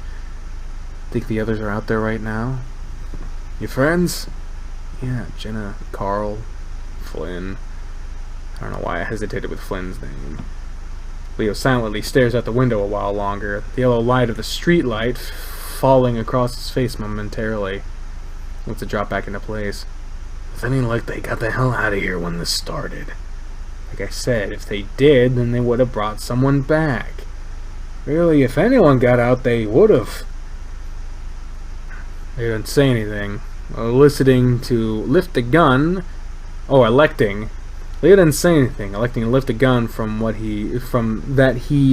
he's had clutched in this entire time to examine it. Fuck Christ. Does that mean no one's gotten out of here? It's a momentary silence. Hello? We're still here, TJ. Kudzu shifts in the chair. Well, a lot of us here have relations outside of town, family, work at Peyton. In fact, Kudzu checks his phone again. I'm supposed to be into work in like 5 hours. Somebody's got to notice. Maybe we should wait until morning? Someone has to be looking for someone by then. Leo thrust the gun back into his waistband resolutely. Nope, relying on other people has gotten us nowhere. We gotta help ourselves. You might have a point, Leo. Your friend looks in pretty bad shape, like, mentally. Then I'll carry his ass to the truck. I'm leaving and not leaving any of you behind. Leo stops and I follow his gaze to the bathroom where TJ stepped out. His fur in a little damp and spiky from a shower and fresh change of clothes. He stands there awkwardly for a moment, rubbing his arm as we all stare at him.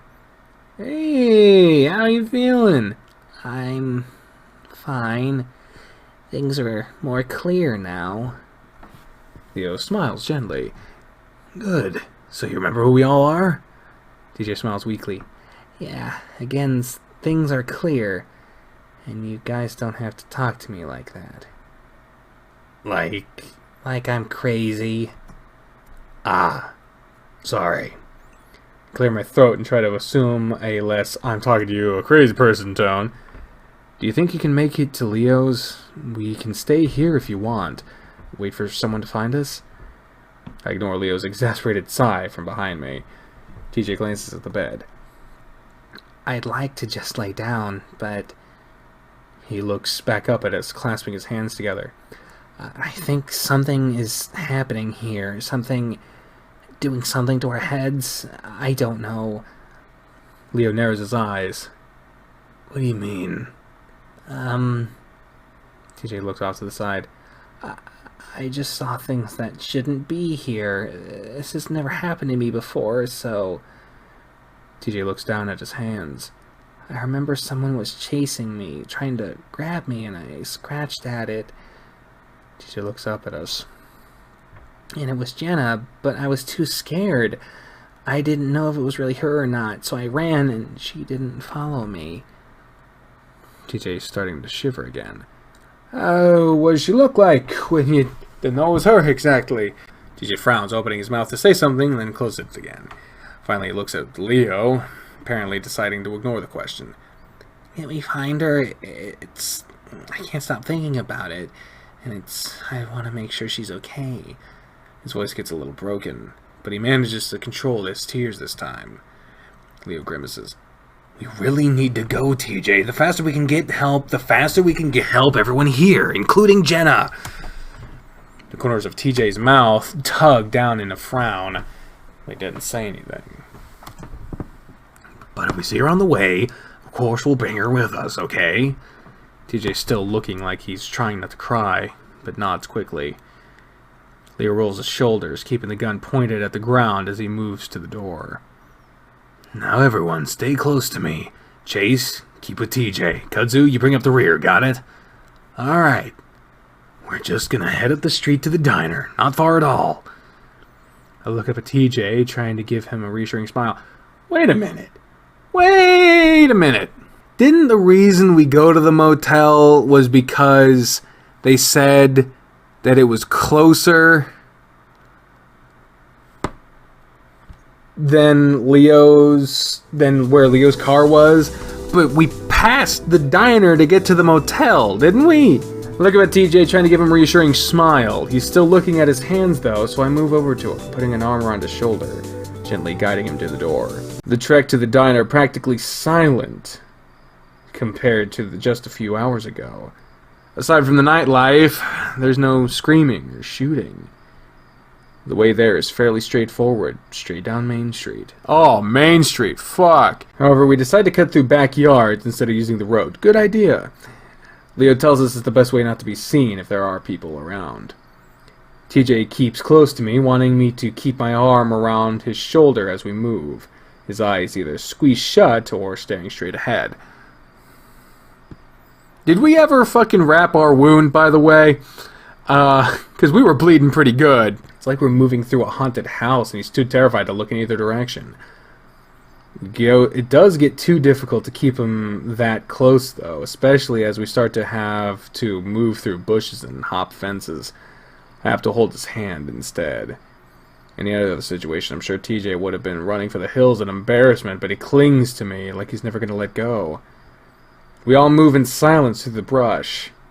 The quiet is actually almost unnerving, almost as unnerving as the shouts and gunshots were.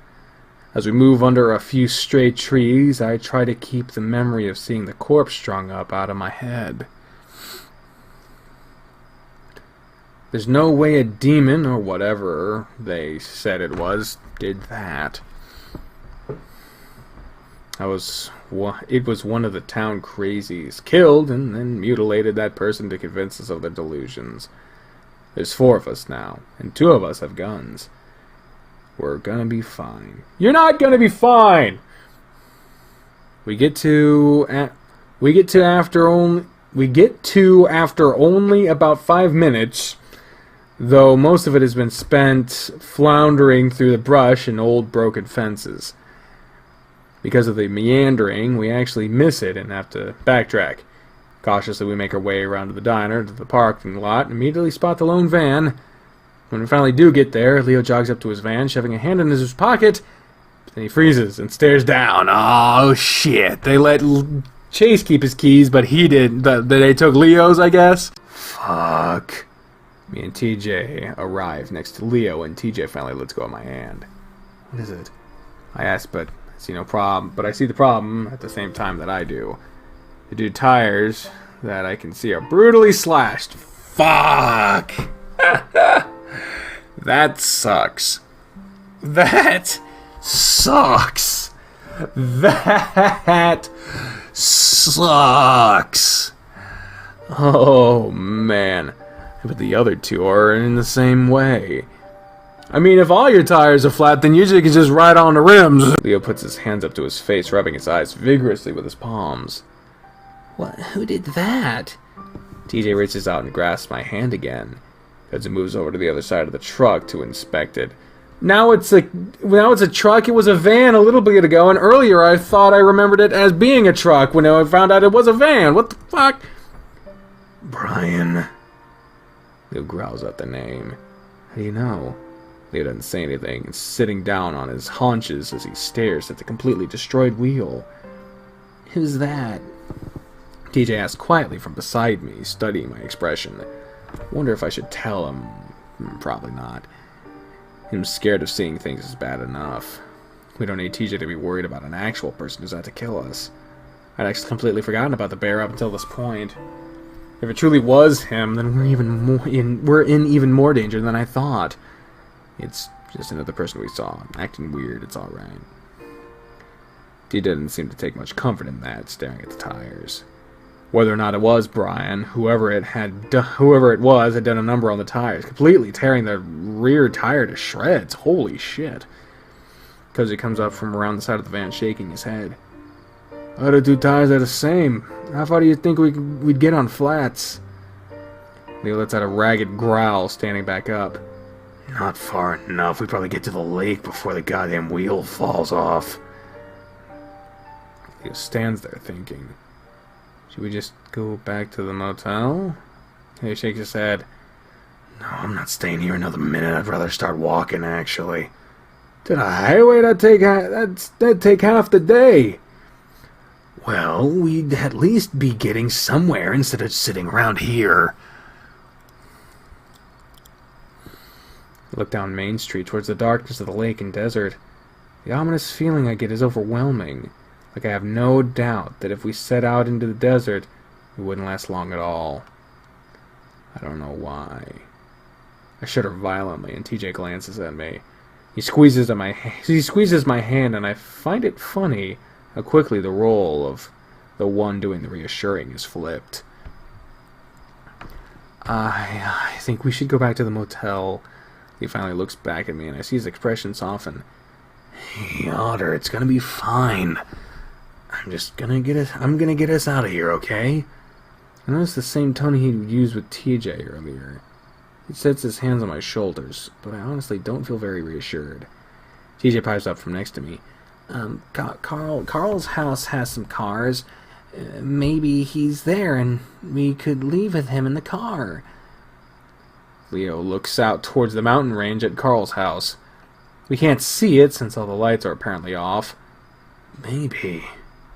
If he's not there, then we could just break in. I see TJ blanch next to me. Even now, he's battling his moral values versus our need to survive. I still just want to go to the motel, hole up there, and wait. Yeah, the Otter thing is fucking me up too. Maybe sleep. I'd give anything to just be able to lay down somewhere safe right now. But now, with the new possible factor of Brian, I can see the benefit of getting the hell out of here now. Alright. Leo sets his jaw, narrowing his eyes. Let's go. Remember to stay close. We don't bother going off-road on the way to Carl's place, mainly because we'd just be trudging through sagebrush full of ticks at that point. Leo figures that since Carl's house is the only thing up this road, aside from the canyon to nowhere, no one would be driving there anyway. It takes us about 20 minutes to get there, walking in silence up the cracked road. The only sound are panting. I'm the loudest, considering my short legs, and also that I'm probably the most out of shape compared to the others. Same. When we're close to the mansion, I look back down towards Echo. Only a few of the streetlights dot the small town. I don't see anyone on the roads near them. I see a window or two here or there with their lights on, but no movement from within. We only hear two sounds on our trek. No. One is a blood-curdling scream coming from the town behind us, a woman. TJ reaches out again for my hand when that happens, and I squeeze it comfortingly. The next, a few minutes later, is a faint laughter coming from further away that rises in pitch before fading back out. I grimace, wondering if anyone else heard it, or if it came from inside my head. No one says anything, and I don't ask. By the time we reach the mansion, I'm covered in sweat, and I keep adjusting my shirt uncomfortably as it sticks to my chest and shoulders. The garage door is closed, and there aren't any cars in the driveway. I wonder if maybe Carl already took off. I hope he did. We stand in front of the door, and Leo holds out a hand to us, motioning us to be quiet. I watch his ears poke up to full extension before he moves to the glass of the door, cupping both hands over his eyes to peer inside. We wait for a tense moment, and I wonder if maybe he's looking in on something horrific. But after a while, Leo pulls back, shaking his head. Maybe he left, or he's with one of the others? Kazu offers quietly, standing just behind me. Maybe. Leo appears to be thinking hard, then he reaches out to the doorbell with an index finger. What the fuck are you thinking? He hesitates for a full 2 seconds before pressing it. The fancy chimes ring softly from inside. I notice Leo's got a hand on his gun, watching through the glass intently. I also notice that not only is TJ pressing close to me, but so is Kudzu from the other side, his shoulder slightly ahead of mine. Here's my sock. Look at my sock. It's almost like he's shielding me. A minute goes by before Leo tries again. We wait another minute before Leo lets out a ragged sigh. Whether it's from relief or frustration, I'm not sure which. Considering what's happening, you'd think some people from the town would have come here to loot or something. I look back at the town, its few glints of light staring ominously back. What are you gonna do? I'm able to suppress my shiver this time. I turn back just in time to see Leo try the door, and to my amazement, it opens. Leo seems surprised too, when he lets the door slowly swing open. We all stare into the blackness beyond, a few lights from the TV glowing in the darkness. Should we go in? Leo clears his throat. Well, we gotta get the keys somehow. Leo steps inside slowly, hand reaching along the wall to find a light switch. Oh! He finds it, and I almost jump as the interior of the house is revealed. It's just Carl's kitchen, though. Nothing seems to be out of place as far as I can see. I start to step forward too, but I can feel TJ hesitate on my hand. I look back at him. You alright? He's staring into Carl's house, his eyes wide. Yeah, I'm good. It's probably safer inside anyway, right? TJ swallows and finally steps in with me, Kudzu following close behind. The mansion is pleasantly cool against my sweaty fur. There's something strangely comforting about something as simple as the AC still running. A sense of normalcy. Leo stands there, looking around intently before moving to the cupboards. He starts opening drawers, searching the counter, looking for keys. I leave TJ to huddle on the couch before moving to the kitchen myself. Hey, can we look for Carl too? Leo pushes close a drawer full of silverware. Yeah, give me a sec. I sigh. I'll be fine. It'll be faster if I look for him while you look for the keys. Leo shakes his head. Gotta stick together. I suppress another sigh and move back to the living room. Somehow TJ's already managed to fall into a doze, curled up in a small ball on the couch. How you doing? I look over at Kudzu, who's got his arms folded, watching me closely. I'm doing okay, just kinda tense. Kudzu gives one of his rare smiles at that. No kidding? Yeah. I glance over at Leo, who's starting to rifle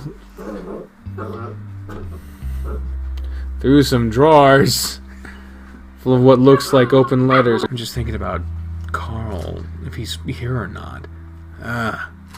Glance back at Leo. Hey, Leo wants us to stick together, but like a kudzu. You want to help me find Carl? Maybe you sweep upstairs and I'll look in the basement real quick? Kudzu glances at Leo as well. It'll make things go a bit faster. Yeah, I think it'll be fine. I really don't think anyone's in this house. Kudzu nods towards the window facing the town. What I've seen, people are mostly wrapped up in their own issues. I don't think anyone's interested in looting here. Alright, I'll take a quick look upstairs. I smile. Cool, I'll take a quick look downstairs. Oh, and keep a lookout for keys, too. And with that, we both move to the staircase. Give Leo one last glance to make sure he's not watching before we both head in our respective upward and downward directions. That's great. We're splitting up. That's what we need to do. I flip on the light switch to head into the basement, and it's only when I stare into the dark hole I'm heading towards that I get the first inklings of fear. Oh, here it is. I shake my head, remembering what Kudzu had said. If anyone's here, it's definitely only Carl, and that would be a good thing. If we can find him, we can bring him with us, and we'll be on our way out of this hellhole. I tell myself this as I bounce quickly down the stairs, wanting to get this over with as soon as possible. Now in the basement, I glance around quickly into the several doors down here. A storage room, a weight room, a video game looking room. I start to realize that if Carl is here, he's most likely upstairs, but I'm really just giving the basement a cursory check. I start to rush through, not wanting to take too long in case Leo notices, and if he hasn't already. I reach the end of the long basement hallway, and I'm left looking into a smaller room. There's a tiny white wooden door that I assume leads to the crawl space. Oh, here we go, Jesus. I stare at it for a moment, not even thinking to bother with it, until I see little white hoof prints. There are several of them. Like someone came and went dozens of times, into and out of the crawl space. I look back behind myself, feeling a chill run up my spine like someone's watching me. Looking back at the prints, I notice that the little door is just slightly open. Could Carl be in there? I remember that he'd been down here when we couldn't find him during the birthday party. At that moment, I catch a glimpse of something poking out from the door.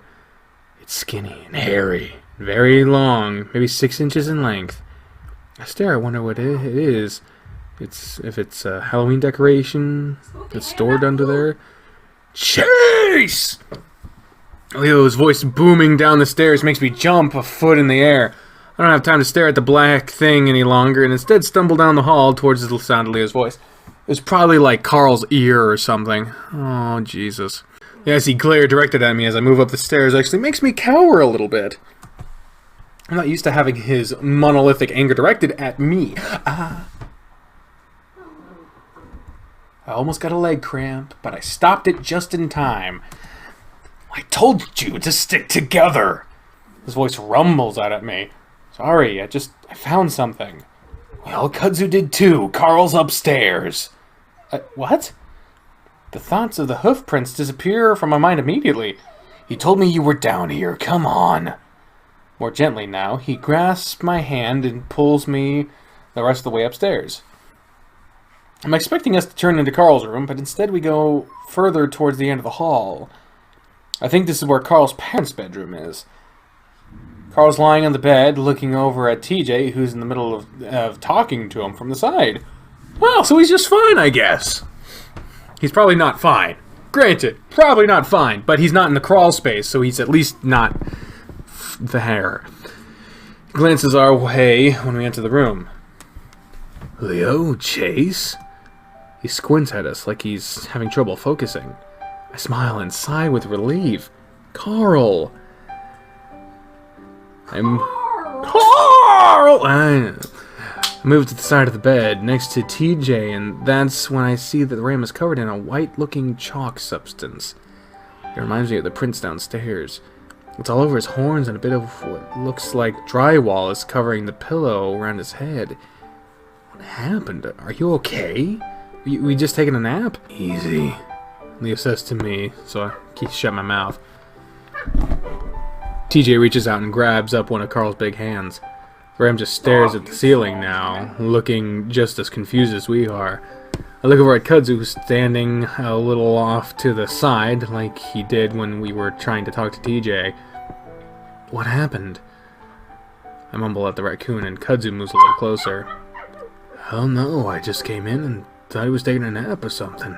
I glance back at Carl, watching as TJ starts to gently pet his forehead. You think throwing a fit is gonna get you what you want? But he wasn't? Kudzu shrugs.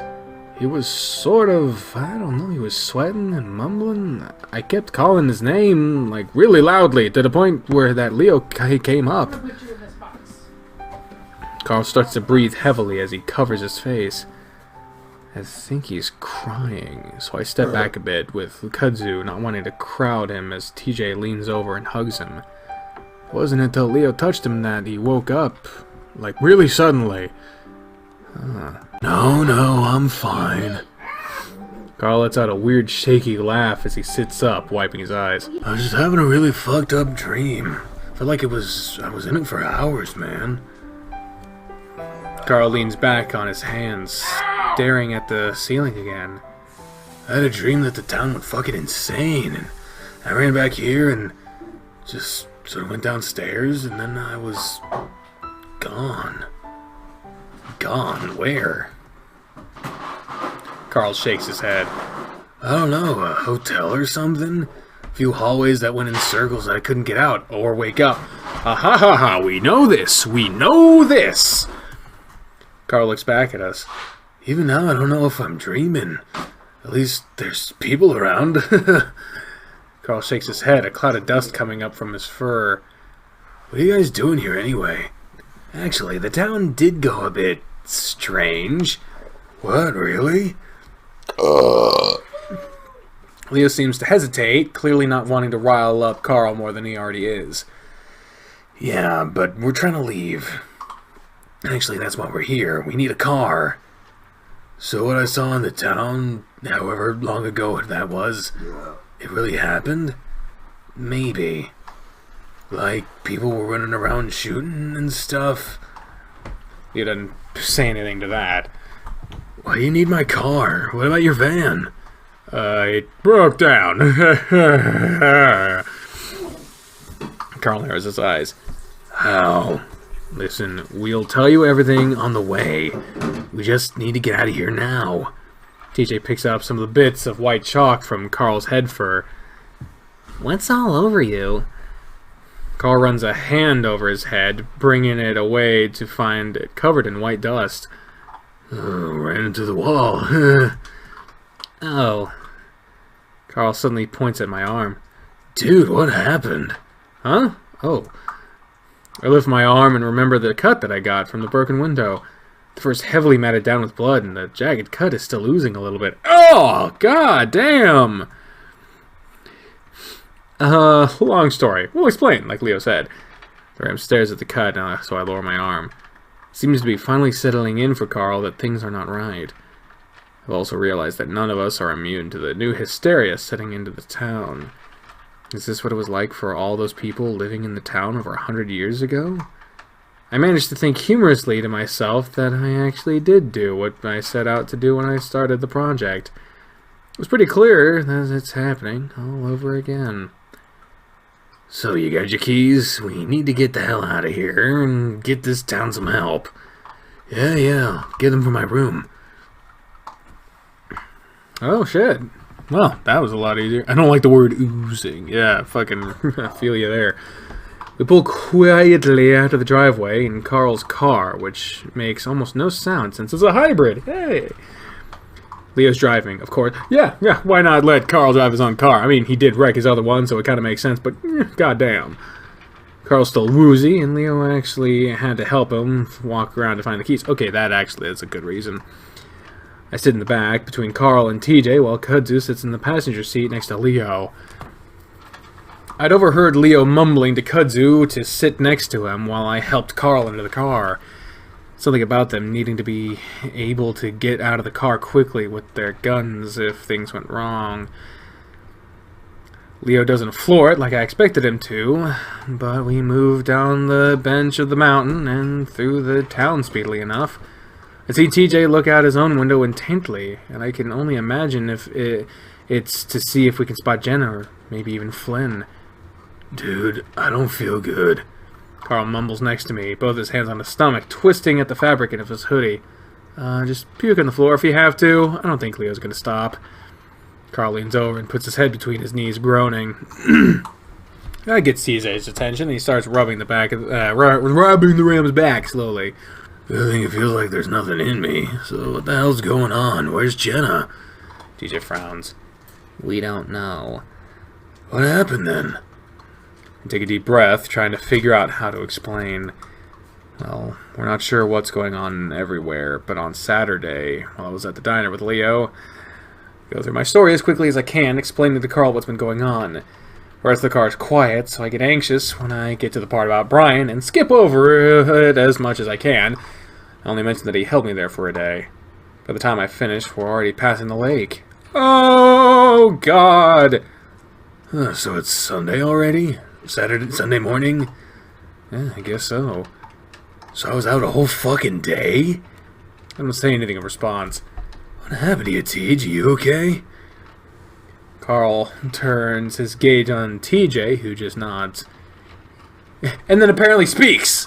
So, why'd you say just nods? Yeah, I was seeing things too. People chasing me. I noticed chasing is capitalized. I'm okay now, though. Oh, here we go. God damn it, y'all are freaking me up. You're freaking me out, man. TJ actually does seem pretty stable now after everything that's happened. Maybe taking care of Carl is taking his mind off of whatever happened to him. Either way, he doesn't expound on what he saw. Carl shivers and puts his head back down while TJ continues to rub his back. A few minutes of silence go by before Carl speaks up again. It feels kind of nice. Reminds me of my mom. Yeah, actually, my mom did it too. That might help. Hey, I love you, just so you know, all you guys. I'm glad I'm not in that place anymore. I love you too, Carl, and everyone else. You too, Raccoon Man. Thanks. Yeah. I affirm my own love for everyone. Oh, that's a setup. That's a setup right there. Kozu glances back at us before turning his attention out his own window. Leo doesn't say anything from the front, his focus solely on the road ahead of him. I watch the desert whip by us, for the first time feeling somewhat safe as the town disappears behind us. But of course, it doesn't last long. What's that on the side of the road there? Huh? Leo turns his head in the direction that Kozu points. We all do. What we see changes everything for me from that point on. Well, I wonder what it could be. Sure, things were crazy, and I had a hard time believing anything was happening, but it was explainable. People like Duke, Brian, TJ, even Carl were all seeing things, but it was kind of a distant thing in a way. Something everyone else was experiencing. Something I was exempt from. Or was it, did that say form? Oh no, it said from, okay. But now there it is. Something I can't explain right in front of me. What is it? What is it? What is that? Oh my gosh. TJ covers his mouth. Carl sits up straight trying to see. Leo slows down as we pass. There's my car. All of the windows shattered. And there's Duke, lying a dozen feet away from the open door of the driver's side. And there, crouching over him, is something I can't explain. Hairless, body and limbs long. Way too long. The head comes up and all I can see are 3 holes and blood. TJ screams next to me and Leo shouts something before stepping on the gas, slamming me back into my seat. I try to look back, but whatever it was is gone. At least it's gone from where it was, because I see something move next to my window when I turn to face it, and it stares back at me. But only for a moment. That thing, whatever the fuck it is, disappears almost the instant I register that it's there. I'm only staring out into the blackness of the desert. Still 3 holes, eyes, and a mouth blink back at me, and a sort of after image before that too vanishes. What was that? What was that? TJ's grabbing my arm, claws digging painfully into my skin. I'm too shocked to even pull away as TJ leans forward next to me, staring out my window. At least I know I'm not the only one that saw it. TJ squeaks again, and when no one answers him, "What was it?" I don't know, some kind of animal maybe? I've never seen anything like that before. Could have a disease? Lost all its fur or something? Maybe Duke hit it. But it was walking! TJ's arm is looped around mine and I can feel his body shaking. I look over my shoulder through the back window. At this point, my car is a good distance away, only visible because the headlights are on, a streak of light fading out across the desert. Duke, is he... Some dry, retching noises followed by heavy splattering sounds cut me off. Carl is hunched over in the seat, head between his legs. It isn't hard to figure out what just happened, especially when the smell hits me. Ugh! Oh my gosh, Carl! TJ is torn between blanching away and comforting the ram. Just one of those... It's okay. Carl comes back up, looking like he's about to say something before diving forward again. A much louder retch, followed by a much quieter plopping sound follows. Oh, Jesus. I grimace, feeling my own stomach roil. God. Kutz is looking back at us, a paw up to his nose. You okay? Carl keeps his head down a while longer, his fingers twisting into the fabric of his shorts. I wasn't almost puking at shorts, I was just thinking about it. I have a slight phobia about throwing up. TJ tentatively rubs his back. I would have done out the window. I don't want to open any of the windows now, though.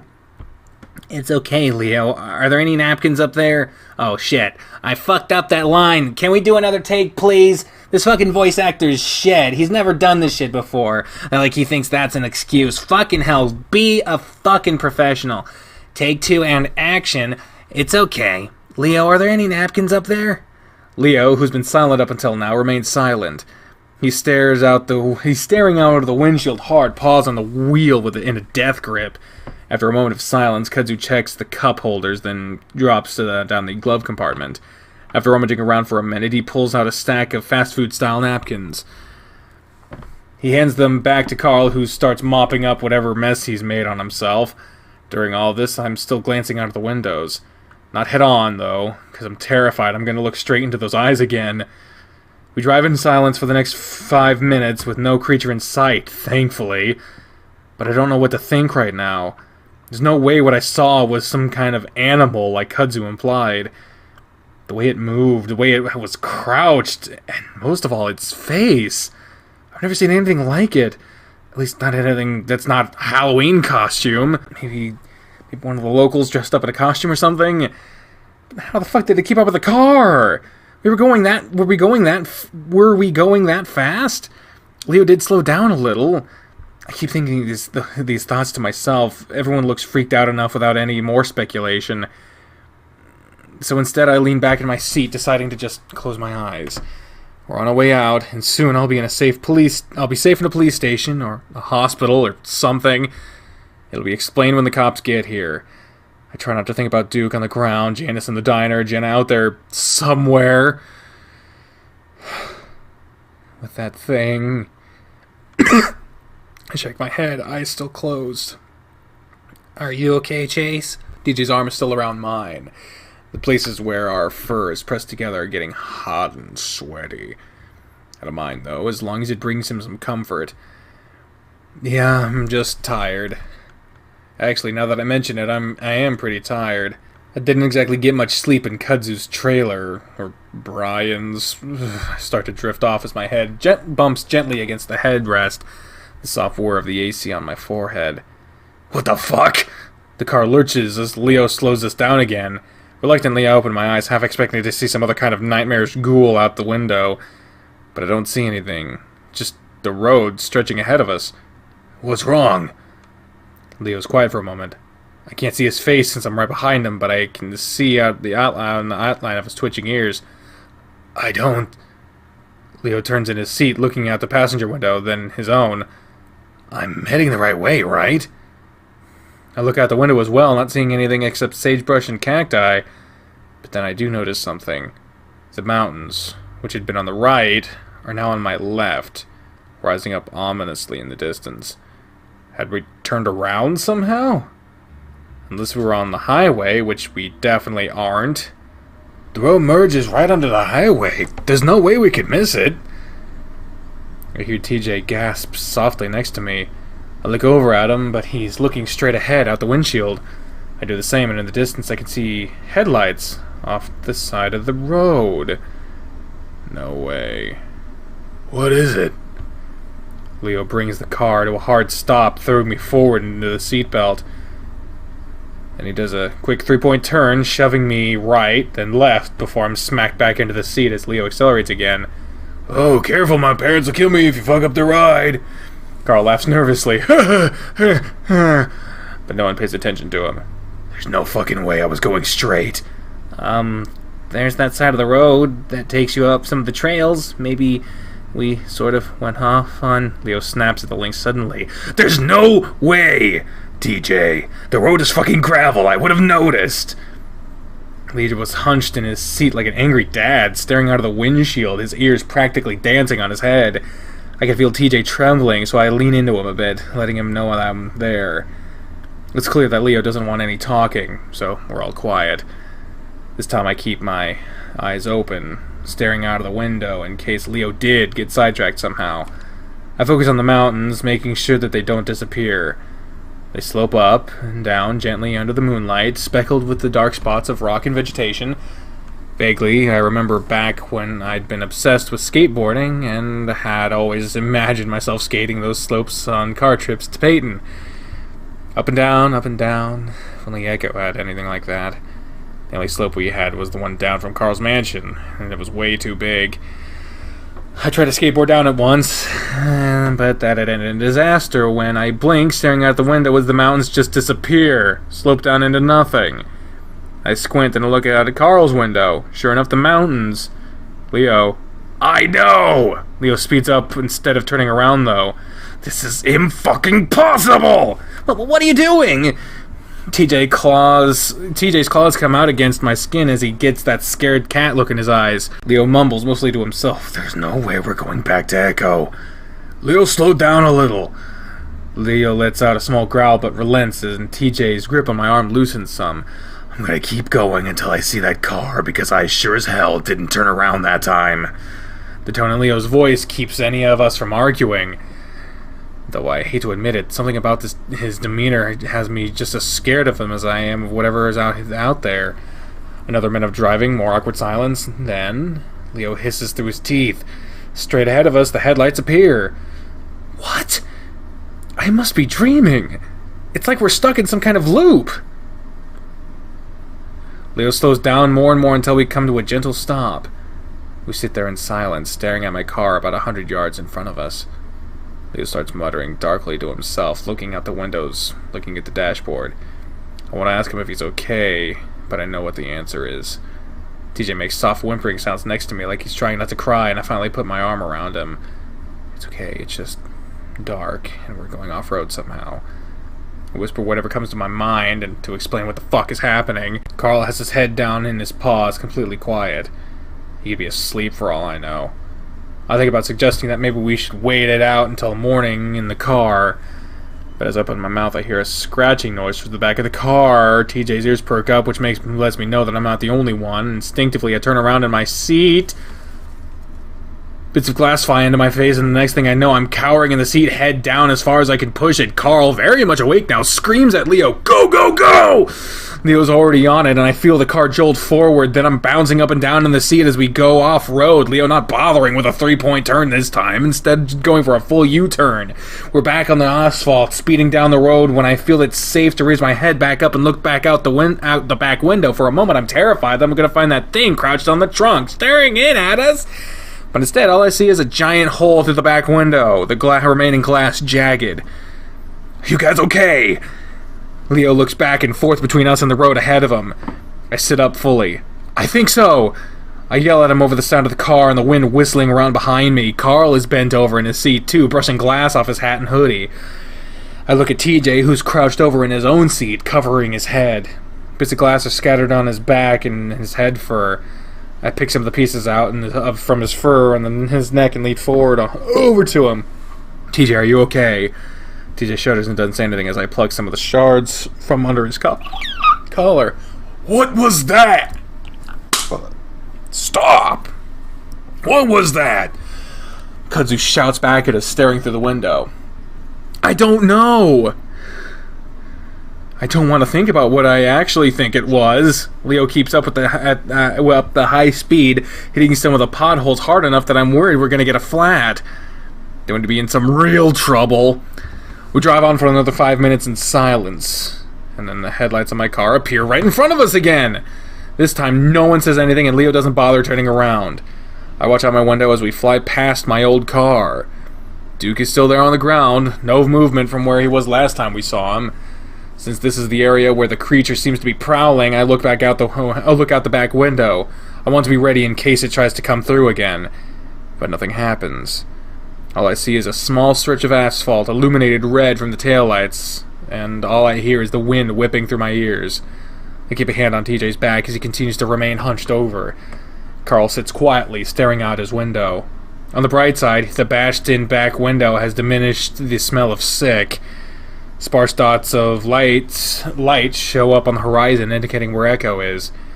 That's when Leo speaks up. Alright, what we're gonna do is head back to my house. You guys can get some sleep while I figure out what to do next. Leo pauses, but no one says anything. Sound good? Yeah, not much left to do. Leo grunts and hunches forward in his seat again. There's a sinking feeling in my stomach at the thought of going back to Echo. There's a comfort of at least not being out in the wilderness, but I wonder if that's much worse than the town, even with that creature prowling around.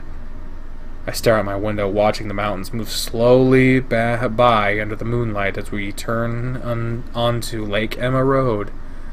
I'm wondering if taking one of the mountain roads out of town would be worth it, whether we'd have enough gas when it happens. A crouched figure sits on the peak of a hill just about 50 feet from where we are. I squint at it, just barely able to make out what looks like shoulders and a head hunched up under the light of the moon. I'm directly across from the thing when I open my mouth, but I'm barely able to make out a sound when it moves. It dashes down the hill in the blink of an eyes, covering the distance between it and our car in a matter of 2 seconds. One moment I'm staring at a tiny black figure, in the next it's right up against the car, smashing it to the side between Leo's door and mine. My head smacks into the glass and I see a flash of white. At the same time I hear Kudzu shout at us to hold on. TJ screams, Carl yells. My feet are fucking freezing. I open my eyes and stare down at them. It's almost too dark to see, but I can hear the sounds of slushing water and screaming. Chase! Chase! What? My head aches, and there's something in my eyes that stings. Everything's blurry. Chase, are you okay? A big paw prods at my chest and I look up. I can barely make out the outline of ears. Leo? Wait. And it hits me like a car crash. Oh, it hits me like the car crash we were just in. That thing! I look out my window again, but it's all shattered and spiderwebbed. But I can see what looks like water pouring through it. At the same time, I feel that icy cold sensation running down my back as the water comes through the broken back window like a waterfall. We crashed into the fucking lake! Jeez! I'm awake, I'm good! I grab at my seatbelt, taking way longer than it should to get it undone. All the while, there's a bizarre, feral yowling sound next to me, and I don't realize it's TJ until the claws find my chest and arm and dig in. Oh, TJ, stop, calm down! But he doesn't even respond, continuing on with a god-awful sound. Through the window! Through the wall! Through the wall! Through the... Not to time for it! Carl's already up on the rear deck trying to push through the water coming in. Come on! Carl's screaming, panicked voice disappears suddenly, and I can only hope that it's because he got out. Chase, come on! We need to get you out! I feel Leo's big paws grabbing at me, but I turn and push them away. I'm fine, let me help TJ. Chase! Leo, I'm a fucking otter! The water at this point is up to my chest. The car's front end is tipped down in the water, and with the sparse moonlight coming in through the back, I can see it's up to Leo's neck. Kudzu is somehow in the back with me and TJ where Carl was. He's staring at me, eyes wide, looking torn between escaping and helping me. Go, Kudzu, through the window! Leo, get out through your door! Chase! Go! I scream at basically everyone, and I can only hope that they do as I say as I duck down and the water goes over my head. The quiet peace of underwater is a sharp contrast to the fucking chaos my brain is in. Somehow in the wreck, the back seat crunched forward, and TJ's seatbelt buckle is lost somewhere in the crease. I grit my teeth. I can hold my breath almost 10 minutes, but I know that for most other species it's less than 2. for far less if you're panicking out of your mind like TJ is. I grit my teeth as I calmly try to reach between the fold between the seat and the back despite the desperate clawing the lynx is giving me. Again, though, it's far too wedged in to get a hold on. Soon my calm demeanor melts away as I fumble uselessly with the seatbelt and time stubbornly marches on. I feel myself start to panic as I just grab TJ around the body and yank as hard as I can. But it's no use at all. And when I pull on the chest strap, it's jammed and I can't get any slack. TJ's grasping and clawing starts to become weaker. I try to think of something to use to cut the strap, but there's nothing. His claws! Maybe a shard of glass? I move up and away from TJ toward the back window, trying to ignore how he weakly tries to clutch at me. As I reach up into the seat, though, my hand slips between the headrest and the rear deck. I reach in further and realize it's the trunk of the car. With a lunge, I reach down and feel along the bottom of the seat back. My paw runs up against something hard and metal, and I know I've found what I'm looking for. I grab the buckle and unlatch it. Swimming around as quickly as I can, I grab the strap across TJ's chest and set my feet against the seat. I pull back as hard as I can, and just like that, it comes undone. I scoop TJ up, his limp body giving me an extra burst of adrenaline as I set my feet against the back of the driver's seat and push out. My arm is a little off as my head hits the ceiling instead, but I'm able to find the hole pretty quickly and kick through it. It's a little awkward to undulate my body into a nice clean swim with TJ's weight, but I manage it well enough, and within seconds, we break the surface. I breathe out into the air while TJ coughs and sputters. His arms wrap around my neck tightly, and I have to put a paw under his arms to keep him from strangling me. TJ, we're good, you're good, calm down! I look around and I'm amazed to see how far we are from the shore. It's a good 100 yards away. I can already see Kudzu standing there and Leo's in the shallows, shouting to Carl, who's a few feet further in, splashing around. I kick off in the direction as TJ continues to hyperventilate into my ear. TJ, it's okay. Remember when you used to ride on my back in the lake? It's just like that, like old times. I try to adopt a soothing tone between my ragged gasps for air. TJ does finally settle on my back, though his arms are still around my neck. Still a lot better than him dragging me down with him. His gasps calm down as we get closer to the shore, tapering off into a weird sort of mumbling sound. I can make out a few words, though, and one of them is a name. Sydney. I frown and swim a bit faster, wanting to get him to the dry land so that he can get his wits back together. Meanwhile, Aaron's not having fun either. Meanwhile, Carl finally grabs onto Leo's outstretched paws, and the wolf pulls him back onto the shore. All the while, he stares at me and TJ intently. He didn't deserve... Shh. I shush him gently as I finally feel my toes find the sandy bottom of the lake. I gently pull the lynx back with me to the narrow strip of sand between the lake and the incline that slopes up to the road. Carl's already there, flat on his back, spread eagle, so that I do the same with TJ, laying him down right next to the ram. He's still trying to talk, though. Chase, did Sydney... How long did he... Gently, I put a paw over the lynx's muzzle. It's all right, man. Try to relax. Breathe. Because it stands next to me and starts to reach out to touch my shoulder. You okay? And then there's a much paw comes out from behind me, pushing Kudzu's arm aside as I'm pulled back into a tight hug. Leo huffs into my ear. Having fun? Frustration. Yeah. Thank God, you were under for so long. I'm okay. I reach back with a paw, settling it against the side of Leo's face. When I bring it back, I see that it's a bit darker than it should be. I look back and immediately see the gash on the side of Leo's face. Shit, your head! Leo brushes off my paws. Your head! I think we both hit our windows when something hit us. I reach up, feeling around my forehead when I feel a sore sticky spot on my fur. It isn't a bad cut, but it's definitely leaking a good amount of blood. It was that thing we saw next to Duke. I saw it standing up on a hill and it just ran at us. I look over at Kudzu, who's moved to stand next to Carl, his arms hugging his chest tightly. Kudzu, are you okay? I'm fine. His response is tense and a little high-pitched. I'm fine! I don't know about Carl, though. He had a little trouble swimming back. Carl lets out a choked cough in response. I gently pull away from Leo and kneel down next to the ram between him and TJ. He's conscious, luckily, though his panting is a bit shallow. I set a paw gently on his head. You okay? Yeah. He says it like he's asking me a question. You sure? I mean, yeah, I'm breathing. I didn't mean to leave you guys, but... It's okay, it's fine. Staying with us would have made things way worse. It's strange to me how collected I am right now. I guess it's the same numbing feeling that I have felt since escaping Brian's trailer. Just take the fucked up stuff and roll with it. I'm not bad at swimming, but it was so fucking cold, and my clothes felt like 1,000,000 pounds. Looking at his thick sweater, it isn't a surprise at all. TJ's quieted down next to me. His eyes are open, staring up at the sky as he chuffs quietly. You're so wide and glassy, I can see the reflection of the stars twinkling in them. I tentatively reach out and rest a paw on his head, like I did with Carl.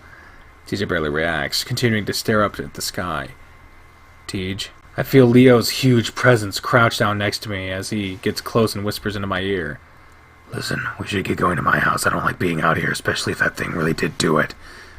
But TJ, I don't know if he's able. I'll carry him. And he does, scooping the lynx up into his arms like he's a baby. Alright, come on, we can rest at my house. Let's get the fuck out of here.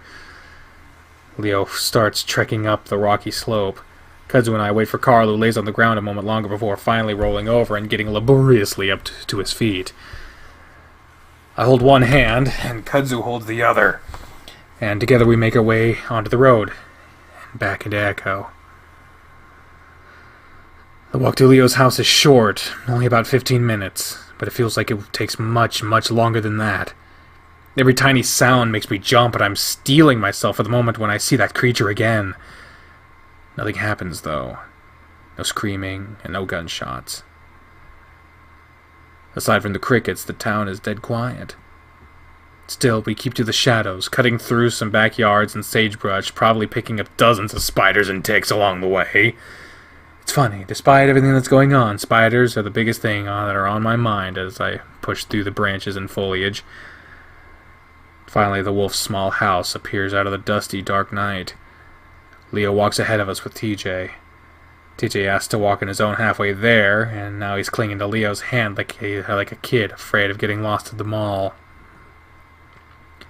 I don't blame him. As we're walking up to the house, though, Leo stops. Kudzu, Carl, and I crowd behind him. What is it? Leo puts a finger to his lips and points to the window on the side of the house. It's broken.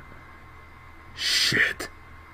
Leo lets go of TJ's hand and makes a stay here motion with the other as he starts creeping towards the house. With some difficulty and a few awkward sounds, Leo pulls the gun out of his wet pants.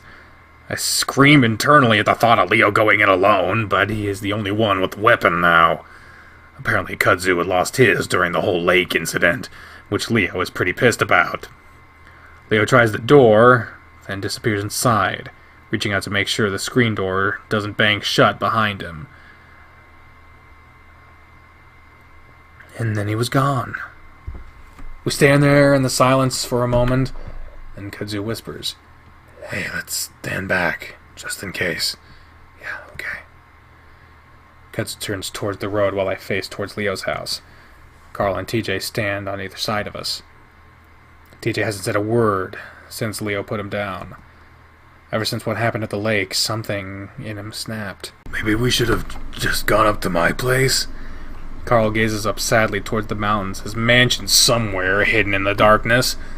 I don't know. If someone broke into Leo's place to steal stuff, they definitely want to do the same to yours. Knowing this town, Kudzu was probably right. Most of the people here resented Carl's family and the way their mansion looked over the whole town. Like they're taunting us, people would say. I keep my eyes on the house, trying to see through the dark windows. Leo hasn't turned any of the lights on, of course, so I can't really see anything. Listening doesn't bring any clues either. So, what do you think that guy... What do you guys think that was? I don't know. I still think it was some kind of animal. It practically bent the car in half. I say it out of the side of my mouth away from TJ. Maybe we should go inside. Probably safer in there if there's a burglar or whatever. Didn't the mayor say something about it? Like, that it only kills us if we try to leave? I glance back at Kudzu. Is that what she was talking about? Kudzu! Shakes his head and shrugs his shoulders. I really don't know, Chase. So we go back to waiting. I'm about to mention that maybe we should move closer to the house just in case when we hear a scream. It comes from inside Leo's house and it definitely doesn't sound like Leo. Carl squeaks next to me. Shit! I'm already running up the stairs though, and I hear the others following closely behind. I push through the door, almost running headlong into the bench where you're supposed to take off your shoes. Leo! I shout just as I realize that it's probably a bad idea. A moment passes where the only sound I can hear is the heavy breathing of my friends behind me. Then... Down here, turn on the lights! His voice comes from the hallway, and it's calm. I move a paw along the wall before finding the light switch, revealing the kitchen. We move down the hallway towards Leo's room, where I can see that the light is on. Inside, I find Leo standing over his own bed. In the bed, I see someone else. A little polecat, disheveled in a tank top, looking even more skeletal than usual. It's Clint, curled up in a little ball, cowering. Leo has his gun pointed on him. Wait, please don't shoot me. I just needed a place to stay. Leo inches the gun closer. Then why aren't you at your own place? Kudzu and Carl stand next to me while TJ stands in the doorway, gazing in at us in the dim hallway. Leo raises his gun again, and I actually think he's about to shoot Clint. Clint raises his paws, whining. Leo, wait! He helped me find Chase! What? Leo glances at Kudzu, then back at Clint. He came up to my door last night, told me he saw Chase in a trailer. I'm confused. Apparently I'm confused. I'm confused too, but I guess I never asked Kudzu how exactly he was able to find me. My mind immediately flashes back to when I saw Clint peering in at me in the trailer, asking Brian for drugs. I might not have found Chase if he hadn't told me. Clint nods enthusiastically to that, but Leo doesn't lower the gun. Wait, Leo, Clint hasn't done anything to hurt us since this started, just... Everyone's gone fucking crazy. Might as well get rid of him before he gets a chance at it too. What? What are you doing, Leo? Leo's got a hardened look on his face that I don't recognize at all. Wait, I know how to get out of here, I think. Leo's stance falters, but only just. What do you mean? That's why I'm here. Just get the gun off me for a second, I'll explain. Clint is twitchy and keeps scratching at his chest and arms. It comes off like he was able to find those drugs after all. Come on, Leo, it's all of us against him. He can't do anything to us. Leo keeps the gun up for a few seconds, then finally lowers it with a dismissive grunt. Alright, fine. How are we supposed to get out of here? Clint slowly pushes himself up to sit against the frame of Leo's bed, clearing his throat. Well, I think it might have something to do with the train yard. There is a moment of silence as we all wait for Clint to go on. If you don't remember, we found Clint in Leo's fucking room. He just stares back at us, though... stares at the gun in Leo's paws. Clint? Oh god, I gotta fucking think of... coffee, hey, and then there's a little, somewhere around here. There we go. This is a little better. This is what it was. And then, Clint, I think, was kind of like this. I don't remember Clint's voice. I know it wasn't that. Huh? Clint doesn't look at Kudzu as his eyes remain fixated on the pistol, as it should be. Leo, just put the gun down for a second, okay? On the dresser behind you or something. Leo shakes his head. I'm not risking our lives again, Cud. He's slowly turning into Seto Kaiba. Leo fixes Clint with a glare. The most I'm gonna do is keep the gun off you, Clint. Clint flinches when Leo says his name. I look over and see Carl twisting his paws around in the pocket of his hoodie, his eyes wide. Oh, Carl's there too? Shit! I forgot that. Is TJ... Oh, and TJ's with us too! Holy fuck, dude! Yeah, this is all on, like, This is... Oh, shit! I'm like piece by piece remembering this fucking route, and I'm re-freaking out about it. God damn. TJ, on the other hand, is still standing in the hall, his eyes glinting softly in the dim lighting. That's fucking creepy. For some reason, I get the feeling that he's looking at me. Tell us now. Leo's tone turns dark, and I look over, half expecting him to have the gun up again. It's still pointed at the carpet, but I can practically see Leo's fingers twitching against the trigger guard. So he looks almost excited. The Leo I know would never be so eager to kill someone, even if that someone happened to be Clint. I hope that when this is over, if we get out of this somehow, Leo is able to get back to that old self. Did I? Yeah, my pants. I recently shaved my privates, and it's really making me uncomfortable. Clint's shaking so badly he can barely speak. Finally, Kudzu steps in between them. Alright, Leo, if you want to keep the gun, that's fine, but you can at least step into the hallway. Maybe he'll be able to calm down enough. No! Kudzu stops short, but I can see him set his jaw, drawing up his shoulders. Oh, shit. You want me to speak louder? Is that a fucking joke? You want me to speak up? Someone actually might have some information to get us out of here, and all you want to do is scare him shitless. He needs to do his laundry. You can't keep him from his laundry destiny. No, you're not doing it. What the hell? It's very smelly in there, and there's no Febreze. Aaron! The laundry is open, Aaron. It smells like garbage in there, though. Laundry's happening. Woo, audio sucks. Just like everything else in this fucking video. Except for y'all. Y'all are awesome. I just am terrible. Why can't you be more like your brother and play porn on the interwebs? I can see Leo puffing himself up too, and I don't like the look in his eyes, so I step forward on Kudzu's right, practically blocking Clint from Leo's line of sight. Not a good idea. When I do, Leo's eyes snap to mine, the simmering snarl disappearing from his muzzle. Leo, come on. Otter, move out of the way. Okay, hold up. I know I talk for like 2 seconds, and then I always interrupt the shit. But look, when I saw an update for one of what I believe to be the bad ending for Carl, I noticed that he was calling us Otter. Did I fuck this route up, or am I on the path to the right way? Because I feel like the more they call you Otter instead of Chase, I feel like at that point you're hearing more of the possessions talking through Leo's body as opposed to Leo, because the possessions don't know our fucking name, they're just calling us Otter. So, did we fuck up? Did I fuck up like usual and fuck up this route?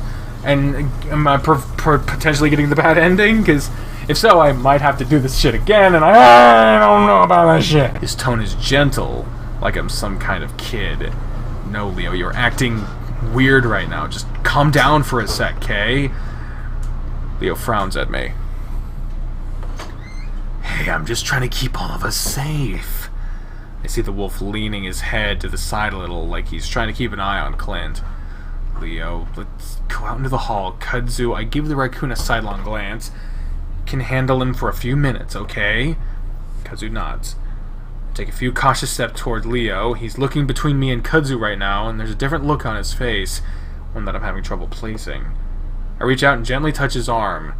The muscles are hard, his biceps standing out thickly under his fur. Thickly! Still, I gently try to push him towards the door. As I do, I feel him go a little slack, and with a whole lot of relief on my part, he finally starts moving towards the hallway. Carl, still gaping at the whole scene, suddenly seems to snap out of it and hurriedly moves out of the way into the hall. Leo reluctantly continues to shuffle down the hallway as I put an arm around his side, hugging him to me. He responds with the same gesture. We pass a solemn-looking TJ, his eyes following me as we move towards the kitchen. You okay, TJ? He doesn't say anything, instead just slowly following us into the kitchen. No, don't fucking link to ottersluts.com, god damn it. I think TJ saw the shadow Chase. That's why he's staring at us so much. His fur is still all spiky and messed up from the plunge into the lake, and his clothes look uncomfortably damp. That gives me an idea. Why don't we get all our clothes into the dryer? Yeah, let's all get naked. That's a way to diffuse this situation. Then maybe we can have something to eat. There's a moment of silence, neither TJ nor Leo giving me any response. Carl gives a muffled cough, though. Actually, I could go for some food. Of course you would, fat ass! You always wanting to eat shit? Where's my Reese's? I need my Reese's! What's in this tinfoil? There's this questionable tinfoil on my couch. I gotta eat something. There's nothing, so I'll just eat the tinfoil itself. I'm very scared to do this. Like most kids my age, they were trained to never fucking bite into tinfoil because it could induce a shock. But I don't have braces. I have nothing metal in my mouth. That's the only way you get the shock in your mouth. But they just said, don't bite into tinfoil. Fuck my childhood. What the fuck? I mean, it tasted like metal, but it was actually way thinner than I imagined it would be. Yeah, fuck my childhood. About 20 minutes later, Carl, TJ, and I are sitting in the laundry room, putting our clothes through a dryer.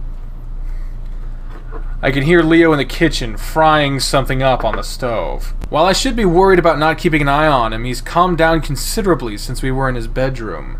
Also, the laundry room is between the kitchen and the bedroom, so it would be pretty hard for him to get past without me seeing. So I keep watch, leaning against the wall, staring out into the dark hallway. Carl sits on the dryer, vibrating along with it, while TJ sits on the floor, cross-legged, looking at nothing. Oh my, oh my. This feels so good on my ass, dude. What, the vibration? No, the heat. I was freezing and I didn't even realize it. Carl knocks his hooves against the side of the metal dryer. Hey, Tej, wanna join me up here? Oh, God. Oh, God. Fucking thumbnail, please. Jesus. Titty fucking Christ.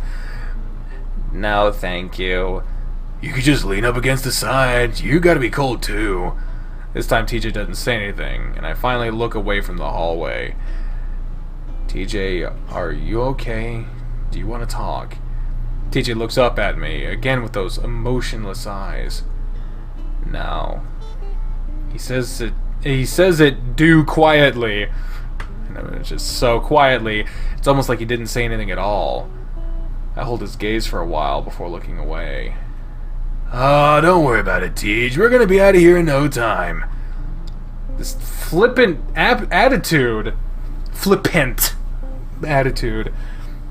It's surely gonna be the end of us. Carl slides off the dryer, his damp underwear squeaking loudly against the metal as I fucking hate that sound, dude. Christ almighty. He gives a few strategic tugs at his underwear to probably loosen the wedgie he just created.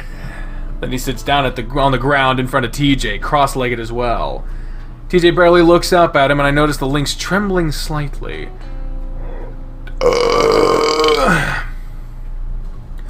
Listen, back in my house, I was like stuck in this weird trap version of my house.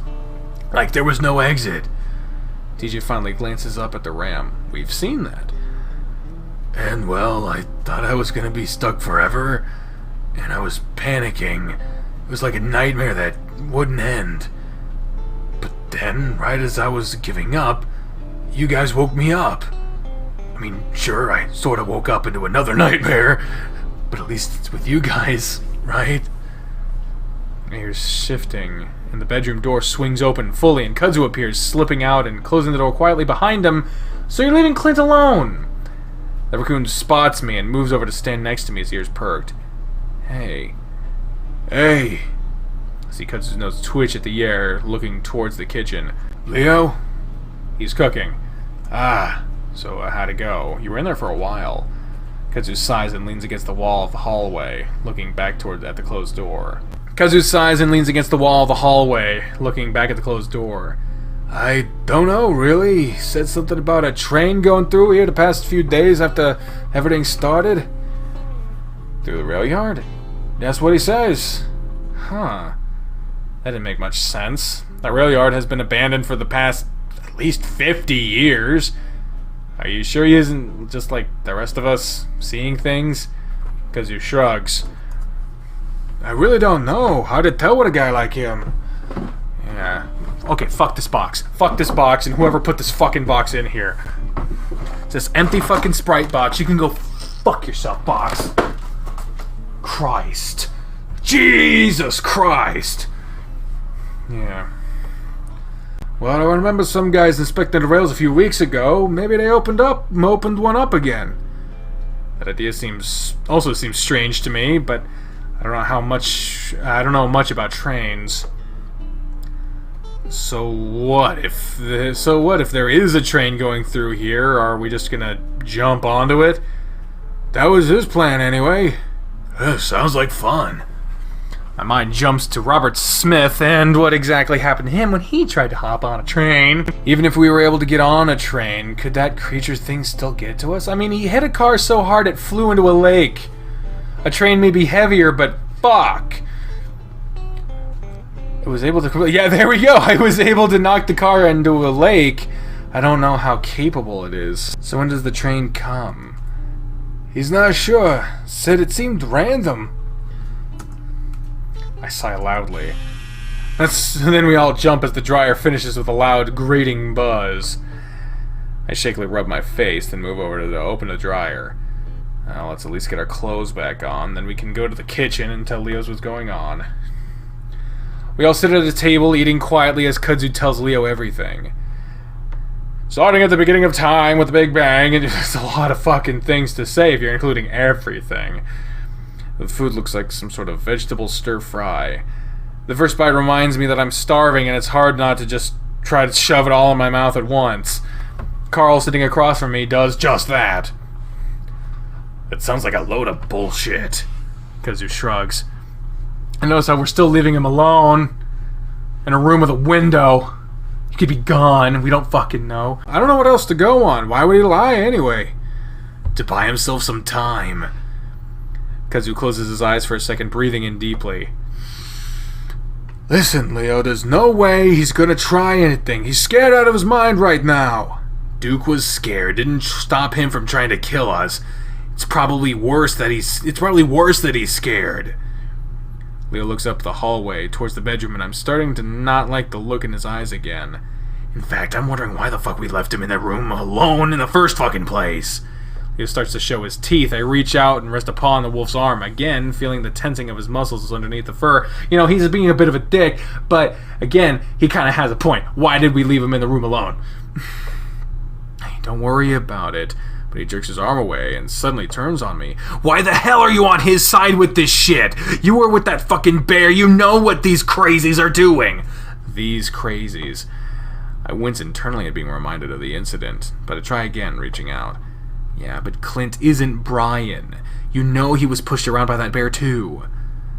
Leon, apparently. Leo pulls his arm further away from me. He's looking back and forth between me and Kudzu again. What is this? You're both acting like I'm the crazy one. The wolf pushes his chair back from the table.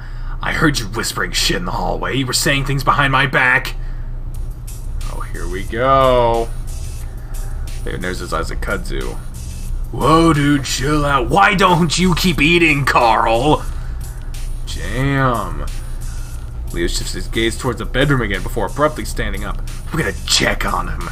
Leo! I start to stand up as well, but Kudzu is one step ahead of me. He moves to intercept the wolf, both hands out.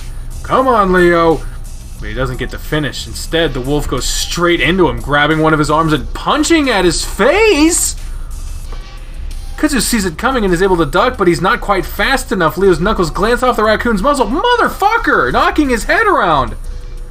Leo keeps a hold of his arm and swings Kudzu around away from the hallway and back into the kitchen. Kudzu takes the fall rather well, going into a sort of roll. He does end up banging against Carl's chair, but he comes up on one knee, panting and staring up at Leo. His nose is bleeding. What the fuck? Standing up before I know it and moving around the table to stand at Kudzu's side, I look him over, trying to see if Leo had done him any serious damage before I look back at the wolf. What are you doing? Carl clumsily tries to help the raccoon up, his ears flat against his head. Leo breathes heavily, staring down at Kudzu before his eyes flick to me. Get away from him. What? Get Away from... He's gonna shoot Kudzu. Oh my god, no. This time there's a growly quality to his voice, and I see the fingers drift towards his belt. I do move away from Kudzu, but only just. I don't want either of us getting shot. Leo turns his attention to Kudzu. You out. Kudzu stares up at the wolf for only a moment before getting briskly to his feet.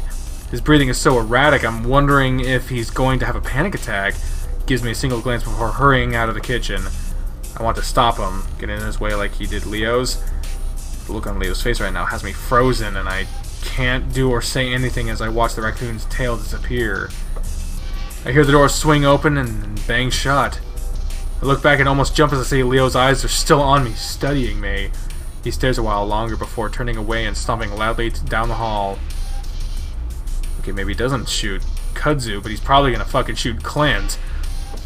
Carl is frozen next to me, and TJ just sits there, his eyes down on his plate, food untouched.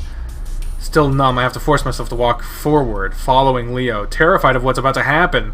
Leo, wait! My voice is too quiet, too soft for the wolf to even hear me. The door ahead of me swings open. There's a moment of silence, then... Oh. Leo curses loudly, and I run to the doorframe, looking inside, not sure what I'm going to find. What I find is nothing. No one's inside. The covers of the bed are thrown back, the window wide open. I fucking said it! I fucking said it! I got it. You know what? I bet Kudzu helped him escape. Because there was no sound of struggle. Wouldn't that be some shit? I mean, it would make sense. I would definitely understand if Kudzu helped. Oh, God. Let's just keep playing. I no time for assumptions. See, I told you! His voice goes from an almost scream to a hushed whisper as he moves to the window, looking out into the night. He slides the window shut, then locks it. This is exactly what I was worried about! What? Inside, I'm more relieved than anything. For some reason, I'm positive that Clint was able to get out of here, or if Leo had caught him in the act of trying to escape, I don't doubt that he would have tried to shoot him. That stupid fucking raccoon, thinking he knew what was best! Leo continues to peer out the window, his ears perked up. I know what the hell's best for us. Thinks he can just come in and tell everyone what to do. See what happens! I start to move back into the hallway towards the kitchen, but Leo suddenly whirls around on me. His frown turns into a sort of uncertain smile. Hey, Otter. Are you okay? I don't say anything. I just stare at him. Otter? Vaguely, I can hear Carl clopping around uncertainly in the hallway, probably too afraid to get close. I try to speak, then wet my lips. Yeah? Leo extends a paw. Come here. Did I scare you? I fidget with my paws. No. Oh, come on then. Slowly, I move into the wolf's room.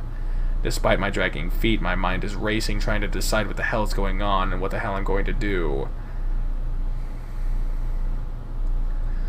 Leo's lost it, there's no question about that. It's something that I've sort of known for the past day, ever since we found him in Duke's basement.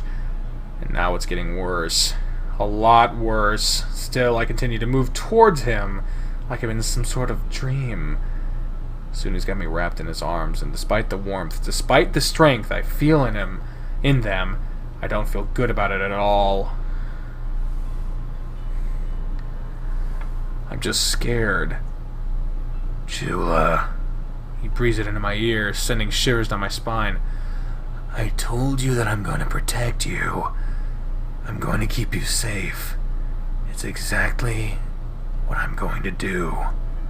He starts rocking me back and forth, shifting us around on his feet, like we were doing some kind of half dance at prom.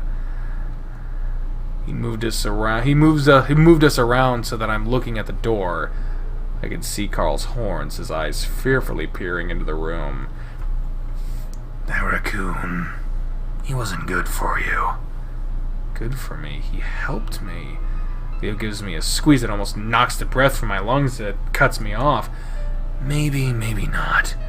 I could see him acting strange. Kinda like the others. Wolf continues to rock us back and forth as I continue to look over Leo's shoulders, seeing in Carl's eyes that this is definitely fucked up. I don't say anything else to Leo, worried about how he might take it if I keep trying to convince him that Kudzu was only trying to help us. I'm gonna get you all out of here, like I should have done from the beginning. Okay? He gives me a little shake. I'm silent a little too long. Okay. Okay. And he keeps rocking me like that for what seems like hours. When we make another revolution, I can see that Carl's not there anymore. Then I hear something. Soft at first and louder and louder. Leo stops dancing with me. I can make out a rhythmic, dull, metallic sound accompanied by a horn. A train? What? TJ and Carl are standing at the back door, staring out into the night. Leo pushes past them, ears perked as he tries to see through the darkness. The train sounds incredibly close, almost like it's only feet away. Should we go to it, like Clint said? Don't ever walk to the train tracks alone. Leo pauses, his nose twitching before he waves his paw at us. You guys stay here, I'm gonna have a look. Leo. And just like that, the wolf disappears into the night, leaving us behind. I stare out into the night. So, guess Clint wasn't shitting us after all, huh? Yeah. All I can think about right now, though, is Kudzu. Did he hear the train right now? Was he on his way over there? I look to my right, toward Kudzu's house, only a few hundred feet away. Quietly, I start stepping outside. Chase? Carl's voice behind me is timid, scared. I look back at him, able to make out the whites of his eyes in the darkness. DJ lurks behind him, staring at me as well, though more stoically. I'll be right back. I just need to check on Kudzu. Everything that Kudzu had done for me up to this point, saving me multiple times, making sure I was doing okay, nursing me back to health, hell, even helping me with my project before all this shit went down. I'm not going to abandon him.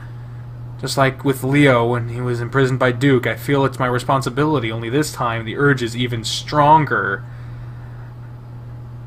I have to make sure Kudzu makes it out of here like the rest of us. Carl, though, doesn't look so enthusiastic about that. I don't know if that's such a good idea. You saw Leo. Carl looks over my shoulder and I do the same, worried that he might be coming back. But all I see is darkness. I realize then that Carl is just as afraid of the wolf as I am right now. I swear I'm only going to be away for a few minutes. If Leo asks, tell him just tell him I needed some air. I won't. I don't wait for Carl to finish his sentence as my eyes slowly adjust, but it's too dark to really see any more than 5 feet. The amount of stars overhead is almost dazzling, but it's not enough light to help me see. In fact, it's almost disorienting. The way the bright powder look of the sky clashes with the black horizon of the mountains. Focusing on it too much makes my stomach turn, and I turn my eyes down, trying to focus on the barely visible ground, and whack. Until my face slams right into something big, hard, and full of twigs. Just fucking goddamn it! I shout, whisper into my paws, covering my nose, afraid for a second that maybe I ran one of my eyes. Oh, God! A quick but shaky examination with my fingers puts the fear at ease, though now I feel like my muzzle has gone flat into my face. The jolt had me feeling all the aches of my past 2 incidents with cars. I stand there in the dark for a moment, gathering my senses. It's almost completely silent now. The train, if it was a train, has passed us by this point. The metallic clanks and rushing sound is far behind me. Standing in the silence, though, is hard. Is starting to give me second thoughts. I'm pretty sure there aren't any trees between Leo and Kudzu's house. Did I get off track somehow? Something cracks a little ways ahead of me, and I freeze up, my ears twitching. I listen hard, trying to hear anything above the crickets. Okay, yeah, this is really fucking stupid. I I remember that I'm not all that far away from Leo's house and look back at the yellow squares of windows in the distance. I should probably go back to reorient myself and try to get to Kudzu's house again. As I'm turning around, though, another crack behind me, followed by a muffled voice. Shit! I freeze at the voice. I open my mouth to try to quietly call out, but stop myself. I can't be sure, but it sounded like Kudzu, albeit muffled and low-pitched. I decided to wait a while longer, with one foot pointed towards Leo's house, and then...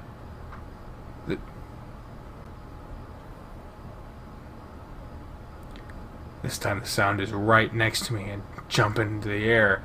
I make a run for the house and immediately trip over several rocks, going face first into the ground. God damn. I'm scrambling at the ground with my paws and feet when I hear the voice again. Whoa, whoa, Chase! Oh, thank Christ. I slump back into the ground in relief. Oh my god, Kudzu, what the hell are you doing? I feel the raccoon's paws feel over me and pull me back up to my feet. I heard a train.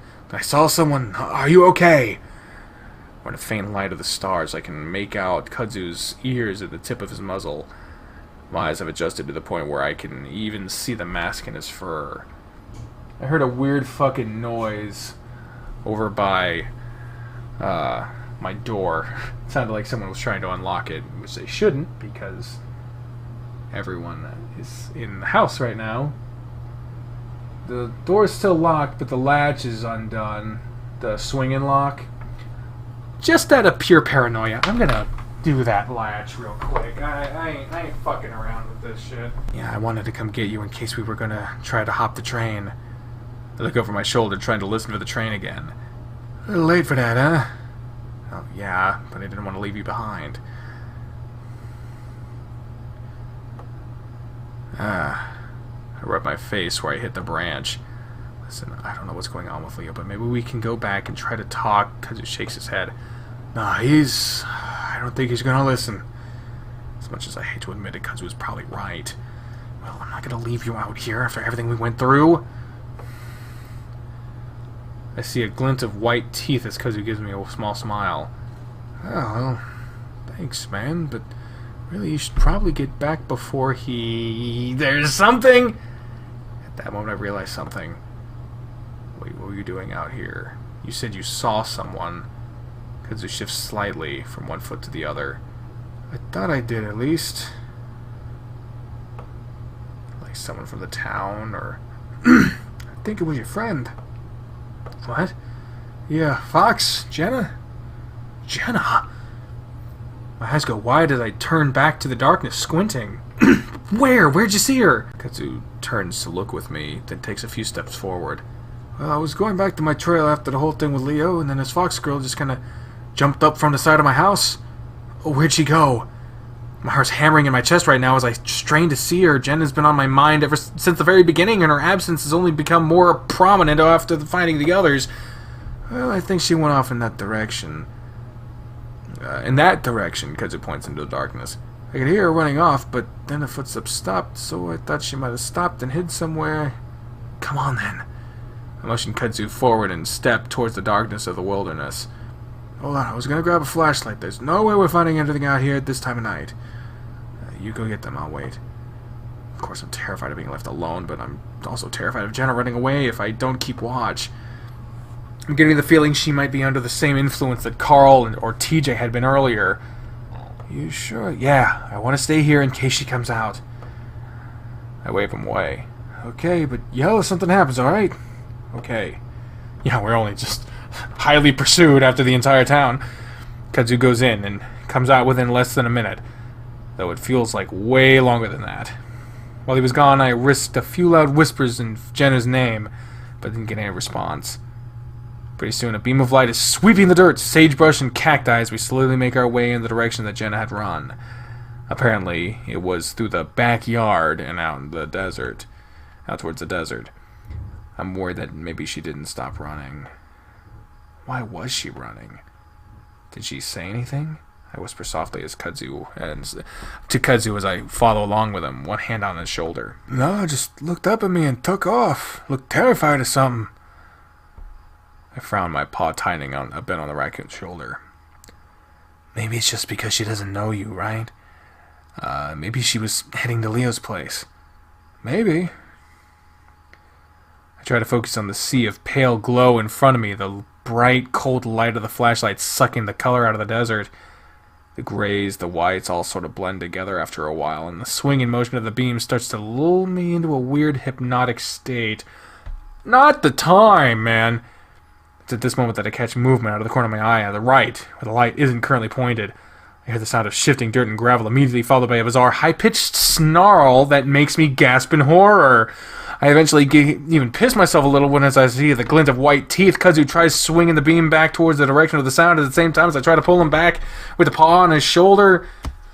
Whatever it is hits Kudzu hard, knocking him back and sending me stumbling away to land on my ass. The flashlight rolls away from the raccoon's paw and shines into my face, briefly blinding me. I can sense a loud growling commotion right in front of me, along with the sound of Kudzu grunting. Numbly, I reach out and snatched up the flashlight and then turn it to the sounds first to see Jenna, her ears back, teeth bared, swinging her paws at the crumpled heap on the ground. That heap is Kudzu, and he has his arms up in self-defense, snarling back, his eyes wide. Jenna! Just like that, the snarl drops from her face and her eyes snap to mine. Chase! But then the position is suddenly reversed as Kudzu grabs the fox by the wrist and practically barrel rolls. Now Kudzu sits on her back as he keeps a hold on her wrist. Wait, stop! I rush over to them, grabbing Kudzu's upper arm, trying to pull his paw away from Jenna. It's okay, she's good, she recognizes me! Kudzu only hesitates for a moment before scrambling off the fox, backing away, breathing hard. Jenna quickly sits up, absentmindedly brushing off her shirt as she looks up at me. Oh my god, Chase! She says in a hushed whisper, putting a paw to her mouth. Jenna, are you okay? I reach down to help her up, and she immediately goes in to hug me. I stand there awkwardly for a moment, but she buries her face into my shoulder, gasping for breath. I'm not sure if she's crying or not. Are you okay? I ask again, patting her back awkwardly. Sorry, I'm fine. She steps back and wipes under her eye with the back of her paw. I didn't know where any of you were. Where were you? Jenna looks all right, for the most part, except for a bunch of dirt on her clothes and her fur. But then I don't know if that's from before or after she was wrestling with Kudzu. I don't know, I was out in the desert, and it's still dark, obviously, but I can make out the frown on her face from what as she seems to struggle for words. Finally, Kudzu steps in. Hey, let's go to my trailer so we can talk it out in there, alright? Jenna silently nods and then seems to really focus on Kudzu. Wait, who are you? I step in for the raccoon. This is Kudzu, he's a friend. Saved me a bunch of times. Seems to be good enough for Jenna. Not long after we all head back towards the trailer. Why wouldn't you pick up fucking Carl and TJ first? Because they're just sitting alone in the fucking house. Leo comes back and they're like, where's Chase? And they're like, well, he went off, and then he'll fucking beat the shit out of TJ and Carl for letting him go because he's fucking insane. Oh my god. Once Kudzu let us in, Jenna immediately heads for the tiny bathroom where she's saying she needs to collect herself. Kudzu and I sit on the bed talking quietly. Well, at least now we have a reason to go back to Leo's house. I know he won't be mad at you if he finds out that you found Jenna. I still don't know about that, but yes, we're gonna have to go back with her. I'll talk to him first in case he's still out of it. Kudzu shifts next to me. Again, thanks. I'm glad you're here with me right now. Kudzu rubs his arm awkwardly. I get panicky when things get physical, which I have a lot lately. Oh shit, I don't know if I said it. I reach around him and squeeze him to my side. It's cool. Like I said, you saved my ass so many times at this point. It's the least I can do. I almost tell him that he's been there for me more than anyone at this point, but that feels a bit too much right now. I look towards the bathroom, realizing how uncomfortably full my bladder is right now. Jenna doesn't seem to be coming out anytime soon, though. Listen, I gotta take a piss. Again? Kudzu smirks at me. Well, yeah, it's been a few hours. I pee a lot anyway. Oh, yeah? Yeah, I'll be right back. Motherfucker, don't leave! Don't leave! No! Kudzu's joking demeanor suddenly drops. I don't know, I think we should stick together right now. Remember what happened last time? You wanna watch me? Kudzu pauses. I'll stand at the doorway, alright? Just go by the side of the trailer. Alright. I head back outside while Kudzu hangs back by the door. Just make it quick, and again yell if something happens. It's fine, I'll only be a few feet away. I had a small smile at how motherly Kudzu's being right now. After everything that's happened, it's no wonder. I move around the side of the trailer back into the darkness. Quickly I unbutton and zip down my fly. I start to go when I hear some footsteps behind me! Look over my shoulder! Kudzu, what? And then 2 massive paws wrap around my body. Oh my god! I look down and I get the glimpse of thick paws and brown matted fur. I scream as I'm pulled back into the dark towards the desert. I know who it is immediately. The smell is unmistakable. Is it Brian like we suspected? Then the high-pitched voice cursing as he drags me along through the brush. Chase! Kudzu's scream seems like it's only a few yards away. He's gonna catch up to us and then... I don't know what. I try to fight Brian off. I knew it was motherfucking Brian. We shot him in the face! And he's still coming at us! Dude is a fucking machine! Try to fight Brian off, I guess. But just as I'm thinking that, Brian picks me up off the ground and practically throws me. Fuck, he reads minds. Yeah, he reads minds and he's been shot in the face. This is the Terminator now. This ain't Michael Myers. Even Spoof was like, oh shit. It's okay, buddy. He's gonna make it. And the next thing I know, my head is throbbing as the back of it knocks against something hard. My legs are all splayed upwards, my foot pads pressed against something smooth and cool. He threw us in the back of a truck, probably. I hear more cursing and the sound of snarling. Kudzu? And then I hear the sound of a car door slam and I realize I'm in a truck. And my feet pressed against the windshield. Brian's massive bulk squeezes in next to me and I feel the truck accelerate. The backside wobbles back and forth in the sand as it tries to find purchase in the ground. But then we find the road and I'm pressed back in the seat as Brian steps hard on the gas. I scramble upright into a seated position, pressing back as far as I can against the door away from Brian. He doesn't seem to be paying attention to me right now with his eyes fixed on the road. My heart hammers in my chest. I can't even start to comprehend what's just happened to me. Yo. Playing one of my favorite games. Spoof was fine. Start playing. Goes apeshit.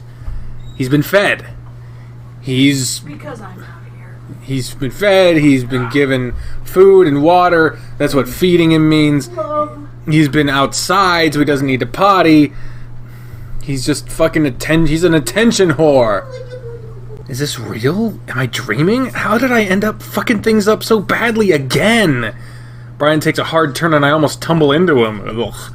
In a panic, I kick my feet against his side, keeping myself upright and against the door. The big bear grunts and glances at me before fixing his eyes back on the road. I quickly draw my feet back, pressing my knees against my chest as I try to hold it onto the chair to keep from falling over. I realize then that Brian must have been waiting for me, waiting outside Kudzu's trailer for a perfect moment to grab me. I'd given it to him by idiotically skipping outside to take a piss, the result of which I could smell wafting up from my pants. I don't care though, everything is numb right now and my mind is racing, trying to figure out how I'm gonna get out of this. My paw automatically reaches back to pull on the door handle. It's locked. My paw feels along the door looking for the lock. My fingers pass over a small hole where I assume it should be, but it's smooth. It's like the little nub for the pop-up lock is missing, or it's been cut off. Swallowing hard, I keep searching and my fingers come across the window crank handle. I tentatively start to roll it down, but it's clear that I haven't thought ahead as Brian immediately notices the drafty air. He lunges at me, one hand still on the wheel. I scream and dodge out of the way, falling into the footwell as I try to escape his massive paws. He doesn't grab me, instead reaching for the handle and rolling the window back up. The truck swerves back and forth as he does, and for a moment I'm sure he's about to roll the whole thing with how fast we're going. He finally sits upright again. Oh shit. Do that again and I'll knock you out! And he still doesn't look at me. It's only then that I notice the stark difference his demeanor has now compared to the first few times I'd seen him. There's no lust, no animalistic drive to fuck everything around him. Instead, there's a sort of desperation about him. I see his eyes dart around in the glow of the headlights, the fur all over his face matted down from sweat. I sit there in the footwell staring up at him, gripping onto the seat as my head knocks back against the glove compartment. After a few minutes of erratic driving and swerving, I gather my wits enough to speak. What are you doing? Brian's eyes flick down towards me, then back up to the road before he shakes his head. He does it slowly, like he can't believe something. But he doesn't say anything, at least not for a while. Then after what could have been anywhere from 2 minutes to 20 minutes, he speaks. Can you tell me the truth, boy? I sit there quietly, contemplating making a jump for this door, to open it and tumble out into the desert. If I wasn't injured badly enough, or if I even survived for that matter, maybe I could make a run for it. What truth? What's going on in this town? Oh my god. I squeeze my eyes shut and let my forehead thump against the seat. But only for a moment, since I want to be able to keep an eye on Brian. I already told Duke I have no fucking clue. You were there. Brian grunts as he continues to stare out of the windshield, clearly thinking about something. I can't help you or anyone here, Brian. I'm trying to find a way out. That gives me an idea. Wait, I might know a way to get out of here. If you let me go, I'll tell you. As soon as that comes out of my mouth, I wonder if I've made a mistake. Brian doesn't need to let me go to get me to tell him what he wants. I'm alone here with him, and he can do whatever he wants to me. And I'd probably tell him whatever he wanted to hear. But he surprises me with what he says next. Escaping isn't gonna fix any of this. We're all still gonna see the same shit. I wait, but he stays quiet. It takes me another minute to work up the courage to ask. See what? You know exactly what! He screeches at me in his high-pitched voice that the truck swerves precariously. I can imagine the tires sliding off the road for a moment before Brian corrects it. You know exactly what I'm talking about! I will shoot you, motherfucker! Sorry. Y'all ain't gonna get that. Y'all ain't gonna get that. He says more gently, taking deep breaths. Did you put your name in the goddamn fire? Taking deep breaths to calm himself. Then he looks down at me. Don't you? I swallow hard, wanting to find the right answer, but unsure of what that might be. Like when Duke saw something on the ceiling in the diner? That's the first thing that comes to mind.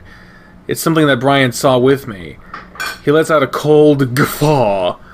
That's exactly what I'm talking about, Otter. That and every fucking thing else. The truck takes another hard turn and I brace myself into the little well. The swerves and turns are becoming more frequent. I can't really see out the window, but I'm pretty sure we're headed into the mountains. Was that creature thing going to attack us? Should I warn Brian? Oh, yeah!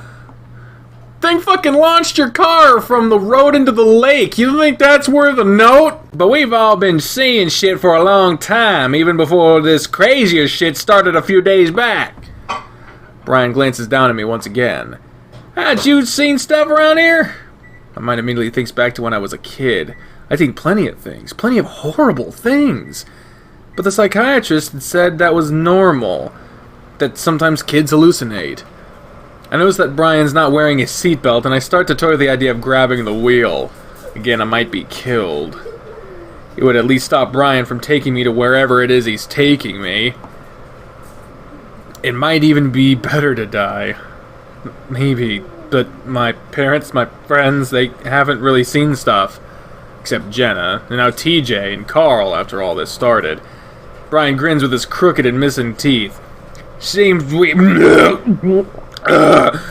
we only see shit if there's a reason to. I don't know what it is either, but from what I've seen, it's a combination of a shitty experience and being an echo. The truck is slowing down a little now as we start taking sharper turns.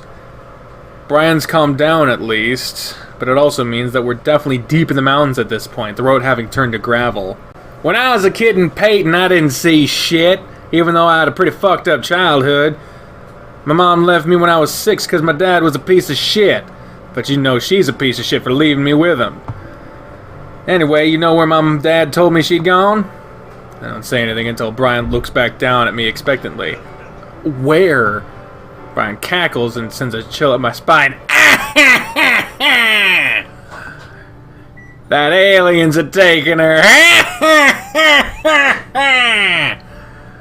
I press myself deeper into the well, wishing I could just disappear into the floor.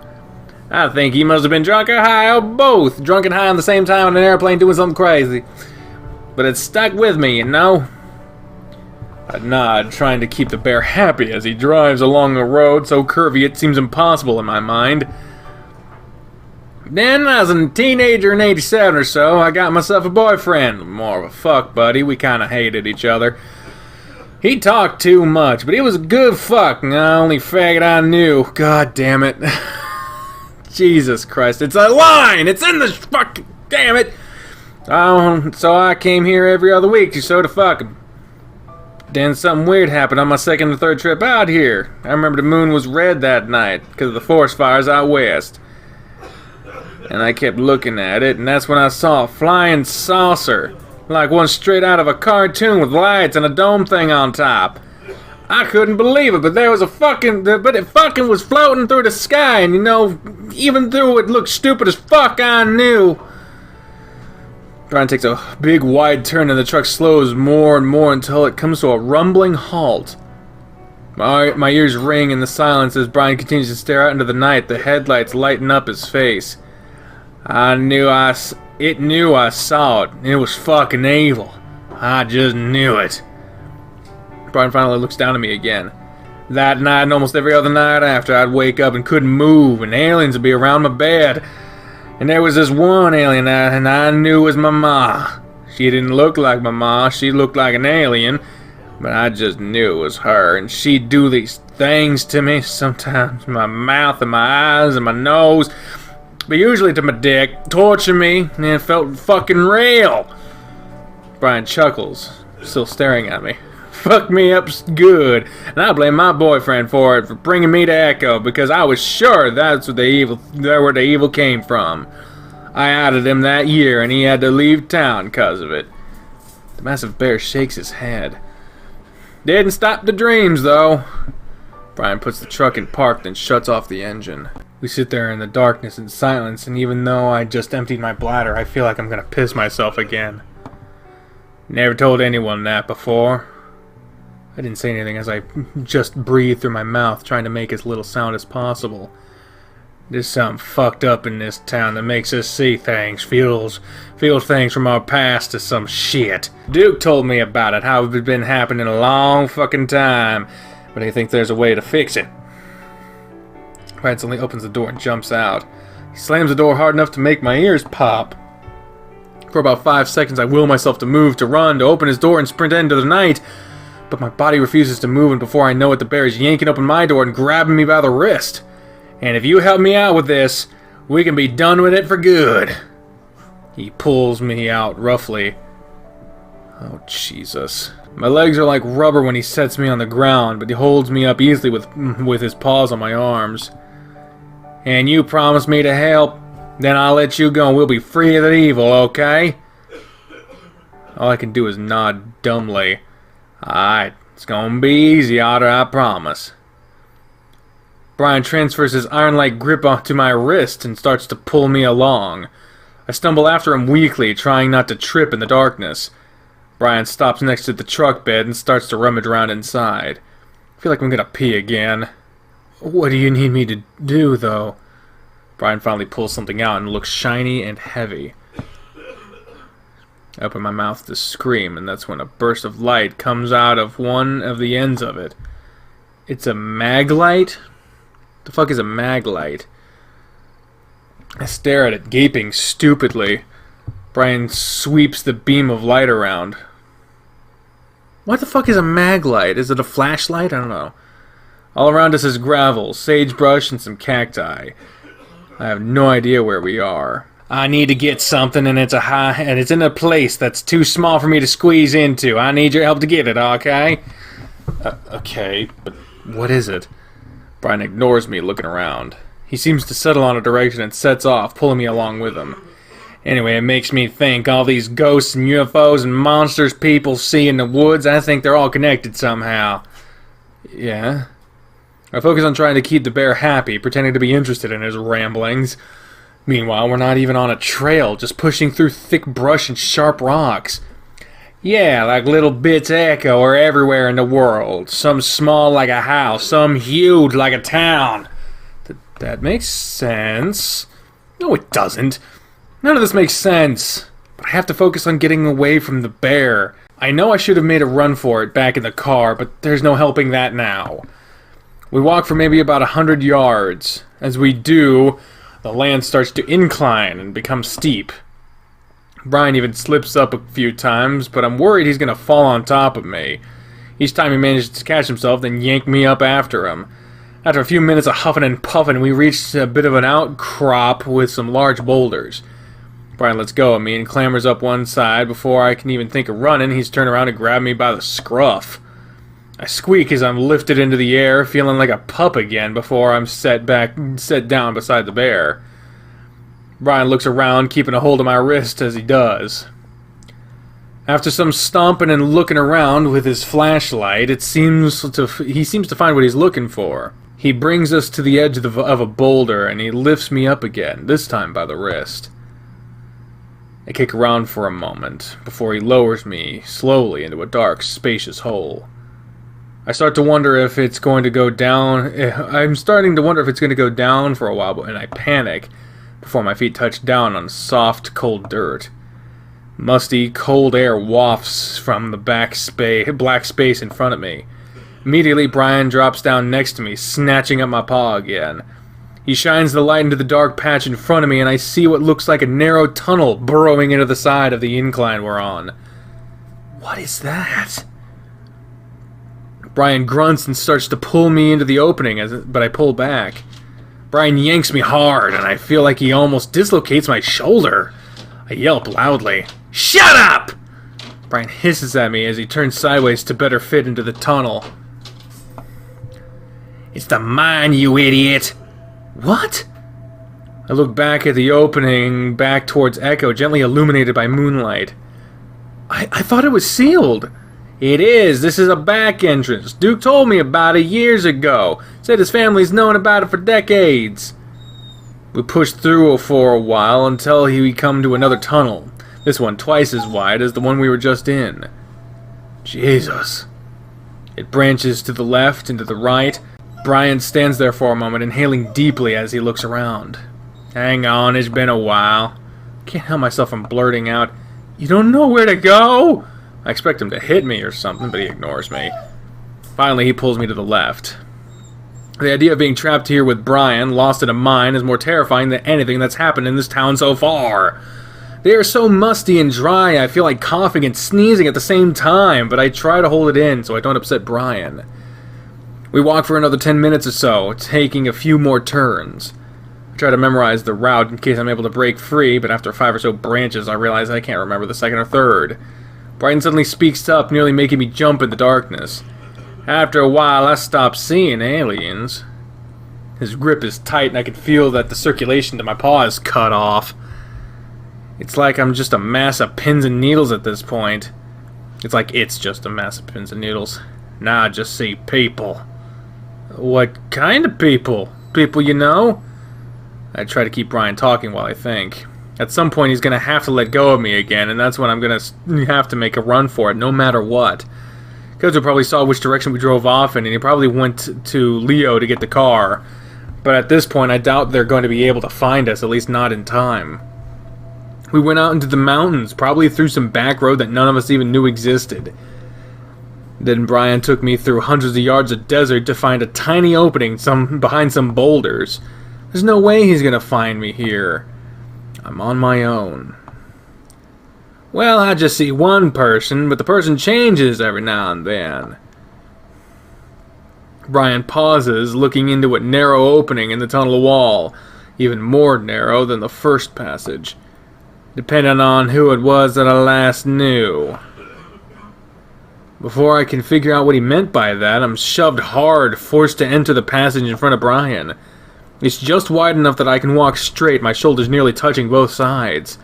Brian, on the other hand, has to suck in and move sideways, grunting and cursing and making all kinds of noises. Brian's let go of me as he tries to pull himself through, though he keeps knocking into me to send me forward. I could try to escape, but I have the feeling that that doesn't exist ahead of me. In fact, it feels like I'm being trapped. I can't explain it, but I start to get a terrible feeling that something awful is waiting for me at the end of this passage. And then I start to smell something. It's old. It's almost covered up by the dust and the mustiness, but it's definitely there. Sweet and sick. Something rotting. Feels like ice water is poured down my back and I freeze, only to be given a shove by the bear behind me. I fall forward into a wider opening. The smell entombs me, and I know without looking that I'm surrounded by death. I lay there on the floor, not moving, listening to Brian as he tries to squeeze through the opening. I can remember years ago when I was maybe 12, walking along the dirt road back home after hanging out with Carl. On the side of the road, I saw some roadkill, and just as I passed by, I could see the white maggots writhing through the fur. The smell, for that single moment, was almost unbearable, and I gagged and ran past. And while the odor in here was a bit more faint, it's almost exactly the same. I hear Brian finally shift free from the exit, and he shines the light back down on me. I know I should run. I know I need to get the fuck out of here. I know I should be fighting like hell, because I know what's coming. Is this what it's like for people who get kidnapped or murdered? People wonder why they didn't fight harder or run when they had the chance. I should have ran the second we stopped in the truck. But right now, it's like I'm stuck in ice. My frantic thoughts are interrupted as Brian grasps me by the back of the shirt and pulls me back up to my feet. I'm not able to stand and just sort of crumple down next to him. The bear grunts and just drags me along into the little opening that we're in, dropping me against the wall. As Brian fumbles with the flashlight, I get a glimpse of my surroundings. It's small, maybe about 15 feet long and 10 feet wide. It's narrow enough that Brian takes up almost most of the space, and I'd be hard-pressed to get past him. I draw my knees up to my chest and hug them, feeling numb. God, you're such a useless piece of shit. I watch Brian lean over something against the wall. It looks like 2 long, polished pieces of wood. Brian tips the flashlight down and I see that those pieces of wood are attached to a shovel and a pickaxe. Brian grabs a pickaxe. For a heart-stopping moment, I think he's going to turn to me. But instead, reaches into his pocket and pulls out something small and rectangular. It's not until he opens it and shines his flashlight on it that I see it's some kind of small notebook. The bear looks at the notebook, then back up at the little cave we're in. The silence is almost unbearable, and I feel the need to say something, if only to fill that silence. What are you doing? You know exactly what he's doing. Brian ignores me as he continues to search for something. I whimper softly in the back of my throat. Please. About to be murdered and you just beg like a little bitch. Shut up! Can't help it as I hiss through my teeth at the goddamn voice. I don't need to hear it, especially now. Brian stiffens and turns around. What? I shake my head, squinting and unable to see his face as the bear turns the light on me. Nothing. It's just... No, you were talking to some. Did you see someone?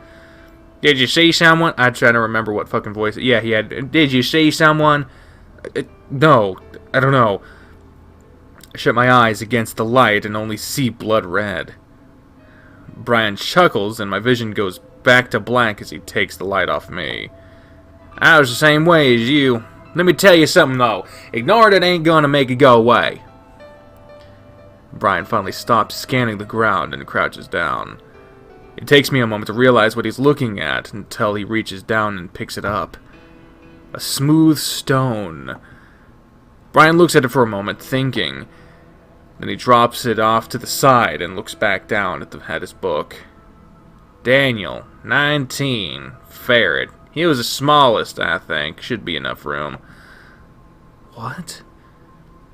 Brian shines the light back down at the ground for a moment, then seems to make up his mind as he sets the butt of the flashlight on the ground. It brightly lights up the ceiling, leaving us in a dim yellow glow. Brian eyes me for a moment, positioning himself so he can watch me while also doing his work.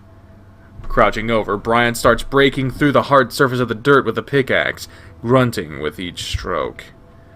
He can only do short swings, the ceiling too low for Brian to even stand up straight. At this point, the smell of Brian has almost overwhelmed the stench of death. I guess it's one of those few things I don't mind his smell covering up. Why aren't you at least trying to escape? Because he's in the way. Because you're a coward. Why the fuck are you talking to me right now? I thought you left. I never left. You know that. You felt me even after you left the town. I shouldn't have come back. Probably not. Going insane. Brings back memories of my old life. I'm going insane, and it's bringing back all of my old demons. No, I think it's because you're in the mine. I think you figured out that it's the source of everything, haven't you? The voice I've been trying to ignore all week has changed. It's not vague or insidious anymore. It's more natural, like a real person. More like what I used to hear when I was a kid. Well, I was a real person. Sometimes I even doubt that I am a person.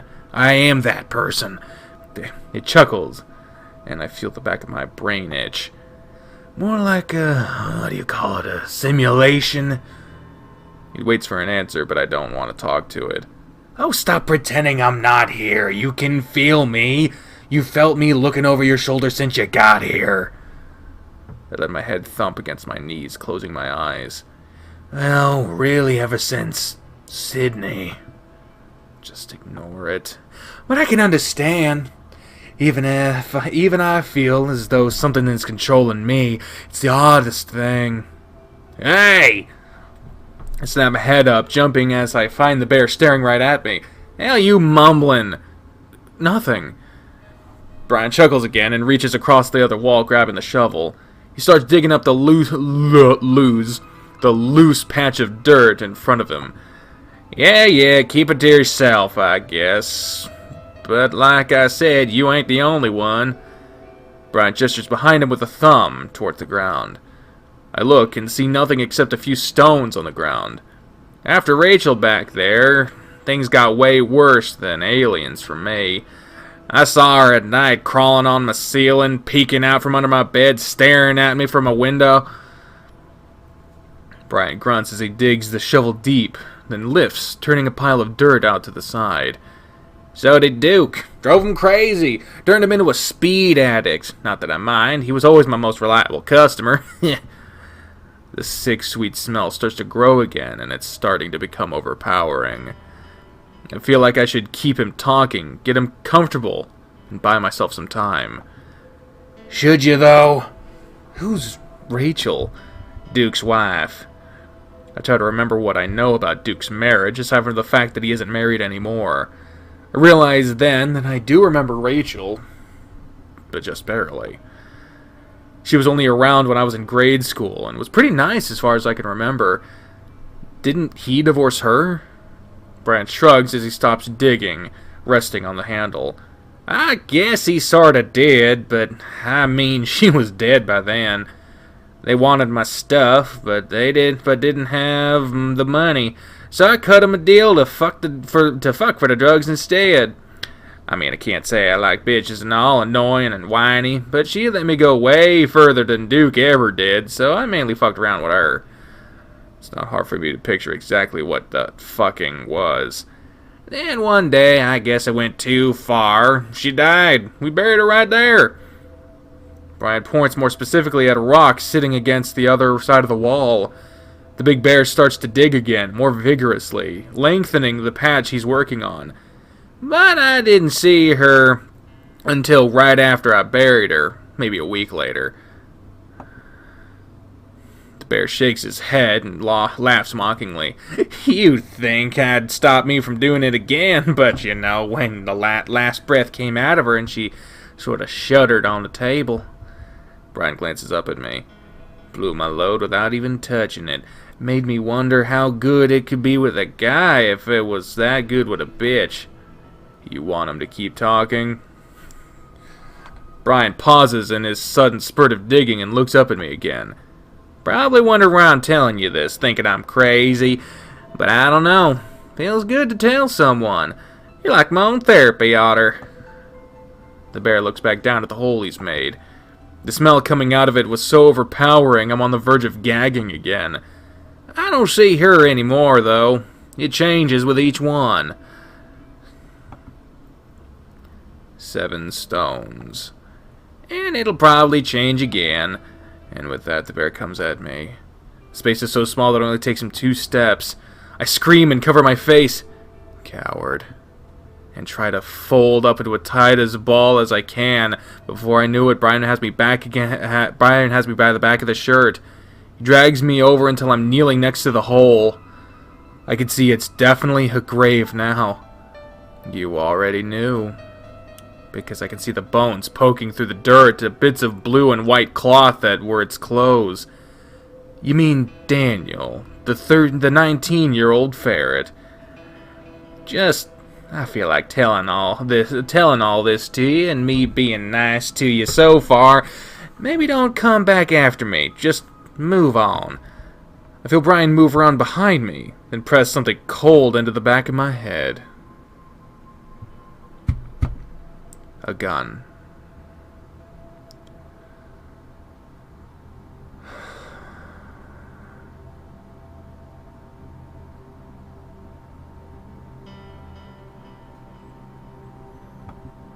I guess Brian probably has plenty of those.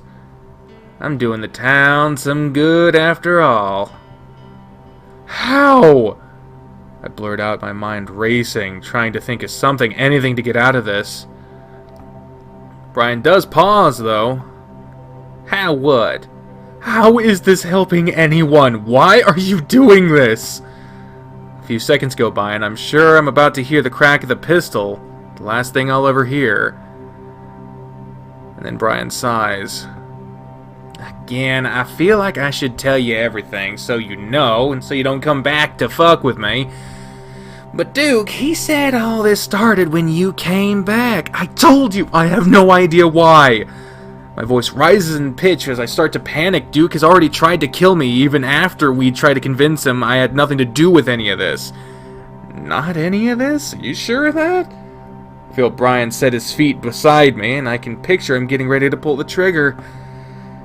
I'm going to die. This keeps happening, doesn't it? This hysteria. I'm sorry. Remember, this is for the good of the town. To me, it's like the town holds its breath, letting all the evil build up until it has to let it all out in one big go.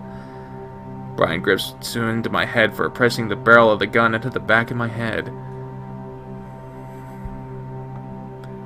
And you brought a lot of guilt and evil with you back to this town. Maybe that was enough to push it over the edge again. Rest easy. So in a way, it is your fault, isn't it? My eyes are watering and I don't know if it's from Brian's grip in my fur or if I'm crying. Help me. Oh, the music stopped. I say it to you. Look to the right. Okay, what's up? I glance to my right and see something standing in the entrance to our little hollow. It's faint, either because of the dim lighting or because the thing itself isn't quite opaque. It's tall, white, and gangly, and its long fingers nearly touch the ground. Its face is heart-shaped, the whiteness of it interrupted by the... Get that off the screen. Interrupted by massive, shiny black eyes in its face. It stands there motionless, watching us. I stare back, open-mouthed.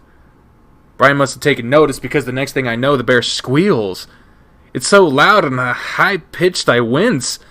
Brian lets me go just as the thing moves. It seems to lean forward and glide towards us, but the gliding is stilted, like a film with half seconds missing from it. It flickers, seeming to turn transparent as it grows closer, the white fading to pink. then to a bright red for a brief second before reverting. I'm frozen, kneeling as I watch. Brian backs away and promptly steps on the flashlight. The lighting careens sideways, and I look over to see Brian's foot slip on the cylindrical flashlight before his rump comes down hard on top of it. All light is extinguished, but I can't see a thing or Brian now.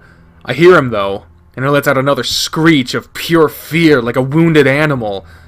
I hear something else too. A voice that's also high-pitched, babbling, something fast and senseless. It's like a tape recorder being rewound.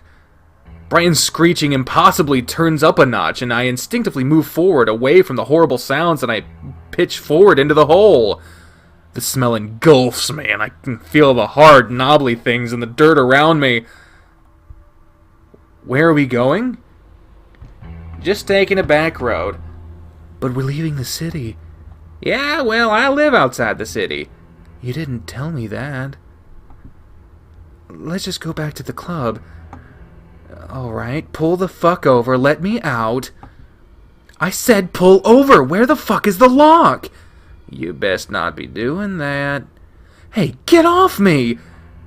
I gasp and scramble out of the grave, gagging uncontrollably. Once I'm out, I curl up on my side, drawing in my knees again. The horrible screeching and bizarre babbling language continue, though the sounds from Brian are more ragged now. Occasionally the room flashes with light as Brian shifts around, but I face the wall, not wanting to look. Get up. I curl up tighter, just waiting, hoping that I wake up.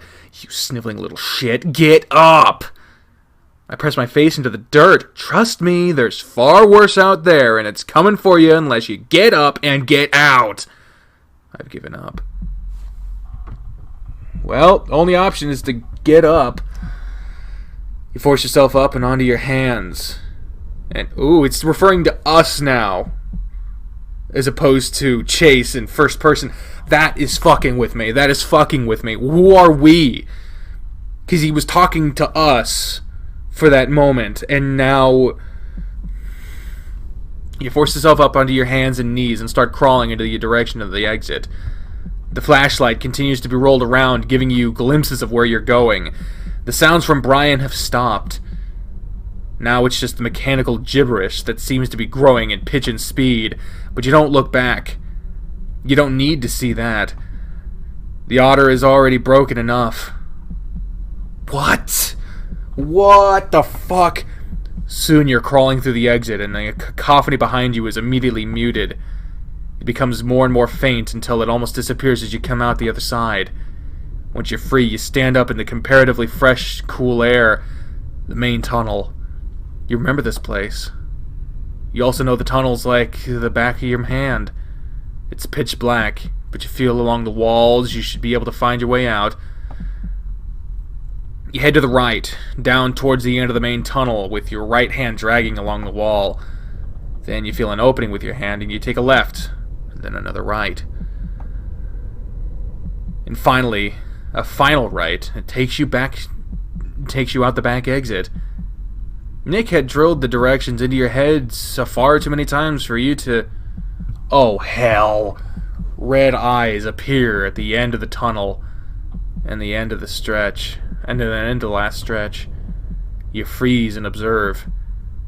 Things in the mind can hurt you far worse than things outside. Brian had just experienced that. But you're not sure. Is this one of the otter's demons, or... No, it's something else. Something you're not quite seeing correctly. A friend, the lizard, he's warped. Chase!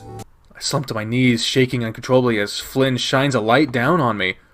Fuck, Chase, come on, let's go!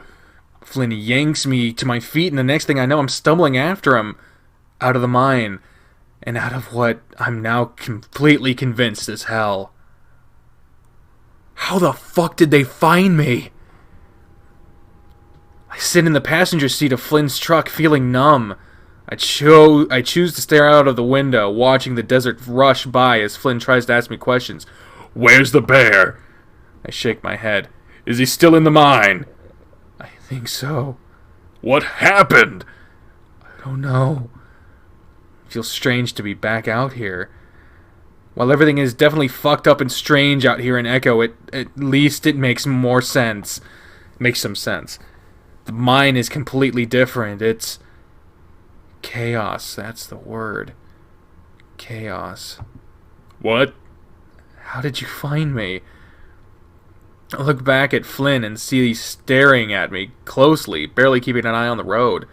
I went to Leo's house, found all of you guys there, except you, of course. Just waiting? I don't know how to feel about the idea of all my friends just sitting around while a serial killer had kidnapped me. Of course, none of us really knew Brian was a serial killer. Well, a lot was going on. Kudzu, that raccoon, is the one that told me you were missing. Leo, on the other hand, said you were fine, that he saw you around the house. What? Flynn shrugs. I have no fucking clue, but he was practically holding everyone hostage, wouldn't give the keys up, so I had to take my own truck out here. Is everyone okay? Hopefully. Jenna said she'd try to keep him calm while I came and looked for you. How did you know I was in the mine? Well, Kudzu pointed out the direction you went. I drove up the canyon, since that's basically the one place he could go. I saw where he'd parked and knew he'd taken you in there. But how did you know about the back entrance? Flynn smirks as we come out of the curvy Echo Canyon onto the straight road to Echo. Does it really matter? Either way, I know a lot about the town. Yeah, kind of fucking no. That is kind of fucking important. I watch Flynn for a while, until he finally glances back at me. What? Where the hell have you been the past few days? Oh, in town hall, managing stuff. Stuff? Like everything going on. I tried to find you guys at the hotel, at Carl's house, but I didn't see anyone. Assumed you tried to leave. The answer is far from satisfactory, but I have no energy to dig deeper. So, are we going back? Yep. Then what? Well, they were saying something about a train, so I assume we try to get out that way. Sounds like you already found that you can't drive out. Yeah. We turned onto the road to Leo's house as I watched the house draw close. I can't help the growing sense of dread in the pit of my stomach. As soon as we step through the doorway, I'm engulfed in a combination of beige, gray, black, and white fur as I'm surrounded by my friends. Jenna, Carl, and Kudzu are all talking at once, asking how I am, what happened, if I'm okay. Flynn puts up his hands. Guys, let him breathe. I don't think he's up for talking too much. Jenna and Carl step back, but Kudzu doesn't. He's got one hand on my shoulder, gripping it like he doesn't think I'm real. Hey, I'm sorry. I should have been more careful. I should have let you piss on my fucking carpet instead or something. It takes me a second to realize what he's talking about, the thing that got me into Brian's trap in the first place. It makes me laugh a bit at how earnest Kudzu looks compared to what just came out of his mouth. I also realize that I want to hug him really, really badly, so I do. I feel the raccoon stiffen for a moment, then hug back. It feels so fucking good to be in the arms of someone I trust. And it seems to break through the numbness that I'm feeling, at least a little bit. Carl seems to take that as an invitation to hug as well, and Jenna joins in. I don't mind, and I wish I could stay like this forever. Actually, I just wish this all hadn't happened in the first place. It comes to an end eventually, and Kudzu is the last to draw back. I'm about to ask where TJ is, and then I see Leo. The wolf stands at the entrance of the hallway. His eyes are on me and Kudzu. He's got a pillow in one paw, and his shirt is hitched up over his stomach a bit, like he just pulled it on. What are you doing? The room goes quiet, and the mood immediately changes. Carl, Jenna, and Kudzu all look weary. No one says anything. I clear my throat. I'm back. Brian took me to... Leo frowns. Back? No, you were in my room and asked for a pillow. We were... Leo's glare turns down Kudzu. Have they been telling you to say this? Leo, no. The look at my former boyfriend's eyes is completely alien to me. I've never seen that look from him before. I guess I knew that the town, or whatever all this is, had gotten to him, but not completely taken him. Now I'm not so sure. Kudzu stands next to me, his shoulder in front of mine. Leo eyes him again before turning back to me. Chase, come here. I don't move. The room is completely silent. Chase, I said come here. Leo, what the hell? Leo ignores Flynn, his steely eyes on mine. The feeling of coming to a safe place is completely gone now. Echo has seeped into every part of my life, it seems. But I don't move, and neither does Kudzu. Leo doesn't seem to know what to do. His face transforms from anger to confusion. Jula, you were in the bedroom with me, telling me. Leo trails off. I was in the mine, Leo, with Brian. Leo stares. The silence drags on until a soft clicking comes from the kitchen. Everyone looks as TJ emerges, staring at us all with sad, lost eyes. TJ, what is it? There's another train coming. Oh, good. Thank you for watching, TJ. I'm not sure if Jen is relieved because our ride out is coming, or if it's because it can distract from Leo. We all move at once, squeezing past Leo onto the backyard. He watches me pass him, dumbfounded. Oh God, here it is. TJ's right. In the distance, I can see lights on a train slowly winding its way toward us. At this point, dawn is just breaking. Somehow, it's only been one night, even though it feels like it's been several weeks. Alright, for whatever reason, that train is moving pretty fucking slow. We should be able to hop it. That's a bad. The other guy got chopped in half. Oh my God. The train wails in the distance again, much closer now. I thought I was going to have to drive alongside with you on the truck bed, honestly. The train does seem to be moving pretty slow, but as it gets closer I realize that it's not exactly going to be a jog to run alongside it. I might be able to catch it within a full sprint. Alright, here's what we're going to do. I'll get on first, along with Kudzu, and we're going to pull the rest of you on, alright? Carl fidgets nervously. I don't know if I can run that fast. You will, now. I feel a paw land on my shoulder and turn me around. It's Leo. Hey. Hey, what is it? I look back at Flynn, wanting to hear what he's saying. Listen to me. Everything you said at the house. Did you mean it? What did I say? Leo looks impatient. What you said about loving me, wanting to be with me forever, you meant that, right? What? The train is approaching. Oh God, is he gonna push us in front of the fucking train? We maybe have a minute. What the fuck? Why are you acting like you don't fucking remember? Leo bristles, teeth bared, eyes narrowing. Oh my God, Leo, let's get out of here first. I start to back away towards the others as they continue to discuss jumping on the train. No! Leo grabs my shoulder, looking me right in the eye. He makes an effort to calm down, closing his eyes for a moment before opening them. Then tell me now. Are you gonna stay with me when this is all over? We can talk about this when we get on the train. No, I want to know before. I see Kudzu looking at us, and it looks like he's about to head over. Just tell the truth. That's all I want. Oh, hell. Oh, hell. Oh, helly, well. Alright, we're gonna save here real quick. The votes mainly seem to be saying it's over. Here's us saying it's over, which I imagine is going to result in him throwing us onto the fucking tracks right before the train comes. To be continued. Ah, fuck. So, does that happen for both? Okay. So here's the thing. In the update, it said that the Leo Path B ending was there. So B could just be like A or B, or it could be bad. So I personally don't think that we should be with Leo, but for the sake of seeing what this does, we will see what it does. And I also saved so that we can see the other ending when it happens. Unless this is the good ending, in which case, fuck that. So, I promise, When we get on that train, we'll figure everything out, okay? Leo watches me carefully, looking unsure.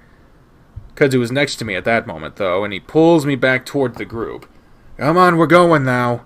Leo's eyes flash as he watches his teeth showing. I don't have time to try to console him anymore because the train starts pulling up. Run! Flynn shoves Carl forward and the ram takes off alongside the rails, looking over his shoulder at the train. The next thing I know, we're all running after Carl as the train catches up. I look back. Flynn waves both arms at the locomotive as it whizzes past. But if there's a reaction from the driver, I don't see it. I have just enough time to read the letters on the side of the engine, Prescott Railway, before it's moving past me down the tracks. I realize then that the train is quite short, maybe only 5 cars in total. We won't have many chances. Kudzu! Flynn points at the caboose and starts running beside it, next to 2 little steps that drop down at the very end of the platform. Gracefully, the lizard jumps, landing his feet on the steps as his hands scramble for some kind of purchase.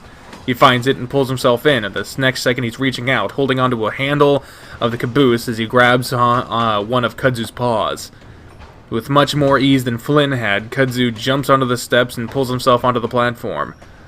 I pass Carl at this point, the ram already losing steam. He calls after me in a hoarse, ragged voice, Shit, I'm not gonna make... Flynn grabs the ram as they pass, and Carl hop-skips on the uneven gravel, and for a horrifying moment I think he's gonna fall, but Kudzu leans in and snatches him up as well, practically lifting Carl onto the platform. Jenna, who's right beside me, is next, reaching out to a paw to Flynn. He grabs it and Jenna easily jumps on over the 2 steps. Oh god, it's down to the last 3. I think it's my turn next, but TJ slows down abruptly and I move to the side to make room for him. Flynn grabs his arm and TJ hesitates several times before Kudzu gets a grip on him as well, and he's able to step up onto the first step. It's then that I realize the train is picking up speed and I'm starting to slow down. I move up beside the caboose, seeing Flynn's outstretched hand.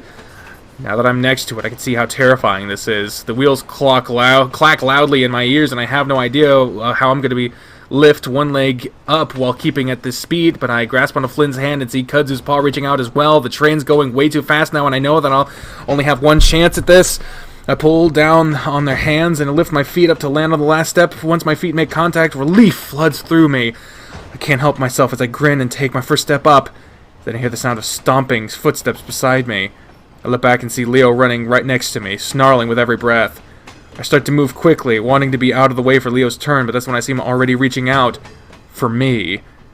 His anchor bracelet glints in the moonlight. I don't have time to think as the wolf grabs on the back of my shirt and pulls hard. I hear threads pop on my collar as I'm choked. I lose my grip on Flynn and Kudzu. As I fall, I reach out and grab onto a railing on the platform. In doing so, my legs...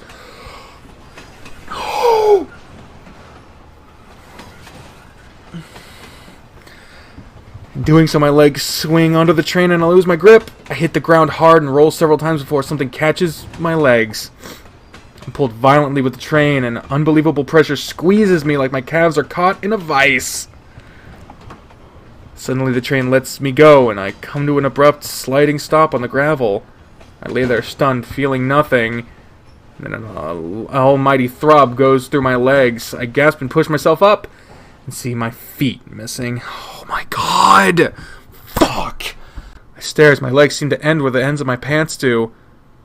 A dark, dark stain pools on the ground next to them. I can't think. Around them. I don't know what to think. Chase! I look up and see Kudzu limping towards me. I wonder if he's missing a foot too, but no, he's just limping on it. As he approaches, I point at my missing feet, like maybe he'll have an answer to what just happened. Fuck! Immediately, the raccoon drops down beside me, reaching for his waist. He's undoing his belt, and I'm about to tell him now's not the time for that kind of stuff, but then he starts putting the belt around one of my calves. That's when he lifts the pant leg, and I get a glimpse of ragged flesh and fur, blood, and the white of bone. Leo, you fucking dumbass! Give me your other belt! I hear footsteps beside me. Take it up! Kudzu slumps down over my legs, and I wonder if he's trying to stop the bleeding with his body. A similar dark puddle starts to form on his head. I knew this is the bad ending, man. This is the bad ending. I don't want it. I don't want it. I don't want it. I don't want it. I don't want it. I don't want it. I don't want it. I don't want it. I don't want it. I don't want it. I don't want it. It starts to form around his head and face. Shit. I reach out and press a paw to his head, wishing I wore a belt so I could put it around his neck. Oh, no, no, no. Leo mumbles in my ear, pushing kudzu off roughly as he looks at my legs. We're gonna get you fixed. I didn't mean for this to happen, but we'll figure something out. The wolf slides his arm around me and picks me up, and the world tilts. Leo flashes me a grin from across the table as my mom turns away to get drinks from the fridge. What? This is going way better than I thought it would. My dad asks Leo what he's doing for a living, and the wolf tells him he's already got a high-paying job in an auto repair shop. At the same time, he's playing footsies with me under the table, so I guess this is a flashback. My legs are throbbing regularly. Oh, now it's not. My legs are throbbing regularly now, not even really hurting. I squint against the bright light of the bathroom as Leo flips it on. Oh, God, I don't like this. I don't want to play this right anymore. He turns to the bathtub, and I see a bright streak of red on the wall after he does. Then he lays me down in the tub and starts to wrap stuff around my legs. It does start to hurt then, and I groan. Shh, don't worry, it's fine. It's gonna fix you up completely. The end of the bathtub is completely red. I lay my head on Leo's chest as he taps away texts on his phone. I love days like this, where we have the whole afternoon free and we choose to do nothing. It's peaceful and quiet. I love the way the late afternoon sun pours through the window and warms my fur, while at the same time being cooled by the fan. I realize then that I want to spend the rest of my life with this wolf. Oh my God. Leo nuzzles my neck and head for mumbling into my ear, and I can't really understand him. I look down and see that my pants are off and I'm just in my boxers. The ends of my legs are wrapped in red bandages, completely soaked through, soaking into the bed I'm laying in. I start to reach forward towards him, but my hand is shaking so hard, and Leo grabs it and pulls it back to my chest. I'm really cold. In response, Leo draws closer and spoons me. Early morning light is pouring through the window, and I think I hear sirens. Leo nuzzles my ear again, and I try to pull away, but he holds me tight. Like you said, we're gonna work something out. I knew it would be easier to do that here, in Echo, where it started. Seeing you leave on that train was just too much. Something leers at me in the corner of the room. Leo gazes at me with pure, unconditional love as he pulls back from our kiss. My first kiss.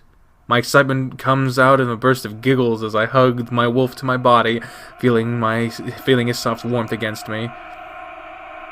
The wolf hugs back, and we stay like that for a long time. I don't even mind that it's in this run-down train yard in the middle of a hot desert. I'm in love with him. He holds me tight. The throbbing in my legs has stopped. I'm not cold anymore either. Just empty. That creature stares at me in the corner, red and grotesque. I stare back as my vision slowly fades. I don't feel anything anymore.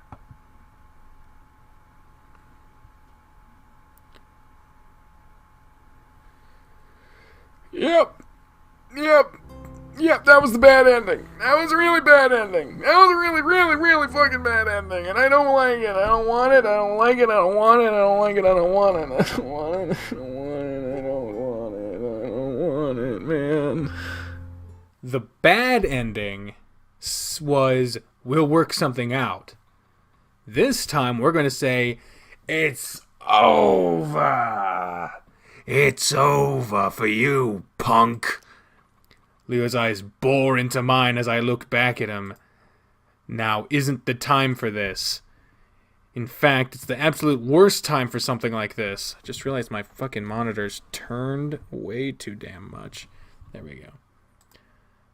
But looking at him, I can tell this is the only time for Leo. No, Leo. Leo's eyes widen as he leans his head back just slightly, at the same time taking a step back. It's like I physically pushed him, After everything that's happened, I just can't. Leo seems frozen, watching me, his arms hanging loosely at his sides. I hear the crunch of gravel next to me as Kudzu's by my side. Come on, we're going now. Leo's hand moves then to his waistband. I have a moment to see him lift a gun from under his shirt, his eyes on Kudzu. My body moves, automatically stepping in front of the raccoon and raising my hands up to my chest defensively. Leo's already frozen his motion, though, gun in front of his stomach, still pointed down at the ground as he stares past me. What the fuck? I feel Kudzu grab my arm from behind, his grip so tight that it's painful. But I keep my eyes on Leo, waiting and watching to see what direction the gun might go in. But then it drops. First his arm hangs loosely by his side once more, then the gun which clatters to the gravel below. I flinch, expecting it to go off. It doesn't, and instead my ears are filled with the sound of the arriving train. Leo's eyes are back on mine as I watch his tears start to spill out. Come on, Leo, we have to get out of here.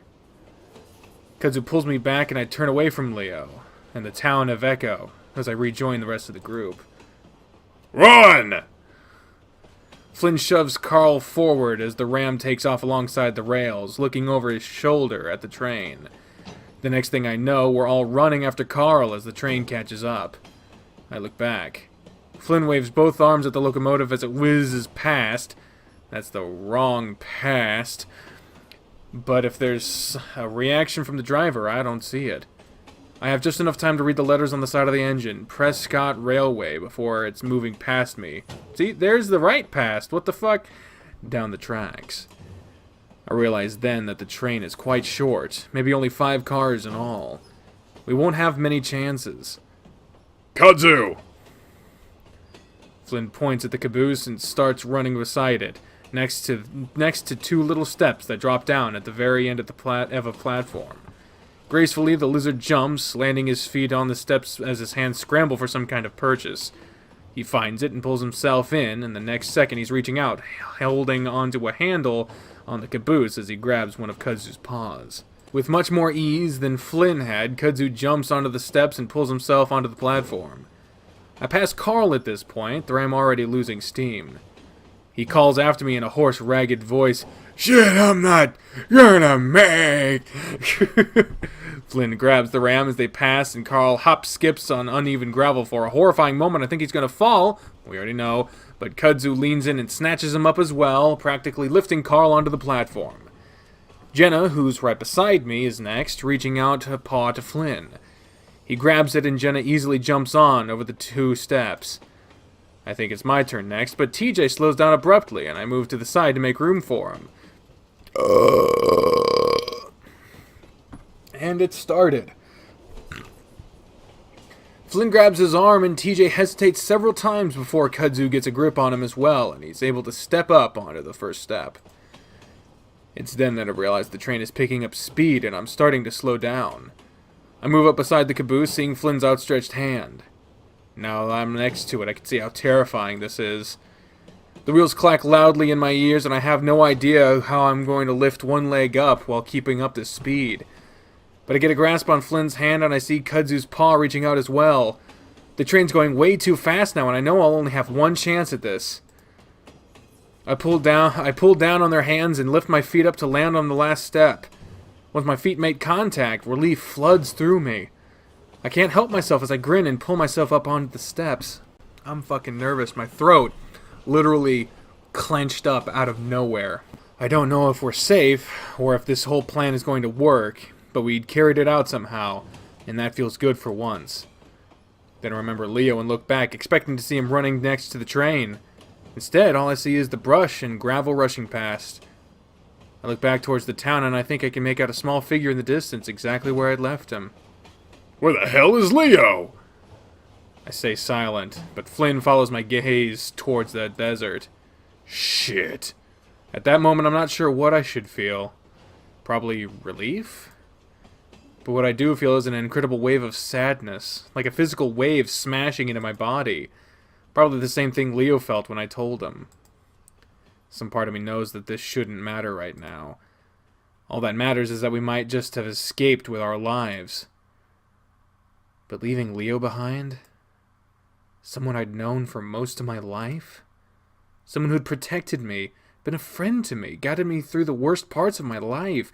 Someone who'd always emphasized togetherness and family, who'd always vowed to protect and stand by my side. The very same person had just chosen to stay behind. While we're the ones leaving, he's the one that decided to leave us. And as that solitary figure grows smaller and smaller, the idea hurts more than anything else right now. After seeing Janice get murdered, after being tortured by Brian, after nearly being murdered in a mine, this separation from my best friend is the knife being twisted into my chest. I sink to my knees, holding onto the railing, wondering if I should have stayed behind. Because the Leo I'd just been with isn't the Leo I really know. He needed help, and I just abandoned him. I should have stayed behind. Hot tears spill over my cheeks as I stare at the metal platform. Fuck you. But that's in the weird font. Oh God. We say the words under my breath, but there's more rage behind them than anything I've ever said in my life. And they're meant for echo. Fuck you for killing Janice. Fuck you for hurting William. Fuck you for killing Duke. Fuck you for hurting Clifford. We don't even know who the fuck Clifford is. Fuck you for what's buried in the mines. Fuck you for hurting Nikolai. Fuck you for twisting my friends into something they're not. Fuck you for hurting Cynthia. And fuck you for ruining my life. I sit there on my knees, sobbing hard like I'm crying for two people at once. I can't see Leo anymore, but the thought of him alone and probably hurting like me is too much.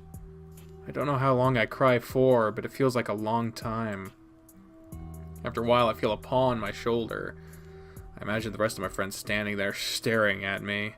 When I turn my head, it's only Kudzu. The raccoon is crouched next to me, his head turned towards me, a look that can only be described as understanding on his face. In a bit of a daze, I rub my face on my shoulder to clear my vision. Sorry. Don't be. Kudzu says it automatically, as he rubs my shoulder gently. Do you want to get up? The rest of them went inside. I stay crouched there for a moment, watching the blur of train tracks in front of me as we continue through the desert. Give me a sec. My nose is all stuffy, so my voice comes out clogged. The tiny lights of echo on the endless expanse of desert get smaller and smaller, and so too does the feeling of tension in my chest. And with the tension goes the sad, angry presence in my head. He goes quiet again. It makes me feel a bit better, but each time I think about Leo, that knife gets a little deeper. Kudzu nods and squeezes my shoulder. After a few moments of silence, he speaks. You know that someone I lost a few years ago? I wipe my eyes again and nod. He was my boyfriend. I keep silence as I stare at the tracks, almost hypnotized. That strange feeling of wanting to jump tickles on the back of my brain, then fades slowly. One night we were walking along like we usually did, and we got mugged. We should have just given him everything, but my boyfriend, of course, stepped forward, confronted the guy, and got shot. I glance back at the raccoon with no idea of what to say. Kudzu shakes his head like he's coming out of a dream. I'm just saying that I'm here. I might know what this feels like, you know? I cough a little to clear my throat. I mean, he didn't die. Kudzu shrugs. Breaking up can feel like that sometimes. It's a lot more than that. It was all of that. I wave in the direction of the town. It just feels like I lost him right when we got away. We're gonna get people back to go back for him. Yeah. I let out a big breath before slowly standing up, my knees popping as I do. Kudzu stands with me as I lean against the railing, choosing not to look out at the town. After a moment, I turn around to face Kudzu. And then I'm hugging him. There's no hesitation this time as he hugs back. I let myself lean into him, letting him support me, feeling the fur on his neck poke through mine. We stay like that for a good 5 minutes, vibrating along with the train. Finally, I pull back. Alright, we should probably go in. I don't think it's all that safe out here anyway. Without letting go of me, Kudzu opens the door and guides me inside. My friends are all sitting in little seats in the dark, swaying along with the train's movements. Carl sits closest to us, and he looks up at the sound of the door. Hey, Chase! No, that's not him. Hey, Chase. Are you okay? I laugh. No. Carl smiles sadly. Yeah. Sorry. You're fine, man. I see Jenna and TJ together on a seat further along the wall, and Flynn sits opposite them. Further still, a small shape sits leaning against the opposite of the end of the caboose, curled up on his seat. It's Clint. Flynn occasionally glances at him, but the polecat doesn't seem interested in coming closer to us. Kudzu guides me to sit next to Carl, and I make room so that the raccoon can sit next to me. So, where do you think we're going? I feel Carl twitching against me as he sits there hunched over. Anywhere's better. As long as it's not hell, I guess. I guess. Because his arm goes around my shoulders automatically, and we sit there in silence for what feels like a long, long time. And I don't mind it. I wouldn't mind if this were the rest of my life, honestly. For the first time in several days, I feel calm and safe. Soon enough, though, the darkness of the caboose is illuminated with occasional flashes of light. Flynn looks out of the window. Peyton. With a grating screech, the train starts slowing down. I'm a little surprised. I guess I thought the train wasn't even real and it would just go on forever. But it comes to a slow, stuttering stop. We all sit in the dark, quiet, listening, and then Flynn stands up and opens the door. Soft orange light spills inside. What the hell? Out of the doorway, I see rows of train tracks occupied by other boxcars. Someone moves into view. It's an older-looking fox with overalls. He stares up at us like we're aliens. Where the hell did you come from? A moment of silence goes by before Flynn clears his throat. We're from Echo. Oh.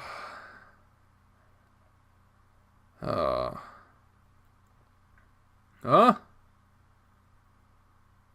What? What that was... What? Wait. What? That was Saturday, though. So why did we get the Saturday screen again? Let's just keep playing. Yeah, Mom, I promise I'll call you in an hour. No, I'm not. No, we're not staying the night. I promise. Wow, Mom. All right, I swear. I love you too. Bye. I hang up and drop my paw into my lap, sighing loudly.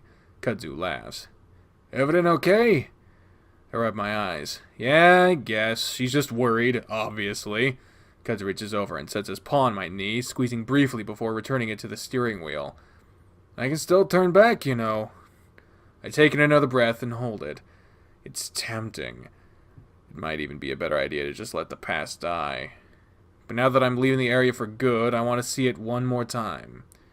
The town and Leo. I let the breath out. Nah, I need to do this. I've thought about it for so damn long, there's no way I'd forgive myself for backing out now. I need closure. Alright, but if he gets weird at all, I'm taking you the hell out of here. He won't. He's back to normal. As much as any of us can be, anyway. But I told him it's only going to be for a little bit, and that we're just driving through. I look over at him. You want to stay in the car? Was planning to, unless you're planning on going inside. No, I'll stay outside. Alright, but I'll be watching in case you two try anything. Yeah, right, it's been 2 years. Wow, it's been 2 years. 2 years. That's not very long. Hey, I know Leo. He's not the person we last saw. Yeah, I know. I feel my stomach tighten as I suddenly realize we're driving past the lake, then onto Main Street. It's completely abandoned. But then we pass the motel. The windows are all boarded up and the parking lot is filled with more cracks than I remember, but I'm hit with a wave of familiarity all the same. Standing in the parking lot are 2 people. Pointing at the motel is a large black bear, and in front of him stands a canine of some kind with a video camera. Kudzu snorts, but doesn't say anything. At first I feel a spark of anger at them for probably seeing the whole thing as a morbidly fun adventure, not even having the slightest idea of what sort of hell the town went through. And then I remember I'd done the same thing. Granted, it was many more years removed, but still the same. We turn onto Leo's street and my stomach tightens further. Kudzu glances at me. Can I get a kiss? Oh, they're together now. Everyone was wanting it. Everyone was wanting it. Can I get a kiss before you talk to your ex? Eyes on the road. Kudzu leans over, very deliberately keeping his eyes on the road as he tries to turn his face towards me. I give him a quick peck on the side of his muzzle, and he laughs. I try to laugh as well, but it gets caught in my throat as I see that old house. And there, waiting in the driveway, is Leo. Hey, how's it going? Leo cheerfully greets me as I open my door. Catches me off guard a little bit, his mood being so different from mine. Hey, Leo. What's up? Leo has his paws shoved in his pockets, but still manages to shrug. Not much. You? Not much. Leo ducks his head and looks in at Kudzu. Hey, Cud. You alright? Kudzu awkwardly answers from behind me. Yeah, I'm okay. There's a moment of silence as I try to think of what to say or do. I hadn't expected Leo to just meet me outside. Did you want to come in for a beer or something? I'm actually driving for the next couple hours. Yeah, we're just stopping by for a minute. Ah, okay. Leo's smile falters a bit, but then he shrugs again. Wanna go for a walk then? Stretch your legs? I look back at Kudzu, but he doesn't say anything, doesn't give me a hint as to what he's thinking. He's leaving the decision up to me. Yeah, sure. Leo ducks his head again. You wanna come, Cud? Kudzu hesitates, then shakes his head. Nah, you two go ahead. I prefer the AC. Alright, cool. Feeling just a little tension between the two of them, I quickly jump out and shut my door. I look over at the rail yard, which is in full view of the car, and point. Wanna walk over there? Sure. I don't like this! So, you've just been hanging out here for the past 2 years? A little bit. Spent a lot of time with my parents. I'm moving back in with them right now, actually. Oh, yeah? Yeah, it sucks, but honestly, I can't stand all the vultures scavenging for stories here. Sounds like it. But at least you'll be around other people, right? Yeah, it's officially a ghost town now, if you haven't noticed. I look out over the rest of the town towards the motel and convenience store and all the tiny houses and trailers in between. Not a single person. I actually visited Carl once in a while over the summer. Leo nods up towards the mountains, and I see the big mansion glinting gently in the sunset. Hey, that's cool. I hear he's doing pretty good at school right now. Good. Are you going back to school? Meh. I shrug my shoulders, walking up to the train tracks to straddle those steel rails. Not in Pueblo, since we're moving up a couple states, but probably eventually. There's a lull in the conversation as we both go quiet. I look around, wondering if this was the spot where we hopped the train. The train that turned out to be an old engine and caboose on its way to Peyton, where it was being transferred to a train museum. It had been traveling at a gentle 10 miles per hour to keep from derailing off the old tracks, just slow enough for us to catch. It was the last of 3 engines being transferred that night. Just a few hours later, the emergency services went in and recovered whoever else was left in the town, including Leo. I still wonder if we'd even needed to hop the train, but I guess I was escaping more than just the town. I looked back at Leo. Are you okay? Leo looks up from kicking around some rocks. I scratched my head vigorously, trying to think of how not to say the wrong thing. Have you been doing okay? Are you happy? Leo smiles. Not really. Are you? I think back to the past 2 years of nightmares and panic attacks and breaking down into tears out of nowhere. Just a few hours ago, I dropped to the ground in a grocery store in Peyton because someone dropped a jar of jam. But Kudzu had been there, like always, to help me back up. I'm managing. I can't cope with this. It's a process. That's good. Are you managing? Leo chuckles. I'm just living.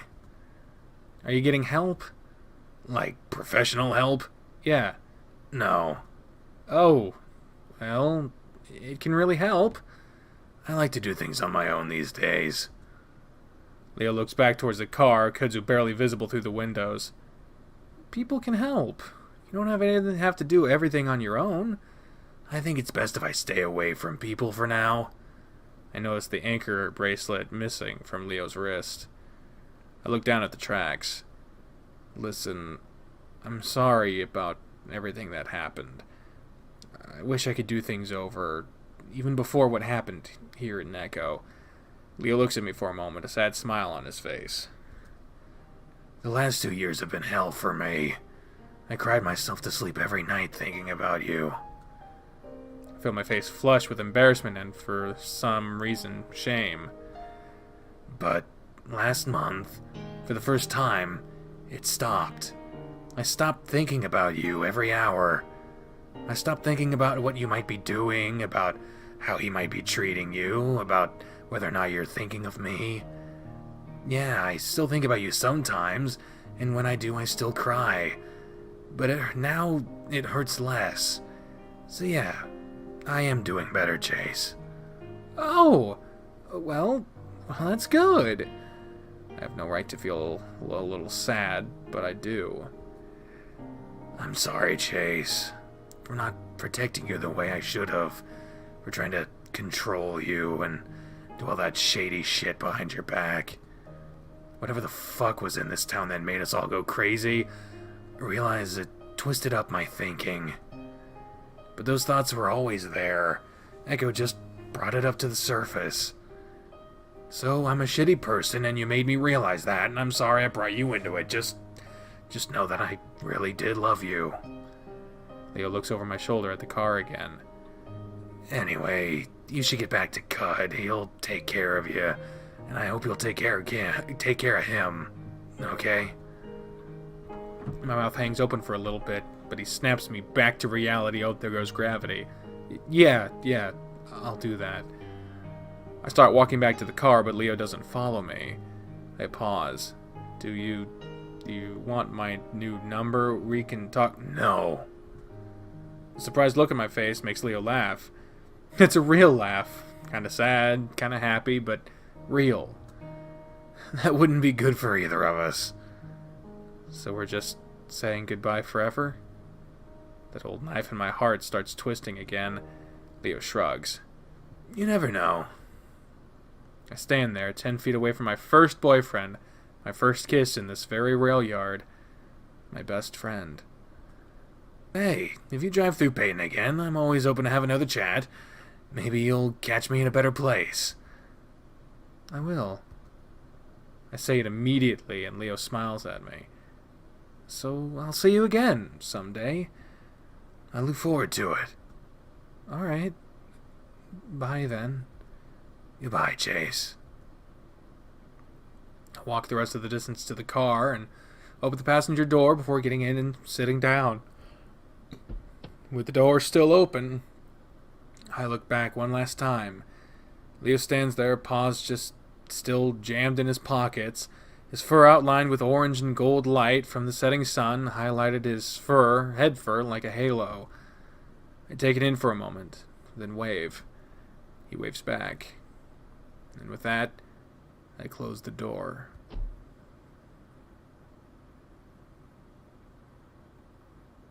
The end! The end! The end! The end! The end! The end! The end! Holy shit, the end!